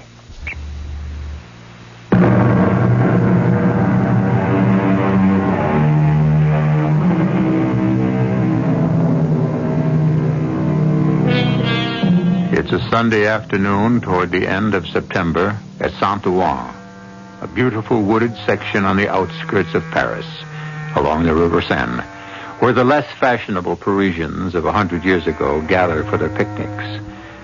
On this particular morning, Thérèse Raquin, her husband Camille, and her newly acquired lover, Laurent, are in a narrow little rowboat they have hired. They've spotted a tiny island in the river away from the Sunday crowds, where they can set up their picnic lunch in a clearing among the trees. Yeah, we shouldn't have too much farther to go. A few minutes, no more, and we should be there, Laurent. Well, take your time. We're not in all that much of a hurry. Oh, I'm sorry. Keep the boat steady, please. I will, of course. Now, remember, I can't swim, not a stroke. When I was a child, Mother never allowed me to swim. Of course, you, on the other hand... Like a fish, Camille, like a fish. We're going to have the island all to ourselves. Oh, the water looks so cold and forbidding. This must be the deepest part of the river. Since we're in no particular hurry, is it all right if we just drift for a while? Well, why not? Just don't move about, either of you, please.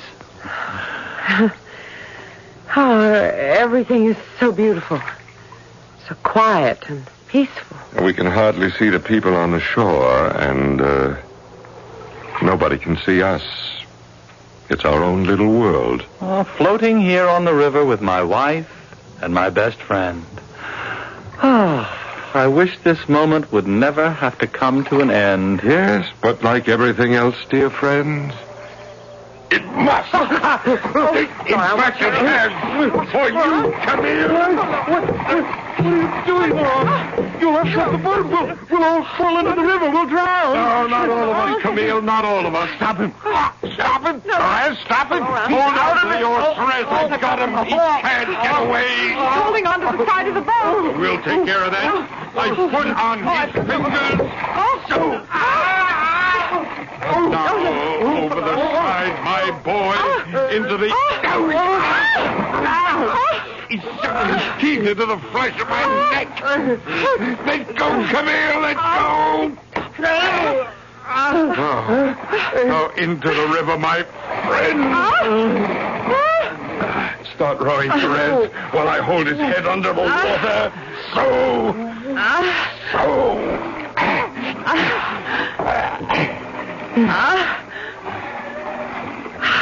Are you all right, Perez? I don't know.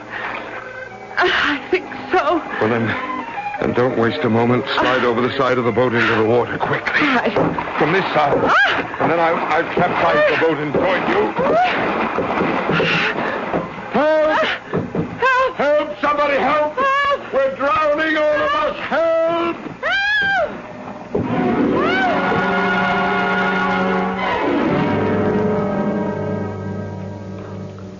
And that, Inspector Michaud, is exactly what happened. When the boat overturned, I reached first to save Therese, and by the time I'd rescued her, it was too late, alas, for poor Camille. He disappeared under the waters of the Seine. Dear me, how dreadful. Monsieur Laurent, how shall we break the news to his dear mother? That's exactly why I came to you, Inspector. You, as a former policeman, as well as one of Madame's oldest friends... You did well, Monsieur Laurent. Poor Therese, so young and a widow. What will become of her, I wonder? Who's to console her? It would be an honor and a privilege to do whatever I could for the widow of one of my dearest friends. So? I apologize to the memory of Camille for what I'm about to say at this sad moment. But if Therese would accept me, I should be very proud to be her husband. You're a fine fellow, Laurent, and most understanding. Tomorrow, the salvage men of the police will drag the river for the body. Drag? Oh, of course. There must be a proper certificate of death issued by the city coroner at the morgue, because officially, legally, where there's no body, there is, of course, no death.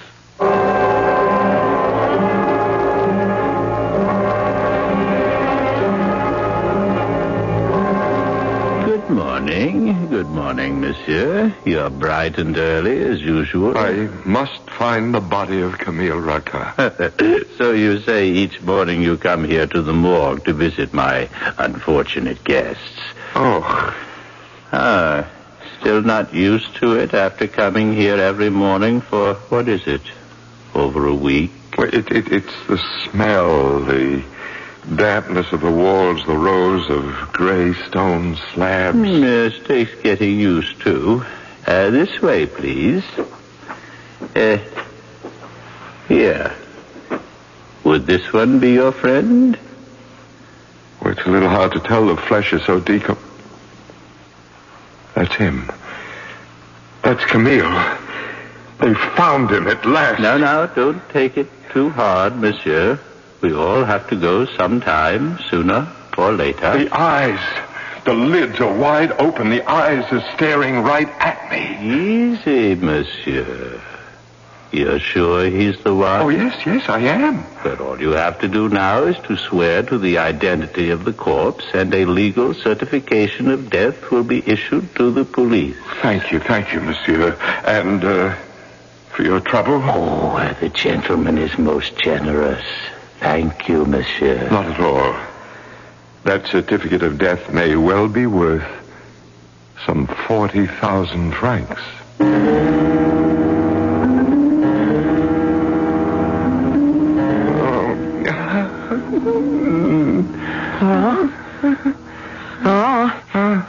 Laurent, you all right? Wake up. Wake up, you're shivering. Oh, Therese, I managed to doze off for a moment. I had another horrible nightmare. So did I. Tell me, what was yours? It was before we were married. It was a dark, starless night. I'd left my studio, was running through the streets to you in your bedroom. I got to the passage, to the back door. I lit a match to light my way. It went out. I lit another. In the dim, bluish light, I heard weird voices. I thought I saw monstrous shapes against the walls. It was hard to breathe. I climbed the steps. I opened the door, which you had left unlocked. I quickly undressed. I got into bed where you, all white, were waiting for me. I started to kiss you. Yes. What then? It was not you, but Camille, as I had seen him in the morgue, green, disfigured, his hair plastered to his face by the waters of the river. Oh, how dreadful. The corpse held out its arms to me, cackling hideously, poking out a stump of a black tongue from between its white teeth. Oh, Laurent. And then a moment later, I was standing in front of a cracked mirror looking at the red scar on my neck, the one Camille had ripped into my flesh with his teeth. And as I looked, with Camille's grinning face behind mine, the wound grew larger and larger, eating a black hole into my neck on fire. And always his twisted face behind me, mocking me with his dead yellow eyes. Laurent, go back to sleep, if you can. Tell me what you dreamed. Oh, it was much worse. Much more frightening. I, too, dreamed of a time before our marriage. What happened? Well, it was a time when I loved you and you loved me. A time when the touch of your lips on mine, your body against mine, was the only reason for my being alive my entire life. What happened in the dream, Therese? You embraced me. You kissed me. We became one. And then? Then I awoke, and I found myself biting into my pillow to stifle my sobs as I used to when Camille was still alive. Oh, how long has it been since you wanted to touch me, Laurent? How long has it been since I wanted to touch you? Why is it? Since the day we murdered Camille, we've never once desired each other. I don't want to talk about it. To me, that is the most horrifying thing that could have happened to both of us. Because now, Laurent, we are both murderers. With nothing to hold us together.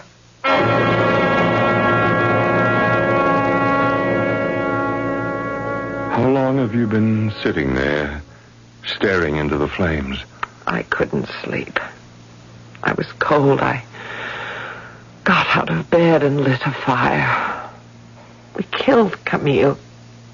His corpse is always here between us. His dead body is turning our limbs to ice. Therese, look.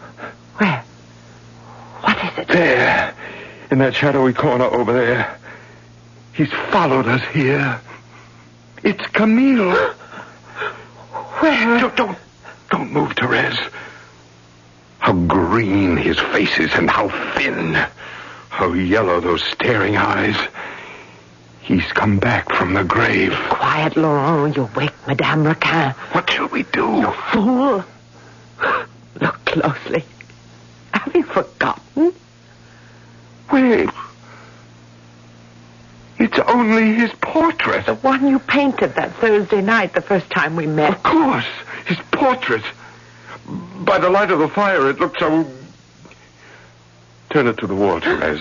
No, I can't. I can't go anywhere near it. Then I will. I'll do even better. What are you looking for? My large hunting knife. It's there, on top of the dresser. You remember how upset the old woman was when she looked at the portrait the first time? She said it was not Camille's face you had painted, but the face of death. Mm-hmm. How right she was. Now neither she, nor you, nor I will ever have to look at it again. Ever. Laurent, what are you doing? Never again. Never. You've ripped the portrait to shreds. And with it, the last memory of Camille. For both of us, I hope. In the writings of an ancient Roman philosopher, we find these words. A man who has done another man an injustice can receive no greater punishment than to have done the injustice. And however harsh his punishment, no penalty can be more brutal than the whipping he takes from his own guilt. True. I shall return shortly with Act 3.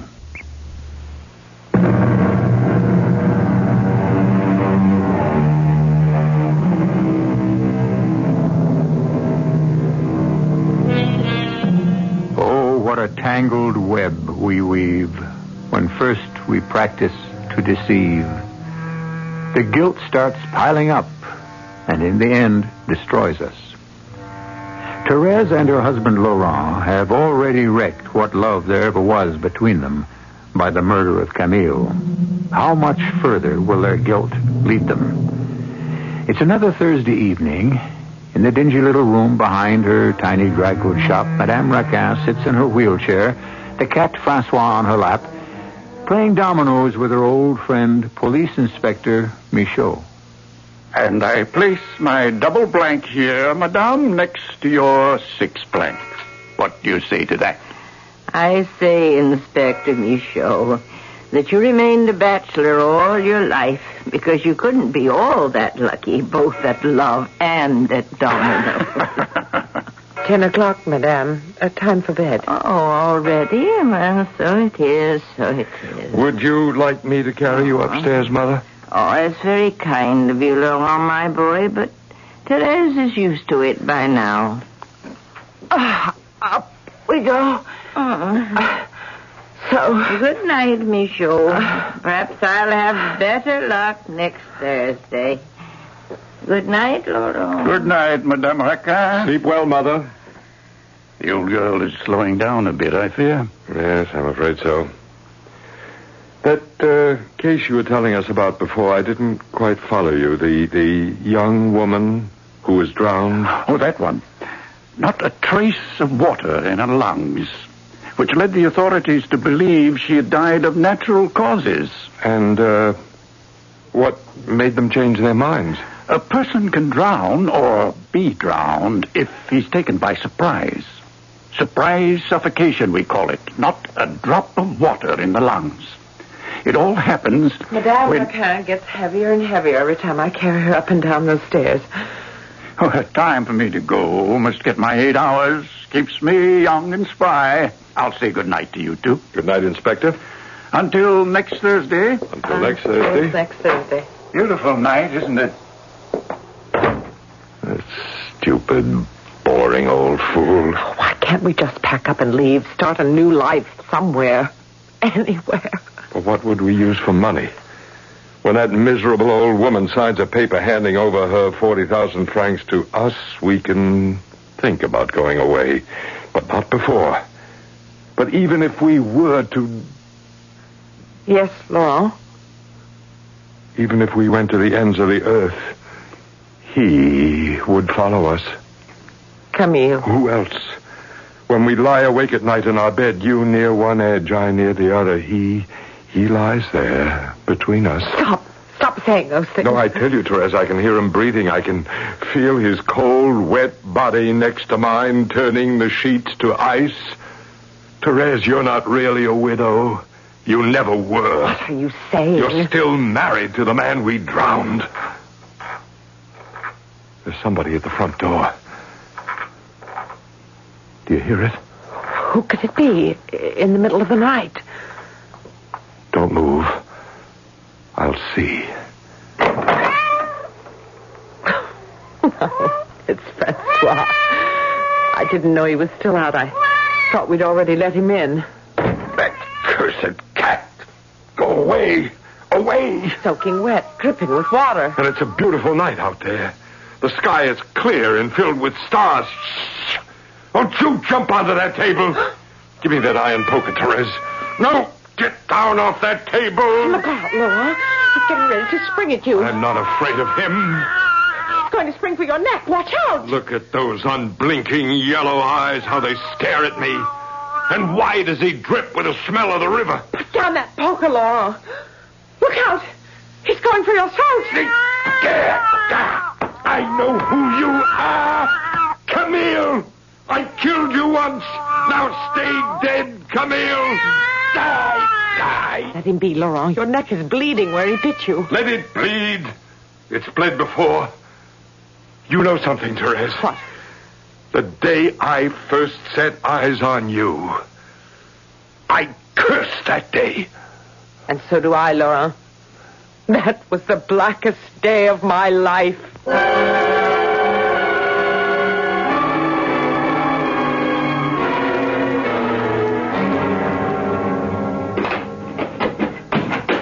Laurent, why did you throw the painting to the floor and the easel? I'm disgusted with the whole thing. I do nothing but paint, and look at them.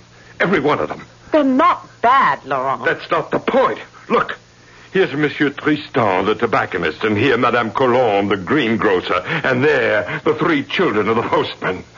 Can't you see what's wrong? Are you blind? I don't know what you're talking about. Look at the eyes, the texture of the skin, the expression on the faces. They're all the same. Every face I paint has his expression. Some feature of Camille's. On every face a look of agony and terror. I begin to see what you mean. In spite of everything I do, the mouth of each of them is distorted into an ugly grimace. The same look that was on Camille's face when we drowned him. When you drowned him. What? You picked him up. You stepped on his fingers when he clung to the side of the boat. You threw him into the river. You pushed his head into the water and kept it there as he choked out his dying breath. Therese, you're as guilty as I am of Camille's death. It's your word against mine. You liar! We planned every step of it together. Hands off my throat. I can't breathe. I murdered Camille, and so did you. We did it together. Say so, Therese. Say so. All right. We did it together. You and I, we both murdered.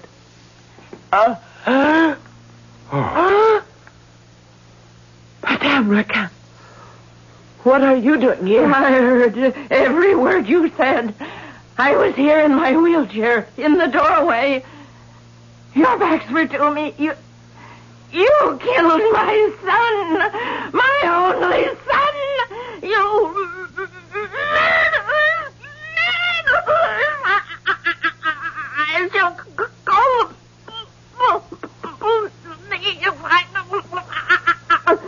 What's wrong with her? Her body's gone rigid. Her hands and feet are stiff. She doesn't move. Only her eyes. We must call a doctor. She's had a stroke.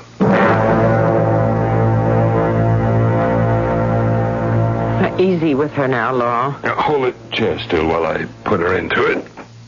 There. Oh, look at her eyes.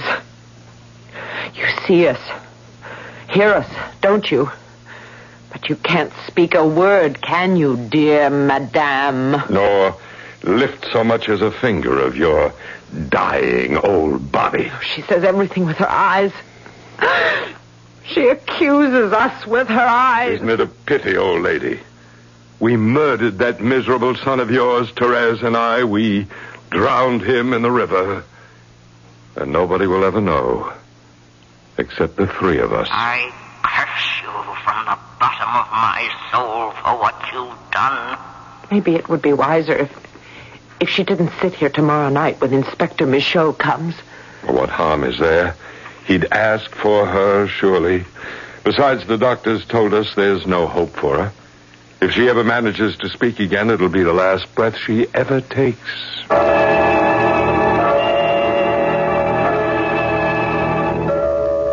Shall we wait for Therese? She'll be down in a moment. Let's set up the pieces for the game, shall we? And how is my old friend, Madame Racan? Ready to watch our dominoes game for the championship of the evening? I can see the light of anticipation shining in your eyes. And how is the good Francois? Unfortunately, Inspector, the poor creature is still limping from whatever he did to his leg. He sits there like some red-haired monarch, silent on Madame's lap, glaring at you, Laurent. Sorry to delay the game, Inspector Michaud. Ah, there you are, Therese. We're all set. I'll sit here, between you and Madame. You begin, Laurent. All right, I begin with a 4-3 piece.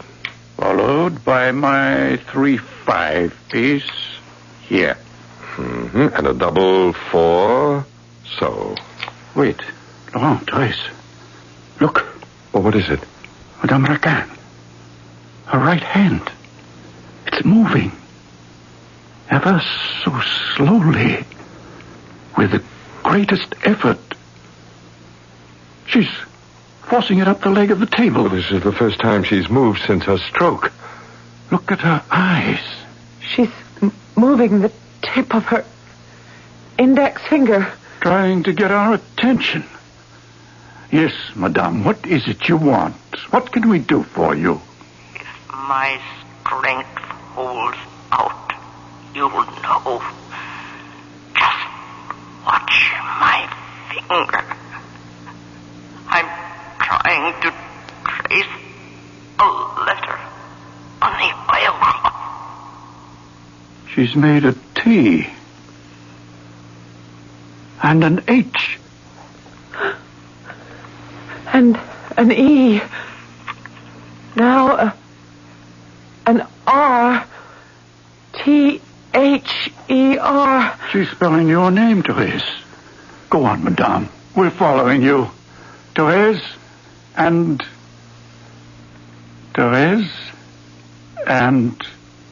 L A U R. Now she's spelling your name, Laurent. Therese and Laurent. Don't stop now, Madame. Go on. My strength is leaving me.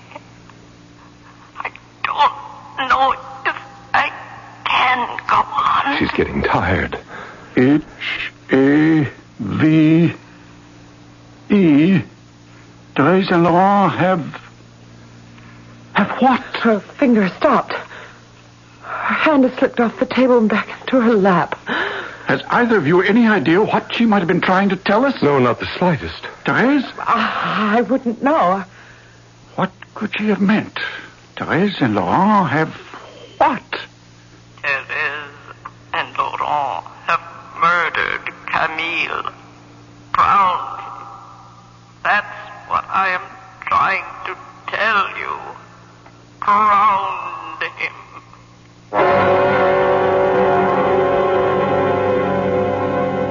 I'm going up to sleep, Laurent. It's late. How can you even think of sleep after what we saw her do tonight? We'll never be safe now. If she did it once, she could do it again. Sooner or later, Michaud will learn the truth. She'll find a way to tell him. Just being here in the same room with her is enough to make me sick. With her and with you. You are sick, both of you.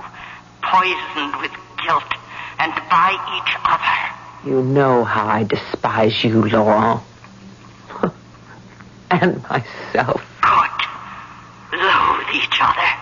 Torment each other from morning till night.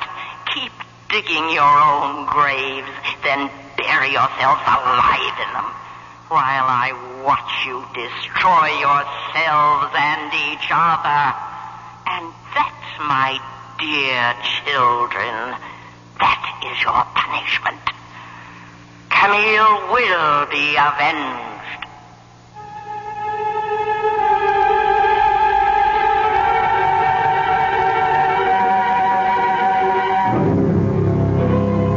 Stiff and silent, Madame Raquin sits in her wheelchair, the big red cat in her lap, feasting her eyes on Laurent and Therese, eyes that crushed them with brooding hate.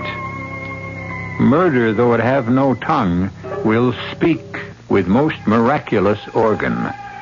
You suppose Émile Zola, at age 26, as he wrote the final page of his story, remembered those lines of Shakespeare? I shall return shortly.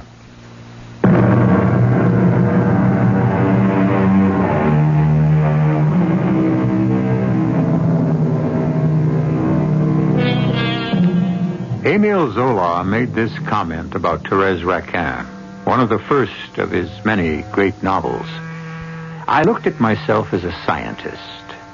I applied to two living bodies, Thérèse and Laurent, the same method that a surgeon would apply to corpses. This in order to discover how conscience can drive a criminal to despair and madness, to degradation and moral decay. Our cast included Patricia Elliott, William Redfield, Mary Jane Higby, Roger DeKoven, and Arnold Moss. The entire production was under the direction of Hyman Brown. And now, a preview of our next tale. Here you are, boss. Yeah. Yeah, good crowd. Your friend, the owner of this place? Oh, he does things right, you'll see. Well, have a good time to both of you. Now, watch your step getting out, Mrs. Manning. Thank you, Corey. Yeah, be back at 1 o'clock, huh? Right. Claire, you're going to have one of the finest meals you ever... Down, Claire, down on the pavement. Hey, are you all right, boss? Yeah, we're both fine. Here, let me help you out, honey. Where is he? He ran off into an alley someplace. You got a good look at him? No, it happened so fast. It was a kid, boss, some young punker. Oh, no, I don't believe it. What is it? That kid that took those shots at you. I'll swear to my life. That was your son, Mrs. Menon. Your son, Aaron. Aaron? Corey, how sure are you? Positive. This is E.G. Marshall inviting you to return to our Mystery Theater for another adventure in the macabre. Until next time, pleasant dreams.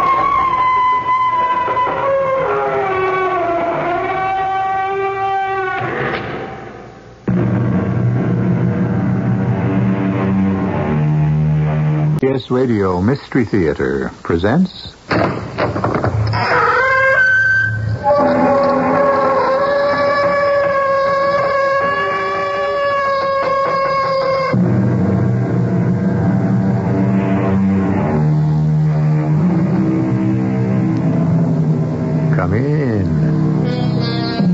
Welcome. I'm E.G. Marshall. Psychiatrists have sought the answers to puzzling facets of human behavior for years. Today, we speak freely of phobias, unexplained psychotic experiences. But in the year 1793, a humane, enlightened physician of the infamous mental institution at La Bicêtre, a hellhole by any description, was brought to trial for daring to treat mental patients like human beings. He himself was called mad for, as the court put it, freeing the beasts from their chains. But as I said, times have changed. The story we're about to tell you about the horrors that took place in a similar institution is true. But it never really could have happened. Not here. Not yet. Not now. Stop it. Make them stop it, Doctor. That noise, please. It's just a summer night storm, Miss Agatha. You are safe here in the sanatorium. Yes. Nothing here can harm me. That's right. Now, go to sleep. I have to check on the other patients. Yes, Doctor. There are others here who need watching. The dangerous ones. They hate me. They all hate me. You must get some sleep. It's getting late. Yes, you're right, Doctor. For the dangerous ones, it's getting later than you think.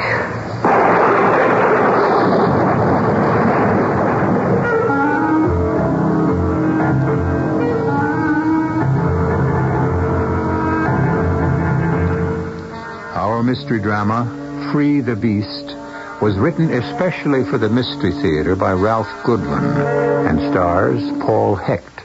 It is sponsored in part by True Value Hardware Stores and Buick Motor Division. I'll be back shortly with Act One.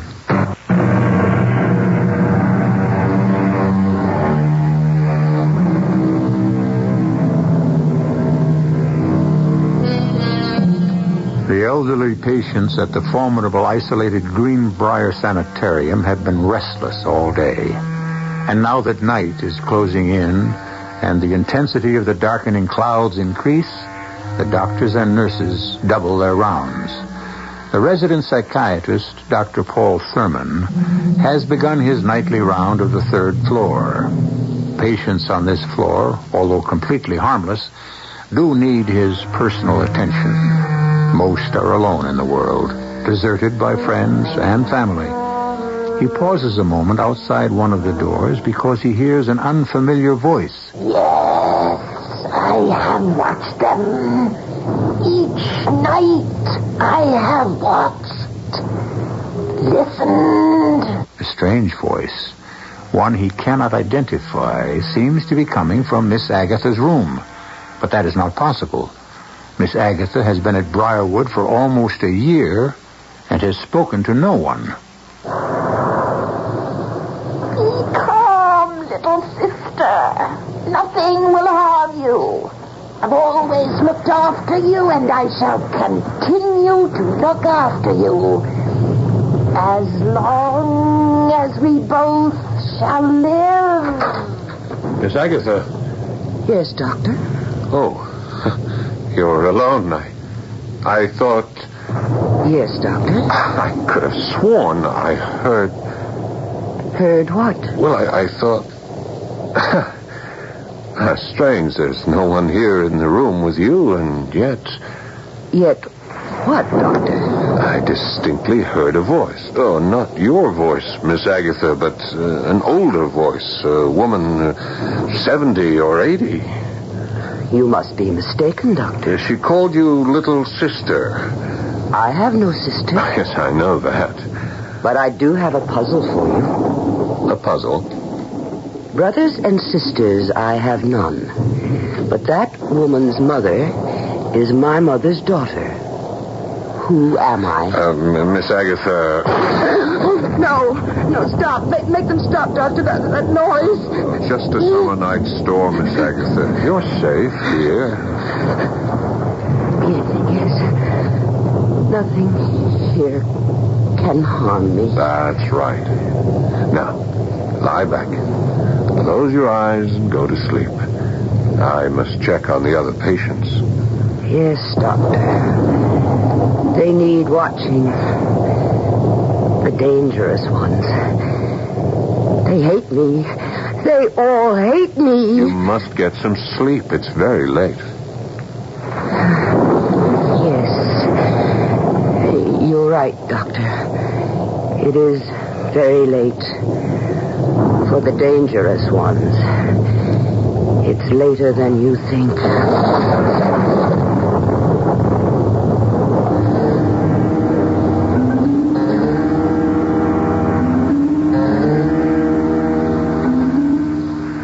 But I tell you, I heard it, Margaret. But it's hard to believe, Paul. A strange, disembodied voice coming from Miss Agatha's room? And then you went into the room and saw nothing? Nothing but Miss Agatha sitting up in bed. She was terrified of the storm, and the voice was calming her. It's strange. I know there was someone or something in there talking to her. It sounds so illogical. But there's only one door leading to each of those upstairs rooms. The windows are barred and... Darling, are you sure? Of the voice, yes. But where it vanished to, no. Could she have been talking to herself? Well, she never has. Besides, the voice was so different. The entire quality of that voice, it was so much older, raspier. I tell you, Margaret, something strange, something unexplainable took place on that third floor last night. If I may say so, Doctor, considering you are an accredited psychiatrist, you're acting weird. The word, darling, is weirdly. I'm not acting weirdly, just cautiously. There is one thing you can do, sweetheart. What's that? Let's start by pulling a file on Miss Agatha. See if she has any relatives she hasn't told us about. Relatives? Miss Agatha? Oh, she doesn't have. I mean, I've gone over her file a number of times since she was admitted. She's an only child. Are you sure? I'm positive. That voice, the voice I heard in her room, it called her little sister.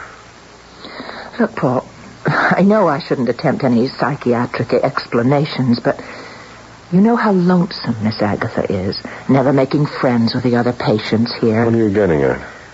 Well, it's a theory that's usually applied to children, but considering how far Miss Agatha has regressed, isn't it possible that she's invented a playmate, a protective playmate, an older sister? That's a good try, but just you concentrate on being beautiful, huh? Let me concentrate on what I heard in that empty room last night. You still insist there was someone in there? Someone or something. I know that's, as you say, weird for an accredited psychiatrist to suggest. But go through Miss Agatha's file once more, huh? And if she hasn't got an older sister, well, we better start looking for an 80-year-old patient in this institution who can walk through walls.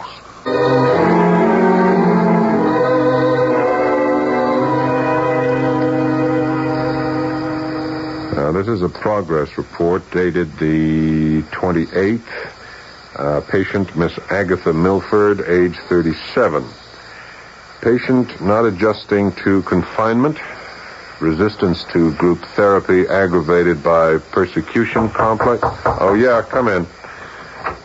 Patient is convinced that members of group are hostile to her. Sounds like you're reporting on Miss Agatha, right? Right. I'll be with you in a minute, Margaret. Just let me complete this tape. I brought her file. Everything I could find on her. Oh, well, in that case, I'm with you right now. I dug up everything I could find on her. Good. I'll do my report again later after we check what you have. But it's a waste of time, really. Huh? I don't have a thing. No brothers, no sisters. She has none. Brothers and sisters, I have none. But that woman's mother is my mother's daughter. What? That's what Miss Agatha said last night. When I heard that strange voice in her room, I asked if she had a sister. She said no. And then she added, brothers and sisters, I have none, but that woman's mother is my mother's daughter. Oh, I've heard that riddle before. But isn't it son? I mean, that man's father is my father's son? Yeah, but not the way she says it. What does it mean? I don't know. Right now, I don't know anything for sure. I don't even know if I actually heard that voice coming from Miss Agatha's room. But you said... Oh, I heard a voice, all right. It wasn't Miss Agatha. It sounded like it came from her room, but could it have come from somewhere else? Where? The rooms are 30 feet apart. If it came from the next room, if Mrs. Haverstrom's room... No. It couldn't have come from Haverstrom's room. I passed there. All was quiet. It came from the far end of the hall. I wonder... What? Oh, no. Never mind. Let's see that file, huh? Here you are. Oh, and talking about Mrs. Haverstrom. Yeah? Well, she and Miss Agatha got into another one of their brawls this morning. Oh, no. What about? Same thing. Miss Agatha still insists that the gold locket Haverstrom wears around her neck is hers. You know, the one with the picture of Haverstrom's father in it. Yeah, what's this? What's this entry here? It's hardly legible.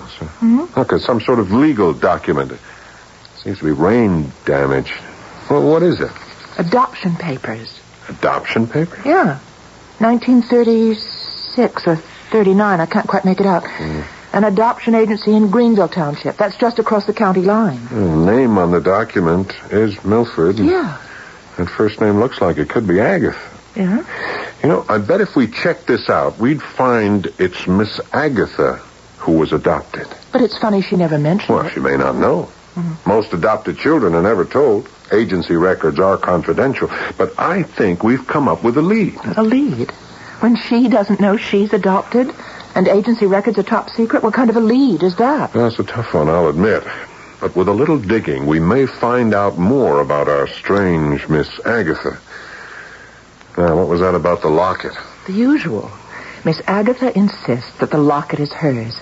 And this time she tried to tear it off Mrs. Haverstrom's neck. And, well, Haverstrom swung her cane at her. But fortunately she missed. That Haverstrom locket? It could be Agatha's, you know. Well, I don't see how. Agatha Milford came here less than a year ago. I mean, look at her record. Here's what she brought with her. Just a few personal belongings, items supplied by county hospital. Oh, no jewelry. I see. Well, just keep Haverstrom and Miss Agatha separated, will you? Yes, Doctor. And the voice in the night. That I intend to check out further. How? From now on, I'm not making those spooky nightly rounds alone. I don't blame you. Starting tonight, you're going with me.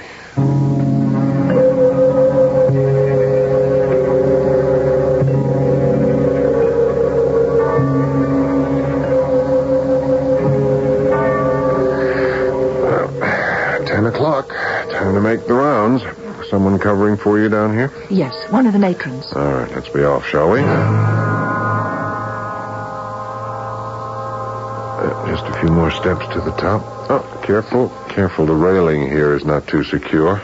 Railing? This entire third floor is ancient. If you ask me, we ought to close down the whole building. At least this crumbling railing should be replaced. Paul, if you'd only talk to the correction board, they might be... What's that? I don't know. It's coming from the far end of the hall. Miss Agatha's room? Let's see, shall we? Yeah, those are the same sounds I heard last night. Don't cry, little one. There's no need to cry. I'm here with you always. That. The other voice. Did you hear it? I don't know. I heard the wind. You are not alone, little sister. You need fear nothing or no one. Do not cry. I will never leave you.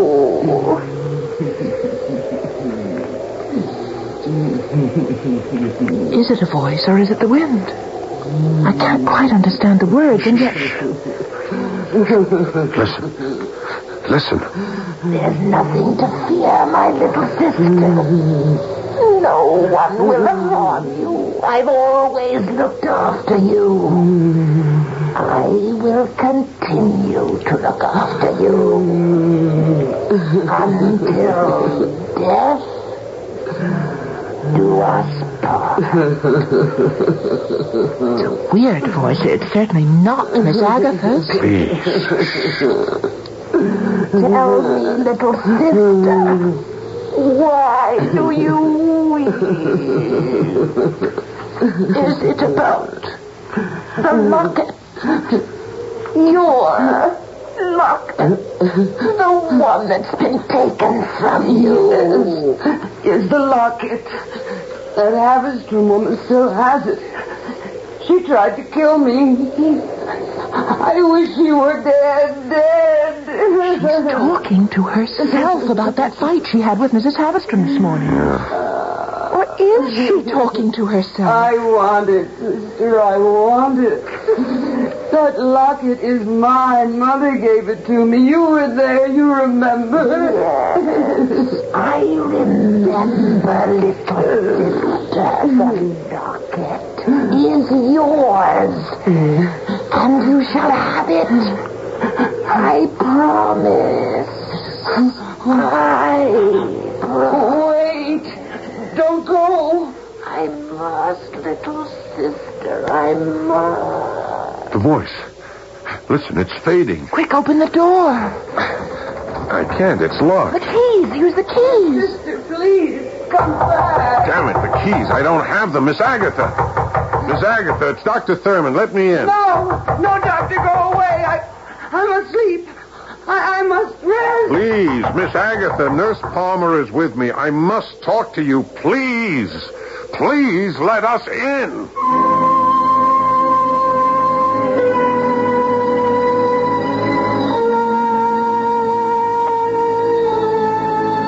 Well, what have we here? A ghostly, disembodied voice that makes nightly visits to one of the lonely inmates of Greenbrier Sanatorium? Has Miss Agatha invented an older sister to console her in her loneliness? Dr. Thurman seems convinced that the voice he hears is not that of Miss Agatha. But for the moment, he has chosen not to make a hasty decision, convinced that there is more to what is going on than meets the ears. We'll learn more when I return shortly with Act 2.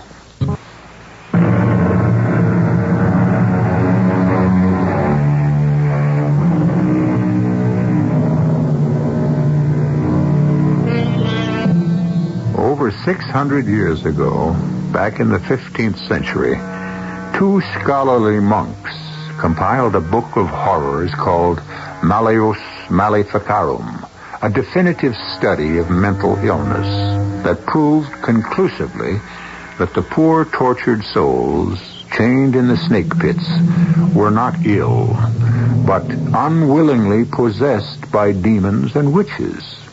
Two cures were suggested by these enlightened scholars: cleansing fire to be used against witches, and torture on the rack to discourage invading demons. It is recorded that both of these cures worked permanently, but that was yesterday. Morning has come to Briarwood. The strange voice that haunts the third floor still remains a mystery. Dr. Thurman is seated in his office, recording the case history of the frightened, uncommunicative Miss Agatha Milford. The possibility of schizophrenia exists. Further testing is called for. Oh, yes, come in. Hey, good morning, Doc. How's it going? Oh, Connolly, I'm just taping more about that strange experience I've been telling you about. Hang on a minute, I'll shut off this tape recorder. You know, that's a great way to keep records. Yeah. I've been meaning to buy one of those gadgets for the agency. How's our suspect, Miss Agatha, doing? Oh, please, let's not refer to her as a suspect. She's a patient, one we know very little about. That's why I called you in. Did you have any luck tracing those adoption papers, or is the agency still in existence? You know, you're lucky, Doc. That adoption agency is still in existence, and I was able to get a look at their files. I got it all right here. I appreciate the effort you're putting into this. Well, you're an old friend, Doc. For clients, we do the possible. For friends, the impossible. Thanks, Connolly. Would you let me see the file? Now, hold it. This is a favor, right, Doc? So why don't you let me read it to you? Feed you a clue at a time so as I can get more than just one pat on the back for being so clever. Yeah, sounds like you hit the jackpot. Yeah, kind of. Now, to understand this complicated dossier, we'll have to start here on page 7 and work our way backwards. Connolly. Relax, will you, please? Now, let's see. First, we have the patient's transfer from Greenfield to Briarwood, the newspaper clippings, then the murders. Murders? I'm coming to them. Here we are. Milford, Agatha, natural parents. Natural? Your hunch was right, Doc. She was adopted. Then the name of the child on the adoption papers, the name we couldn't read? Agatha Ann Milford. Adopted daughter of Charles and Henrietta Milford. Her real mother was named Mason. Carrie Lee Mason. She worked as a lab technician at Mercy Hospital. That's where the child was born. A few months before the trial took place. Trial? Yeah. It seems Miss Agatha's mother was some sort of nurse's aide at the hospital, took care of terminally ill patients. And she was a very sympathetic woman. Unfortunately, too sympathetic. What does that mean? Well, according to these newspaper clippings I dug up at the library, dated September 1939, the supposedly kindly Mrs. Mason was accused, and later convicted, of the murder of 6 of her patients. She simply turned off the oxygen supply and let nature take its course, which, of course, was inevitable. Only the jury judged it to be murder in the first degree. Oh, poor woman. Watching those patients suffer day after day. Wasn't the pressure that she was under taken into consideration by the court? Ah, but that's just the point. Evidence in the trial showed that she was under no pressure at all before, during, or after the murders. According to her testimony, she just, followed orders. Orders? She said a voice told her to do it. It's all here in this newspaper account. It seems our Mrs. Mason heard voices in the night. Voices that calmed her and comforted her in times of trouble. And voices that told her how to comfort others. Good Lord. Like mother, like daughter. What? Oh, no, nothing. Go on. What else do you have there? This woman, Mrs. Mason, Miss Agatha's mother, did she have any other children?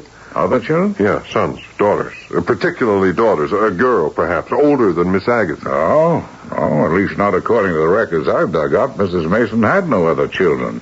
Miss Agatha was an only child. Are you sure? It's important. Could there possibly be a sister, an older sister? Oh, you mean that voice you've been hearing, huh? I'm sorry, Doc. There's no answer in that. When the Mason woman was sent up for the murders, her child was put up for adoption. Miss Agatha, that is. Her only child. Now, of course, there are skeletons at every closet if you want me to dig deeper. Yeah, I wish you would.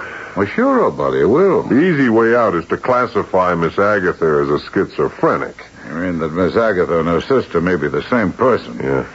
Only you don't really believe that. No, not after the studies I've made so far. There are reasons too complicated to go into. Yeah. Well, if I can be of any help... Thanks, you have been. Oh, by the way, is there a picture of Miss Agatha's father in those clippings? Yeah, I believe there is. Wait a minute. Yeah, here we are. Nice-looking guy. Yeah. Mustache, long sideburns. Looks like Valentino, huh? Why? Oh, we've had a little dispute over a gold locket. It belongs to Mrs. Havestrom. Inside the locket is a picture of her father. Miss Agatha claims the locket is hers.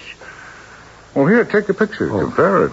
That'll take care of one problem. I hope so. I've had to lock Miss Agatha in her room. I had a padlock installed last night. At least I know she'll be safe until this petty bickering is over with, and we can try to trace that strange voice we've been hearing. Well, if you hear 2 voices coming out of there now, you'll know it's just another case of schizophrenia. Yeah, I hated to have to do it. Miss Agatha is not a violent person. She must have been terrified when Mrs. Havestrom swung that cane at her. Oh?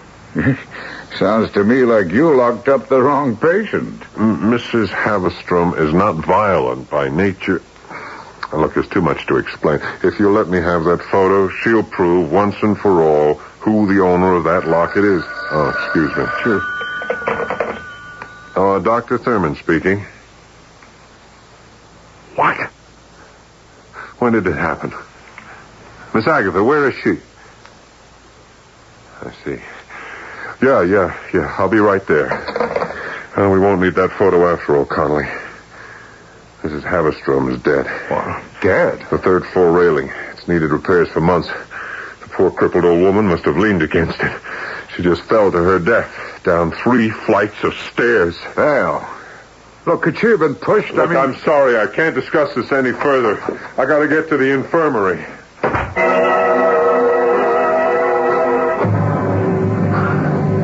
Slow down, Paul. I can't keep up with you. I'm sorry, Margaret. I'm anxious to check out Miss Agatha's room. I just don't understand how Mrs. Haverstrom got out of her room and over to that shaky railing alone. Where was the third floor matron, huh? She was called away for a few moments. I've told you never to leave the third floor unattended. She was only gone for a short while. You heard me tell that to the police. They're taking the body away. When this gets out, Margaret, I just can't understand what happened. Oh, come on. Let's get to Miss Agatha's room. All right, Doctor. I'm sure you'll find everything in order. Door locked since last night, as per your instructions. Padlock on, also locked. I don't think so, Miss... Connolly, what are you doing up here? Just a little checking, Doc. What I found isn't too pleasant. Who is this man? I'm sorry, Margaret, this is Charles Connolly, detective. Detective? Private detective, a friend of mine. He's been checking into Miss Agatha's background for me. Whatever for? I wanted to find out more about her. I told him about the argument she had with Mrs. Haverstrom over that locket. That Haverstrom woman didn't fall down that flight of stairs by accident. What are you trying to say, Connolly? The woman was dragged from her room and tossed through that rotted railing. She was murdered. What? And I didn't say anything in front of the police. I mean, they accepted it as an accident, but someone carried her to that railing and pushed her over. And my guess would be Miss Agatha. But that's impossible. She's been locked in her room since midnight. Well, that remains to be seen. Where's the room? At the end of the corridor. But even if she did get out, she couldn't lift a 200-pound arthritic patient like Mrs. Haverstrom. The woman wasn't lifted. She was dragged along the floor. I found black heel marks leading to the edge of the stairs and the end of the broken railing. Let's get to her room. Okay, right with you, Doc. How could Miss Agatha get out of her room? It was bolted from the outside, reinforced by a security lock. It just doesn't make any sense. Well, I'm afraid there's just no other answer. There's got to be another answer. Huh? Up ahead. You see that room at the far end of the hall? Huh? Well, that's Miss Agatha's room. And even from here you can see that the padlock is still on and it's still intact. Well, I'll be... Yeah, not a mark on it. It sure looks okay. It's solid, sturdy. Who has the key? I do. If you gentlemen will step aside.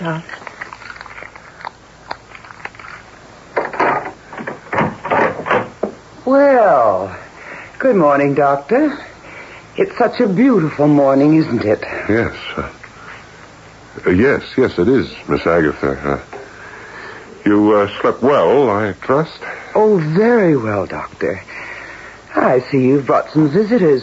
Nurse Palmer. Good morning, Miss Agatha. And a gentleman I don't believe I've met before. This is Mr. Connolly, Charles Connolly, an old friend. He just stopped by to say hello, meet some of our new patients. How nice. A pleasure to meet you, Mr. Connolly. Well, thank you, Miss Agatha. And may I say you've come to the right place. I beg your pardon? Well, I mean, it doesn't look like much from the outside, but it's so pleasant here. Everyone is so nice. Oh, yeah, is that right? Mm-hmm. Even Mrs. Haverstrom, she was trouble for a while, but everything is fine now. It's all being taken care of. It has? Yes. Doctor, I have a confession to make. That was my sister you heard me talking to in my room. I didn't want to admit it because of sanitarium rules. No visitors after 8 o'clock. But since she won't be coming back anymore, I can admit that she's been here. Because everything is all right again. What do you mean, everything is all right again? Well, look, Doctor. Look what I have around my neck. Good Lord. Mrs. Haverstrom's locket.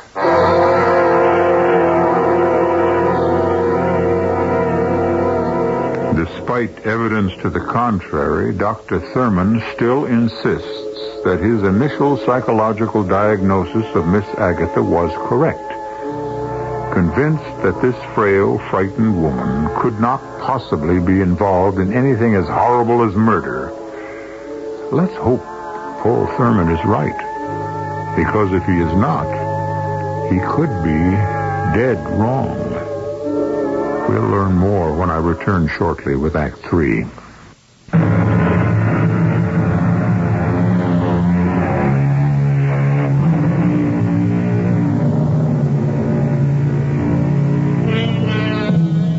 The strange death of Mrs. Haverstrom at the Briarwood Mental Institution could, by those untrained in psychiatric research, be simply diagnosed as madness. Wasn't it Lewis Carroll's observation in Alice in Wonderland that went something like this? "How do you know I'm mad?" Alice remarked. "You must be," said the cat, "or you would not be here." A simple solution to our mystery, I must admit. But not for those of us who have been expertly trained in madness and murder. We need more time to contemplate, consider, to separate the half-lies from the truths. Listen. And since the death of Mrs. Haverstrom, continued attempts made by staff members to remove the golden locket from Miss Agatha's throat have made the patient exceedingly hostile. She has become suspicious of all who enter her room and is now refusing food unless served by the one staff member she trusts, Nurse Palmer. Oh, yes, come in. All attempts to gain access to gold locket have failed. Until this morning, Paul. Look, the locket. Yes. How did you get it? She held it a little too tightly this morning. The clasp broke, and I told her I'd have it repaired and bring it right back. As simple as that? Where is the picture of the father that Mr. Conley gave you? I want to compare it with the one Mrs. Haverstrom showed me. I've been trying to open that clasp, but it seems to be jammed. Oh, here, give it to me. Let me do that. You'll find the newspaper clipping in that desk door, the one on the left. I'll get the picture. Okay. You work on that clasp. Were these the clippings? Yeah. This clasp seems to be bent. I'll get it in a minute. Do you remember what the man in the locket looked like? Was he young, old? Young man, about 30. Well, that sounds about right. Man in the newspaper clipping was about 30. Sort of plain looking, slightly balding. Plain looking? Balding? What's wrong? A mustache? Long sideburns? No. Mrs. Haverstrom's father was clean-shaven. Heavy features. It was a tintype. I guess it must have been taken in the early 20s. Well, it's not the same man. It's not? No. Here, give me the clippings. I'll show you. See, there. That's Miss Agatha's father. There, young, dashing, handsome. Looks a lot like Valentino, huh? Oh, we darned all this trouble for nothing. Yeah. I finally got this locket open. There, you see... Oh, no. What's the matter? Paul, what is it? The photo in the locket. It's neither the man you described nor the man in the clipping. It's a photo of a woman. An old woman in her 80s who looks exactly like Miss Agatha.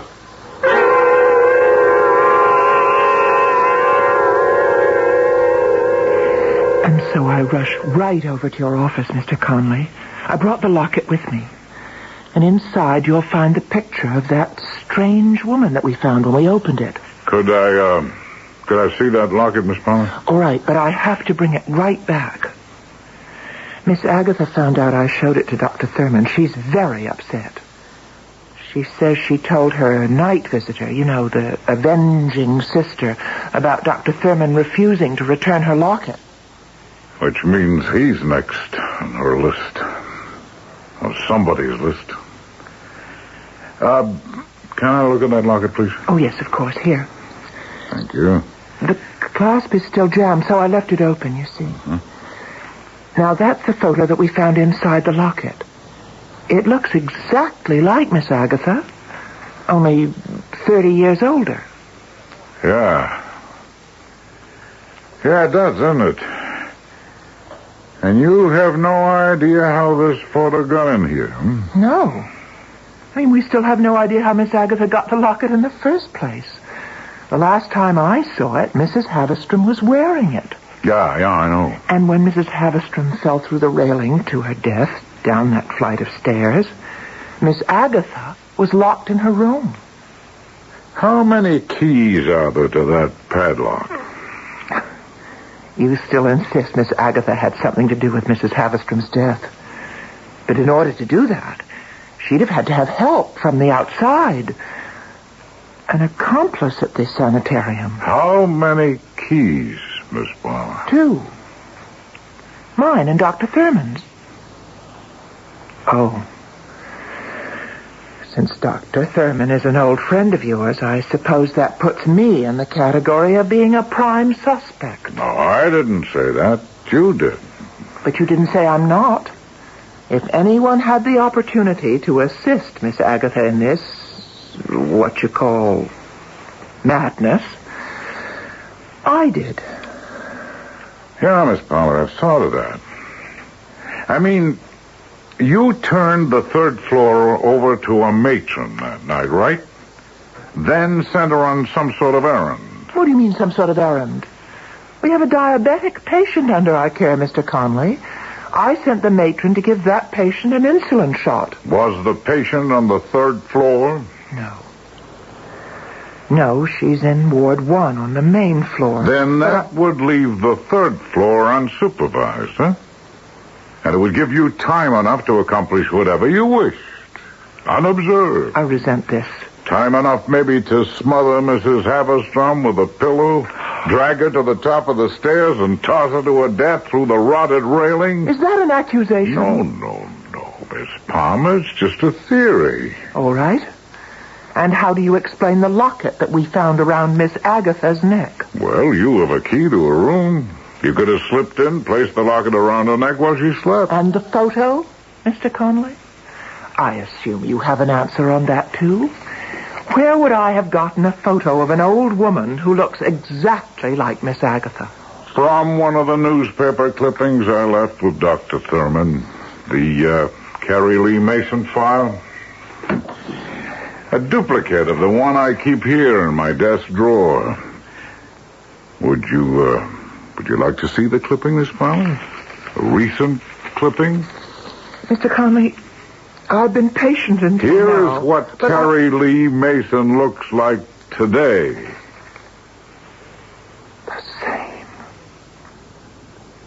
The same photo.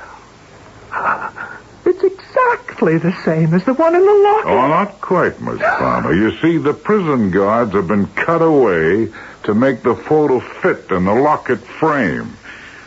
Easily enough done with, a pair of surgical scissors. I've had enough. I haven't.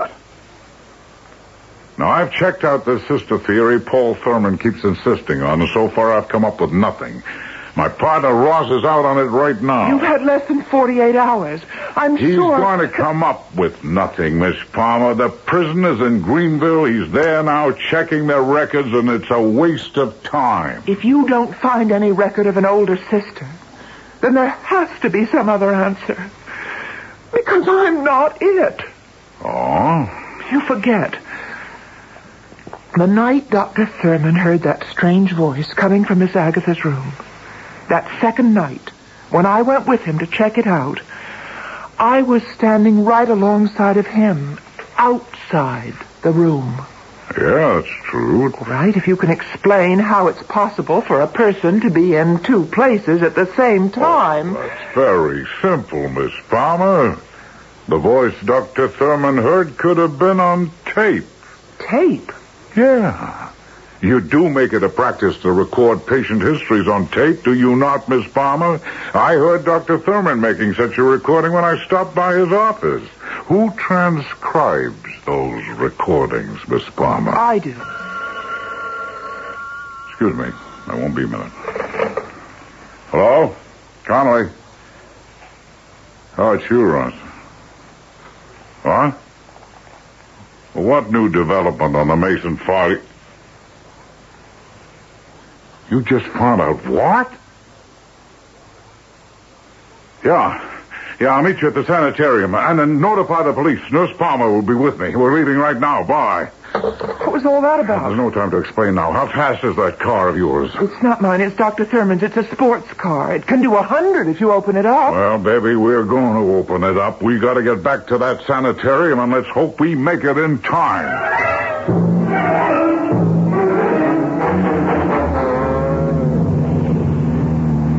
Conley, please slow down. Just hang on, baby. Hang on. I've been hanging on for dear life. If anything happens to this car, I'll never hear the end of it from Dr. Thurman. I'm not worried about the car, Miss Palmer. I'm worried about Paul Thurman. Dr. Thurman, why? Look, you never told me what... There's a turn up ahead. Hang on. I was saying... You never told me what your partner Ross told you. Well, you'll know in a few minutes. I only hope Ross got to the police with the information he gave me over the phone. We're going to need a patrol car to back us up. We've got one. Following us. And at this speed, we'll probably pick up 3 more. Good. All right, there's the driveway to the sanitarium. Right up ahead. It's blocked by 2 police cars. Hang on, I'm going to stop. What's going on up there? Look farther up beyond the service road. Fire engine? Oh, look at the smoke. Oh, my God. Briarwood's on fire. Come on. That building is a death trap. I've got to help the patient. Wait. Your patients are all right. They've all been evacuated. Look, over there in the clearing, the matron's got them out. Thank God. I don't see Paul. Dr. Thurman. Probably still in there. That's why Ross called. Oh, I'm so confused. Ross was calling from the prison. Mrs. Mason wasn't there. She'd been showing signs of violent behavior and was transferred to a hospital for psychiatric testing. Now, that was a few days ago, just before you started hearing that strange voice coming from Miss Agatha's room. You don't think It's the only answer to all this. Madness. Security at the hospital is not like security at the prison. Ross checked. They've been looking for her since Friday. I think she's here. Here? But how would she find out? I don't know, but somehow she did. Just look at the pattern, Miss Palmer. Patients warned, evacuated in time, everyone out, safe, but Paul Thurman.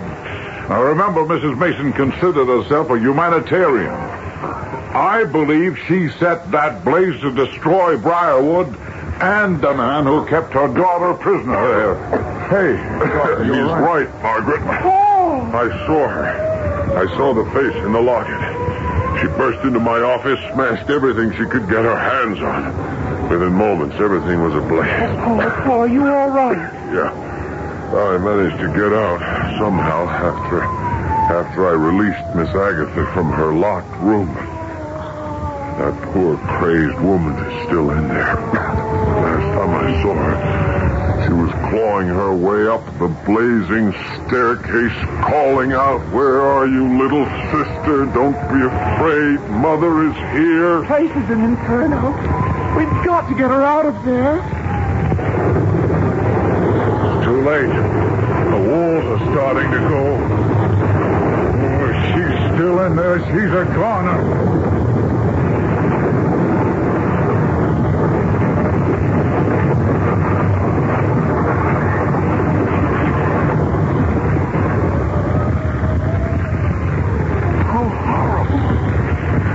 Nothing could escape such devastation. At least the others are safe. Are you sure they all got out? Yeah. Everyone but Mrs. Mason. I don't understand. What made her do it? You know about these things, Paul. What brought that woman here? What drove her to such total destruction? She couldn't help herself, Margaret. Intellectually, she may not have known whether Miss Agatha was her daughter or her sister.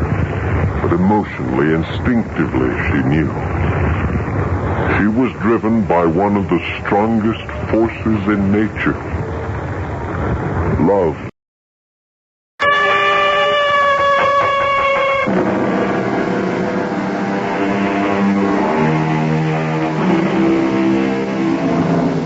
Come in. Welcome. I'm E.G. Marshall.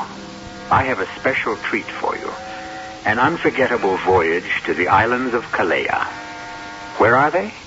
No, don't look for them on any ordinary map. They exist only in the gyrus hippocampi. And that is located... Well, that's what this story is all about.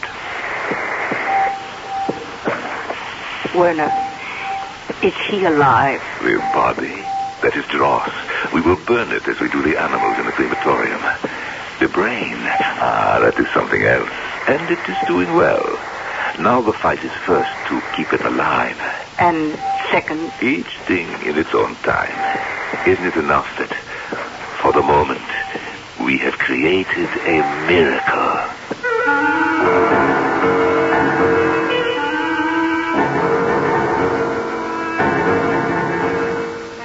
Our mystery drama, The Brain Without Mercy, was written especially for the Mystery Theater by Ian Martin and stars Norman Rose. It is sponsored in part by Buick Motor Group.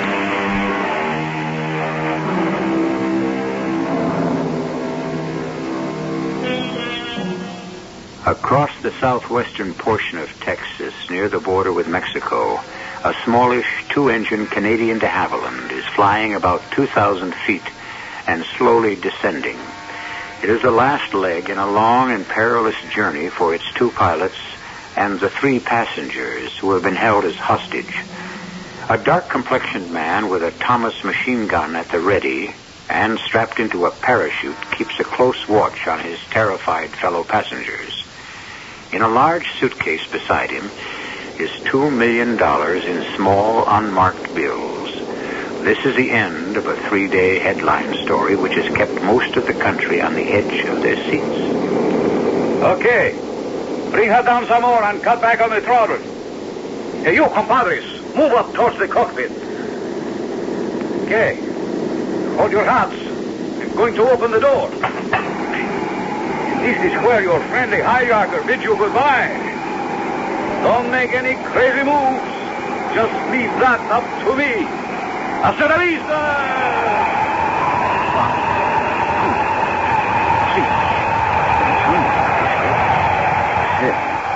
8, 9. Okay.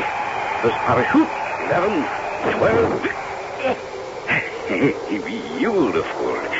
15, 16, 17. More to the right. So I hit my spot. 20. And here goes number 2. Tip. Green broke right off.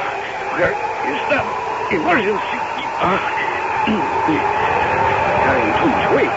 I ought to jettison something, but nothing money enough to do. Damn, it can't have been all for nothing.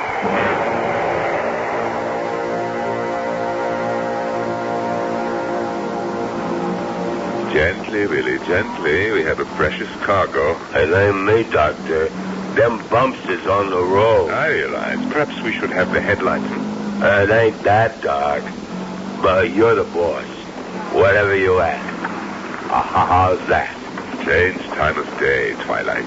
Can't even see the lights go on. I'm glad you're driving instead. Willie, what is that on the road? Appears like some fella passed himself out on the edge of the road. Some foreigner maybe had too much snake juice. Well, don't stop. Or might be he needs help. You're a doc. Oh, very well. Let's have a look.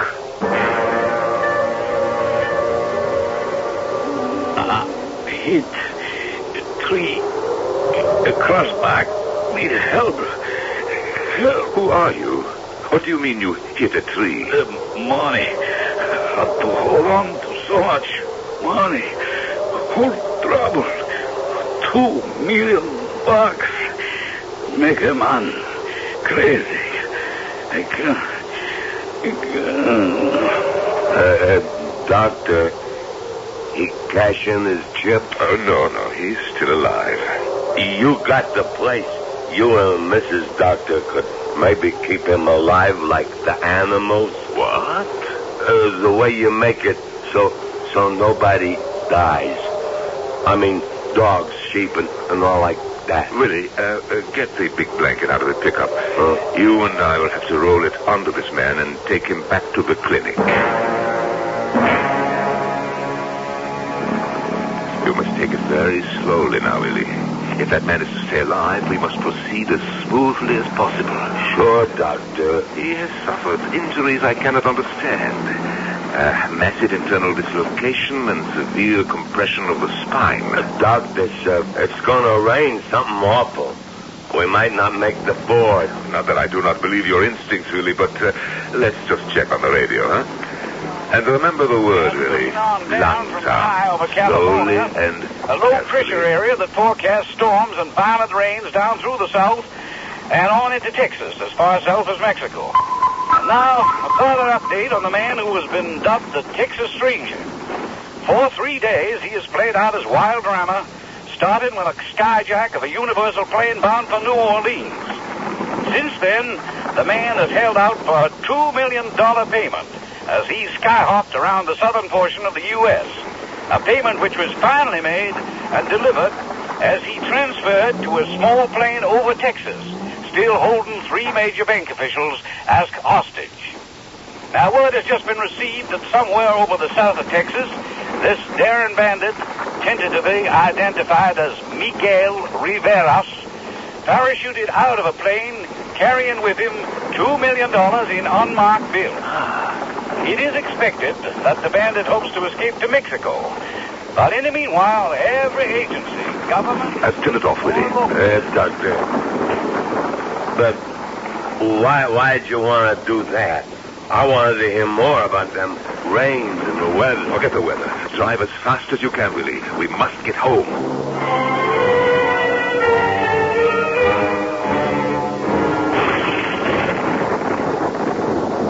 I will need you, Ilsa. We will have to operate right away. On our new guest, Werner? The man we picked up, yes. Not for the experiment. Oh, no. This is to save his life. He's going into renal failure. Both kidneys are destroyed. We have no transplants. What shall we operate for? The greatest opportunity of my life. The body of the man cannot sustain life much longer, but his brain, that is fully viable. Now, come. I need your help. We have much preparation to make. Have you reported about this man to the authorities? No. But it is the man. Oh, yes. He has an identification bracelet from a paratroop division. But you will not report him? And lose this incredible chance to get the money we need? $2 million to complete my experiment? But where is the money? Only he knows. And he's unconscious. So I must unlock the secret from his unconscious. How? If he's in coma and on the point of death. With luck, I may bring him to consciousness long enough to find out what I need to know. If not... If not, Werner, what else? Well, the man is moribund. No way we can keep him alive. But if we arrest the degenerative process, only the kidneys are destroyed, every other vital organ in his body could be preserved by the techniques under which we have been working. Now, most important, as this is the perfect opportunity, the brain. The brain? We have maintained the brain of a rat, a rabbit, and more successfully cats and dogs. Why not a man's? But the man is still alive. The man is due to die from other causes. And besides that, he is a criminal. We are not the judge of that. So we are not the judge. No, Ilse, we are only the fortunate recipients of a golden chance. But, Werner, how can you risk it? There are enough questions about your clinic already. There are no questions about this. This man planned to disappear. I am only making sure that he will. Now, get dressed so we can scrub up. Ilsa, you and I are about to perform the most important operation in our lives.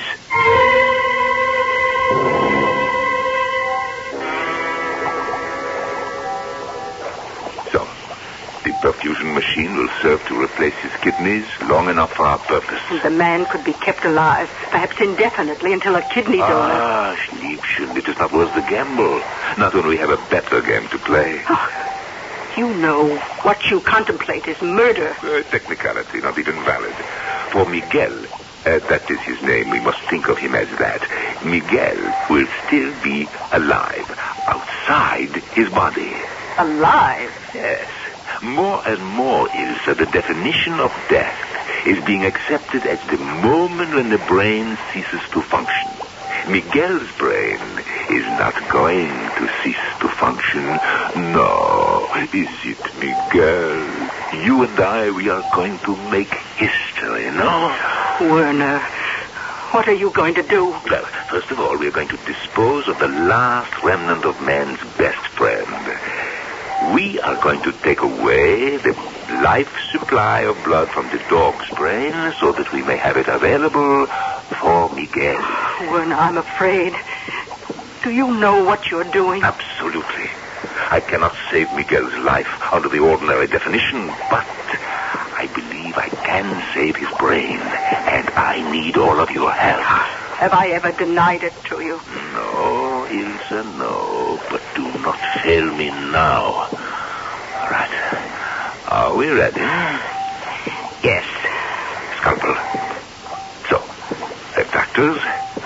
Good. Drill. Now, how is the blood pressure? Steady. 160/80. Better than I have any right to hope. Now, I need your hands to help put the pressure on audio so we can hear. That's it. But we must move as fast as possible. Wide. There, Liebling. Yes. I must expose the whole brain so we can move freely.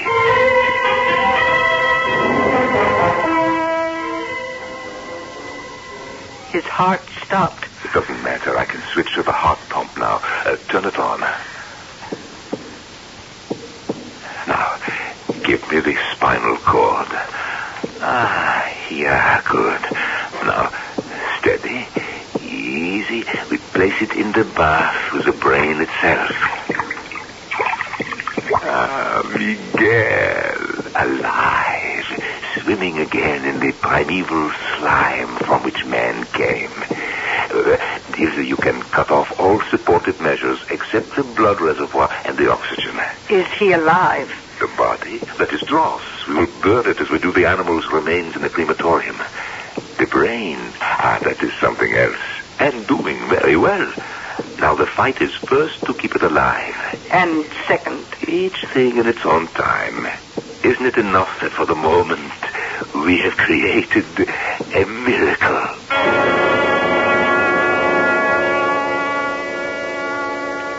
You got the food ready for the Doc and Mrs. Doc, woman? Yeah, really.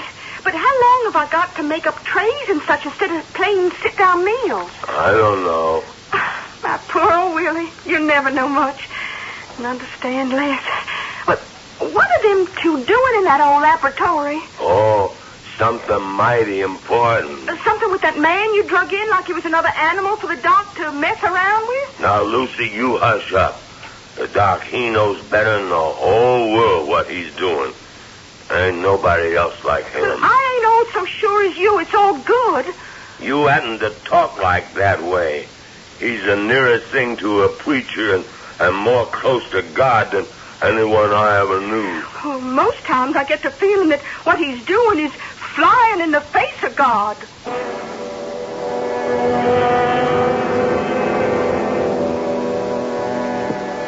That's it, Miguel. That is it. Oh, you are a good patient. Werner. Yes, it, huh? Must we watch over it day and night? Oh, not it, Liebchen. Him. Miguel is alive and well. As long as the brain lives, the man lives. For what reason? It is only an island of cells, floating in a protective bath like the placenta in a womb. But it cannot grow, it cannot communicate. It is only a medical trick. Oh, not this time, Ilsa, not this time. It cannot grow, perhaps, but it can remember. And if you give me time, it will communicate. With $2 million at stake, trust me, I will find a way to make it communicate, to make Miguel release his secret.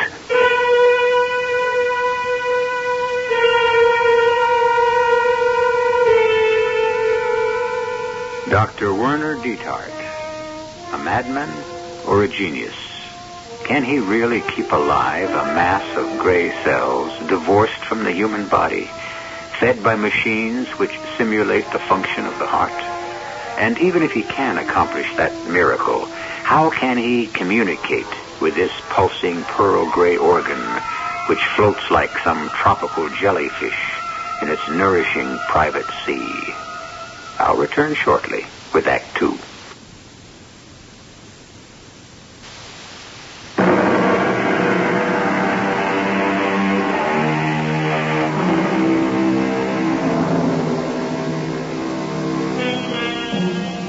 Miguel Rivera's brain is all that is left of the man who once bore that name. The recognizable part of him, the body, is long since reduced to white ash in Dr. Dietart's private ovens, an ash now scattered to the four winds.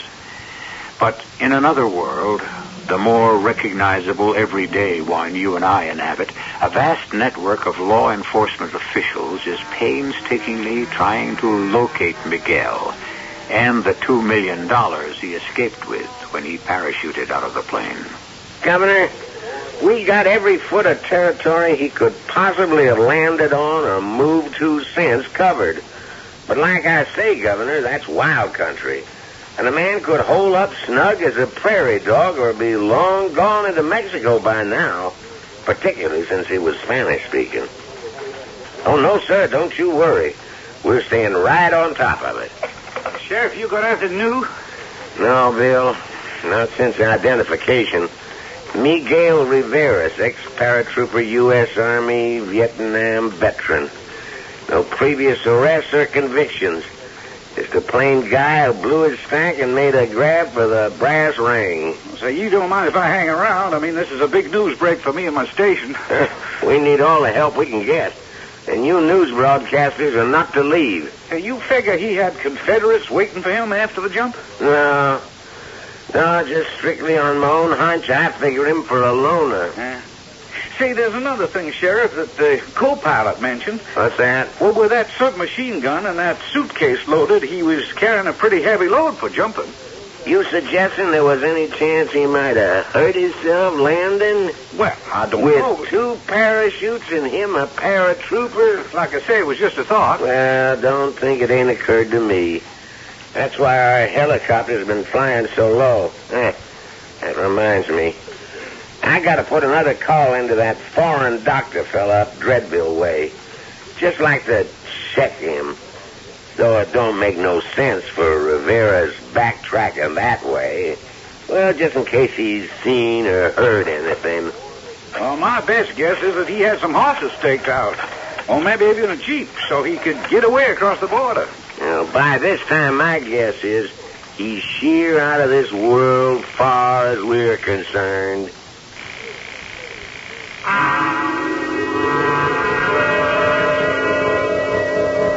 I really wish I could help you out, Sheriff.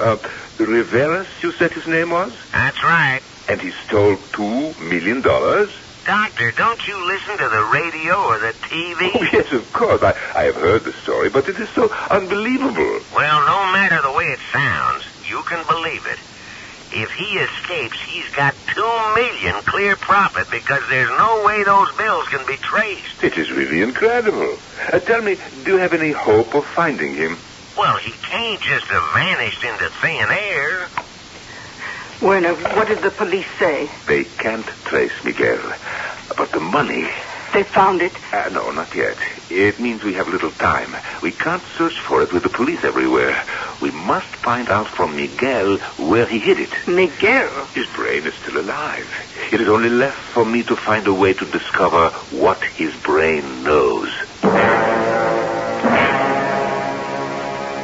Willie? Yes, Lucy. Where you going? I gotta go help the doctor and Mrs. Doctor. Now? This time of night? Help him do what? I don't know. Magic, kinda. at that laboratory or whatever you call it? I don't know.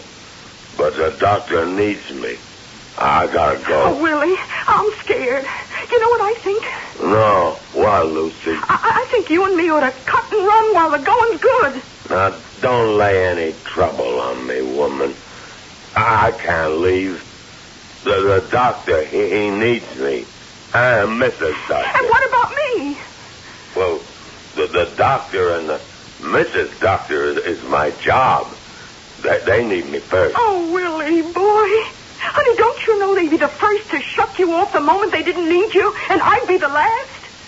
You hadn't ought to think anything mean about them, Lucy. Willie just knows his place is all. You gotta know it, too. Willie, I just know only one thing. You're my man, and I love you. And I won't ever let anybody harm you.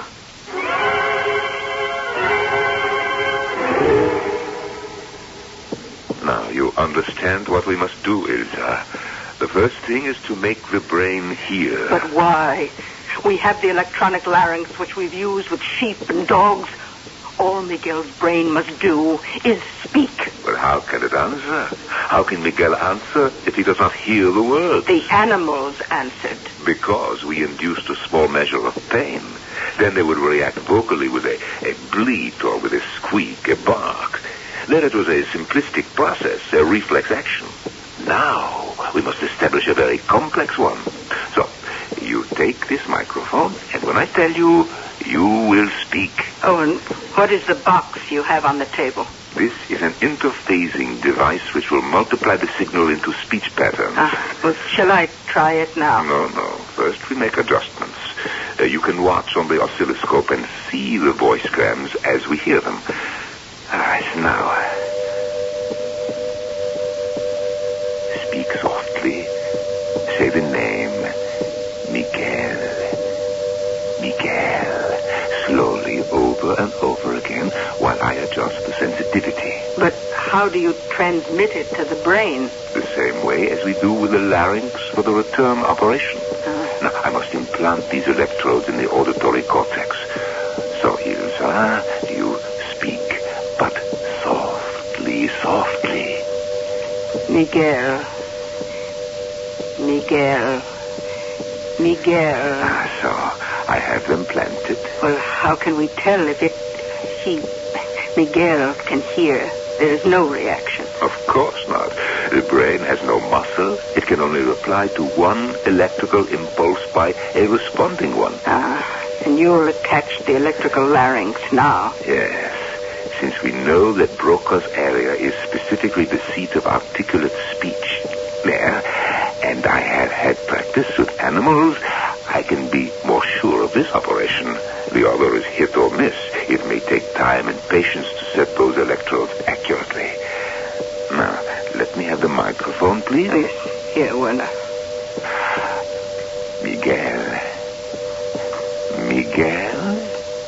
can you hear me? Nothing. It does not work. I must adjust the auditory circuit. It is very delicate. It may take a long time. A very long time.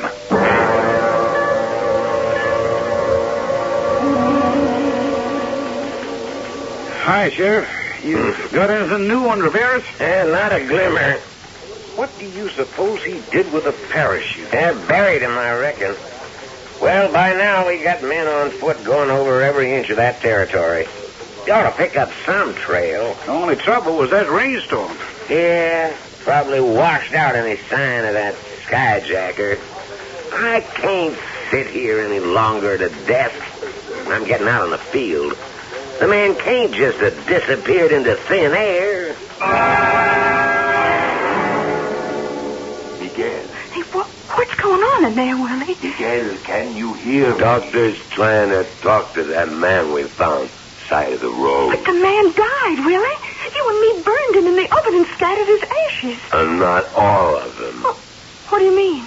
He kept out one part of him. What part? His brain. Prettiest thing.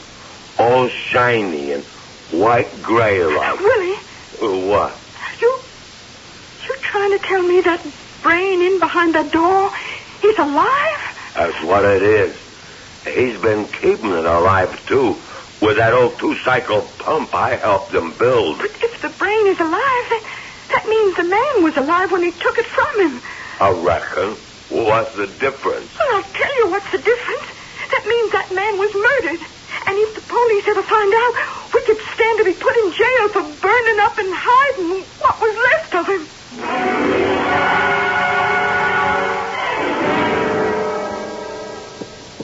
Miguel, can you hear me, Miguel? It's no good, Werner. It won't work. No, patience, Ilsa, patience. We just try a new placement for the electrodes. So. Now, Miguel. Yes. Werner. Here, take the microphone, Ilsa. Speak to him while I modulate. I must get it into exact phase. Now? Yes, now. Miguel. Keep on, don't stop. Miguel, can you hear me? Can you hear me, Miguel? Ask him again, Ilsa. I've almost got the setting. Miguel, I'm talking to you. If you hear, reply. Yes, I hear. Give me the microphone. Miguel, you understand me? Where am I? Who are you? What happened to me? Now, Miguel, we must take this very easy, step by step. First, I am a doctor. Doctor? What is this place? A hospital? My private hospital, yes. But where am I? I told you, in my hospital. I don't mean that. I mean, where am I? Me, Miguel Rivera. Where is my body? I can't feel. I can't see. What happened to me? Now, Miguel, you must not be excited. What happened to you is, well, it will take quite a bit of explaining.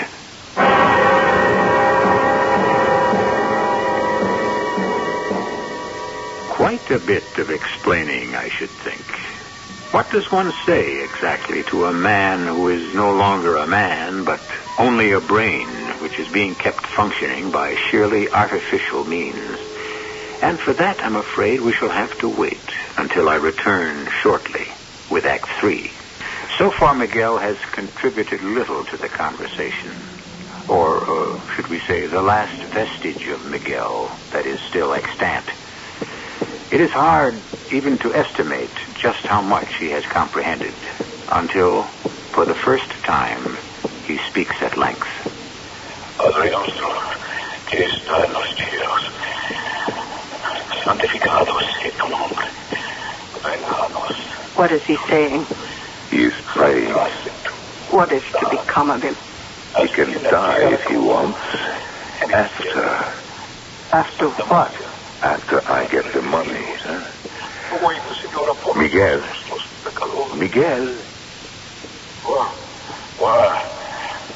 What is it? Do you feel... are you ready to tell us your story? Why did you do this to me? I had no choice. You were so severely damaged internally. Death was inevitable. The brain was all I could rescue. Why didn't you just let me die? In these modern times, it is a doctor's duty to do everything he can to maintain life. Did you call the police? Well, actually, no. Why not? Because they could not help you, and you could help me in a way that they would not have allowed. By becoming one of your guinea pigs. A most valuable one. A real guinea pig in the sense that the guinea is a golden coin. What are you after, man?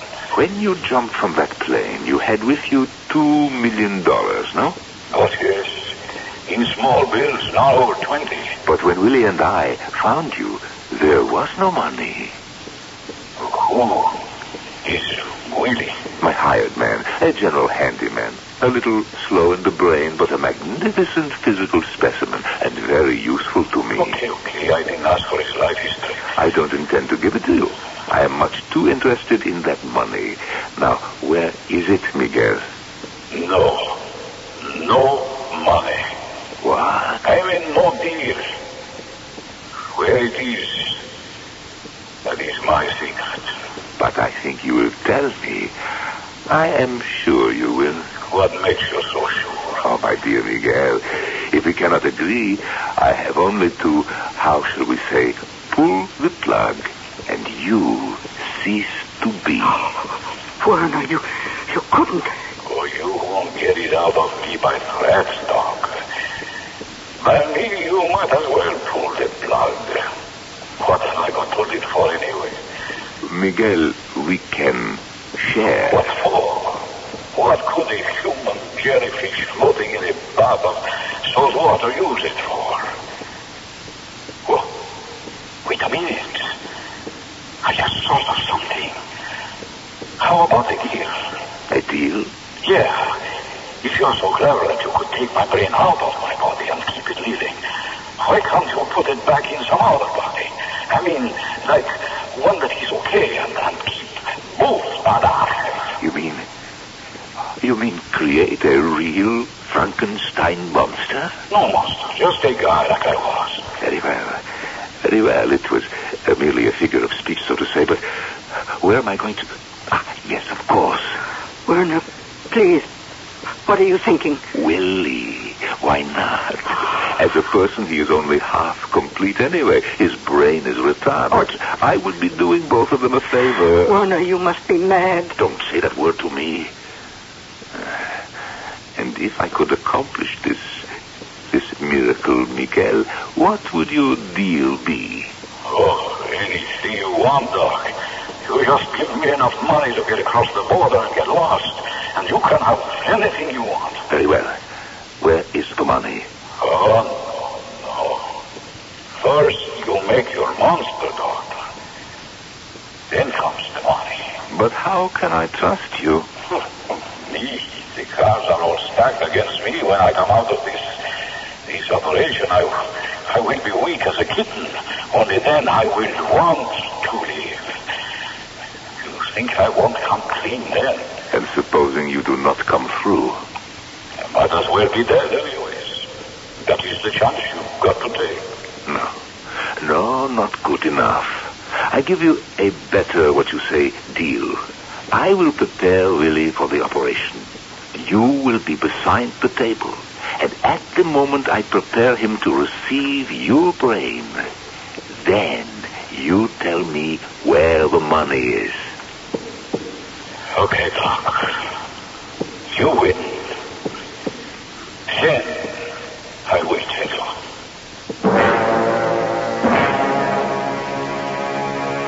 I beg you, please, Werner, don't do this. Ilka, do not be a fool. I must. We are out of money. This is a godsend. It is not a license for you to try to play God. This operation is impossible, even if we had the facilities and the resources, which we don't. You are even more of a fool than I thought you.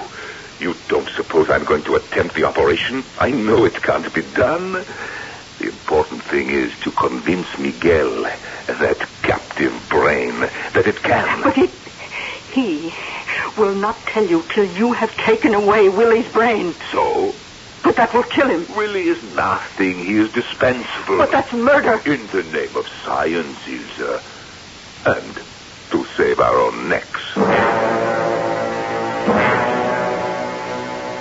Doctor, I'm just not going to let you do it. I'm just not going My dear woman, you should be thanking me. I'm going to make that man of yours a whole man. Well, even if it would work, I wouldn't thank you for that. Why?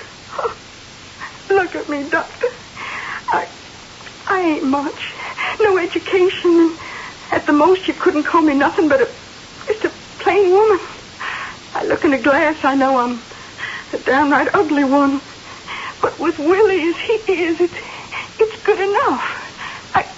I can make him happy. This is beginning to irritate me, Lucy. Look, if there's no other way, I'll go to the police. Do you think for a moment I would... Lucy, where did you get that gun? It's Willie's. but I know how to use it if I have to. Now, isn't this silly, Lucy? You know my regard for Willie. Would I do anything to harm him in any way? No, don't move. Oh,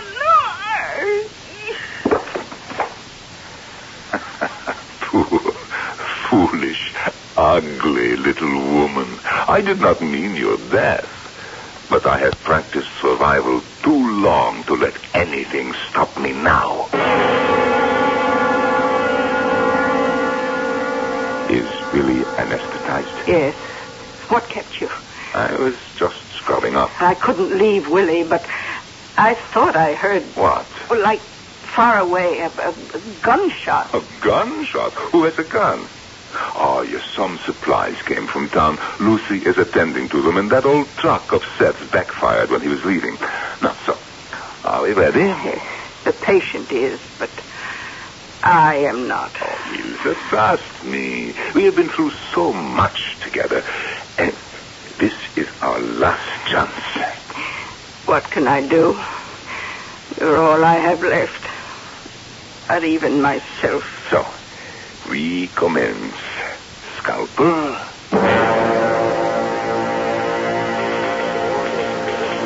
Yes. Oh, yes, madam. Now, if you could just wait a minute and let me double check. No time. I told you I can't. No, don't hang up. Just let me get this straight. Hey, hello? Hello? Can you hear me? Hello? What you got, Bill? Oh, Chef, I hope to tell you the craziest darn pot of nonsense you ever heard. About what? The Rivera's case. Well, anything you picked up on that, I want to hear. I don't give a hoot how plain damn foolish it is. So, we make the cut. No respiration. Of course. Willie's body is now moribund. Werner, this is wrong. So wrong. It is all that is right for me anymore. So, Miguel, here is the moment of truth. You mean my new body is ready? Ready and waiting. The brain already removed. We have only seconds. The money. See. You know the mesa of the Novick sisters? Yes. Right over there is a canyon with the river of los Muertes. Yes. Rising to the mesa, there are three buttes.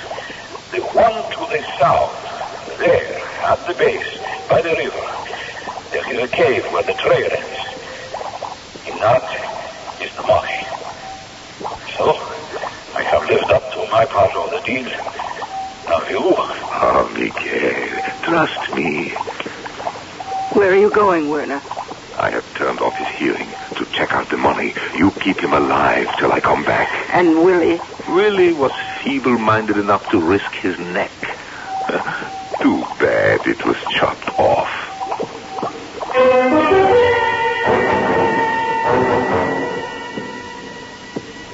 Hey, doctor, Mrs. Neidhart, somebody... Yes, Miguel. What? Is the operation over? Miguel, how can I tell you? There was no operation. Willie is dead. The doctor has only been cheating you. Where is he now? I'm beginning to realize cheating me, too.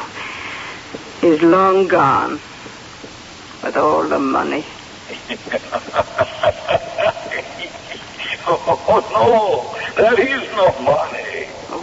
What do you mean? Oh, you see, I thought I was got two perfect eyes, two parachutes to cover all the extra weight of my guns and the money. But one of them failed. I was coming down too fast. I had lost control of that ending I was heading for. I had overshot the desert, and I was in among the hills to try to save my life.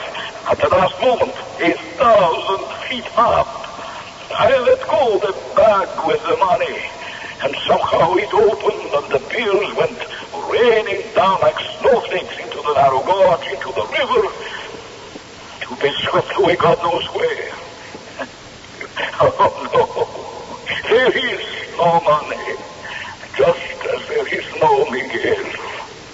Then why has my husband not come back? Because I hope the police found him there. If they had found my parachute, they would have been waiting.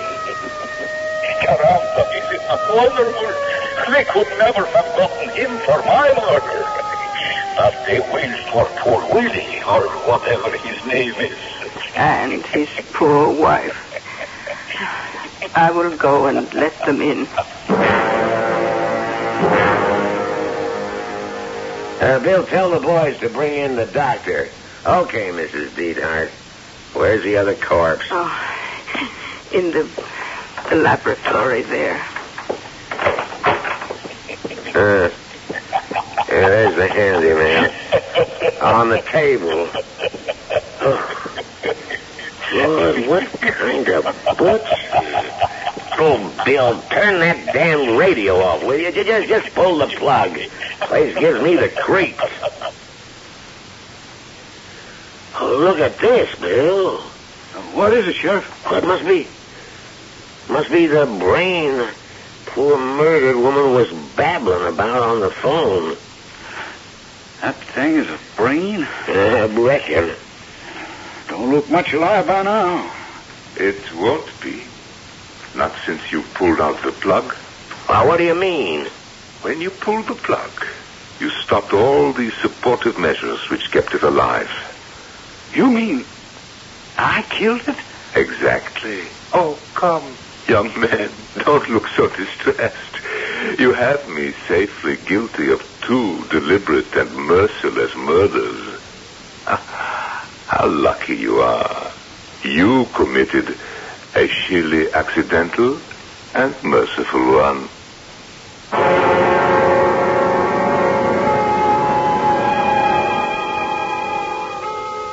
Dr. Werner Diethard and his wife were tried and convicted for the murders of Lucy and Willie Holland.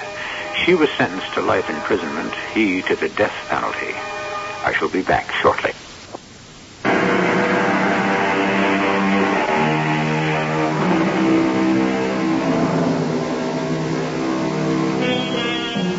In the beginning, I promised you an unforgettable voyage to the islands of Kalea. Did you think I'd forgotten? Oh, no. You have just made that voyage. For this cluster of small islands exists only in the cortex of the brain. Our cast included Norman Rose, Bryna Rayburn, Leon Janney, and Ian Martin. The entire production was under the direction of Hyman Brown. And now, a preview of our next tale. The effect only lasts for an hour or so, but we can't be sure of it until we try it on a human. On the rats in the lab, it lasted 1 hour. Then, gradually, they reappeared. No worse for the experience. Then it's not dangerous? Not to the animals, but we've got to try it on a human to really find out, to get the subjective reactions. I mean, will I see myself, or will I look down and see nothing but space? How will I move? My body will still be there. I won't be able to walk through things like a ghost, or will I? These are the questions we have to answer with a human subject. You. Me. You'll come out of it all right. We hope and expect so. The effect has to wear off. And if it doesn't? You'll never see me again. Radio Mystery Theater was sponsored in part by Contact, the 12-hour cold capsule. This is E.G. Marshall inviting you to return to our Mystery Theater for another adventure in the macabre. Until next time, pleasant dreams.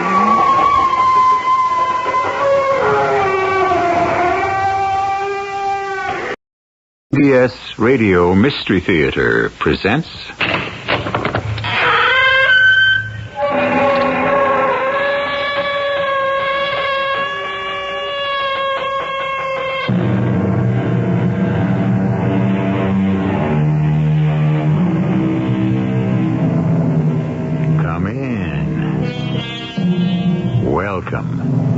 I'm E.G. Marshall. I don't know about you, but to me, there is no story with a deeper fascination and compelling attraction than one about a haunted house. No matter how often the bells are rung, there is an infinite variety in the changes. The possible musical combinations in a scale of 8 notes are not infinite, but they are wide enough and complex enough to provide more variety than most of us will encounter in a lifetime. We were on our way back to America, but some way down the road, the bridge is out. Ah, 'tis a most annoying bridge, it is. One day there, and then the other nowhere.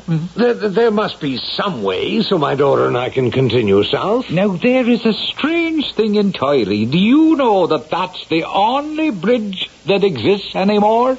You mean we're trapped in this old ruin of a house or castle or whatever it is? As to that, it's up to your honor and herself. Who are you and what are you? Now, that's something else for you to judge.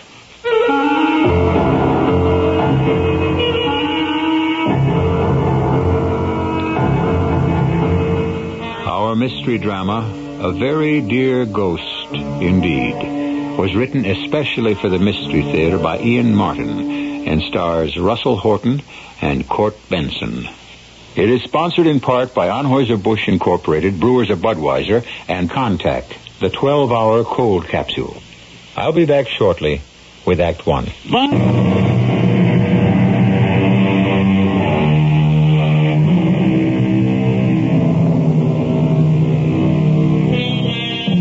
In the year 1898, the world was a remarkably stable place. In the fall of that year, Mr. William Donovan and his daughter Constance lived through an experience which was to mark the rest of their lives. An experience sheerly accidental and coincidental. Or was it? Well, it's Mr. Donovan's story, not mine, so let him tell it. In the autumn of that last year of the 19th century, business had brought me to Europe and the British Isles.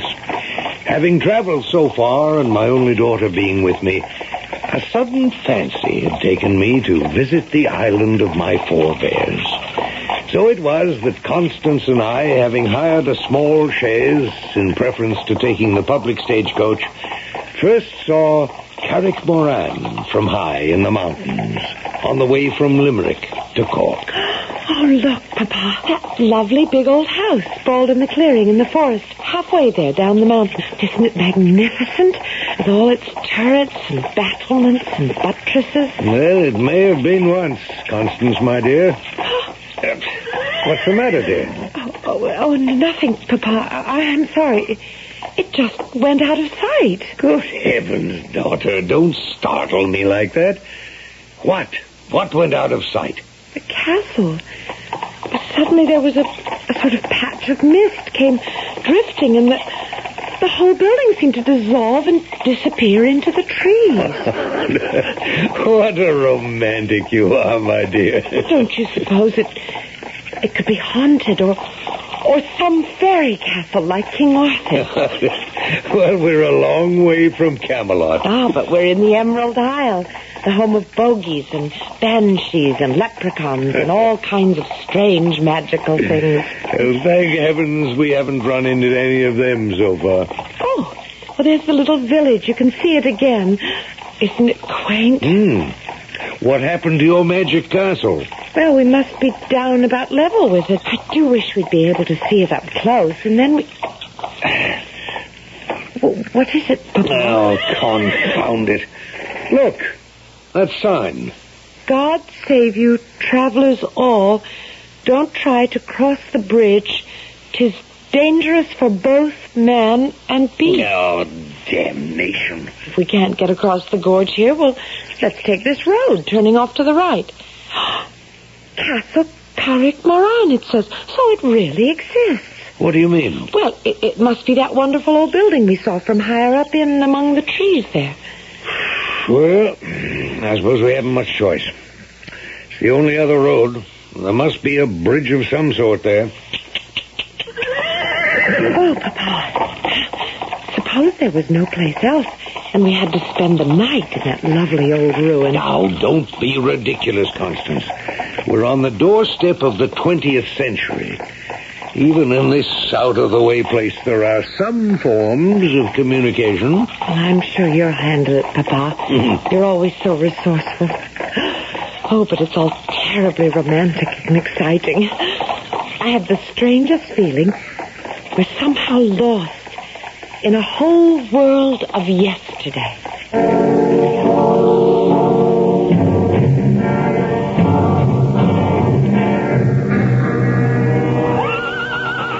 What is it, Papa? I don't know. Silly horse doesn't want to go through the gates. Is it so far to the house, do you think? Well, it's hard to determine with all these trees shadowing us. I wouldn't mind a little walk. Oh, we haven't much choice. There isn't any other road. I'm sorry, my dear. I'll tether the horse to the hitching post and let's head for your castle and see if it can produce some magic for us. It was a surprisingly long walk through that winding, tree-shadowed lane, like some strange expedition on the bottom of the ocean, so overgrown and darkly shadowed was the carriage path. The house itself, seen close to, was a further, almost chilling shock. All overgrown with vines and lichens. The stones half collapsed on themselves, the mortar dry, crumbling, and running to powdered dust. There was about it a smell of decay, of damp fern and creeping moss, a fetid odor of the dead. The bell pull produced a cracked, rusted sound which brought no answer. We might have abandoned it all, except that suddenly, out of the darkening mountains, came a driving rainstorm with low, grumbling thunder in the not-so-far distance. There isn't much question it's a deserted ruin, Constance. But still, till this rain has passed, we're more or less sequestered here. Papa, couldn't we go in out of the rain? And I must admit this portico offers little protection from the weather. Let's see.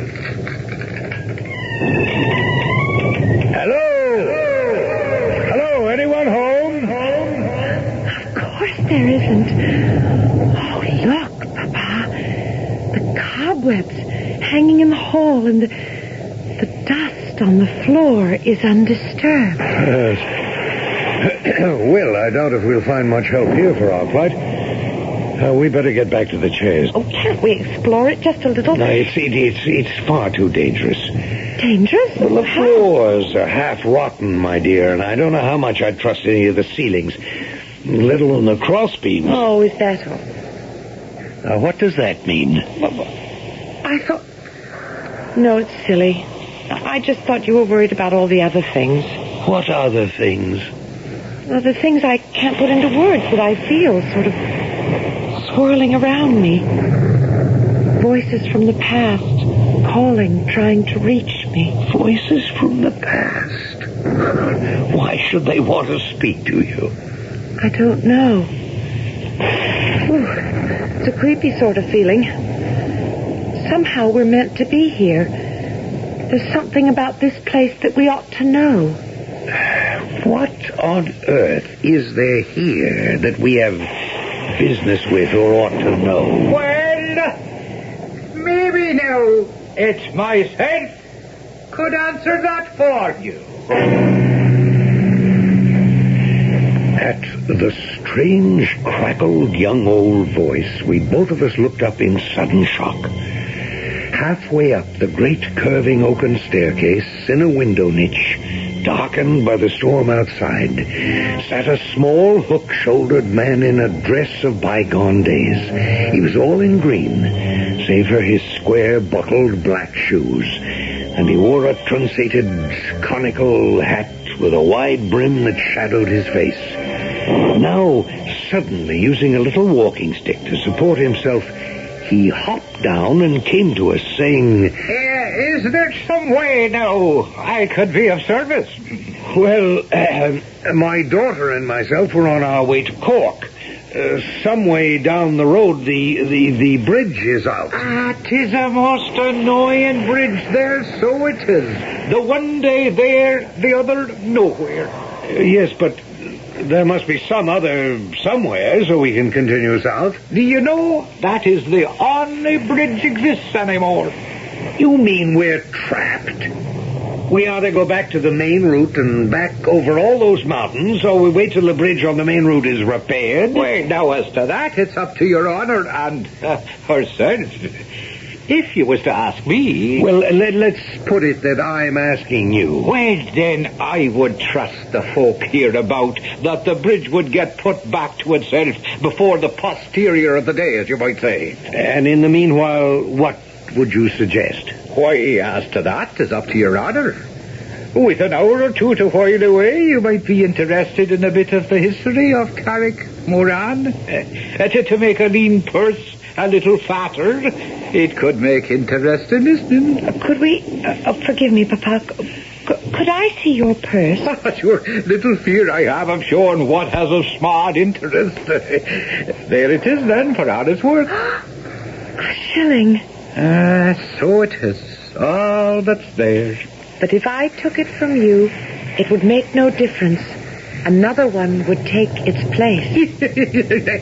Sure and all, you'd have me with one shoe in my hand is all, and busy remaking it at the same time. What are you two talking about? I think your daughter, if she be so, takes me, perhaps, for a leprechaun. And what are you? Just what I seen God save you then. A man minding his own business till you stumbled in my privacy. Oh, forgive us. Sure, McCushna, though it came unasked, I'm not one bit ungrateful for the invasion, do you see? You're not one to go out in that. With the weather what it is, maybe you'd like to perhaps hear the legend of Carrick-Moran? Oh, yes. You have my daughter completely under your spell, Mr. I don't believe we've exchanged names or cards. There's no need for formalities here. We're all children of the fates. 'Twas all ordained, eh? So, hear my story now. Indulge an older man. What would you guess my years to be then, sir? Well, it's hard to say. The 50s? Middle, perhaps? Oh, yeah. A long span of years beyond that. And a long span still to go. I've a way of thinking you were led to this door. And that what I have to tell you may affect the rest of your life.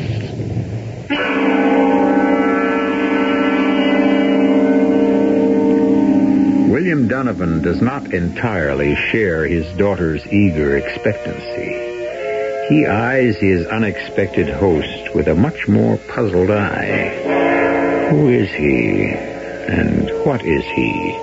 And some uneasy twinge deep within him even suggests to his practical mind that perhaps he has been wrong to deny the supernatural all his life.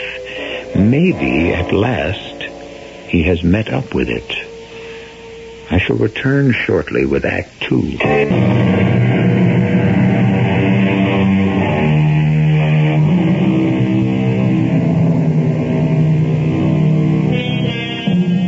Three people sit in a melancholy, dusty old room of Carrick-Moran Castle.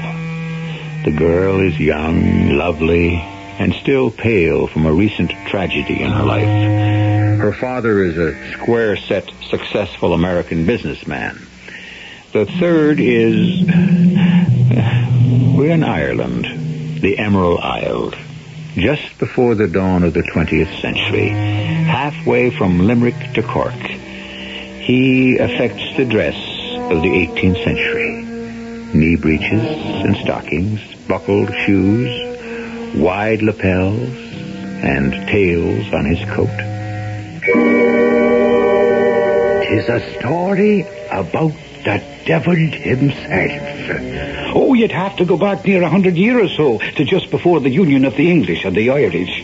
It was a time of trouble, you understand, and anyone who owned a property at all was after yearning for peace and stability, like the owner of this castle, who had a daughter the likes of you, Mavornin, with too much spunk and spirit for her own good. Why, damn the young rapscallion, I tell you, Marine, I'd put a bullet in him out of hand if he so much as shows himself near you again. But I love him, Father. How can you love a man who hasn't 2 pence to rub together? Oh, Jamie can't help it if he's poor. No more can I, so it seems. The more reason I'll not see you married to anyone who can't support you and keep a roof over your head. But I love him. And I love your mother, who lies in the will of God confined to her bed. I'll not see her put forth from Carrickmoran as long as she lives. And what has Ma to do with me? We're in a bad way, daughter. The potatoes failed us. There are no men to work the bogs and bring in peats, and there's no money at all. The only thing will save us all is Lord Connor and all the gold he offers. You're going to sell me to that fat old pig. I won't marry him. You'll do as you're told. 'Tis for your own sake and your mother's. You should be ashamed, Da. Well, 'tis done and will not be changed, and it's Lord Connor you'll marry, or the devil himself will have us all. It's you he should take and save the rest of us. Now, there's a terrible thing for a daughter to say to her father. Oh, that's so terrible. He half owns you already. You might as well go all the way and make a pact with him to sell your soul entirely. Well, many a word is said in anger we'd all like to recall. And sure, a sweet Colleen born the likes of Maureen never meant at all the sort of curse she'd laid on Sir Seamus, her father. Now, look, sir, if you think to entertain us with some thinly disguised version of the Faust legend about a pact with the devil, I'm afraid... No, Papa. No, let him go on, please. Oh, we can't leave anyway in weather like this. Or until the bridge is fixed. Very well. You came down over Steve of Batahora, of course. Over what? Oh, forgive me since you don't have the tongue. Over the mountains, I mean. Oh, yes. Then, on the way, you'd have passed where Moreau Wood used to be? Well, I wouldn't know. Well, 'tis no matter, perhaps. But it was there that Padre Dunin and Maureen used to meet among the blackthorn and the rowan, with a carpet of buttercups and daisies spread at their feet, and the song of lapwings and robins all around. Oh, Maureen, Akushla. Oh, Paddy, beloved. Oh, my own. What is it then? Tears? Why? Oh, because I'm not your own. I can't ever be. My dad has promised me to Lord Connor.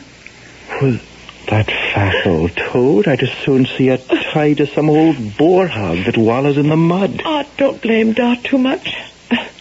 He's about to lose Carrickmoran unless he can find enough money to save it. And he'd sell you for that? Oh, my mother is sick, Paddy. Sick to the heart. He has to protect her, too. He should have thought of that before he gambled away a fortune. Oh, Lord, if I only had some money. But how? How? I'd sell my soul to the devil just to raise it. That won't be necessary, Padre Dunin. Or if you won't leave my daughter alone, I'll be happy to send you there to join him at no cost. Stand aside, Maureen. Sir Seamus, I beg you, in all conscience... If you had any conscience, you are trespassing on my property. You'll show yourself here once again, and I'll shoot you down like a poacher. Come, Maureen. No, if I have to make the choice, I'll go with Paddy. You'll do as your father says. If that's her choice, then we'll face the future and find it some way. And as to you, sir, may the devil take the hindmost. Come, Maureen. Yes, Paddy. I warn you, you're taking her in lust and against all the laws of man and God. As you forced me to, you made her choose. You'll never have her. I'll kill you first. You wouldn't dare. The devil I wouldn't. No.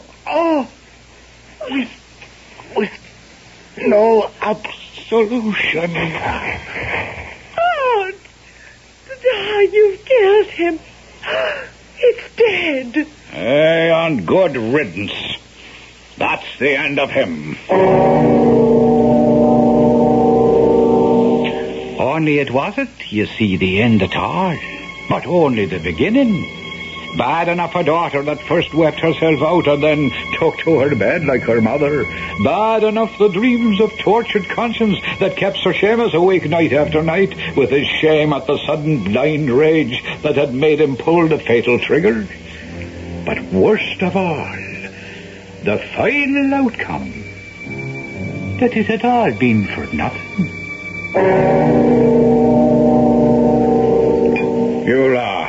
You'll have another round of port, Lord Connor. No, sir. My gout is nagging at me enough already. What I will have, Sir Seamus, tonight, for once, is some converse with your daughter. In a pox on all the back-ends and fillings. I want her, sir, while I'm still capable. Well, now, you must understand that my daughter has been ill-disposed. Towards me? No, not toward you. I meant her health has been such that she is not ready to enter into a marriage contract. Damn my hide and let the lass speak for herself for once. I'm afraid that is not possible tonight, Lord Connor, but... It's quite possible, Father. I'm here to speak for myself. Maureen, you look pale, girl. Please, Lord Connor. I want to put an end to this farce. I want to put an end to silly dreams, both for you, Lord Connor, and my father. I have been studying and discussing with Father Ignatius, and from his instruction have met the Holy Mother of the Sister of Mercy at the convent. I have been accepted as a novitiate, and after serving my term, I will become a nun in that order. But what about your mother, girl? I have arranged with the sisters that she shall be nursed and cared for until she passes away. And what about me? Oh, you are the last person, dear Father, who should demand anything from Oh, me. you don't care about Carrick Moran. You let her home go to ruins, or whatever parvenu wishes to pick it up at a bankrupt sale. Ah, the only worldly possession I desired. My Paddy. You took away from me. I renounce everything else gladly and give myself to the service of God. I am not going to mince words, Seamus Moran. You tricked me, and your daughter traduced me, and by heaven, you shall suffer the consequences. Don't expect me to have any mercy. Unless your debts are paid in full to the hilt, I shall foreclose. Now, your lordship, if you could give me just a little time. Not a minute, not a second, sir. I shall be happy to crush you like an ant under my heel. Oh, Seamus was beset. His world was falling apart around him. He wrapped himself in his riding cloak and going down to the stables picked himself Ben, his favourite hunting horse, and galloped off into the early night. By twilight, he had tethered his horse and found himself in Moraw Woods, wandering on foot, a rope in his hands.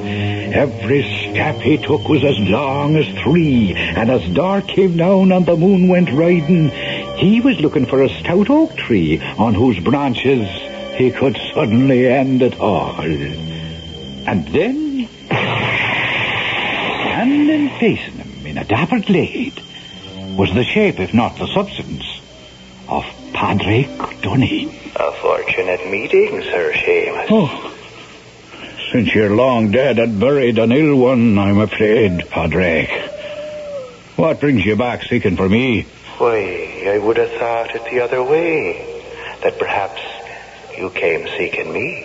Since you can be nothing else but a spectre, sure, you must know that I was not looking for you. Are you so sure? As of anything in my life, which I was about to take. And consign your immortal soul to the devil forever, as you did mine. I had nothing to do with your soul. I only saved my daughter from your mortal self. By putting a bullet in me at the moment, as you yourself said, of lust, by dispatching me from this world without the comfort of extreme-unction, clothed in all my sins, unshriven. The devil only claims his own. As he would if you were to take the rope. I warn you, you would regret it. I don't even wish you, my worst enemy, the eternal torment you wished on me. I had no wish to place such a punishment on you. I regret it, but what can I do? Now, there's an interesting point.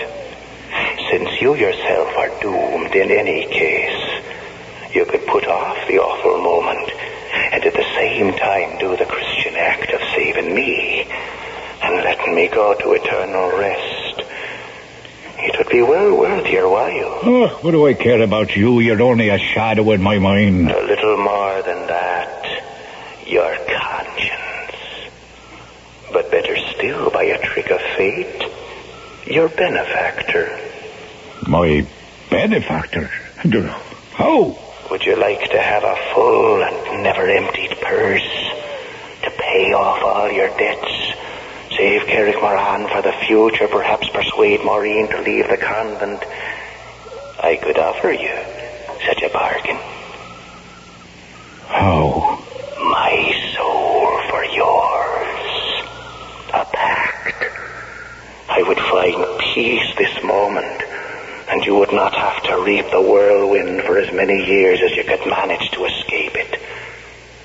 Seamus, what better chance have you ever been offered in your life? In the dusty old parlor room in the decaying castle, William Donovan and his daughter Constance are trapped in the enchanting spell of this ancient story, as I trust you will be also, long enough to wait till I return shortly with Act 3.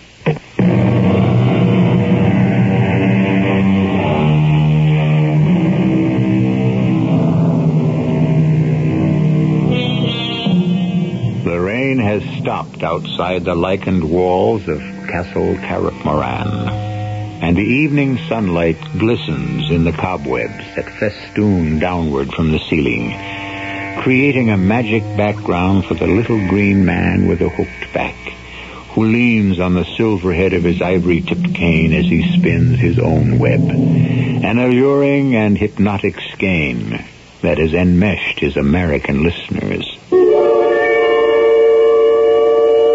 Well, you're not going to suppose that Sir Seamus was about to accept a pig in a poke? Taken aback and awed for all he was at holding converse with a ghostie, a man he had shot himself in cold blood. No, there was still a mite of bargaining to be done. You'd have to be a little more exact. I mean, what are the terms of the pact? Seamus, I've laid it out for you. I've got a patron now, as I'm trying to explain. Old Nick himself. Aye. Who else? You delivered me to him. And he's willing to take me for you. When you're ready, a better chance than I had, sure. Oh, what does it mean when I'm ready? We'll make a compact fair and square. I'm authorized to act in my present master's behalf. You can make your own terms. A full purse that's never empty? Like the leprechaun who always has a shilling whenever he opens it. I'd want a bag of gold on the same terms. You'd have it. And how long would I have it? How long would you ask for? No, there's the whole trouble, do you see? I'm willing and allowed to make any reasonable bargain, even to giving you a trial run, as you might say, from now to the 1st of March. What is that? A bag of gold coins. Oh, you know what they say about the devil's gold, that with the morning light it turns into pebbles, chips, and nutshells. It won't happen with this. How can I be sure? I am only a messenger, but I am empowered to say this.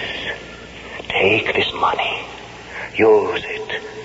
It will multiply. Cards, rents, dice, however you use it. But mark this well, Seamus. By the end of next February, it'll vanish. Unless you meet me here again. Or my master. I can say no more. No, wait, Paddy boy, wait. There are still things to be said. But he was gone in a puff of smoke and the sharp smell of glowing cinders and brimstone. Well, Sir Seamus went home to sad news that his wife had passed away. Oh, he would have been hard put to it to manage the funeral, except that his daughter arranged it all through the convent. And never a word he dared to say to her about Padraig and the devil's gold. But once his wife was laid to rest, he went back to his dicing and gaming and carousing. And then, all of a sudden, the last day of February was upon him, and his overseer came to in great distress. I've just ridden over the whole estate, and forgive me for saying it, but it's a disaster. What disaster? Speak up, man, speak up. There's a pestilence on the pigs and cattle. No rain has made the earth dry up, and not a rent can I collect. There's little to hold you through the rest of the winter. Oh, is that all? Have no worries. Attend me a minute. I'll give you golden guineas to satisfy your debts. And just as soon as I open the bag, watch out for the gold now. Gold, sir. These are nothing but pebbles. Pebbles? What? It's the 28th. Today's the last day of February. Oh, it is right. The morrow will be the first day of March, Your Honour. The start of a new month. Oh, the start of a new life. Or the end of an old one. Saddle up Ben for me, Moriarty. I'm going riding. The tax collector will be back at sundown. Will Your Honour be there to talk to him? The last guinea's gone. Carrick Moran would follow it. Unless I turn up some fresh. But when will you be back? The question is not when, but if. And you'll know that within the next 2 hours. Sir Seamus, are you sure you should ride to Morrow Woods this day? Why, what do you know of where and why I'm going? Not a thing. 'Tis only a foot to cross my grave, lad. Whoa, wait a minute. Who's that coming up the parkway there? Sweet Mary, bless us. It looks like the little mistress herself, with a nun driving the shay. Maureen come from the convent? Today of all days? Hold Ben here while I talk to her alone. What? Maureen Nakushla, what brings you here? Hello, Da.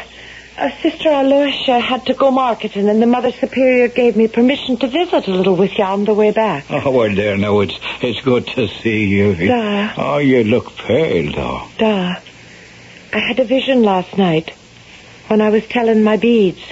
An angel that spoke to me and said you were in trouble. But when I asked if I could help, the vision only shook her head and said that it was a devil's choice at best, and perhaps it was the only chance for remission of your sins. And so what did you think you could do about it?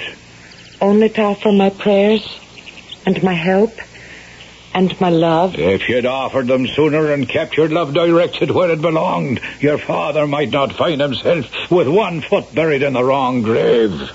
Now, just remember, what I do is in part for your sins, as well as for mine.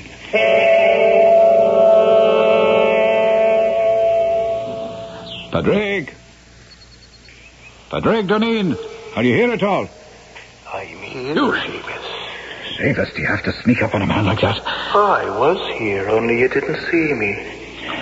Padraig, I'm having second thoughts. Oh, now I wouldn't do that. There'd be the devil to pay for both of us then.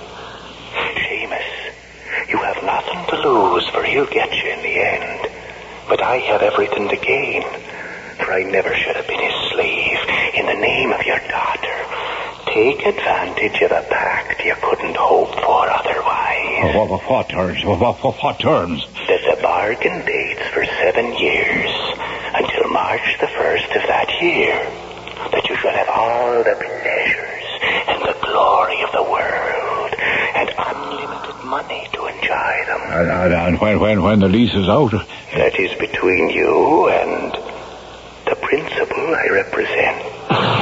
What's the Mary protect me? I'm out of hell.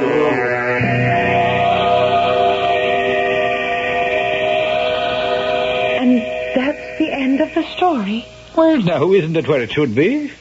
Where everyone lived happily ever after? Not quite, Mr. Storyteller. What about Sir Seamus? Did the devil ever call to collect his due? There is an interesting aspect of the whole thing. But sure, I've taken enough of your time, and something tells me the bridge will be fixed by now, and you can be on your way. So if we could just settle up for the trouble we've all been to set things to right and keep you entertained. Oh, wait a minute. Who is all? Well, sure, the little folks that have done what has to be done. They all have to be compensated. Oh, yes, they all like to see a little of the colour of gold. Otherwise, who knows, the repairs might take an awful length of time there, and no one else to How much? I was thinking in the neighbourhood of 100 guineas. 100 guineas? Well, that's a fortune. To an Irishman, perhaps, but a mere bagatelle to an American or rich cousins. Oh, just a moment, Papa. What, Constance? I'm not leaving until I have the rest of the story. Now, what happened to Sir Seamus when the 7 years were up? Do you know now, that is an interesting tale. And why not let you have the rest of it, eh? For 6 years after that second visit to the woods, Sir Seamus prospered. Oh, he took to his own ways, and never a dice table or a card game or a horse race that he wasn't about. But then, as the 7th year began and dragged on and on, the fear of death gradually had him by the throat. The priest would have naught to do with him, and finally he had no recourse but his daughter, Sister Cecilia now in the order. And on a certain day, he was allowed to see her and to tell her the whole story and throw himself on her mercy. I can pray for you, but that will not be enough. Well, what else would you ask? There are just 9 months left before your time comes due. Perhaps that in itself is a signal. The cycle of life, reborn. You must renounce all worldly things. Fast and pray, as I will for you. And perhaps God in his infinite mercy will find a way to intercede. And so he did for all those long months. Till on that last day, February the 28th, his daughter, Sister Cecilia, the Maureen that was, received permission from the Mother Superior to sit with him the whole day and to fast and pray against the arrival of that dread hour. Oh, a sad sight the once ruddy and stout Sir Seamus was, nothing but skin on bone and white as a haddock's belly. But the hour of midnight passed, and glory be to God, the fiend dared put in no appearance. And 'twas time for his daughter to leave. You've been saved, Thanks to you, daughter. No, thanks to your own fasting and prayer. I must leave you now, but I caution one thing. What's that, Maureen? I've sprinkled holy water all about the edges of the house and a little bit of the garden back where you can walk, but something warns me.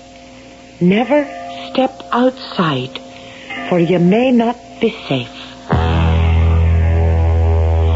And so saying, she returned to her convent retreat. And Sir Seamus? Well, no, that wasn't all so simple, for, you know, there was a little mistake there, do you see? It happened to be leap year. So there was a whole day to go till the 1st of March, and the contract was due. So what happened? Say he just stayed on here at Carrickmoran and is still alive this day to tell the tale that he waits for passing travellers, sitting up there in his little window niche, and ready to recite his story, so he can still live inside the magic circle of the house.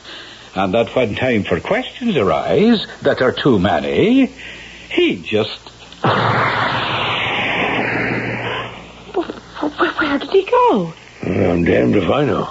It just disappeared, like a puff of smoke. Papa, you don't suppose that he is Sir Seamus and that... Oh, don't be ridiculous, darling. He'd have to be nearly 300 years old. What is it, Papa?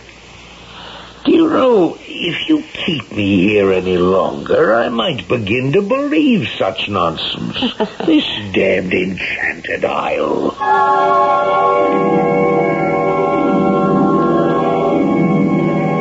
So, that's the story, landlord. What do you make of it? No more nor less than I do every time I hear it. What do you mean, every time you hear it? Bless you, Miss Donovan. You'll not be the first that's come over the sleeve of Ballahora and found that bridge closed. You mean that little man, whoever he was, is just a common bandit, extorting money from unwary travelers? Well, now, as to that, I wouldn't know how to answer. I've never seen him myself, nor anyone I know still living in these parts. You mean he doesn't exist? But I didn't say that. Well, it cost me 100 guineas. 'Tis better than losing your immortal soul. Well, you'll excuse me. I think I'm wanted in the kitchen. Constance, I think we've been had. Oh, Papa. Oh, we can afford it. And whether or not we spent an afternoon with the dead, it's something we'll both have to talk about for the rest of our lives.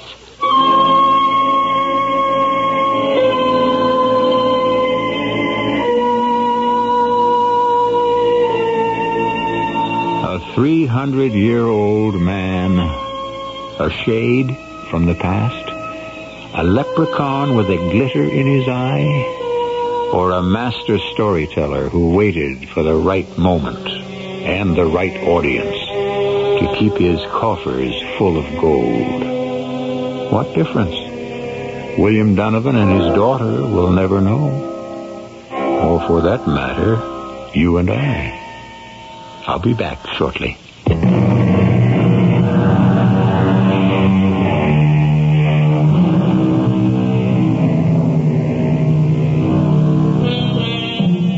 It's interesting that the title most think best suits Era, or Erin, or Ireland, is the Emerald Isle. Of course, it refers to the incredible green of the grass that grows there. But the cognomen was first applied in a poem written by a Dr. Drennan in the 18th century. It seems fitting to close today's tale with a quote from it. Nor one feeling of vengeance presume to defile the cause or the men of the Emerald Isle.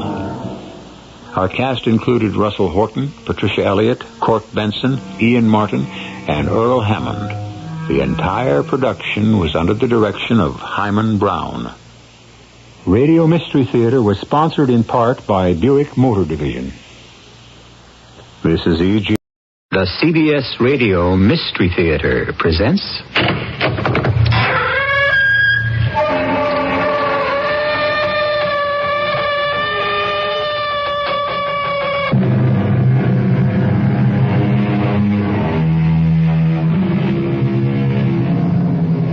Come in. Welcome. I'm E.G. Marshall. Woman, said the German philosopher, was God's second mistake. And therefore the implication should be clear. If the good Lord himself could be mistaken about women, what chance have we mere mortal men? But it was the Irish poet who said it more gracefully. My only books were woman's looks, and follies all they taught me. For the next hour, our subject is woman. And equal parts folly and wisdom. Rachel.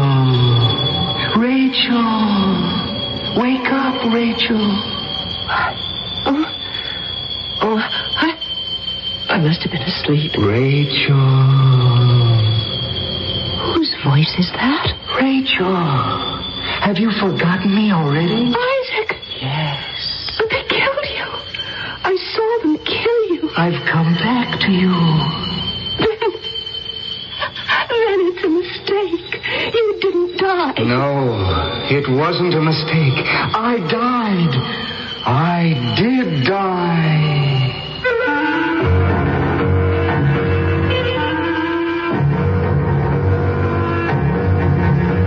Our mystery drama, Queen of the Deadly Night, was written especially for the Mystery Theater by Sam Dan and stars Marion Seldes. I'll be back shortly with Act One.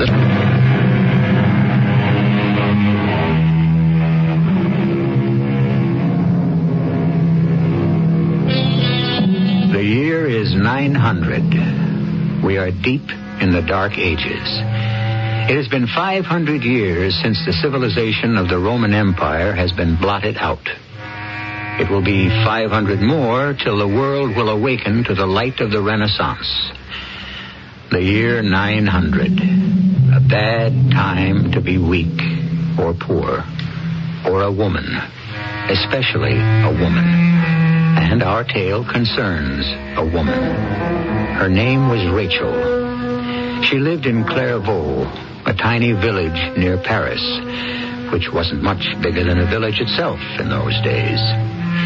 She was, of all things, a writer. She compiled stories and legends of those faraway, long-ago medieval times. And like all good writers, she made herself the central character of all of them.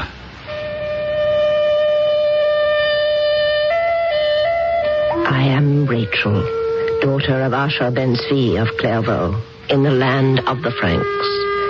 I have traveled the face of this earth, and I am a very old woman now.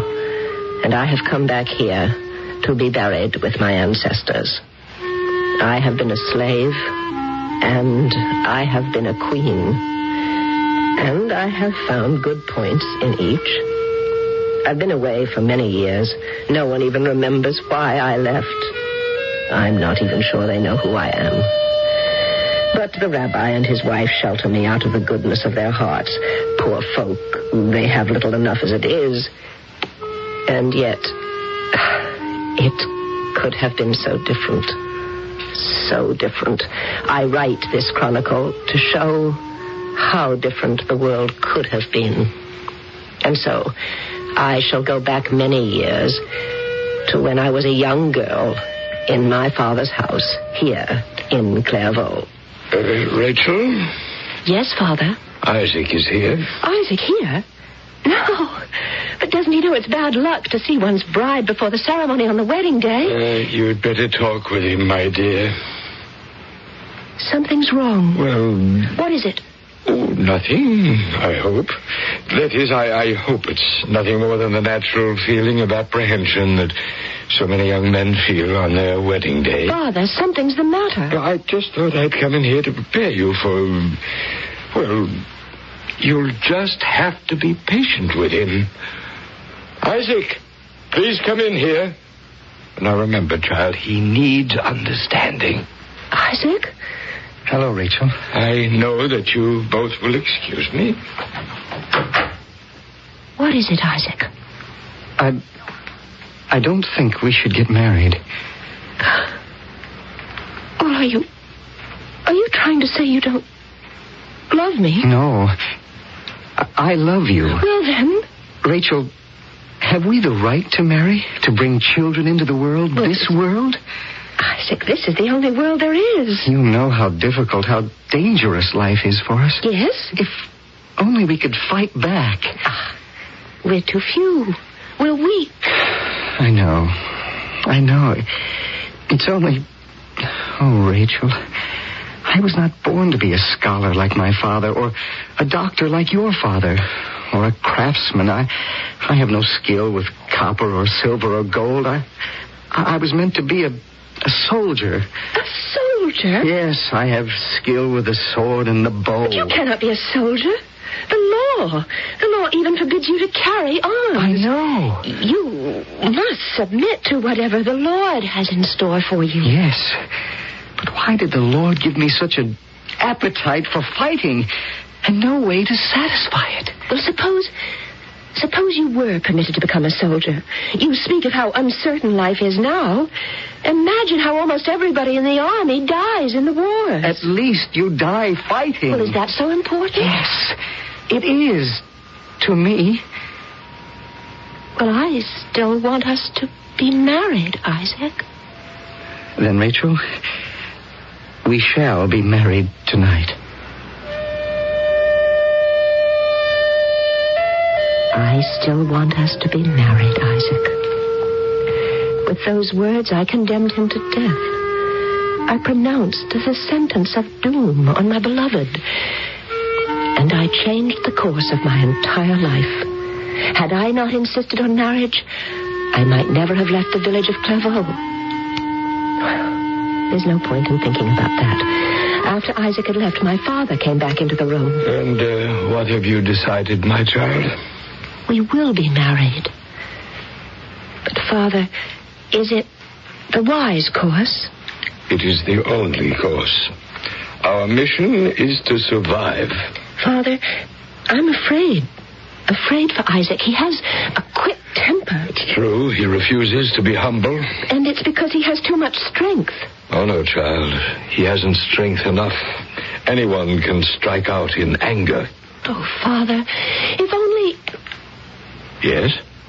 I was about to say something silly. I was going to say, if only there was a land where our people could walk tall and straight. No one walks tall and straight anywhere, except for a few nobles. Father, who are the Khazars? Why? Well, I read of them in one of your books. It is a kingdom. A Jewish kingdom. Where? No one can be sure. Some say Persia, some say Turkey. A kingdom. A realm. Well, perhaps it's only a fable. But think how wonderful it would be, Father. Rachel, in the first place, there is no way of getting there. In the second, it probably doesn't even exist. And now you must help your mother prepare food for the wedding feast. Oh, yes, the wedding feast. I don't like to think about it, but if I'm going to tell my story, I must tell everything. All of us, everyone in our tiny community, had gathered in the courtyard of my father's house. Torches made the scene as bright as day. And Isaac and I were married under the stars. And there was much happiness and laughter and drinking of wine. When suddenly there was the thunder of approaching hooves, and the lord of the castle, Count Ranulph himself, at the head of the troop of his horsemen, came upon the scene. Everything became quiet. So quiet, it could have been the stillness of death. Finally, my father stepped forward. Greetings to your highness, Count Ranulph. I see you heathen dogs are feasting. What is the occasion? Ah, a wedding. Why was I not informed? Well, your highness... No, this will not do. It will not do at all. And the bride, I see the bride. A rather good-looking girl at that. Your highness, members of our community are permitted to marry if we secure the authorization of the bishop. Bother the bishop. We have not violated any of the restrictions that are placed upon our... To think I almost missed this. A cup of wine, dog? Oh, yes, your highness. And I was wondering how I should spend the evening. I shall have a most enjoyable night. Ludwig, a horse for the bride. But your highness, where are we? Where? To the castle, of course, where you shall spend a most pleasurable wedding night with me. No. You mean you refuse the honor? Please, your highness, we have rights granted by the king. Swine! How dare you? Are you unaware of the droit de seigneur? I have the right to spend the wedding night with every commoner girl who marries in my domain. Ludwig, put her on a horse. No, never. Only your youth prevents my mace from splitting your skull. Would you talk to me this way if I had a sword in my hand? Coward! And if you had a sword in your hand, dog, what would you do with it? I would spill your heart's blood. Oh. I like this one. Ludwig, he belongs to me. To me and no one else.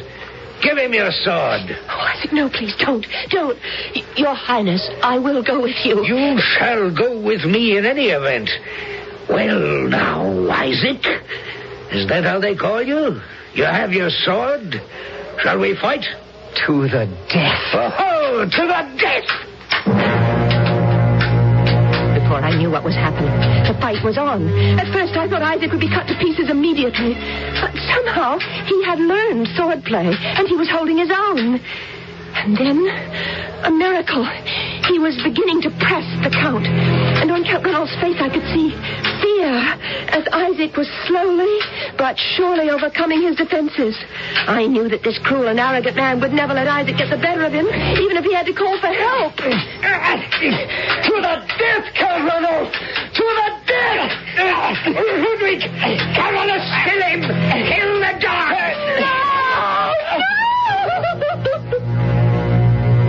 And the Count's retainer fell upon Isaac. It was a terrible sight to see. I remember I fainted. I didn't know anything until I regained consciousness. I was lying on a couch in a large room. There were tapestries on the wall. And I knew I was in the castle. I see you are awake at last. Oh, please, What's to be frightened about? You'll be all right. Who are you? Hedwig, I'm supposed to prepare you for your lordship's bedchamber. No. Nothing will probably happen. What are you saying? Well, you know the state he was in. Furious. Your young man would have killed him in hand-to-hand combat. Isaac is dead. The Count had to call for help. At that, it needed 5 of his men-at-arms to do it. Oh, Isaac, I must go to him. Go to him. He's dead, isn't he?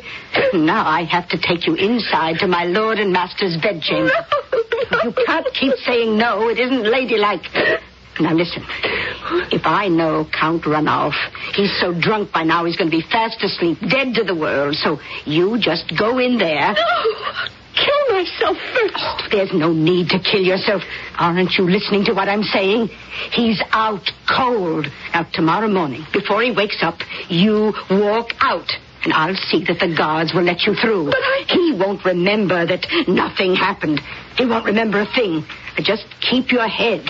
Now, come. Come in. You see, there he is, sprawled on his couch. Listen to him. There, behold the great lover, dead to the world. He can sleep like this for days. You're going to have a very dull night. Where are you going? Don't leave me, please. I'll have to lock you in, but I'll open the door at dawn to let you out. Oh, don't go, please, don't go. A shame you didn't bring anything to knit. Oh, don't leave me alone. Don't leave me.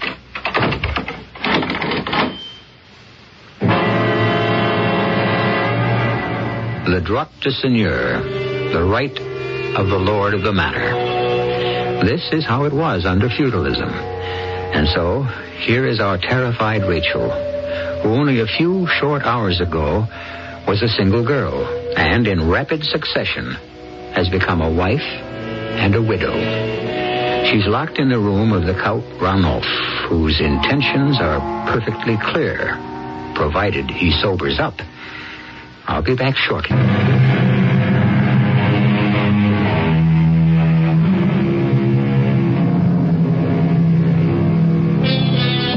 We've had a rapid series of events.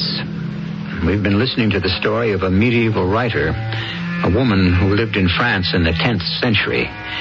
On her wedding night, the lord of the manor killed her bridegroom and took her to his castle. where she now awaits his pleasure. That was a pretty usual state of affairs during the 10th century, in most places. I was terrified. Even in his drunken sleep, his face was arrogant, cruel, a face without mercy, a man incapable of kindness. I thought about what had happened within the space of just a few hours. Isaac, my bridegroom, dead at the hands of this devil in human form, and I, not just bereaved, but disgraced. And then suddenly, my fear vanished. In its place, I felt a cold resolve. I would kill myself. It was the only way out. I would kill myself. His dagger was lying on a bench near the bed, a dagger with a jeweled hilt. And silently, I removed it from its silver scabbard. Thin, sharp, deadly, gleaming steel. It would be the work of a moment to plunge it into my heart. Rachel. Who is that? My dearest Rachel. Have you forgotten me so soon? Isaac. Yes, Isaac. My husband. Your husband. Your martyred husband. Isaac, it's you. And you're alive. No, I'm dead. And why do I hear you so clearly? No, you're alive. I hear you. Oh, why can't I see you? I'm dead, Rachel. Dead. Avenge me. Avenge you? Oh, Rachel. Be like Judith in the tent of Holofernes. Yes. I shall kill him, and then I shall kill myself. No. Fly from here. Where could I go? To the land of the Khazars. A people like us, but a warrior people. A warrior people? But our people haven't been warriors since the days of King David. The Khazars are warriors. It is said they have descended from the 10 lost tribes. But what will I do there? You shall rule. Me? What do I know about... You shall be a queen. I'm dreaming. I'm having a nightmare. No. You are awake. Listen to me. Go to the land of the Khazars. I don't even know where it is. To the east, somewhere. How can I find it? If it is the will of God, He will show you the way. Oh, such a journey. And the lands are filled with bandits and thieves. God will protect you. No, I'm frightened. Had I lived, you would have gone with me. Oh, Isaac, let me die, and I will come to you. What are you saying? To take one's own life is a terrible sin. But my life is of no use to me now. You have a destiny. You are to become queen of the Khazars. Me? Queen? Why not you? But I have no desire to... Find the land of the Khazars and make it a place where all of our people may take refuge. It's your destiny. But first, you must kill him. Avenge me. It takes only a moment, and it is done. See, just below the chest, and to the left, slightly to the left. I will guide you, my beloved. I will guide you. No, not while he sleeps. Were he awake, you could never kill him. Oh, Isaac, you must help me. Yes, I shall help you. Hold the dagger tightly. And now, raise it high, and with all your strength, down!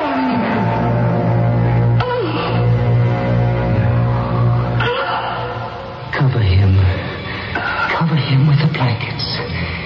Yes. Who would know he is dead? How quickly a man dies. How quickly I died. Goodbye, Rachel. No, stay with me. I cannot stay with you, Rachel. I'm dead. Come back, Isaac. Come back. Speak to me. Isaac.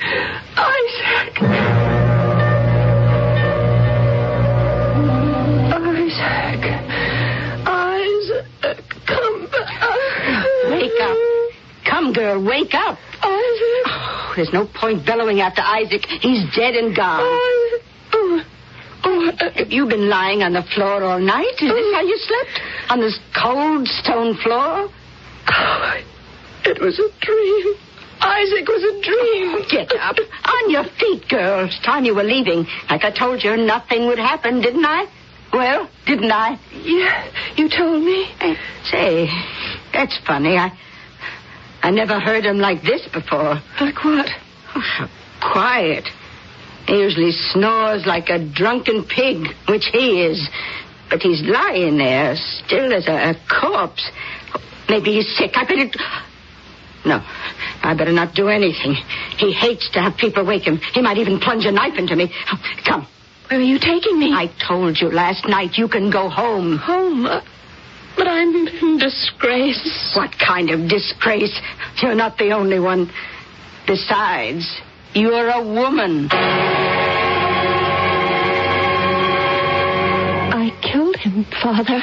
I killed him. Quiet. It would not be well for this to be known. I heard Isaac's voice. You must hide in my brother's house in Marseille. But I promised Isaac that I would search for the kingdom of the Khazars. There is no such place. It's only a fable. There are no such people. But, Father... You must obey me. You will go to the house of my brother Benjamin in Marseille. Marseille, a city of Greek sailors in the country of the Franks. I would go, for Marseille was on the sea, and there I could take a ship and search for the land of the Khazars. The journey to Marseille, as all journeys are, was long and difficult and perilous. But I wore the clothes of a young man, a poor young man at that. I was so small and so slight, so humble and unimportant looking that nobody noticed me. After some weeks, I arrived at the home of my uncle Benjamin. Well, my child, your fame has preceded you. Fame? You killed the mighty Count Renolf. Then it wasn't a dream. Oh, no, indeed. You must keep hidden, of course, till this all blows over. But I'll bring danger to your house, Uncle Benjamin. We have so much now. A little more won't matter. You must keep wearing that boy's costume. It's a good disguise. And it's best all round for you to be mistaken for a young man. But, Uncle Benjamin, I know how hard the times are. I don't want to be another mouth for you to feed. Oh, there's enough and to spare. I am very much in demand here. We are really quite comfortable. In what do you trade, Uncle Benjamin? Maps, charts. Maps? Of what? My girl, this is a city of sailors. They come, they go. Their ships move in and out of the harbor like flights of wandering swallows.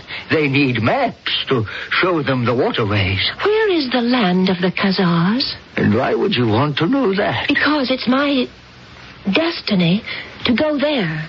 Your destiny? To become queen of the Khazars. And how was this destiny revealed? My dead husband appeared to me and spoke to me and said I was to become queen of the Khazars.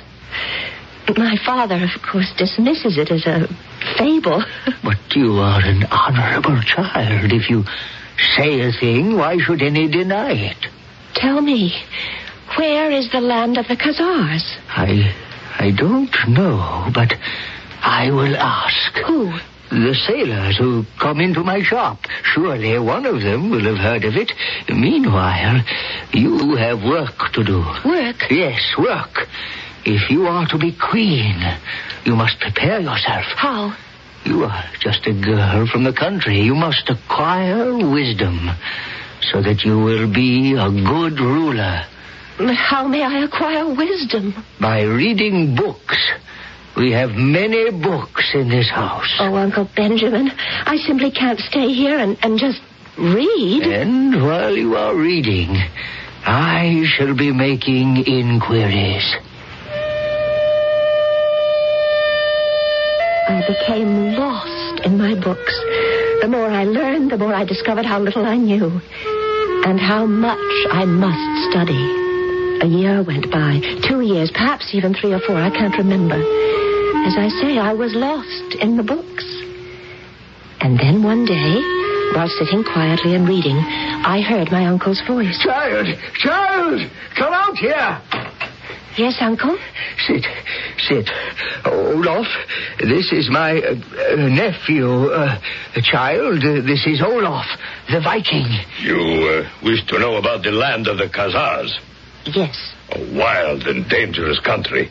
A fierce and warlike people. And how could I get there? If you will look at the map, there is this place that lies between the lands of the Persians and the Turks. Wild country. This, they say, is the land of the Khazars. But why should anyone want to go there? Why? I've taken a vow. Oh. Well, then I can only wish you good fortune. Benjamin, I shall leave this map for your nephew. Oh, yeah. And you may put it down on my account. A pity, young man, a great pity. Why do you say that? Oh, they're strange people. And yet they are suspicious of strangers. It would be better if you were a woman. Why? Why would it be better? As I have said, they do not welcome strangers. But they do have great respect for women. Oh? Especially for women who have wisdom. Wise women? Yes, because only women have time to acquire wisdom. The men are too busy fighting or trading. And so when a king, or any man for that matter, wants to take a wife, he does not look for beauty, as we do, but for wisdom.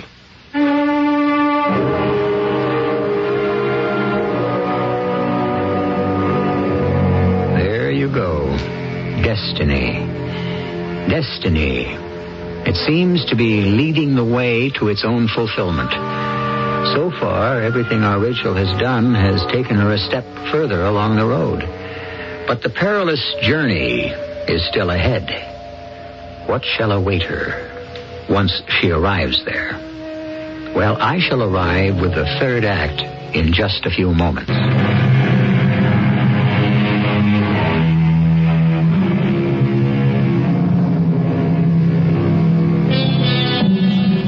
Listening to a story being told by a medieval writer, Rachel of Clairvaux. It is by now an old legend about this fabulous woman who was born at least 1,000 years before her time.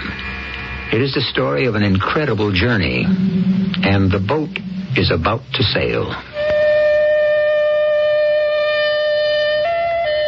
For the first time, I believed it.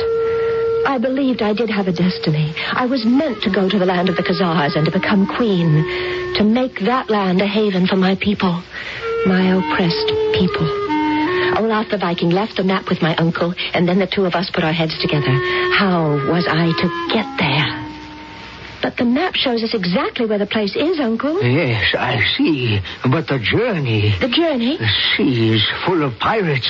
You shall be captured and sold as a slave. If it is the will of the Lord I fulfill my destiny, then I shall arrive safely. I will find you a ship. And he did. The captain was an old friend, and Uncle Benjamin persuaded him to take me on as a cabin boy. For although it would be best to be a woman when I arrived at my destination, it would be better if I were a boy before I arrived there. My ship sailed. She was bound for the Greek city of Constantinople, and those waters were thick with pirates from every known nationality. But somehow, we seemed to have a charmed life. We outsailed most of the pirates who pursued us. And finally, after many weeks, we arrived at our destination. Then I took the trail overland, for I had many miles to travel. And yet, though it was the wildest of all countries, I had no fear. I knew it was the Lord's will for me to come to my destiny. One morning, I was weary, I was hungry.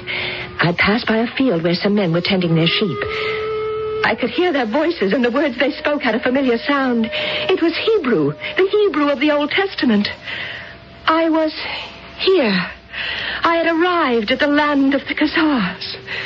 And soon I was in a town, and there was a splendid house, and I knocked at the door because I needed food and shelter and a place where I could dress to become a woman again.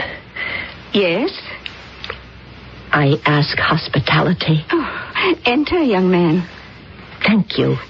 From where do you come? A far country, the land of the Franks. Oh, I've never heard of it. How does it happen you speak our language? Oh, I am one of you. My name is Bathsheba, young man. What are you called? Rachel. Rachel? But that's a woman's name. I am a woman. Where may I bathe and dress?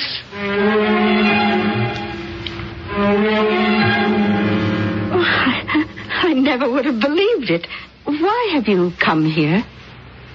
Bathsheba, I look into your eyes and I see you are a good person. Oh, well, I try to be. And I need a friend. Will you be my friend? Yes. I need someone to talk to. It's been so long since I could pour my heart out to someone. Oh, I understand. May I confide in you? Of course. I am here to fulfill my destiny. Your destiny? I am to become queen of the Khazars. Oh, well, then you've arrived in a good time. Even now the king is looking for a wife. And it's true. What Isaac told me is true. I am to be queen. Now, the queen must be the wisest woman in the kingdom. Are you wise? Well, the Lord will give me whatever wisdom is necessary at the proper time. Well, the king has proclaimed that he will marry the woman who can answer 3 questions. Well, I'll know the answers when the time comes. What are the questions? No one has appeared, and so the king has not yet asked. Well, I shall go to the court at once. One moment. Why? Why should I delay? Uriel? Azrael, come in here at once. Lock her in the cellar. Why? What are you doing? 2 tall, strong men seized me and carried me to a room deep under the ground. They locked the door and left me. And do you wish to know what was happening while I sat there, trembling? Very well, I will tell you. Bathsheba, my false friend, presented herself before the king. Your Majesty, I have come to answer the 3 questions. And what is your name? I am Bathsheba, widow of Nathaniel. Very well, Bathsheba. You're good to look upon. And if you are wise, you shall become our queen. The first question: how far is it from the sun to the earth? Can you give a truthful answer? How far is it from the sun to the earth? Oh, Your Majesty, this is a difficult question. May I retire to make the proper calculations? You have our permission. Well, speak. How far is it from the sun to the earth? I won't tell you. Then you shall die here of hunger and thirst. Well? Just a little water.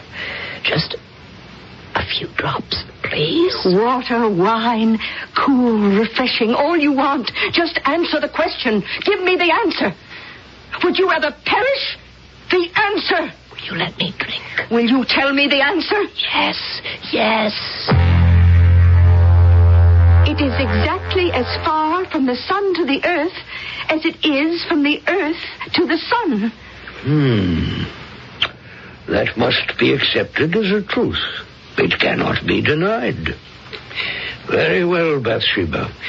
You are 1/3 the queen. Now for the second question.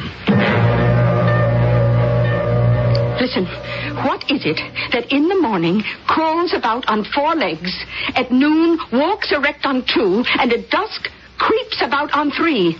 I don't know. You know. I don't know. I tell you, I just don't know. Then stay here in this cellar. Starve. Die here in this cellar. My head was spinning. Had I come this far only to be defeated here by a false friend? Was I to lose everything? Was I to miss my destiny?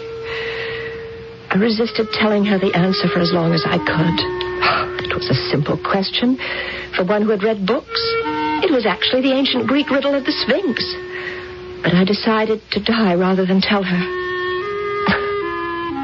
But I was just too hungry, too thirsty. One morning at the sight of food, I found myself talking and telling her. What is it then that in the morning crawls about on 4 legs, at noon walks erect on 2, and at dusk creeps about on 3. The answer, O king, is man. Man? Yes, man. In the morning, or the beginning of life, as an infant, a man crawls about on all 4s. At noon, which is the prime of life and the time of strength, he walks strongly and proudly on his own 2 feet. And at dusk, which is the twilight of life, weak, decrepit, unable to hold himself erect, he hobbles painfully with a staff. You are 2/3 my queen. And now for the final question. Are you ready, Bathsheba? Yes, Your Majesty. Can you tell me what I am thinking? What are you thinking now? What am I thinking now? Oh, well, Is the question so difficult for one of your great wisdom? Oh, yes, Your Majesty. I must retire to study the matter. You have our permission to retire. Once again she came to me to ask me the question. And this time I said, I don't care.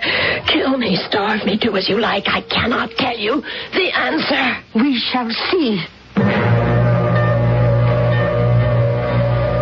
My dearest Rachel. Oh, Isaac. Is that you? Stop feeling sorry for yourself. I died fighting. Can't you fight? How can I fight? All I can do is just starve to death. No. You can fight this woman. This evil woman. How? Tell me how. Instead of weeping, why not open your heart and pray and ask for guidance? I have no more patience. Give the answer now, or I will have my servants kill you on the spot. Speak. How can I speak? How can I tell what the king is thinking? Unless, of course, I can watch his face and hear the tone in his voice as he asks the question. That's impossible. It could be done. How? Let me dress in your robes and cover my face with your veil. Then I could go to the palace and... You take me for a fool? Do you think I can be trapped so easily? Once I let you go, you would never come back. I promise I shall not try to escape. Why should I believe you? Because I am a religious woman. I cannot lie. I promise I shall not try to escape. Very well. We shall exchange clothes. Go in my place. Bathsheba, you are ready to answer the third and last question. Can you tell me what I am thinking? Of course. Your Majesty is thinking that I am Bathsheba, widow of Nathaniel, when in reality I am Rachel, daughter of Asher ben Zvi, from the land of the Franks. What? It is true, Your Majesty. Remove your veil. Do any in this room know the woman Bathsheba? She's not Bathsheba. Silence. And now, may I withdraw? Withdraw? Why? Because I promised Bathsheba I would return. You see, she has held me prisoner in her cellar and made me furnish the answers to your questions. But to answer the final one, I had to come here. And I have given her my word to return. You were the one who really answered the other 2 questions? Yes, Your Majesty. Then you are the queen. And so I became queen of the Khazars, queen of a fierce and warlike people. I had hoped to find here a haven for all the oppressed of Europe, but it was not to be. The kingdom of the Khazars disappeared one day in flames and death, as all kingdoms do. And I, the queen, became once again a homeless wanderer on the face of the earth.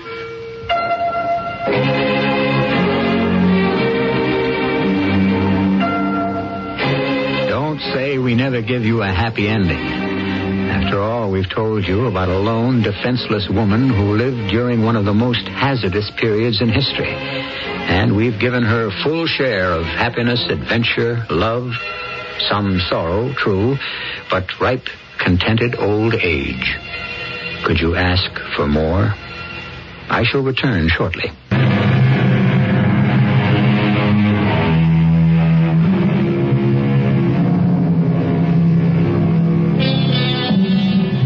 Women, for centuries confined, restricted, exploited. And now, in our time, the bonds are breaking. Now women are rising. And what it signifies, we cannot say. After all, those who lived through a revolution don't know it's a revolution till it's all over. What are women going to do? It's a proper question for us to raise. After all, we are the Mystery Theater. Our cast included Marion Seldes, Arnold Moss, Bryna Rayburn, Bob Caliban, and Court Benson.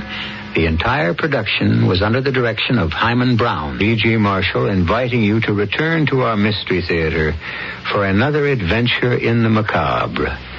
Until next time, pleasant dreams.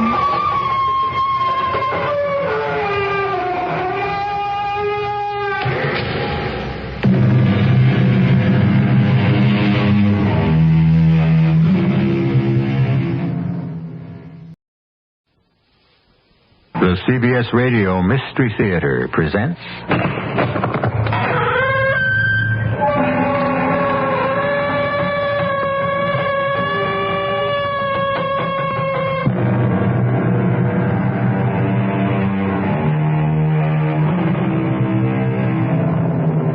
Come in. Welcome. I'm E.G. Marshall. Come to lead you, safely I hope, through another encounter with the sinister happenings in which we specialize. We become involved in circumstances not dealt with in the nice, conforming, normal world we're used to. We run afoul of things not considered quite natural in our workaday world, and we may find them just a little frightening. Are you up to it? Heart sound? Nerves steady? Well then, are you going to start with that crazy bit, too? Kyle was into that this afternoon, and now you. Not crazy, Max. Just a temporary sickness. I'm all right, Helen. I just know what has to be done, and I intend to do it. No, Max. No. I will shoot you, Helen. Honestly, I will. I'd rather not, you know that. But I will if you make me. Now, promise me, you won't call the police.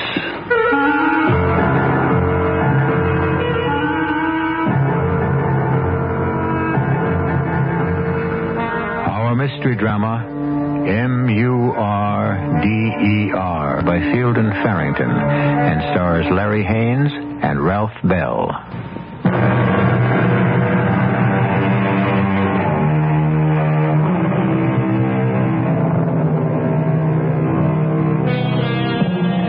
In the usual course of things, the future is mercifully hidden from us. I say mercifully because few indeed are those among us who have only joyous elements in their futures, and who wants premature knowledge of the troubles that lie ahead. Oh, people go looking for it, that's true enough. Fortune tellers make a living. Tables tap and Ouija boards are brought out on quiet evenings at home. But in the main, the future keeps its secrets pretty well hidden. When it fails to do so, well, the results are unpredictable. Do you want to taste this, Helen, and see if it needs more wine or anything? Oh, sure. I'm glad you told me you're having beef bourguignon. I'm not sure anything else would have got Max out of the house tonight. Isn't he feeling well? Well, I've been worried about Max, Gwen. How come? He's, I don't know. He just seems withdrawn. He doesn't laugh anymore. He doesn't enter into things. To tell you the truth, Helen, that's the reason Carl suggested this little dinner party. Well, I hope it helps. I've really been concerned. Well, we all know that Max has been having business worries. He's been having business worries ever since I've known him, but he's never acted like this before. I mean, it's been like living with a stranger. If I didn't think he'd blow up in my face, I'd suggest he see a psychiatrist. You about ready for another of these martinis, Kyle? Well, I have a feeling the girls are going to announce dinner before long. So, I'll take my drink to the table with me. Sure, Max. I'm not going to drown myself in martinis, Kyle, if that's what's worrying you. No, that's not what's worrying me, Max. I don't know, what is it? Well, I think we've got the shoe on the wrong foot here. That's what I was about to ask you. What's troubling me? Mm-hmm. My partner kills himself. My business is in a total mess. And you ask me what's troubling me. Dinner's all ready, you two. Yeah, I'll be right with you. You want your drink, Max? I'll take it in with me. Gwen, there's nothing in all this world quite like your beef bourguignon. Isn't it great, Max? Oh, yes. Delicious. Very good. You ought to try eating some of it, Max. Oh, I said it was good, didn't I? For Pete's sake. What do you all want from me, huh? Helen, did Gwen tell you about her Ouija board? Her what? Well, tell her, Gwen. I went to this garage sale over on Ridgewood Avenue, and I bought a Ouija board, that's all. That's all. There's been time for nothing else since she came home with the thing. Every evening, and it takes two of us to use a Ouija board. Do you really believe in that stuff? No, not really. Not seriously. Well, it uses bad language sometimes, and it can get very personal. You keep talking about what it does. Surely it doesn't do anything, not on its own. I mean, you have to push it, don't you? Well, Gwen swears she doesn't push the thing, and I know I don't, not consciously at least. I'll show you after dinner, Helen. Do you want to work it with me? Well, sure, why not? Fine. That'll give Max and me a chance for a little private talk. What do we have to talk privately about? Max, don't be rude. You're all trying to help, huh? Invite poor old Max out to dinner. Good old Kyle and Gwen to the rescue. Who asked for it? You can't blame us for trying, Max. Well, it sure isn't getting us anywhere. Oh, that's my fault, I suppose. Sure, my fault. You don't know the troubles I got. None of you. You don't know. Not even me, Max? No, not even you. What would you say if I told you that my partner's been stealing me blind, huh? Tom Garth? Stealing me blind, and I caught him at it. That's why he blew his brains out. Well, that's hard to believe of Tom Garth. Tom was into the firm for almost $100,000.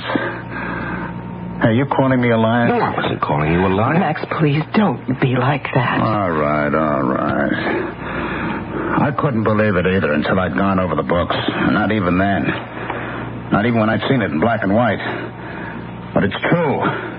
It's been going on for over a year, almost $100,000. It's an awful lot of money. Too much for Pickett and Garth, I'll tell you that. We're not big enough to drop $100,000 and go on as if nothing had happened. Max, if there's anything I can do... I can handle it. All right. There's no way I can get the money back. His wife doesn't have it. He left Maud practically penniless. Penniless? Well, I guess she has enough to live on, but not enough to account for that $100,000 he stole. Yeah, that's a mess, all right. Then why do we have to keep on and on about it? I'm sick to death of the whole thing. Max, while the girls are still busy out in the kitchen, Well, I can't swing it myself. I don't have that kind of money lying around, but I have connections over at First National, you know, and if you need a loan to get you back on your feet, I'm sure. No, wouldn't help.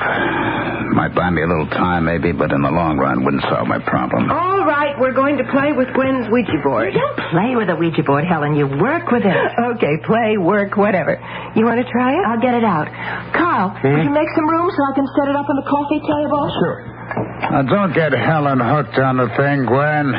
That's all I need, a Ouija board telling me to relax and take it easy. All right, now pull up the footstool, Helen. Oh, okay. That's what Carl always uses, because we have to sit on opposite sides of the table. All right. Now, let's see. We start with a planchette here in the middle. Planchette. Oh, that's what they call this little table thing that moves around on the board. This thing. Oh, okay. All right, now rest your fingertips very lightly on the top of the planchette. Mm-hmm. Lightly. Sometimes the planchette even moves under your fingers. Sure it does. Oh, that's the wrong attitude. Now, come on. Sit quietly and think about the planchette moving. Mm-hmm. Come concentrate on it. It doesn't seem to be doing anything. You have to be patient. Is there a message for anyone? It's moving.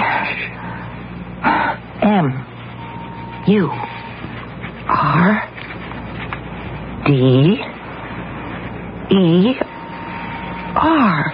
Murder. Good Lord. It said. What about murder? It's going again. M-U-R-D-E-R.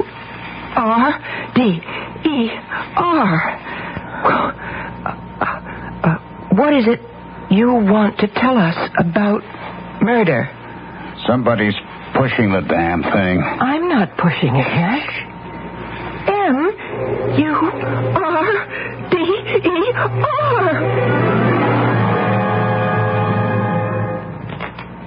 Well, how about another rubber? I don't think so, Carl. I haven't been getting too much sleep. I'd like to get to bed early tonight. Besides, we're losing. Oh, come on. It isn't even 11 o'clock. We really ought to go, Gwen. We'd have been better off staying with a Ouija board. Too spooky for me. Well, you have to admit it works, though. Don't you, Helen? It's got a one-track mind, and it's morbid. M-U-R-D-E-R. Now, what kind of talk is that? Gruesome. Come on, Helen, let's go. Well, listen, maybe you two can come over to our place next week. Give us a chance to get our money back. I'm going to be pretty busy next week, Helen. I don't know whether I'll have a free evening or not. Well, we'll play it by ear. Gwen, it was a lovely dinner. Thank you very much. Well, thank you. We'll see you next week or whenever. Yeah, so long, huh? Bye. Would you like a cup of coffee or something, Carl? No, I don't think so, Gwen. It wasn't a very successful evening, was it? What's the matter with him, anyway? Helen's right. He's like a stranger. Well, you can understand Tom's death upsetting him, especially since Tom had been embezzling the firm's funds. That's really hard to believe of Tom Garth, isn't it? The Ouija board seemed to upset Max. Oh, you mean yelling murder? It upset me, too. You know, darling, I'm going to break that thing up for kindling wood.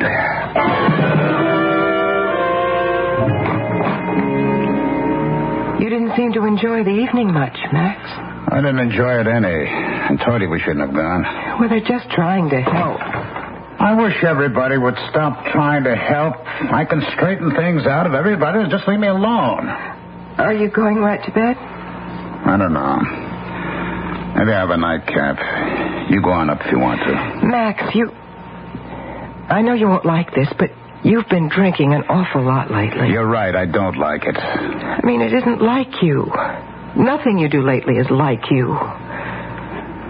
He's out to get me. What are you talking about? Who's out to get you? Kyle Abbott. What? Max, Kyle Abbott is your best friend. Now that Tom Garth's dead, you mean? He was my friend, wasn't he? He stole $100,000 from me. Well, Kyle hasn't stolen anything from you, has he? He put her up to it, all right. I don't know what you're talking about half the time. I'm talking about Gwen Abbott and her stupid Ouija board.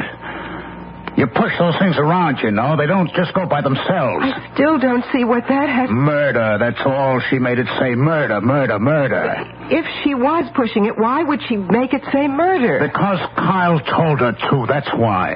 Why on earth would he tell her to do a thing like that? Because he thinks I killed Tom Garth.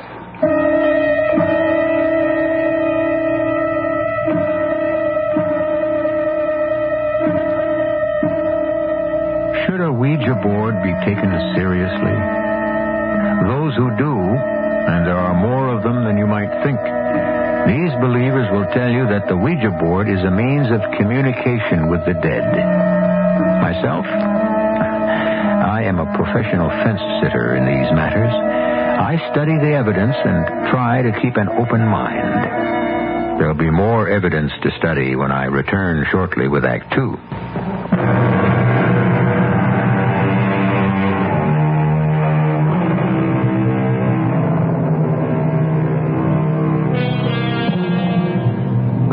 Of murder is a shrill and terrifying thing. Even when our articulated with the Ouija board's silence.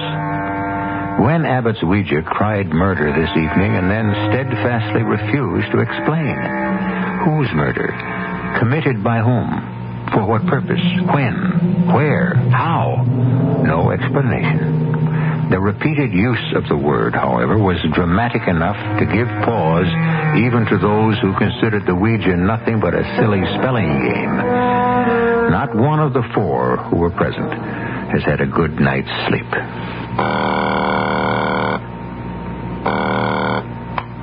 Hello? Carl. Oh, yes, Gwen. I'm sorry to bother you at your office, dear. I can't meet you for lunch today, after all. At least I don't think I should. Why not? Helen Pickett just called me and asked me if I could meet her for lunch. She sounded terribly upset, and so I said I would. Something about Max? Well, she didn't say, but what else would she be worrying about right now?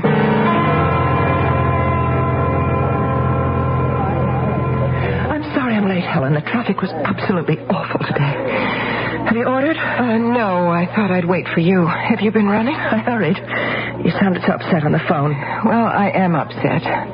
About Max. Gwen, do you know anything about paranoia? No.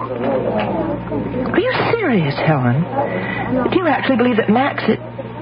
Well, I can't believe that. Well, I don't want to, but something's wrong with him, and to tell you the truth, I'm scared. Scared of Max? Of him, maybe. For him, certainly. He said this morning he's going to see Maud Garth. Well, what, sympathy call? I think he should. Not a sympathy call. He thinks she's out to get him. Now, those were his words. He thinks everybody's out to get him lately. Out to get him? In what way? Gwen, will you tell me something truthfully? Yes? Does that Ouija board really work on its own? Doesn't somebody have to push it? No, it goes by itself. I swear to you, Helen. I don't push it. Kyle certainly wouldn't. He hates the thing. You didn't push it last night. You weren't making it say murder the way it did? Absolutely not. Why do you ask? Max thinks you did. Look, even if I was manipulating it, why should that worry Max? He thinks Kyle put you up to it. Kyle? And I just don't understand it all. He thinks it's Kyle's way of accusing him, indirectly, of murdering Tom Garth.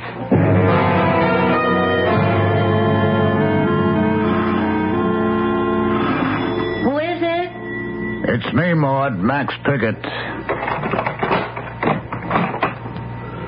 Hello, Max.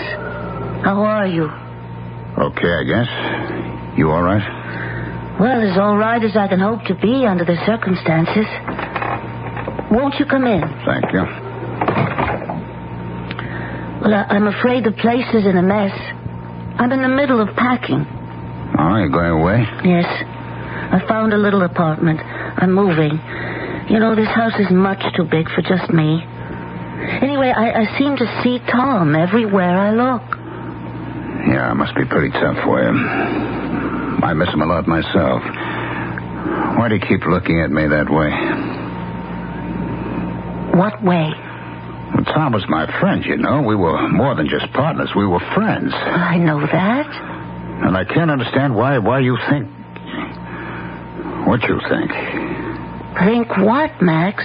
I don't know what you're talking about. Well, you think I had something to do with Tom's death, don't you? That somehow I'm responsible for it? Max, such a thought never entered my mind. No, I wouldn't expect you to admit it, not to me.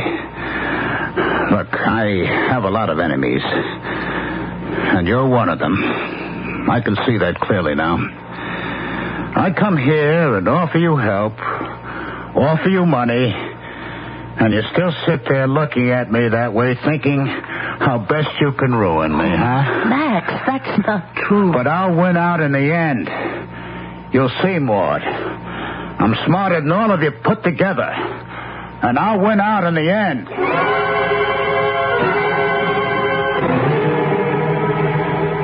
Are you busy, Carl? Oh, no, darling, not too. Come on in. How was your lunch with Helen? Pretty ghastly, if you want to know. She's worried sick about Max. Well, after last night, I can't say I blame her. Do you think that he could be paranoid, Kyle? I don't know enough about it to say. Is that what Helen thinks? Well, she suggested it. Kyle, how do you think Tom Garth died? How he really died? Well, suicide. I thought that was established. You don't think Max had anything to do with it? Well, good Lord, no, Gwen. Why would I think a thing like that? Max seems to believe you do. He believes that... Oh, come on. According to Helen, he thinks you put me up to making the Ouija board say murder. He thinks it was your way of accusing him of murdering Tom Garth. Well, Helen imagined it. No, I don't think so.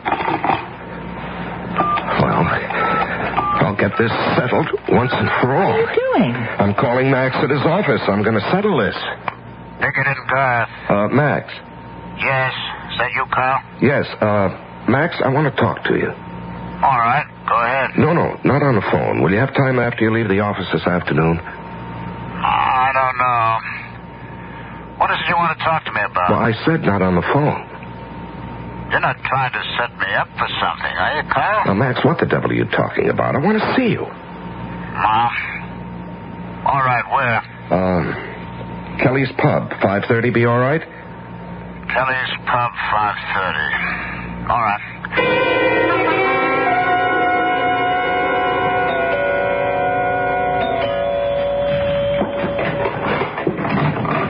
Maud, come in. I hope I haven't caught you at a bad time, Helen. No, not at all. Sit down, Maud. Are you all right? Oh, yes. I'm having a little trouble adjusting to be alone, of course, but... Well, I'm all right. It must have been terrible for you. Not very pleasant.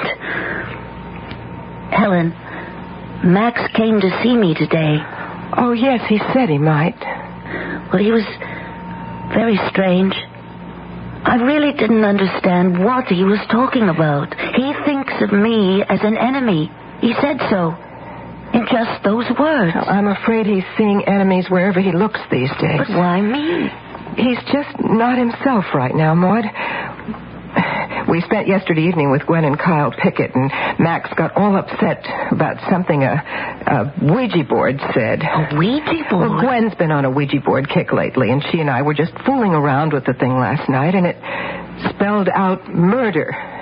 Max was terribly upset. Has he said anything to you at all about thinking of me as an enemy? Given you any reason why he should feel that way? What? I don't think so. He said so many strange things. Oh, that... You know, there's just no reason. Well, he'll be all right again soon, Maud. I wouldn't worry about it if I were you. Except that, Helen, if he thinks of me as his enemy, then that makes him my enemy, doesn't it?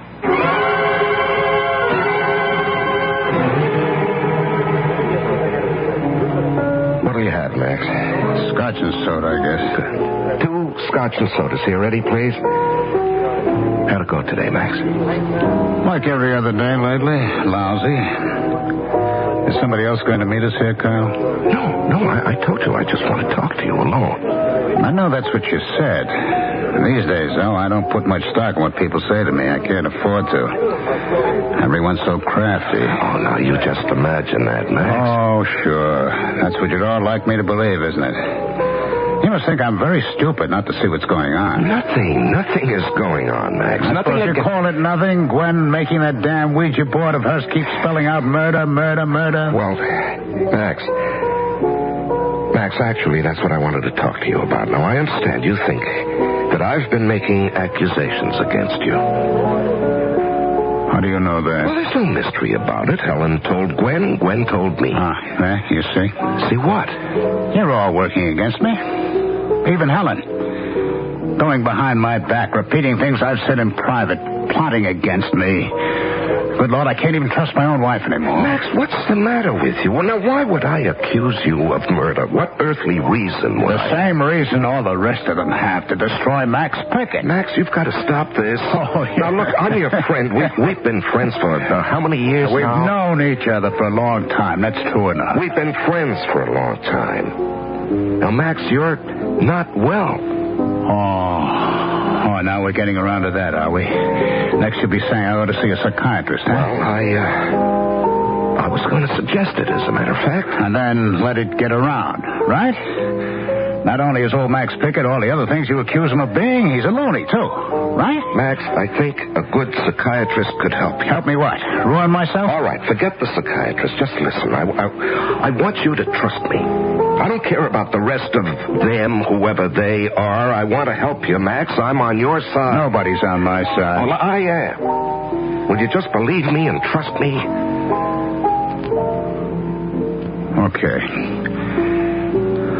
Sure thing, Kyle. I trust you. All right. Now, you don't believe that nonsense you were talking to Helen last night, do you? About accusing you of murder? Oh, of course not. It's ridiculous. I don't think you're serious. Hey, you see? You don't trust me.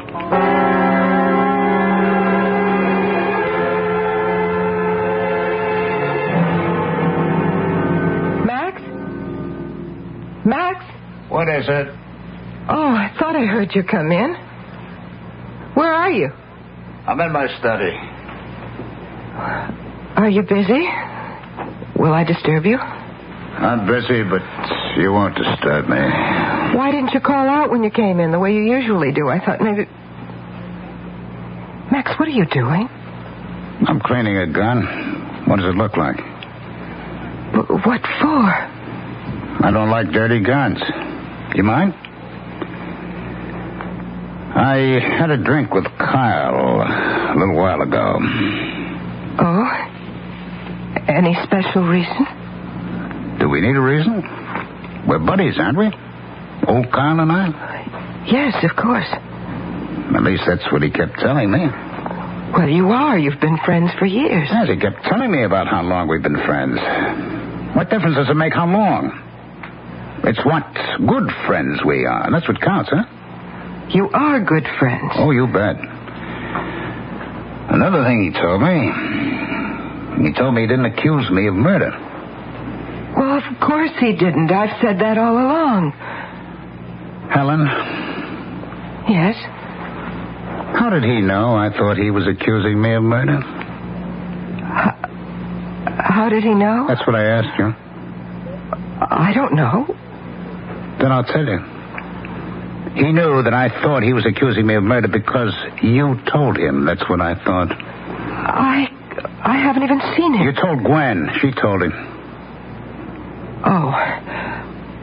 Well, I guess I did mention it to Gwen, yes. Yes. So what that means is I can't trust my own wife any longer.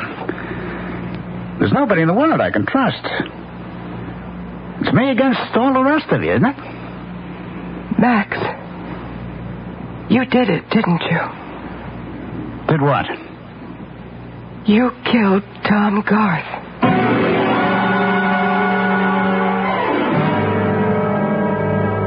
The human mind is an extremely delicate instrument. It serves us well when it is in proper working order, but it can serve us ill indeed when, through some maladjustment, it departs from its normal way and improperly dictates our purposes. We are prone in this condition, which is known as madness, to commit serious crimes, including the crime of murder. I'll be back shortly with Act 3.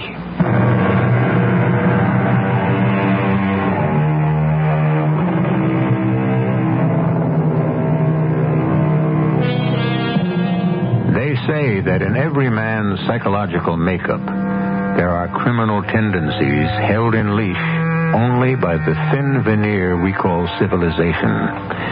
And civilization is nothing more than a code of behavior we have imposed upon ourselves because the alternative is chaos. If our minds were not strong enough to hold in abeyance our purely animal tendencies, we would surely lapse into what we call insanity. It happens in individual cases, and the results are appalling. Hello? Hello, Gwen? Yes? This is Maud, Gwen. Maud Garth. Oh, Maud, how are you? I'm okay. A little lonely, of course, but that's just something I'll have to get used to. Are you seeing people? Are you getting out now and then? Well, enough. As much as I want to. Gwen, Helen tells me you're a Ouija board freak. Oh, well, I do have a board. I mean, I don't know if that makes me a freak. I just fool around with it, you know. When I can get somebody to work it with me. Oh. Well, I had one when I was a kid. I always get a kick out of Maud, it. could you hold on a minute? Yeah. Carl, is that you? Yes, it's me. I'm on the phone, dear. I'll be with you in a couple of minutes. No hurry. Sorry, Maud.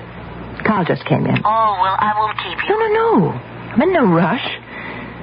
What about Ouija boards, Maud? Well, I was just wondering if I could come over sometime when you're free and maybe we could have a session with yours. Oh, sure, anytime. What about later this evening? Oh, that would be nice. Are you sure you're not busy? Oh, I haven't got a plan to my name. Maud? Yes? How come? I mean, why do you want to work with a Ouija board all of a sudden? Well, I suppose it's silly, but with Tom gone and everything, they do say Ouija boards are a kind of contact with people who've passed away, don't they? I don't take it quite that seriously, Maud. Well, it wouldn't hurt to try, would it? I don't know. To tell you the truth, it doesn't sound very healthy to me. I'd like to try it all the same, Gwen. Okay, but don't be too disappointed if it doesn't work, though. Oh, I won't. I promise. Around 8:30, then? That'll be fine. And, Gwen, thank you. Oh, forget it. I'll see you at 8:30. Who are you seeing at 8:30? Maud Garth. Maud, how come? She wants to work the Ouija board with me. Oh, that darn Ouija board. What's her interest? Well, it's sort of morbid, apparently. She wants to see if she can get in touch with Tom. Oh, Lord. Next we'll be having seance. Well, I couldn't say no, could I? No, I guess not. Did you see Max? Yes, I sure did. And? Weird.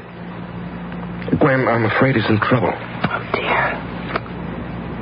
Carl, why would it occur to him to think you suspect him of killing Tom Garth? I really don't know.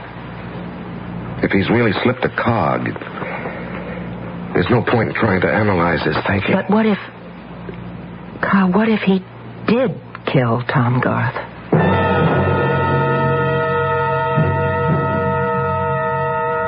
You're like all the rest of them, aren't you, Helen? You think I killed him? I only asked you. You couldn't testify against me, you know. You're my wife. Did you, Max?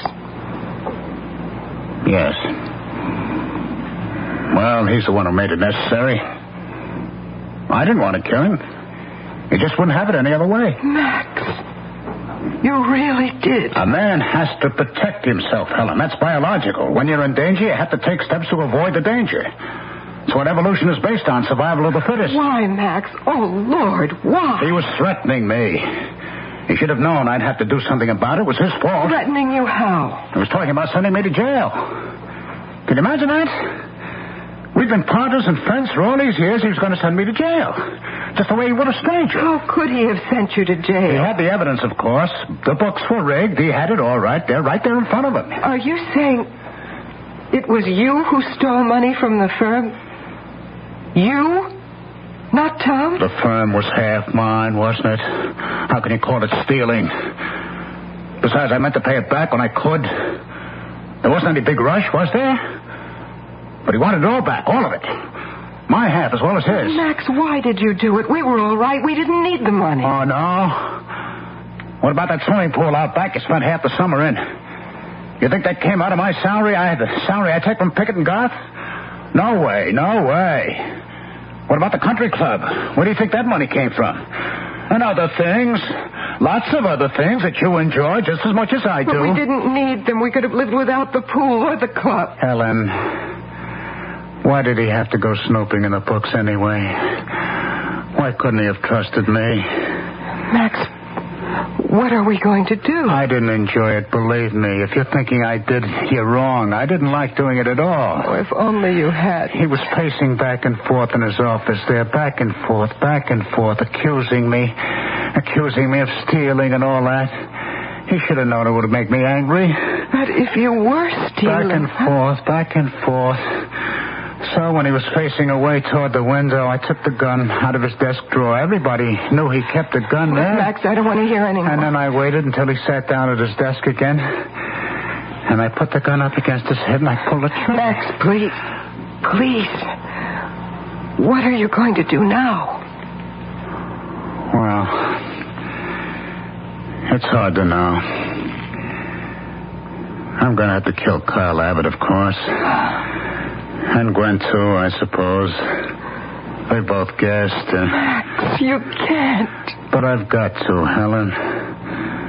Don't you understand? There's no other way.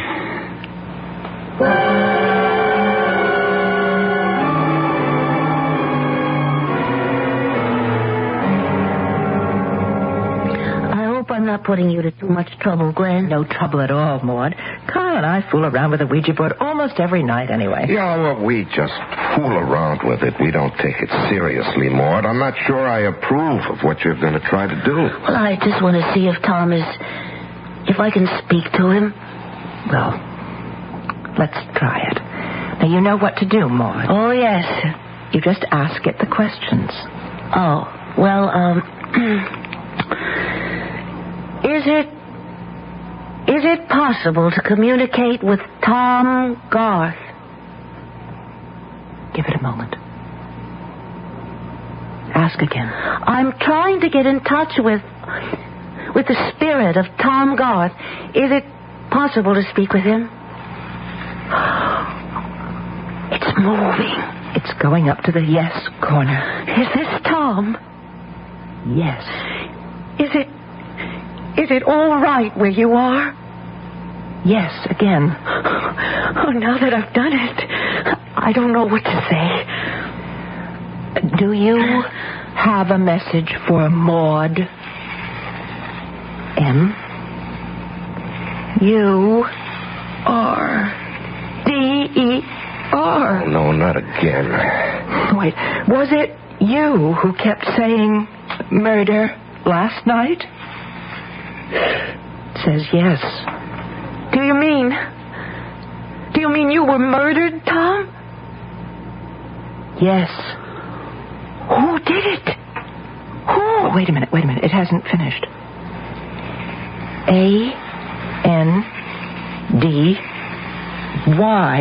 A-N-D-Y-O-U. And you. Me?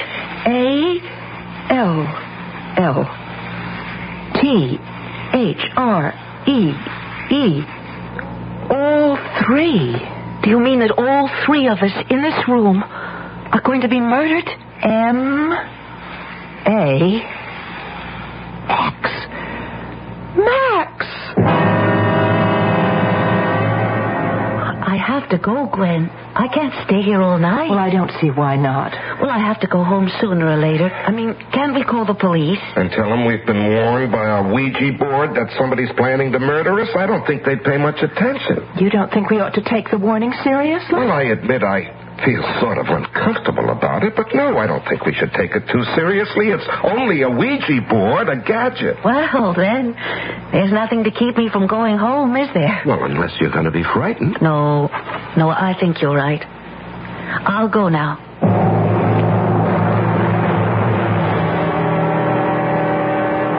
Where are you going, Max? Out. Are you going to the Abbott's house? I thought I'd pay them a call, yes. Max, you mustn't. If you leave here, I will call the police and tell them. I will. I'll call them and I'll tell them. Max, please, don't point that gun at me.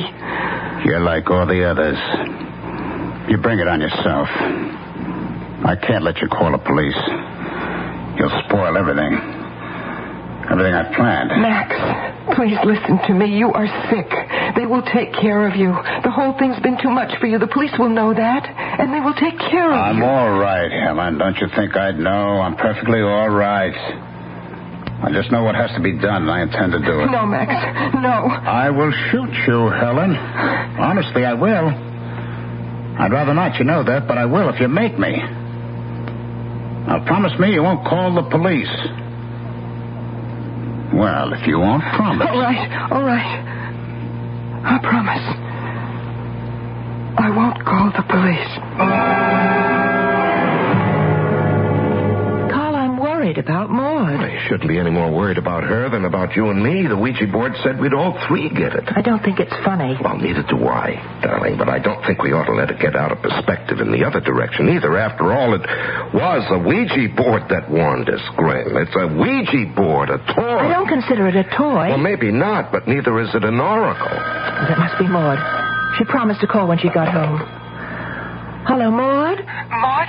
No, it's Helen, Gwen. Helen Pickett. Helen, what's the matter? You sound so... Gwen, you've got to get out of there. You and Kyle. Get out of here? Out of the house right away. Go someplace where he can't find you and stay there. Don't let him find you there at your house. Find us? Who, Helen? What? Max. Don't you understand? Max is on his way there right now with a gun. He's going to kill you. Max is on his way here? He'll be there any minute. Just get out of the house. Run. What was all that? Max is on his way over here with a gun. That was Helen. She said we should get out of the house. Good Lord, did she call the police? No, I don't think so. Oh, darling, should we just go? We can phone the police from somewhere else. This will take a minute, darling. Hello. Yes, please. I'm calling from 434 Oak Street. We've been warned there's a man coming here with a gun intending to kill us.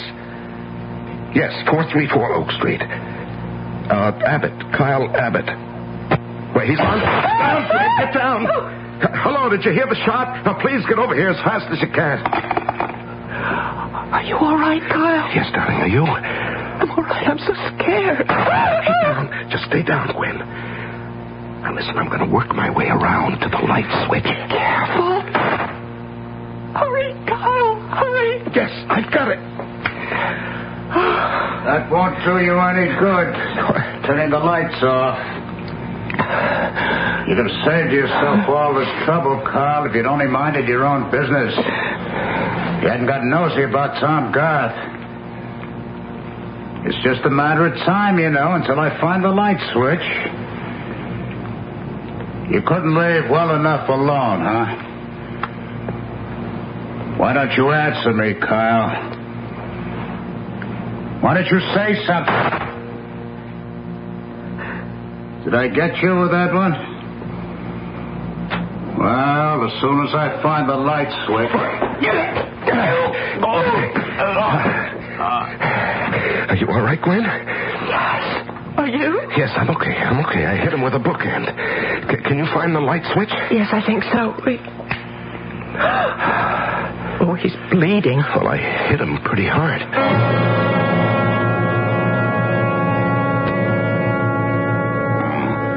He's coming around now. But he's still bleeding. That's tough. Max, can you hear me? What happened? I belted you over the head with a bookend. Oh, Max, why did you do it? I had to. You knew I'd kill Tom. No, actually, we didn't at all. Oh, yes, you did. You can't fool me. But why did you kill Tom? I never had enough money. Not for the things we wanted. That's the whole thing. I never had quite enough money. Oh, don't let them take me. Please, don't let them take me. No, they won't hurt you, Max. They know you're sick. I'll answer the door. I can't say that we've made out an airtight case in favor of Ouija boards. Many people explain their odd behavior by blaming the unconscious segment of the mind of the person whose fingers are on the planchette.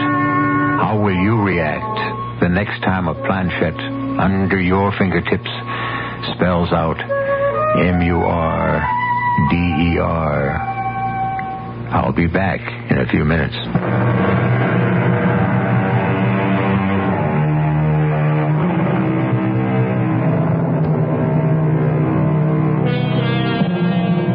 Murders have been averted, and the mystery of a fourth one solved. And there's no denying that the Ouija board played an important role in this. Unfortunately, it appears to have been the Ouija's swan song, for it leans now against the back wall of one of the closets in the Abbott house.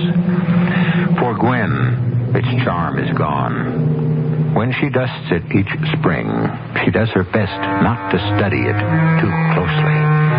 For one set of letters stands out as though painted in red. M-U-R-D-E-R. Our cast included Larry Haynes, Ralph Bell, Terry Keane, Marion Seldes, and Marion Haley. The entire production was under the direction of Hyman Brown. And now, a preview of our next tale. Well, you're going to Germany to do a series on the army maneuvers tonight. Now, you can't stay and resist the devil. Success requires flight. Immediately. Pack your bag. Oh, Mr. Torpenhow, you're not leaving. Yes, he has a special assignment. I'm asking him. And I'm answering. Oh, please. You may leave now, Bessie. Be back here tomorrow at 11 sharp. I hate you. But your feelings are of no account to me. You'll pay for what you've done to me. Bessie, I do have to leave. I do. Oh, you took away my only chance for happiness, Mr. Eldar. But you'll pay. Oh, you're thinking, she's only a low and common girl. What can she do to a gentleman like me? But I'll find something. I'll do something. Something worse than death. This is E.G. Marshall inviting you to return to our Mystery Theater for another adventure in the macabre. Until next time, pleasant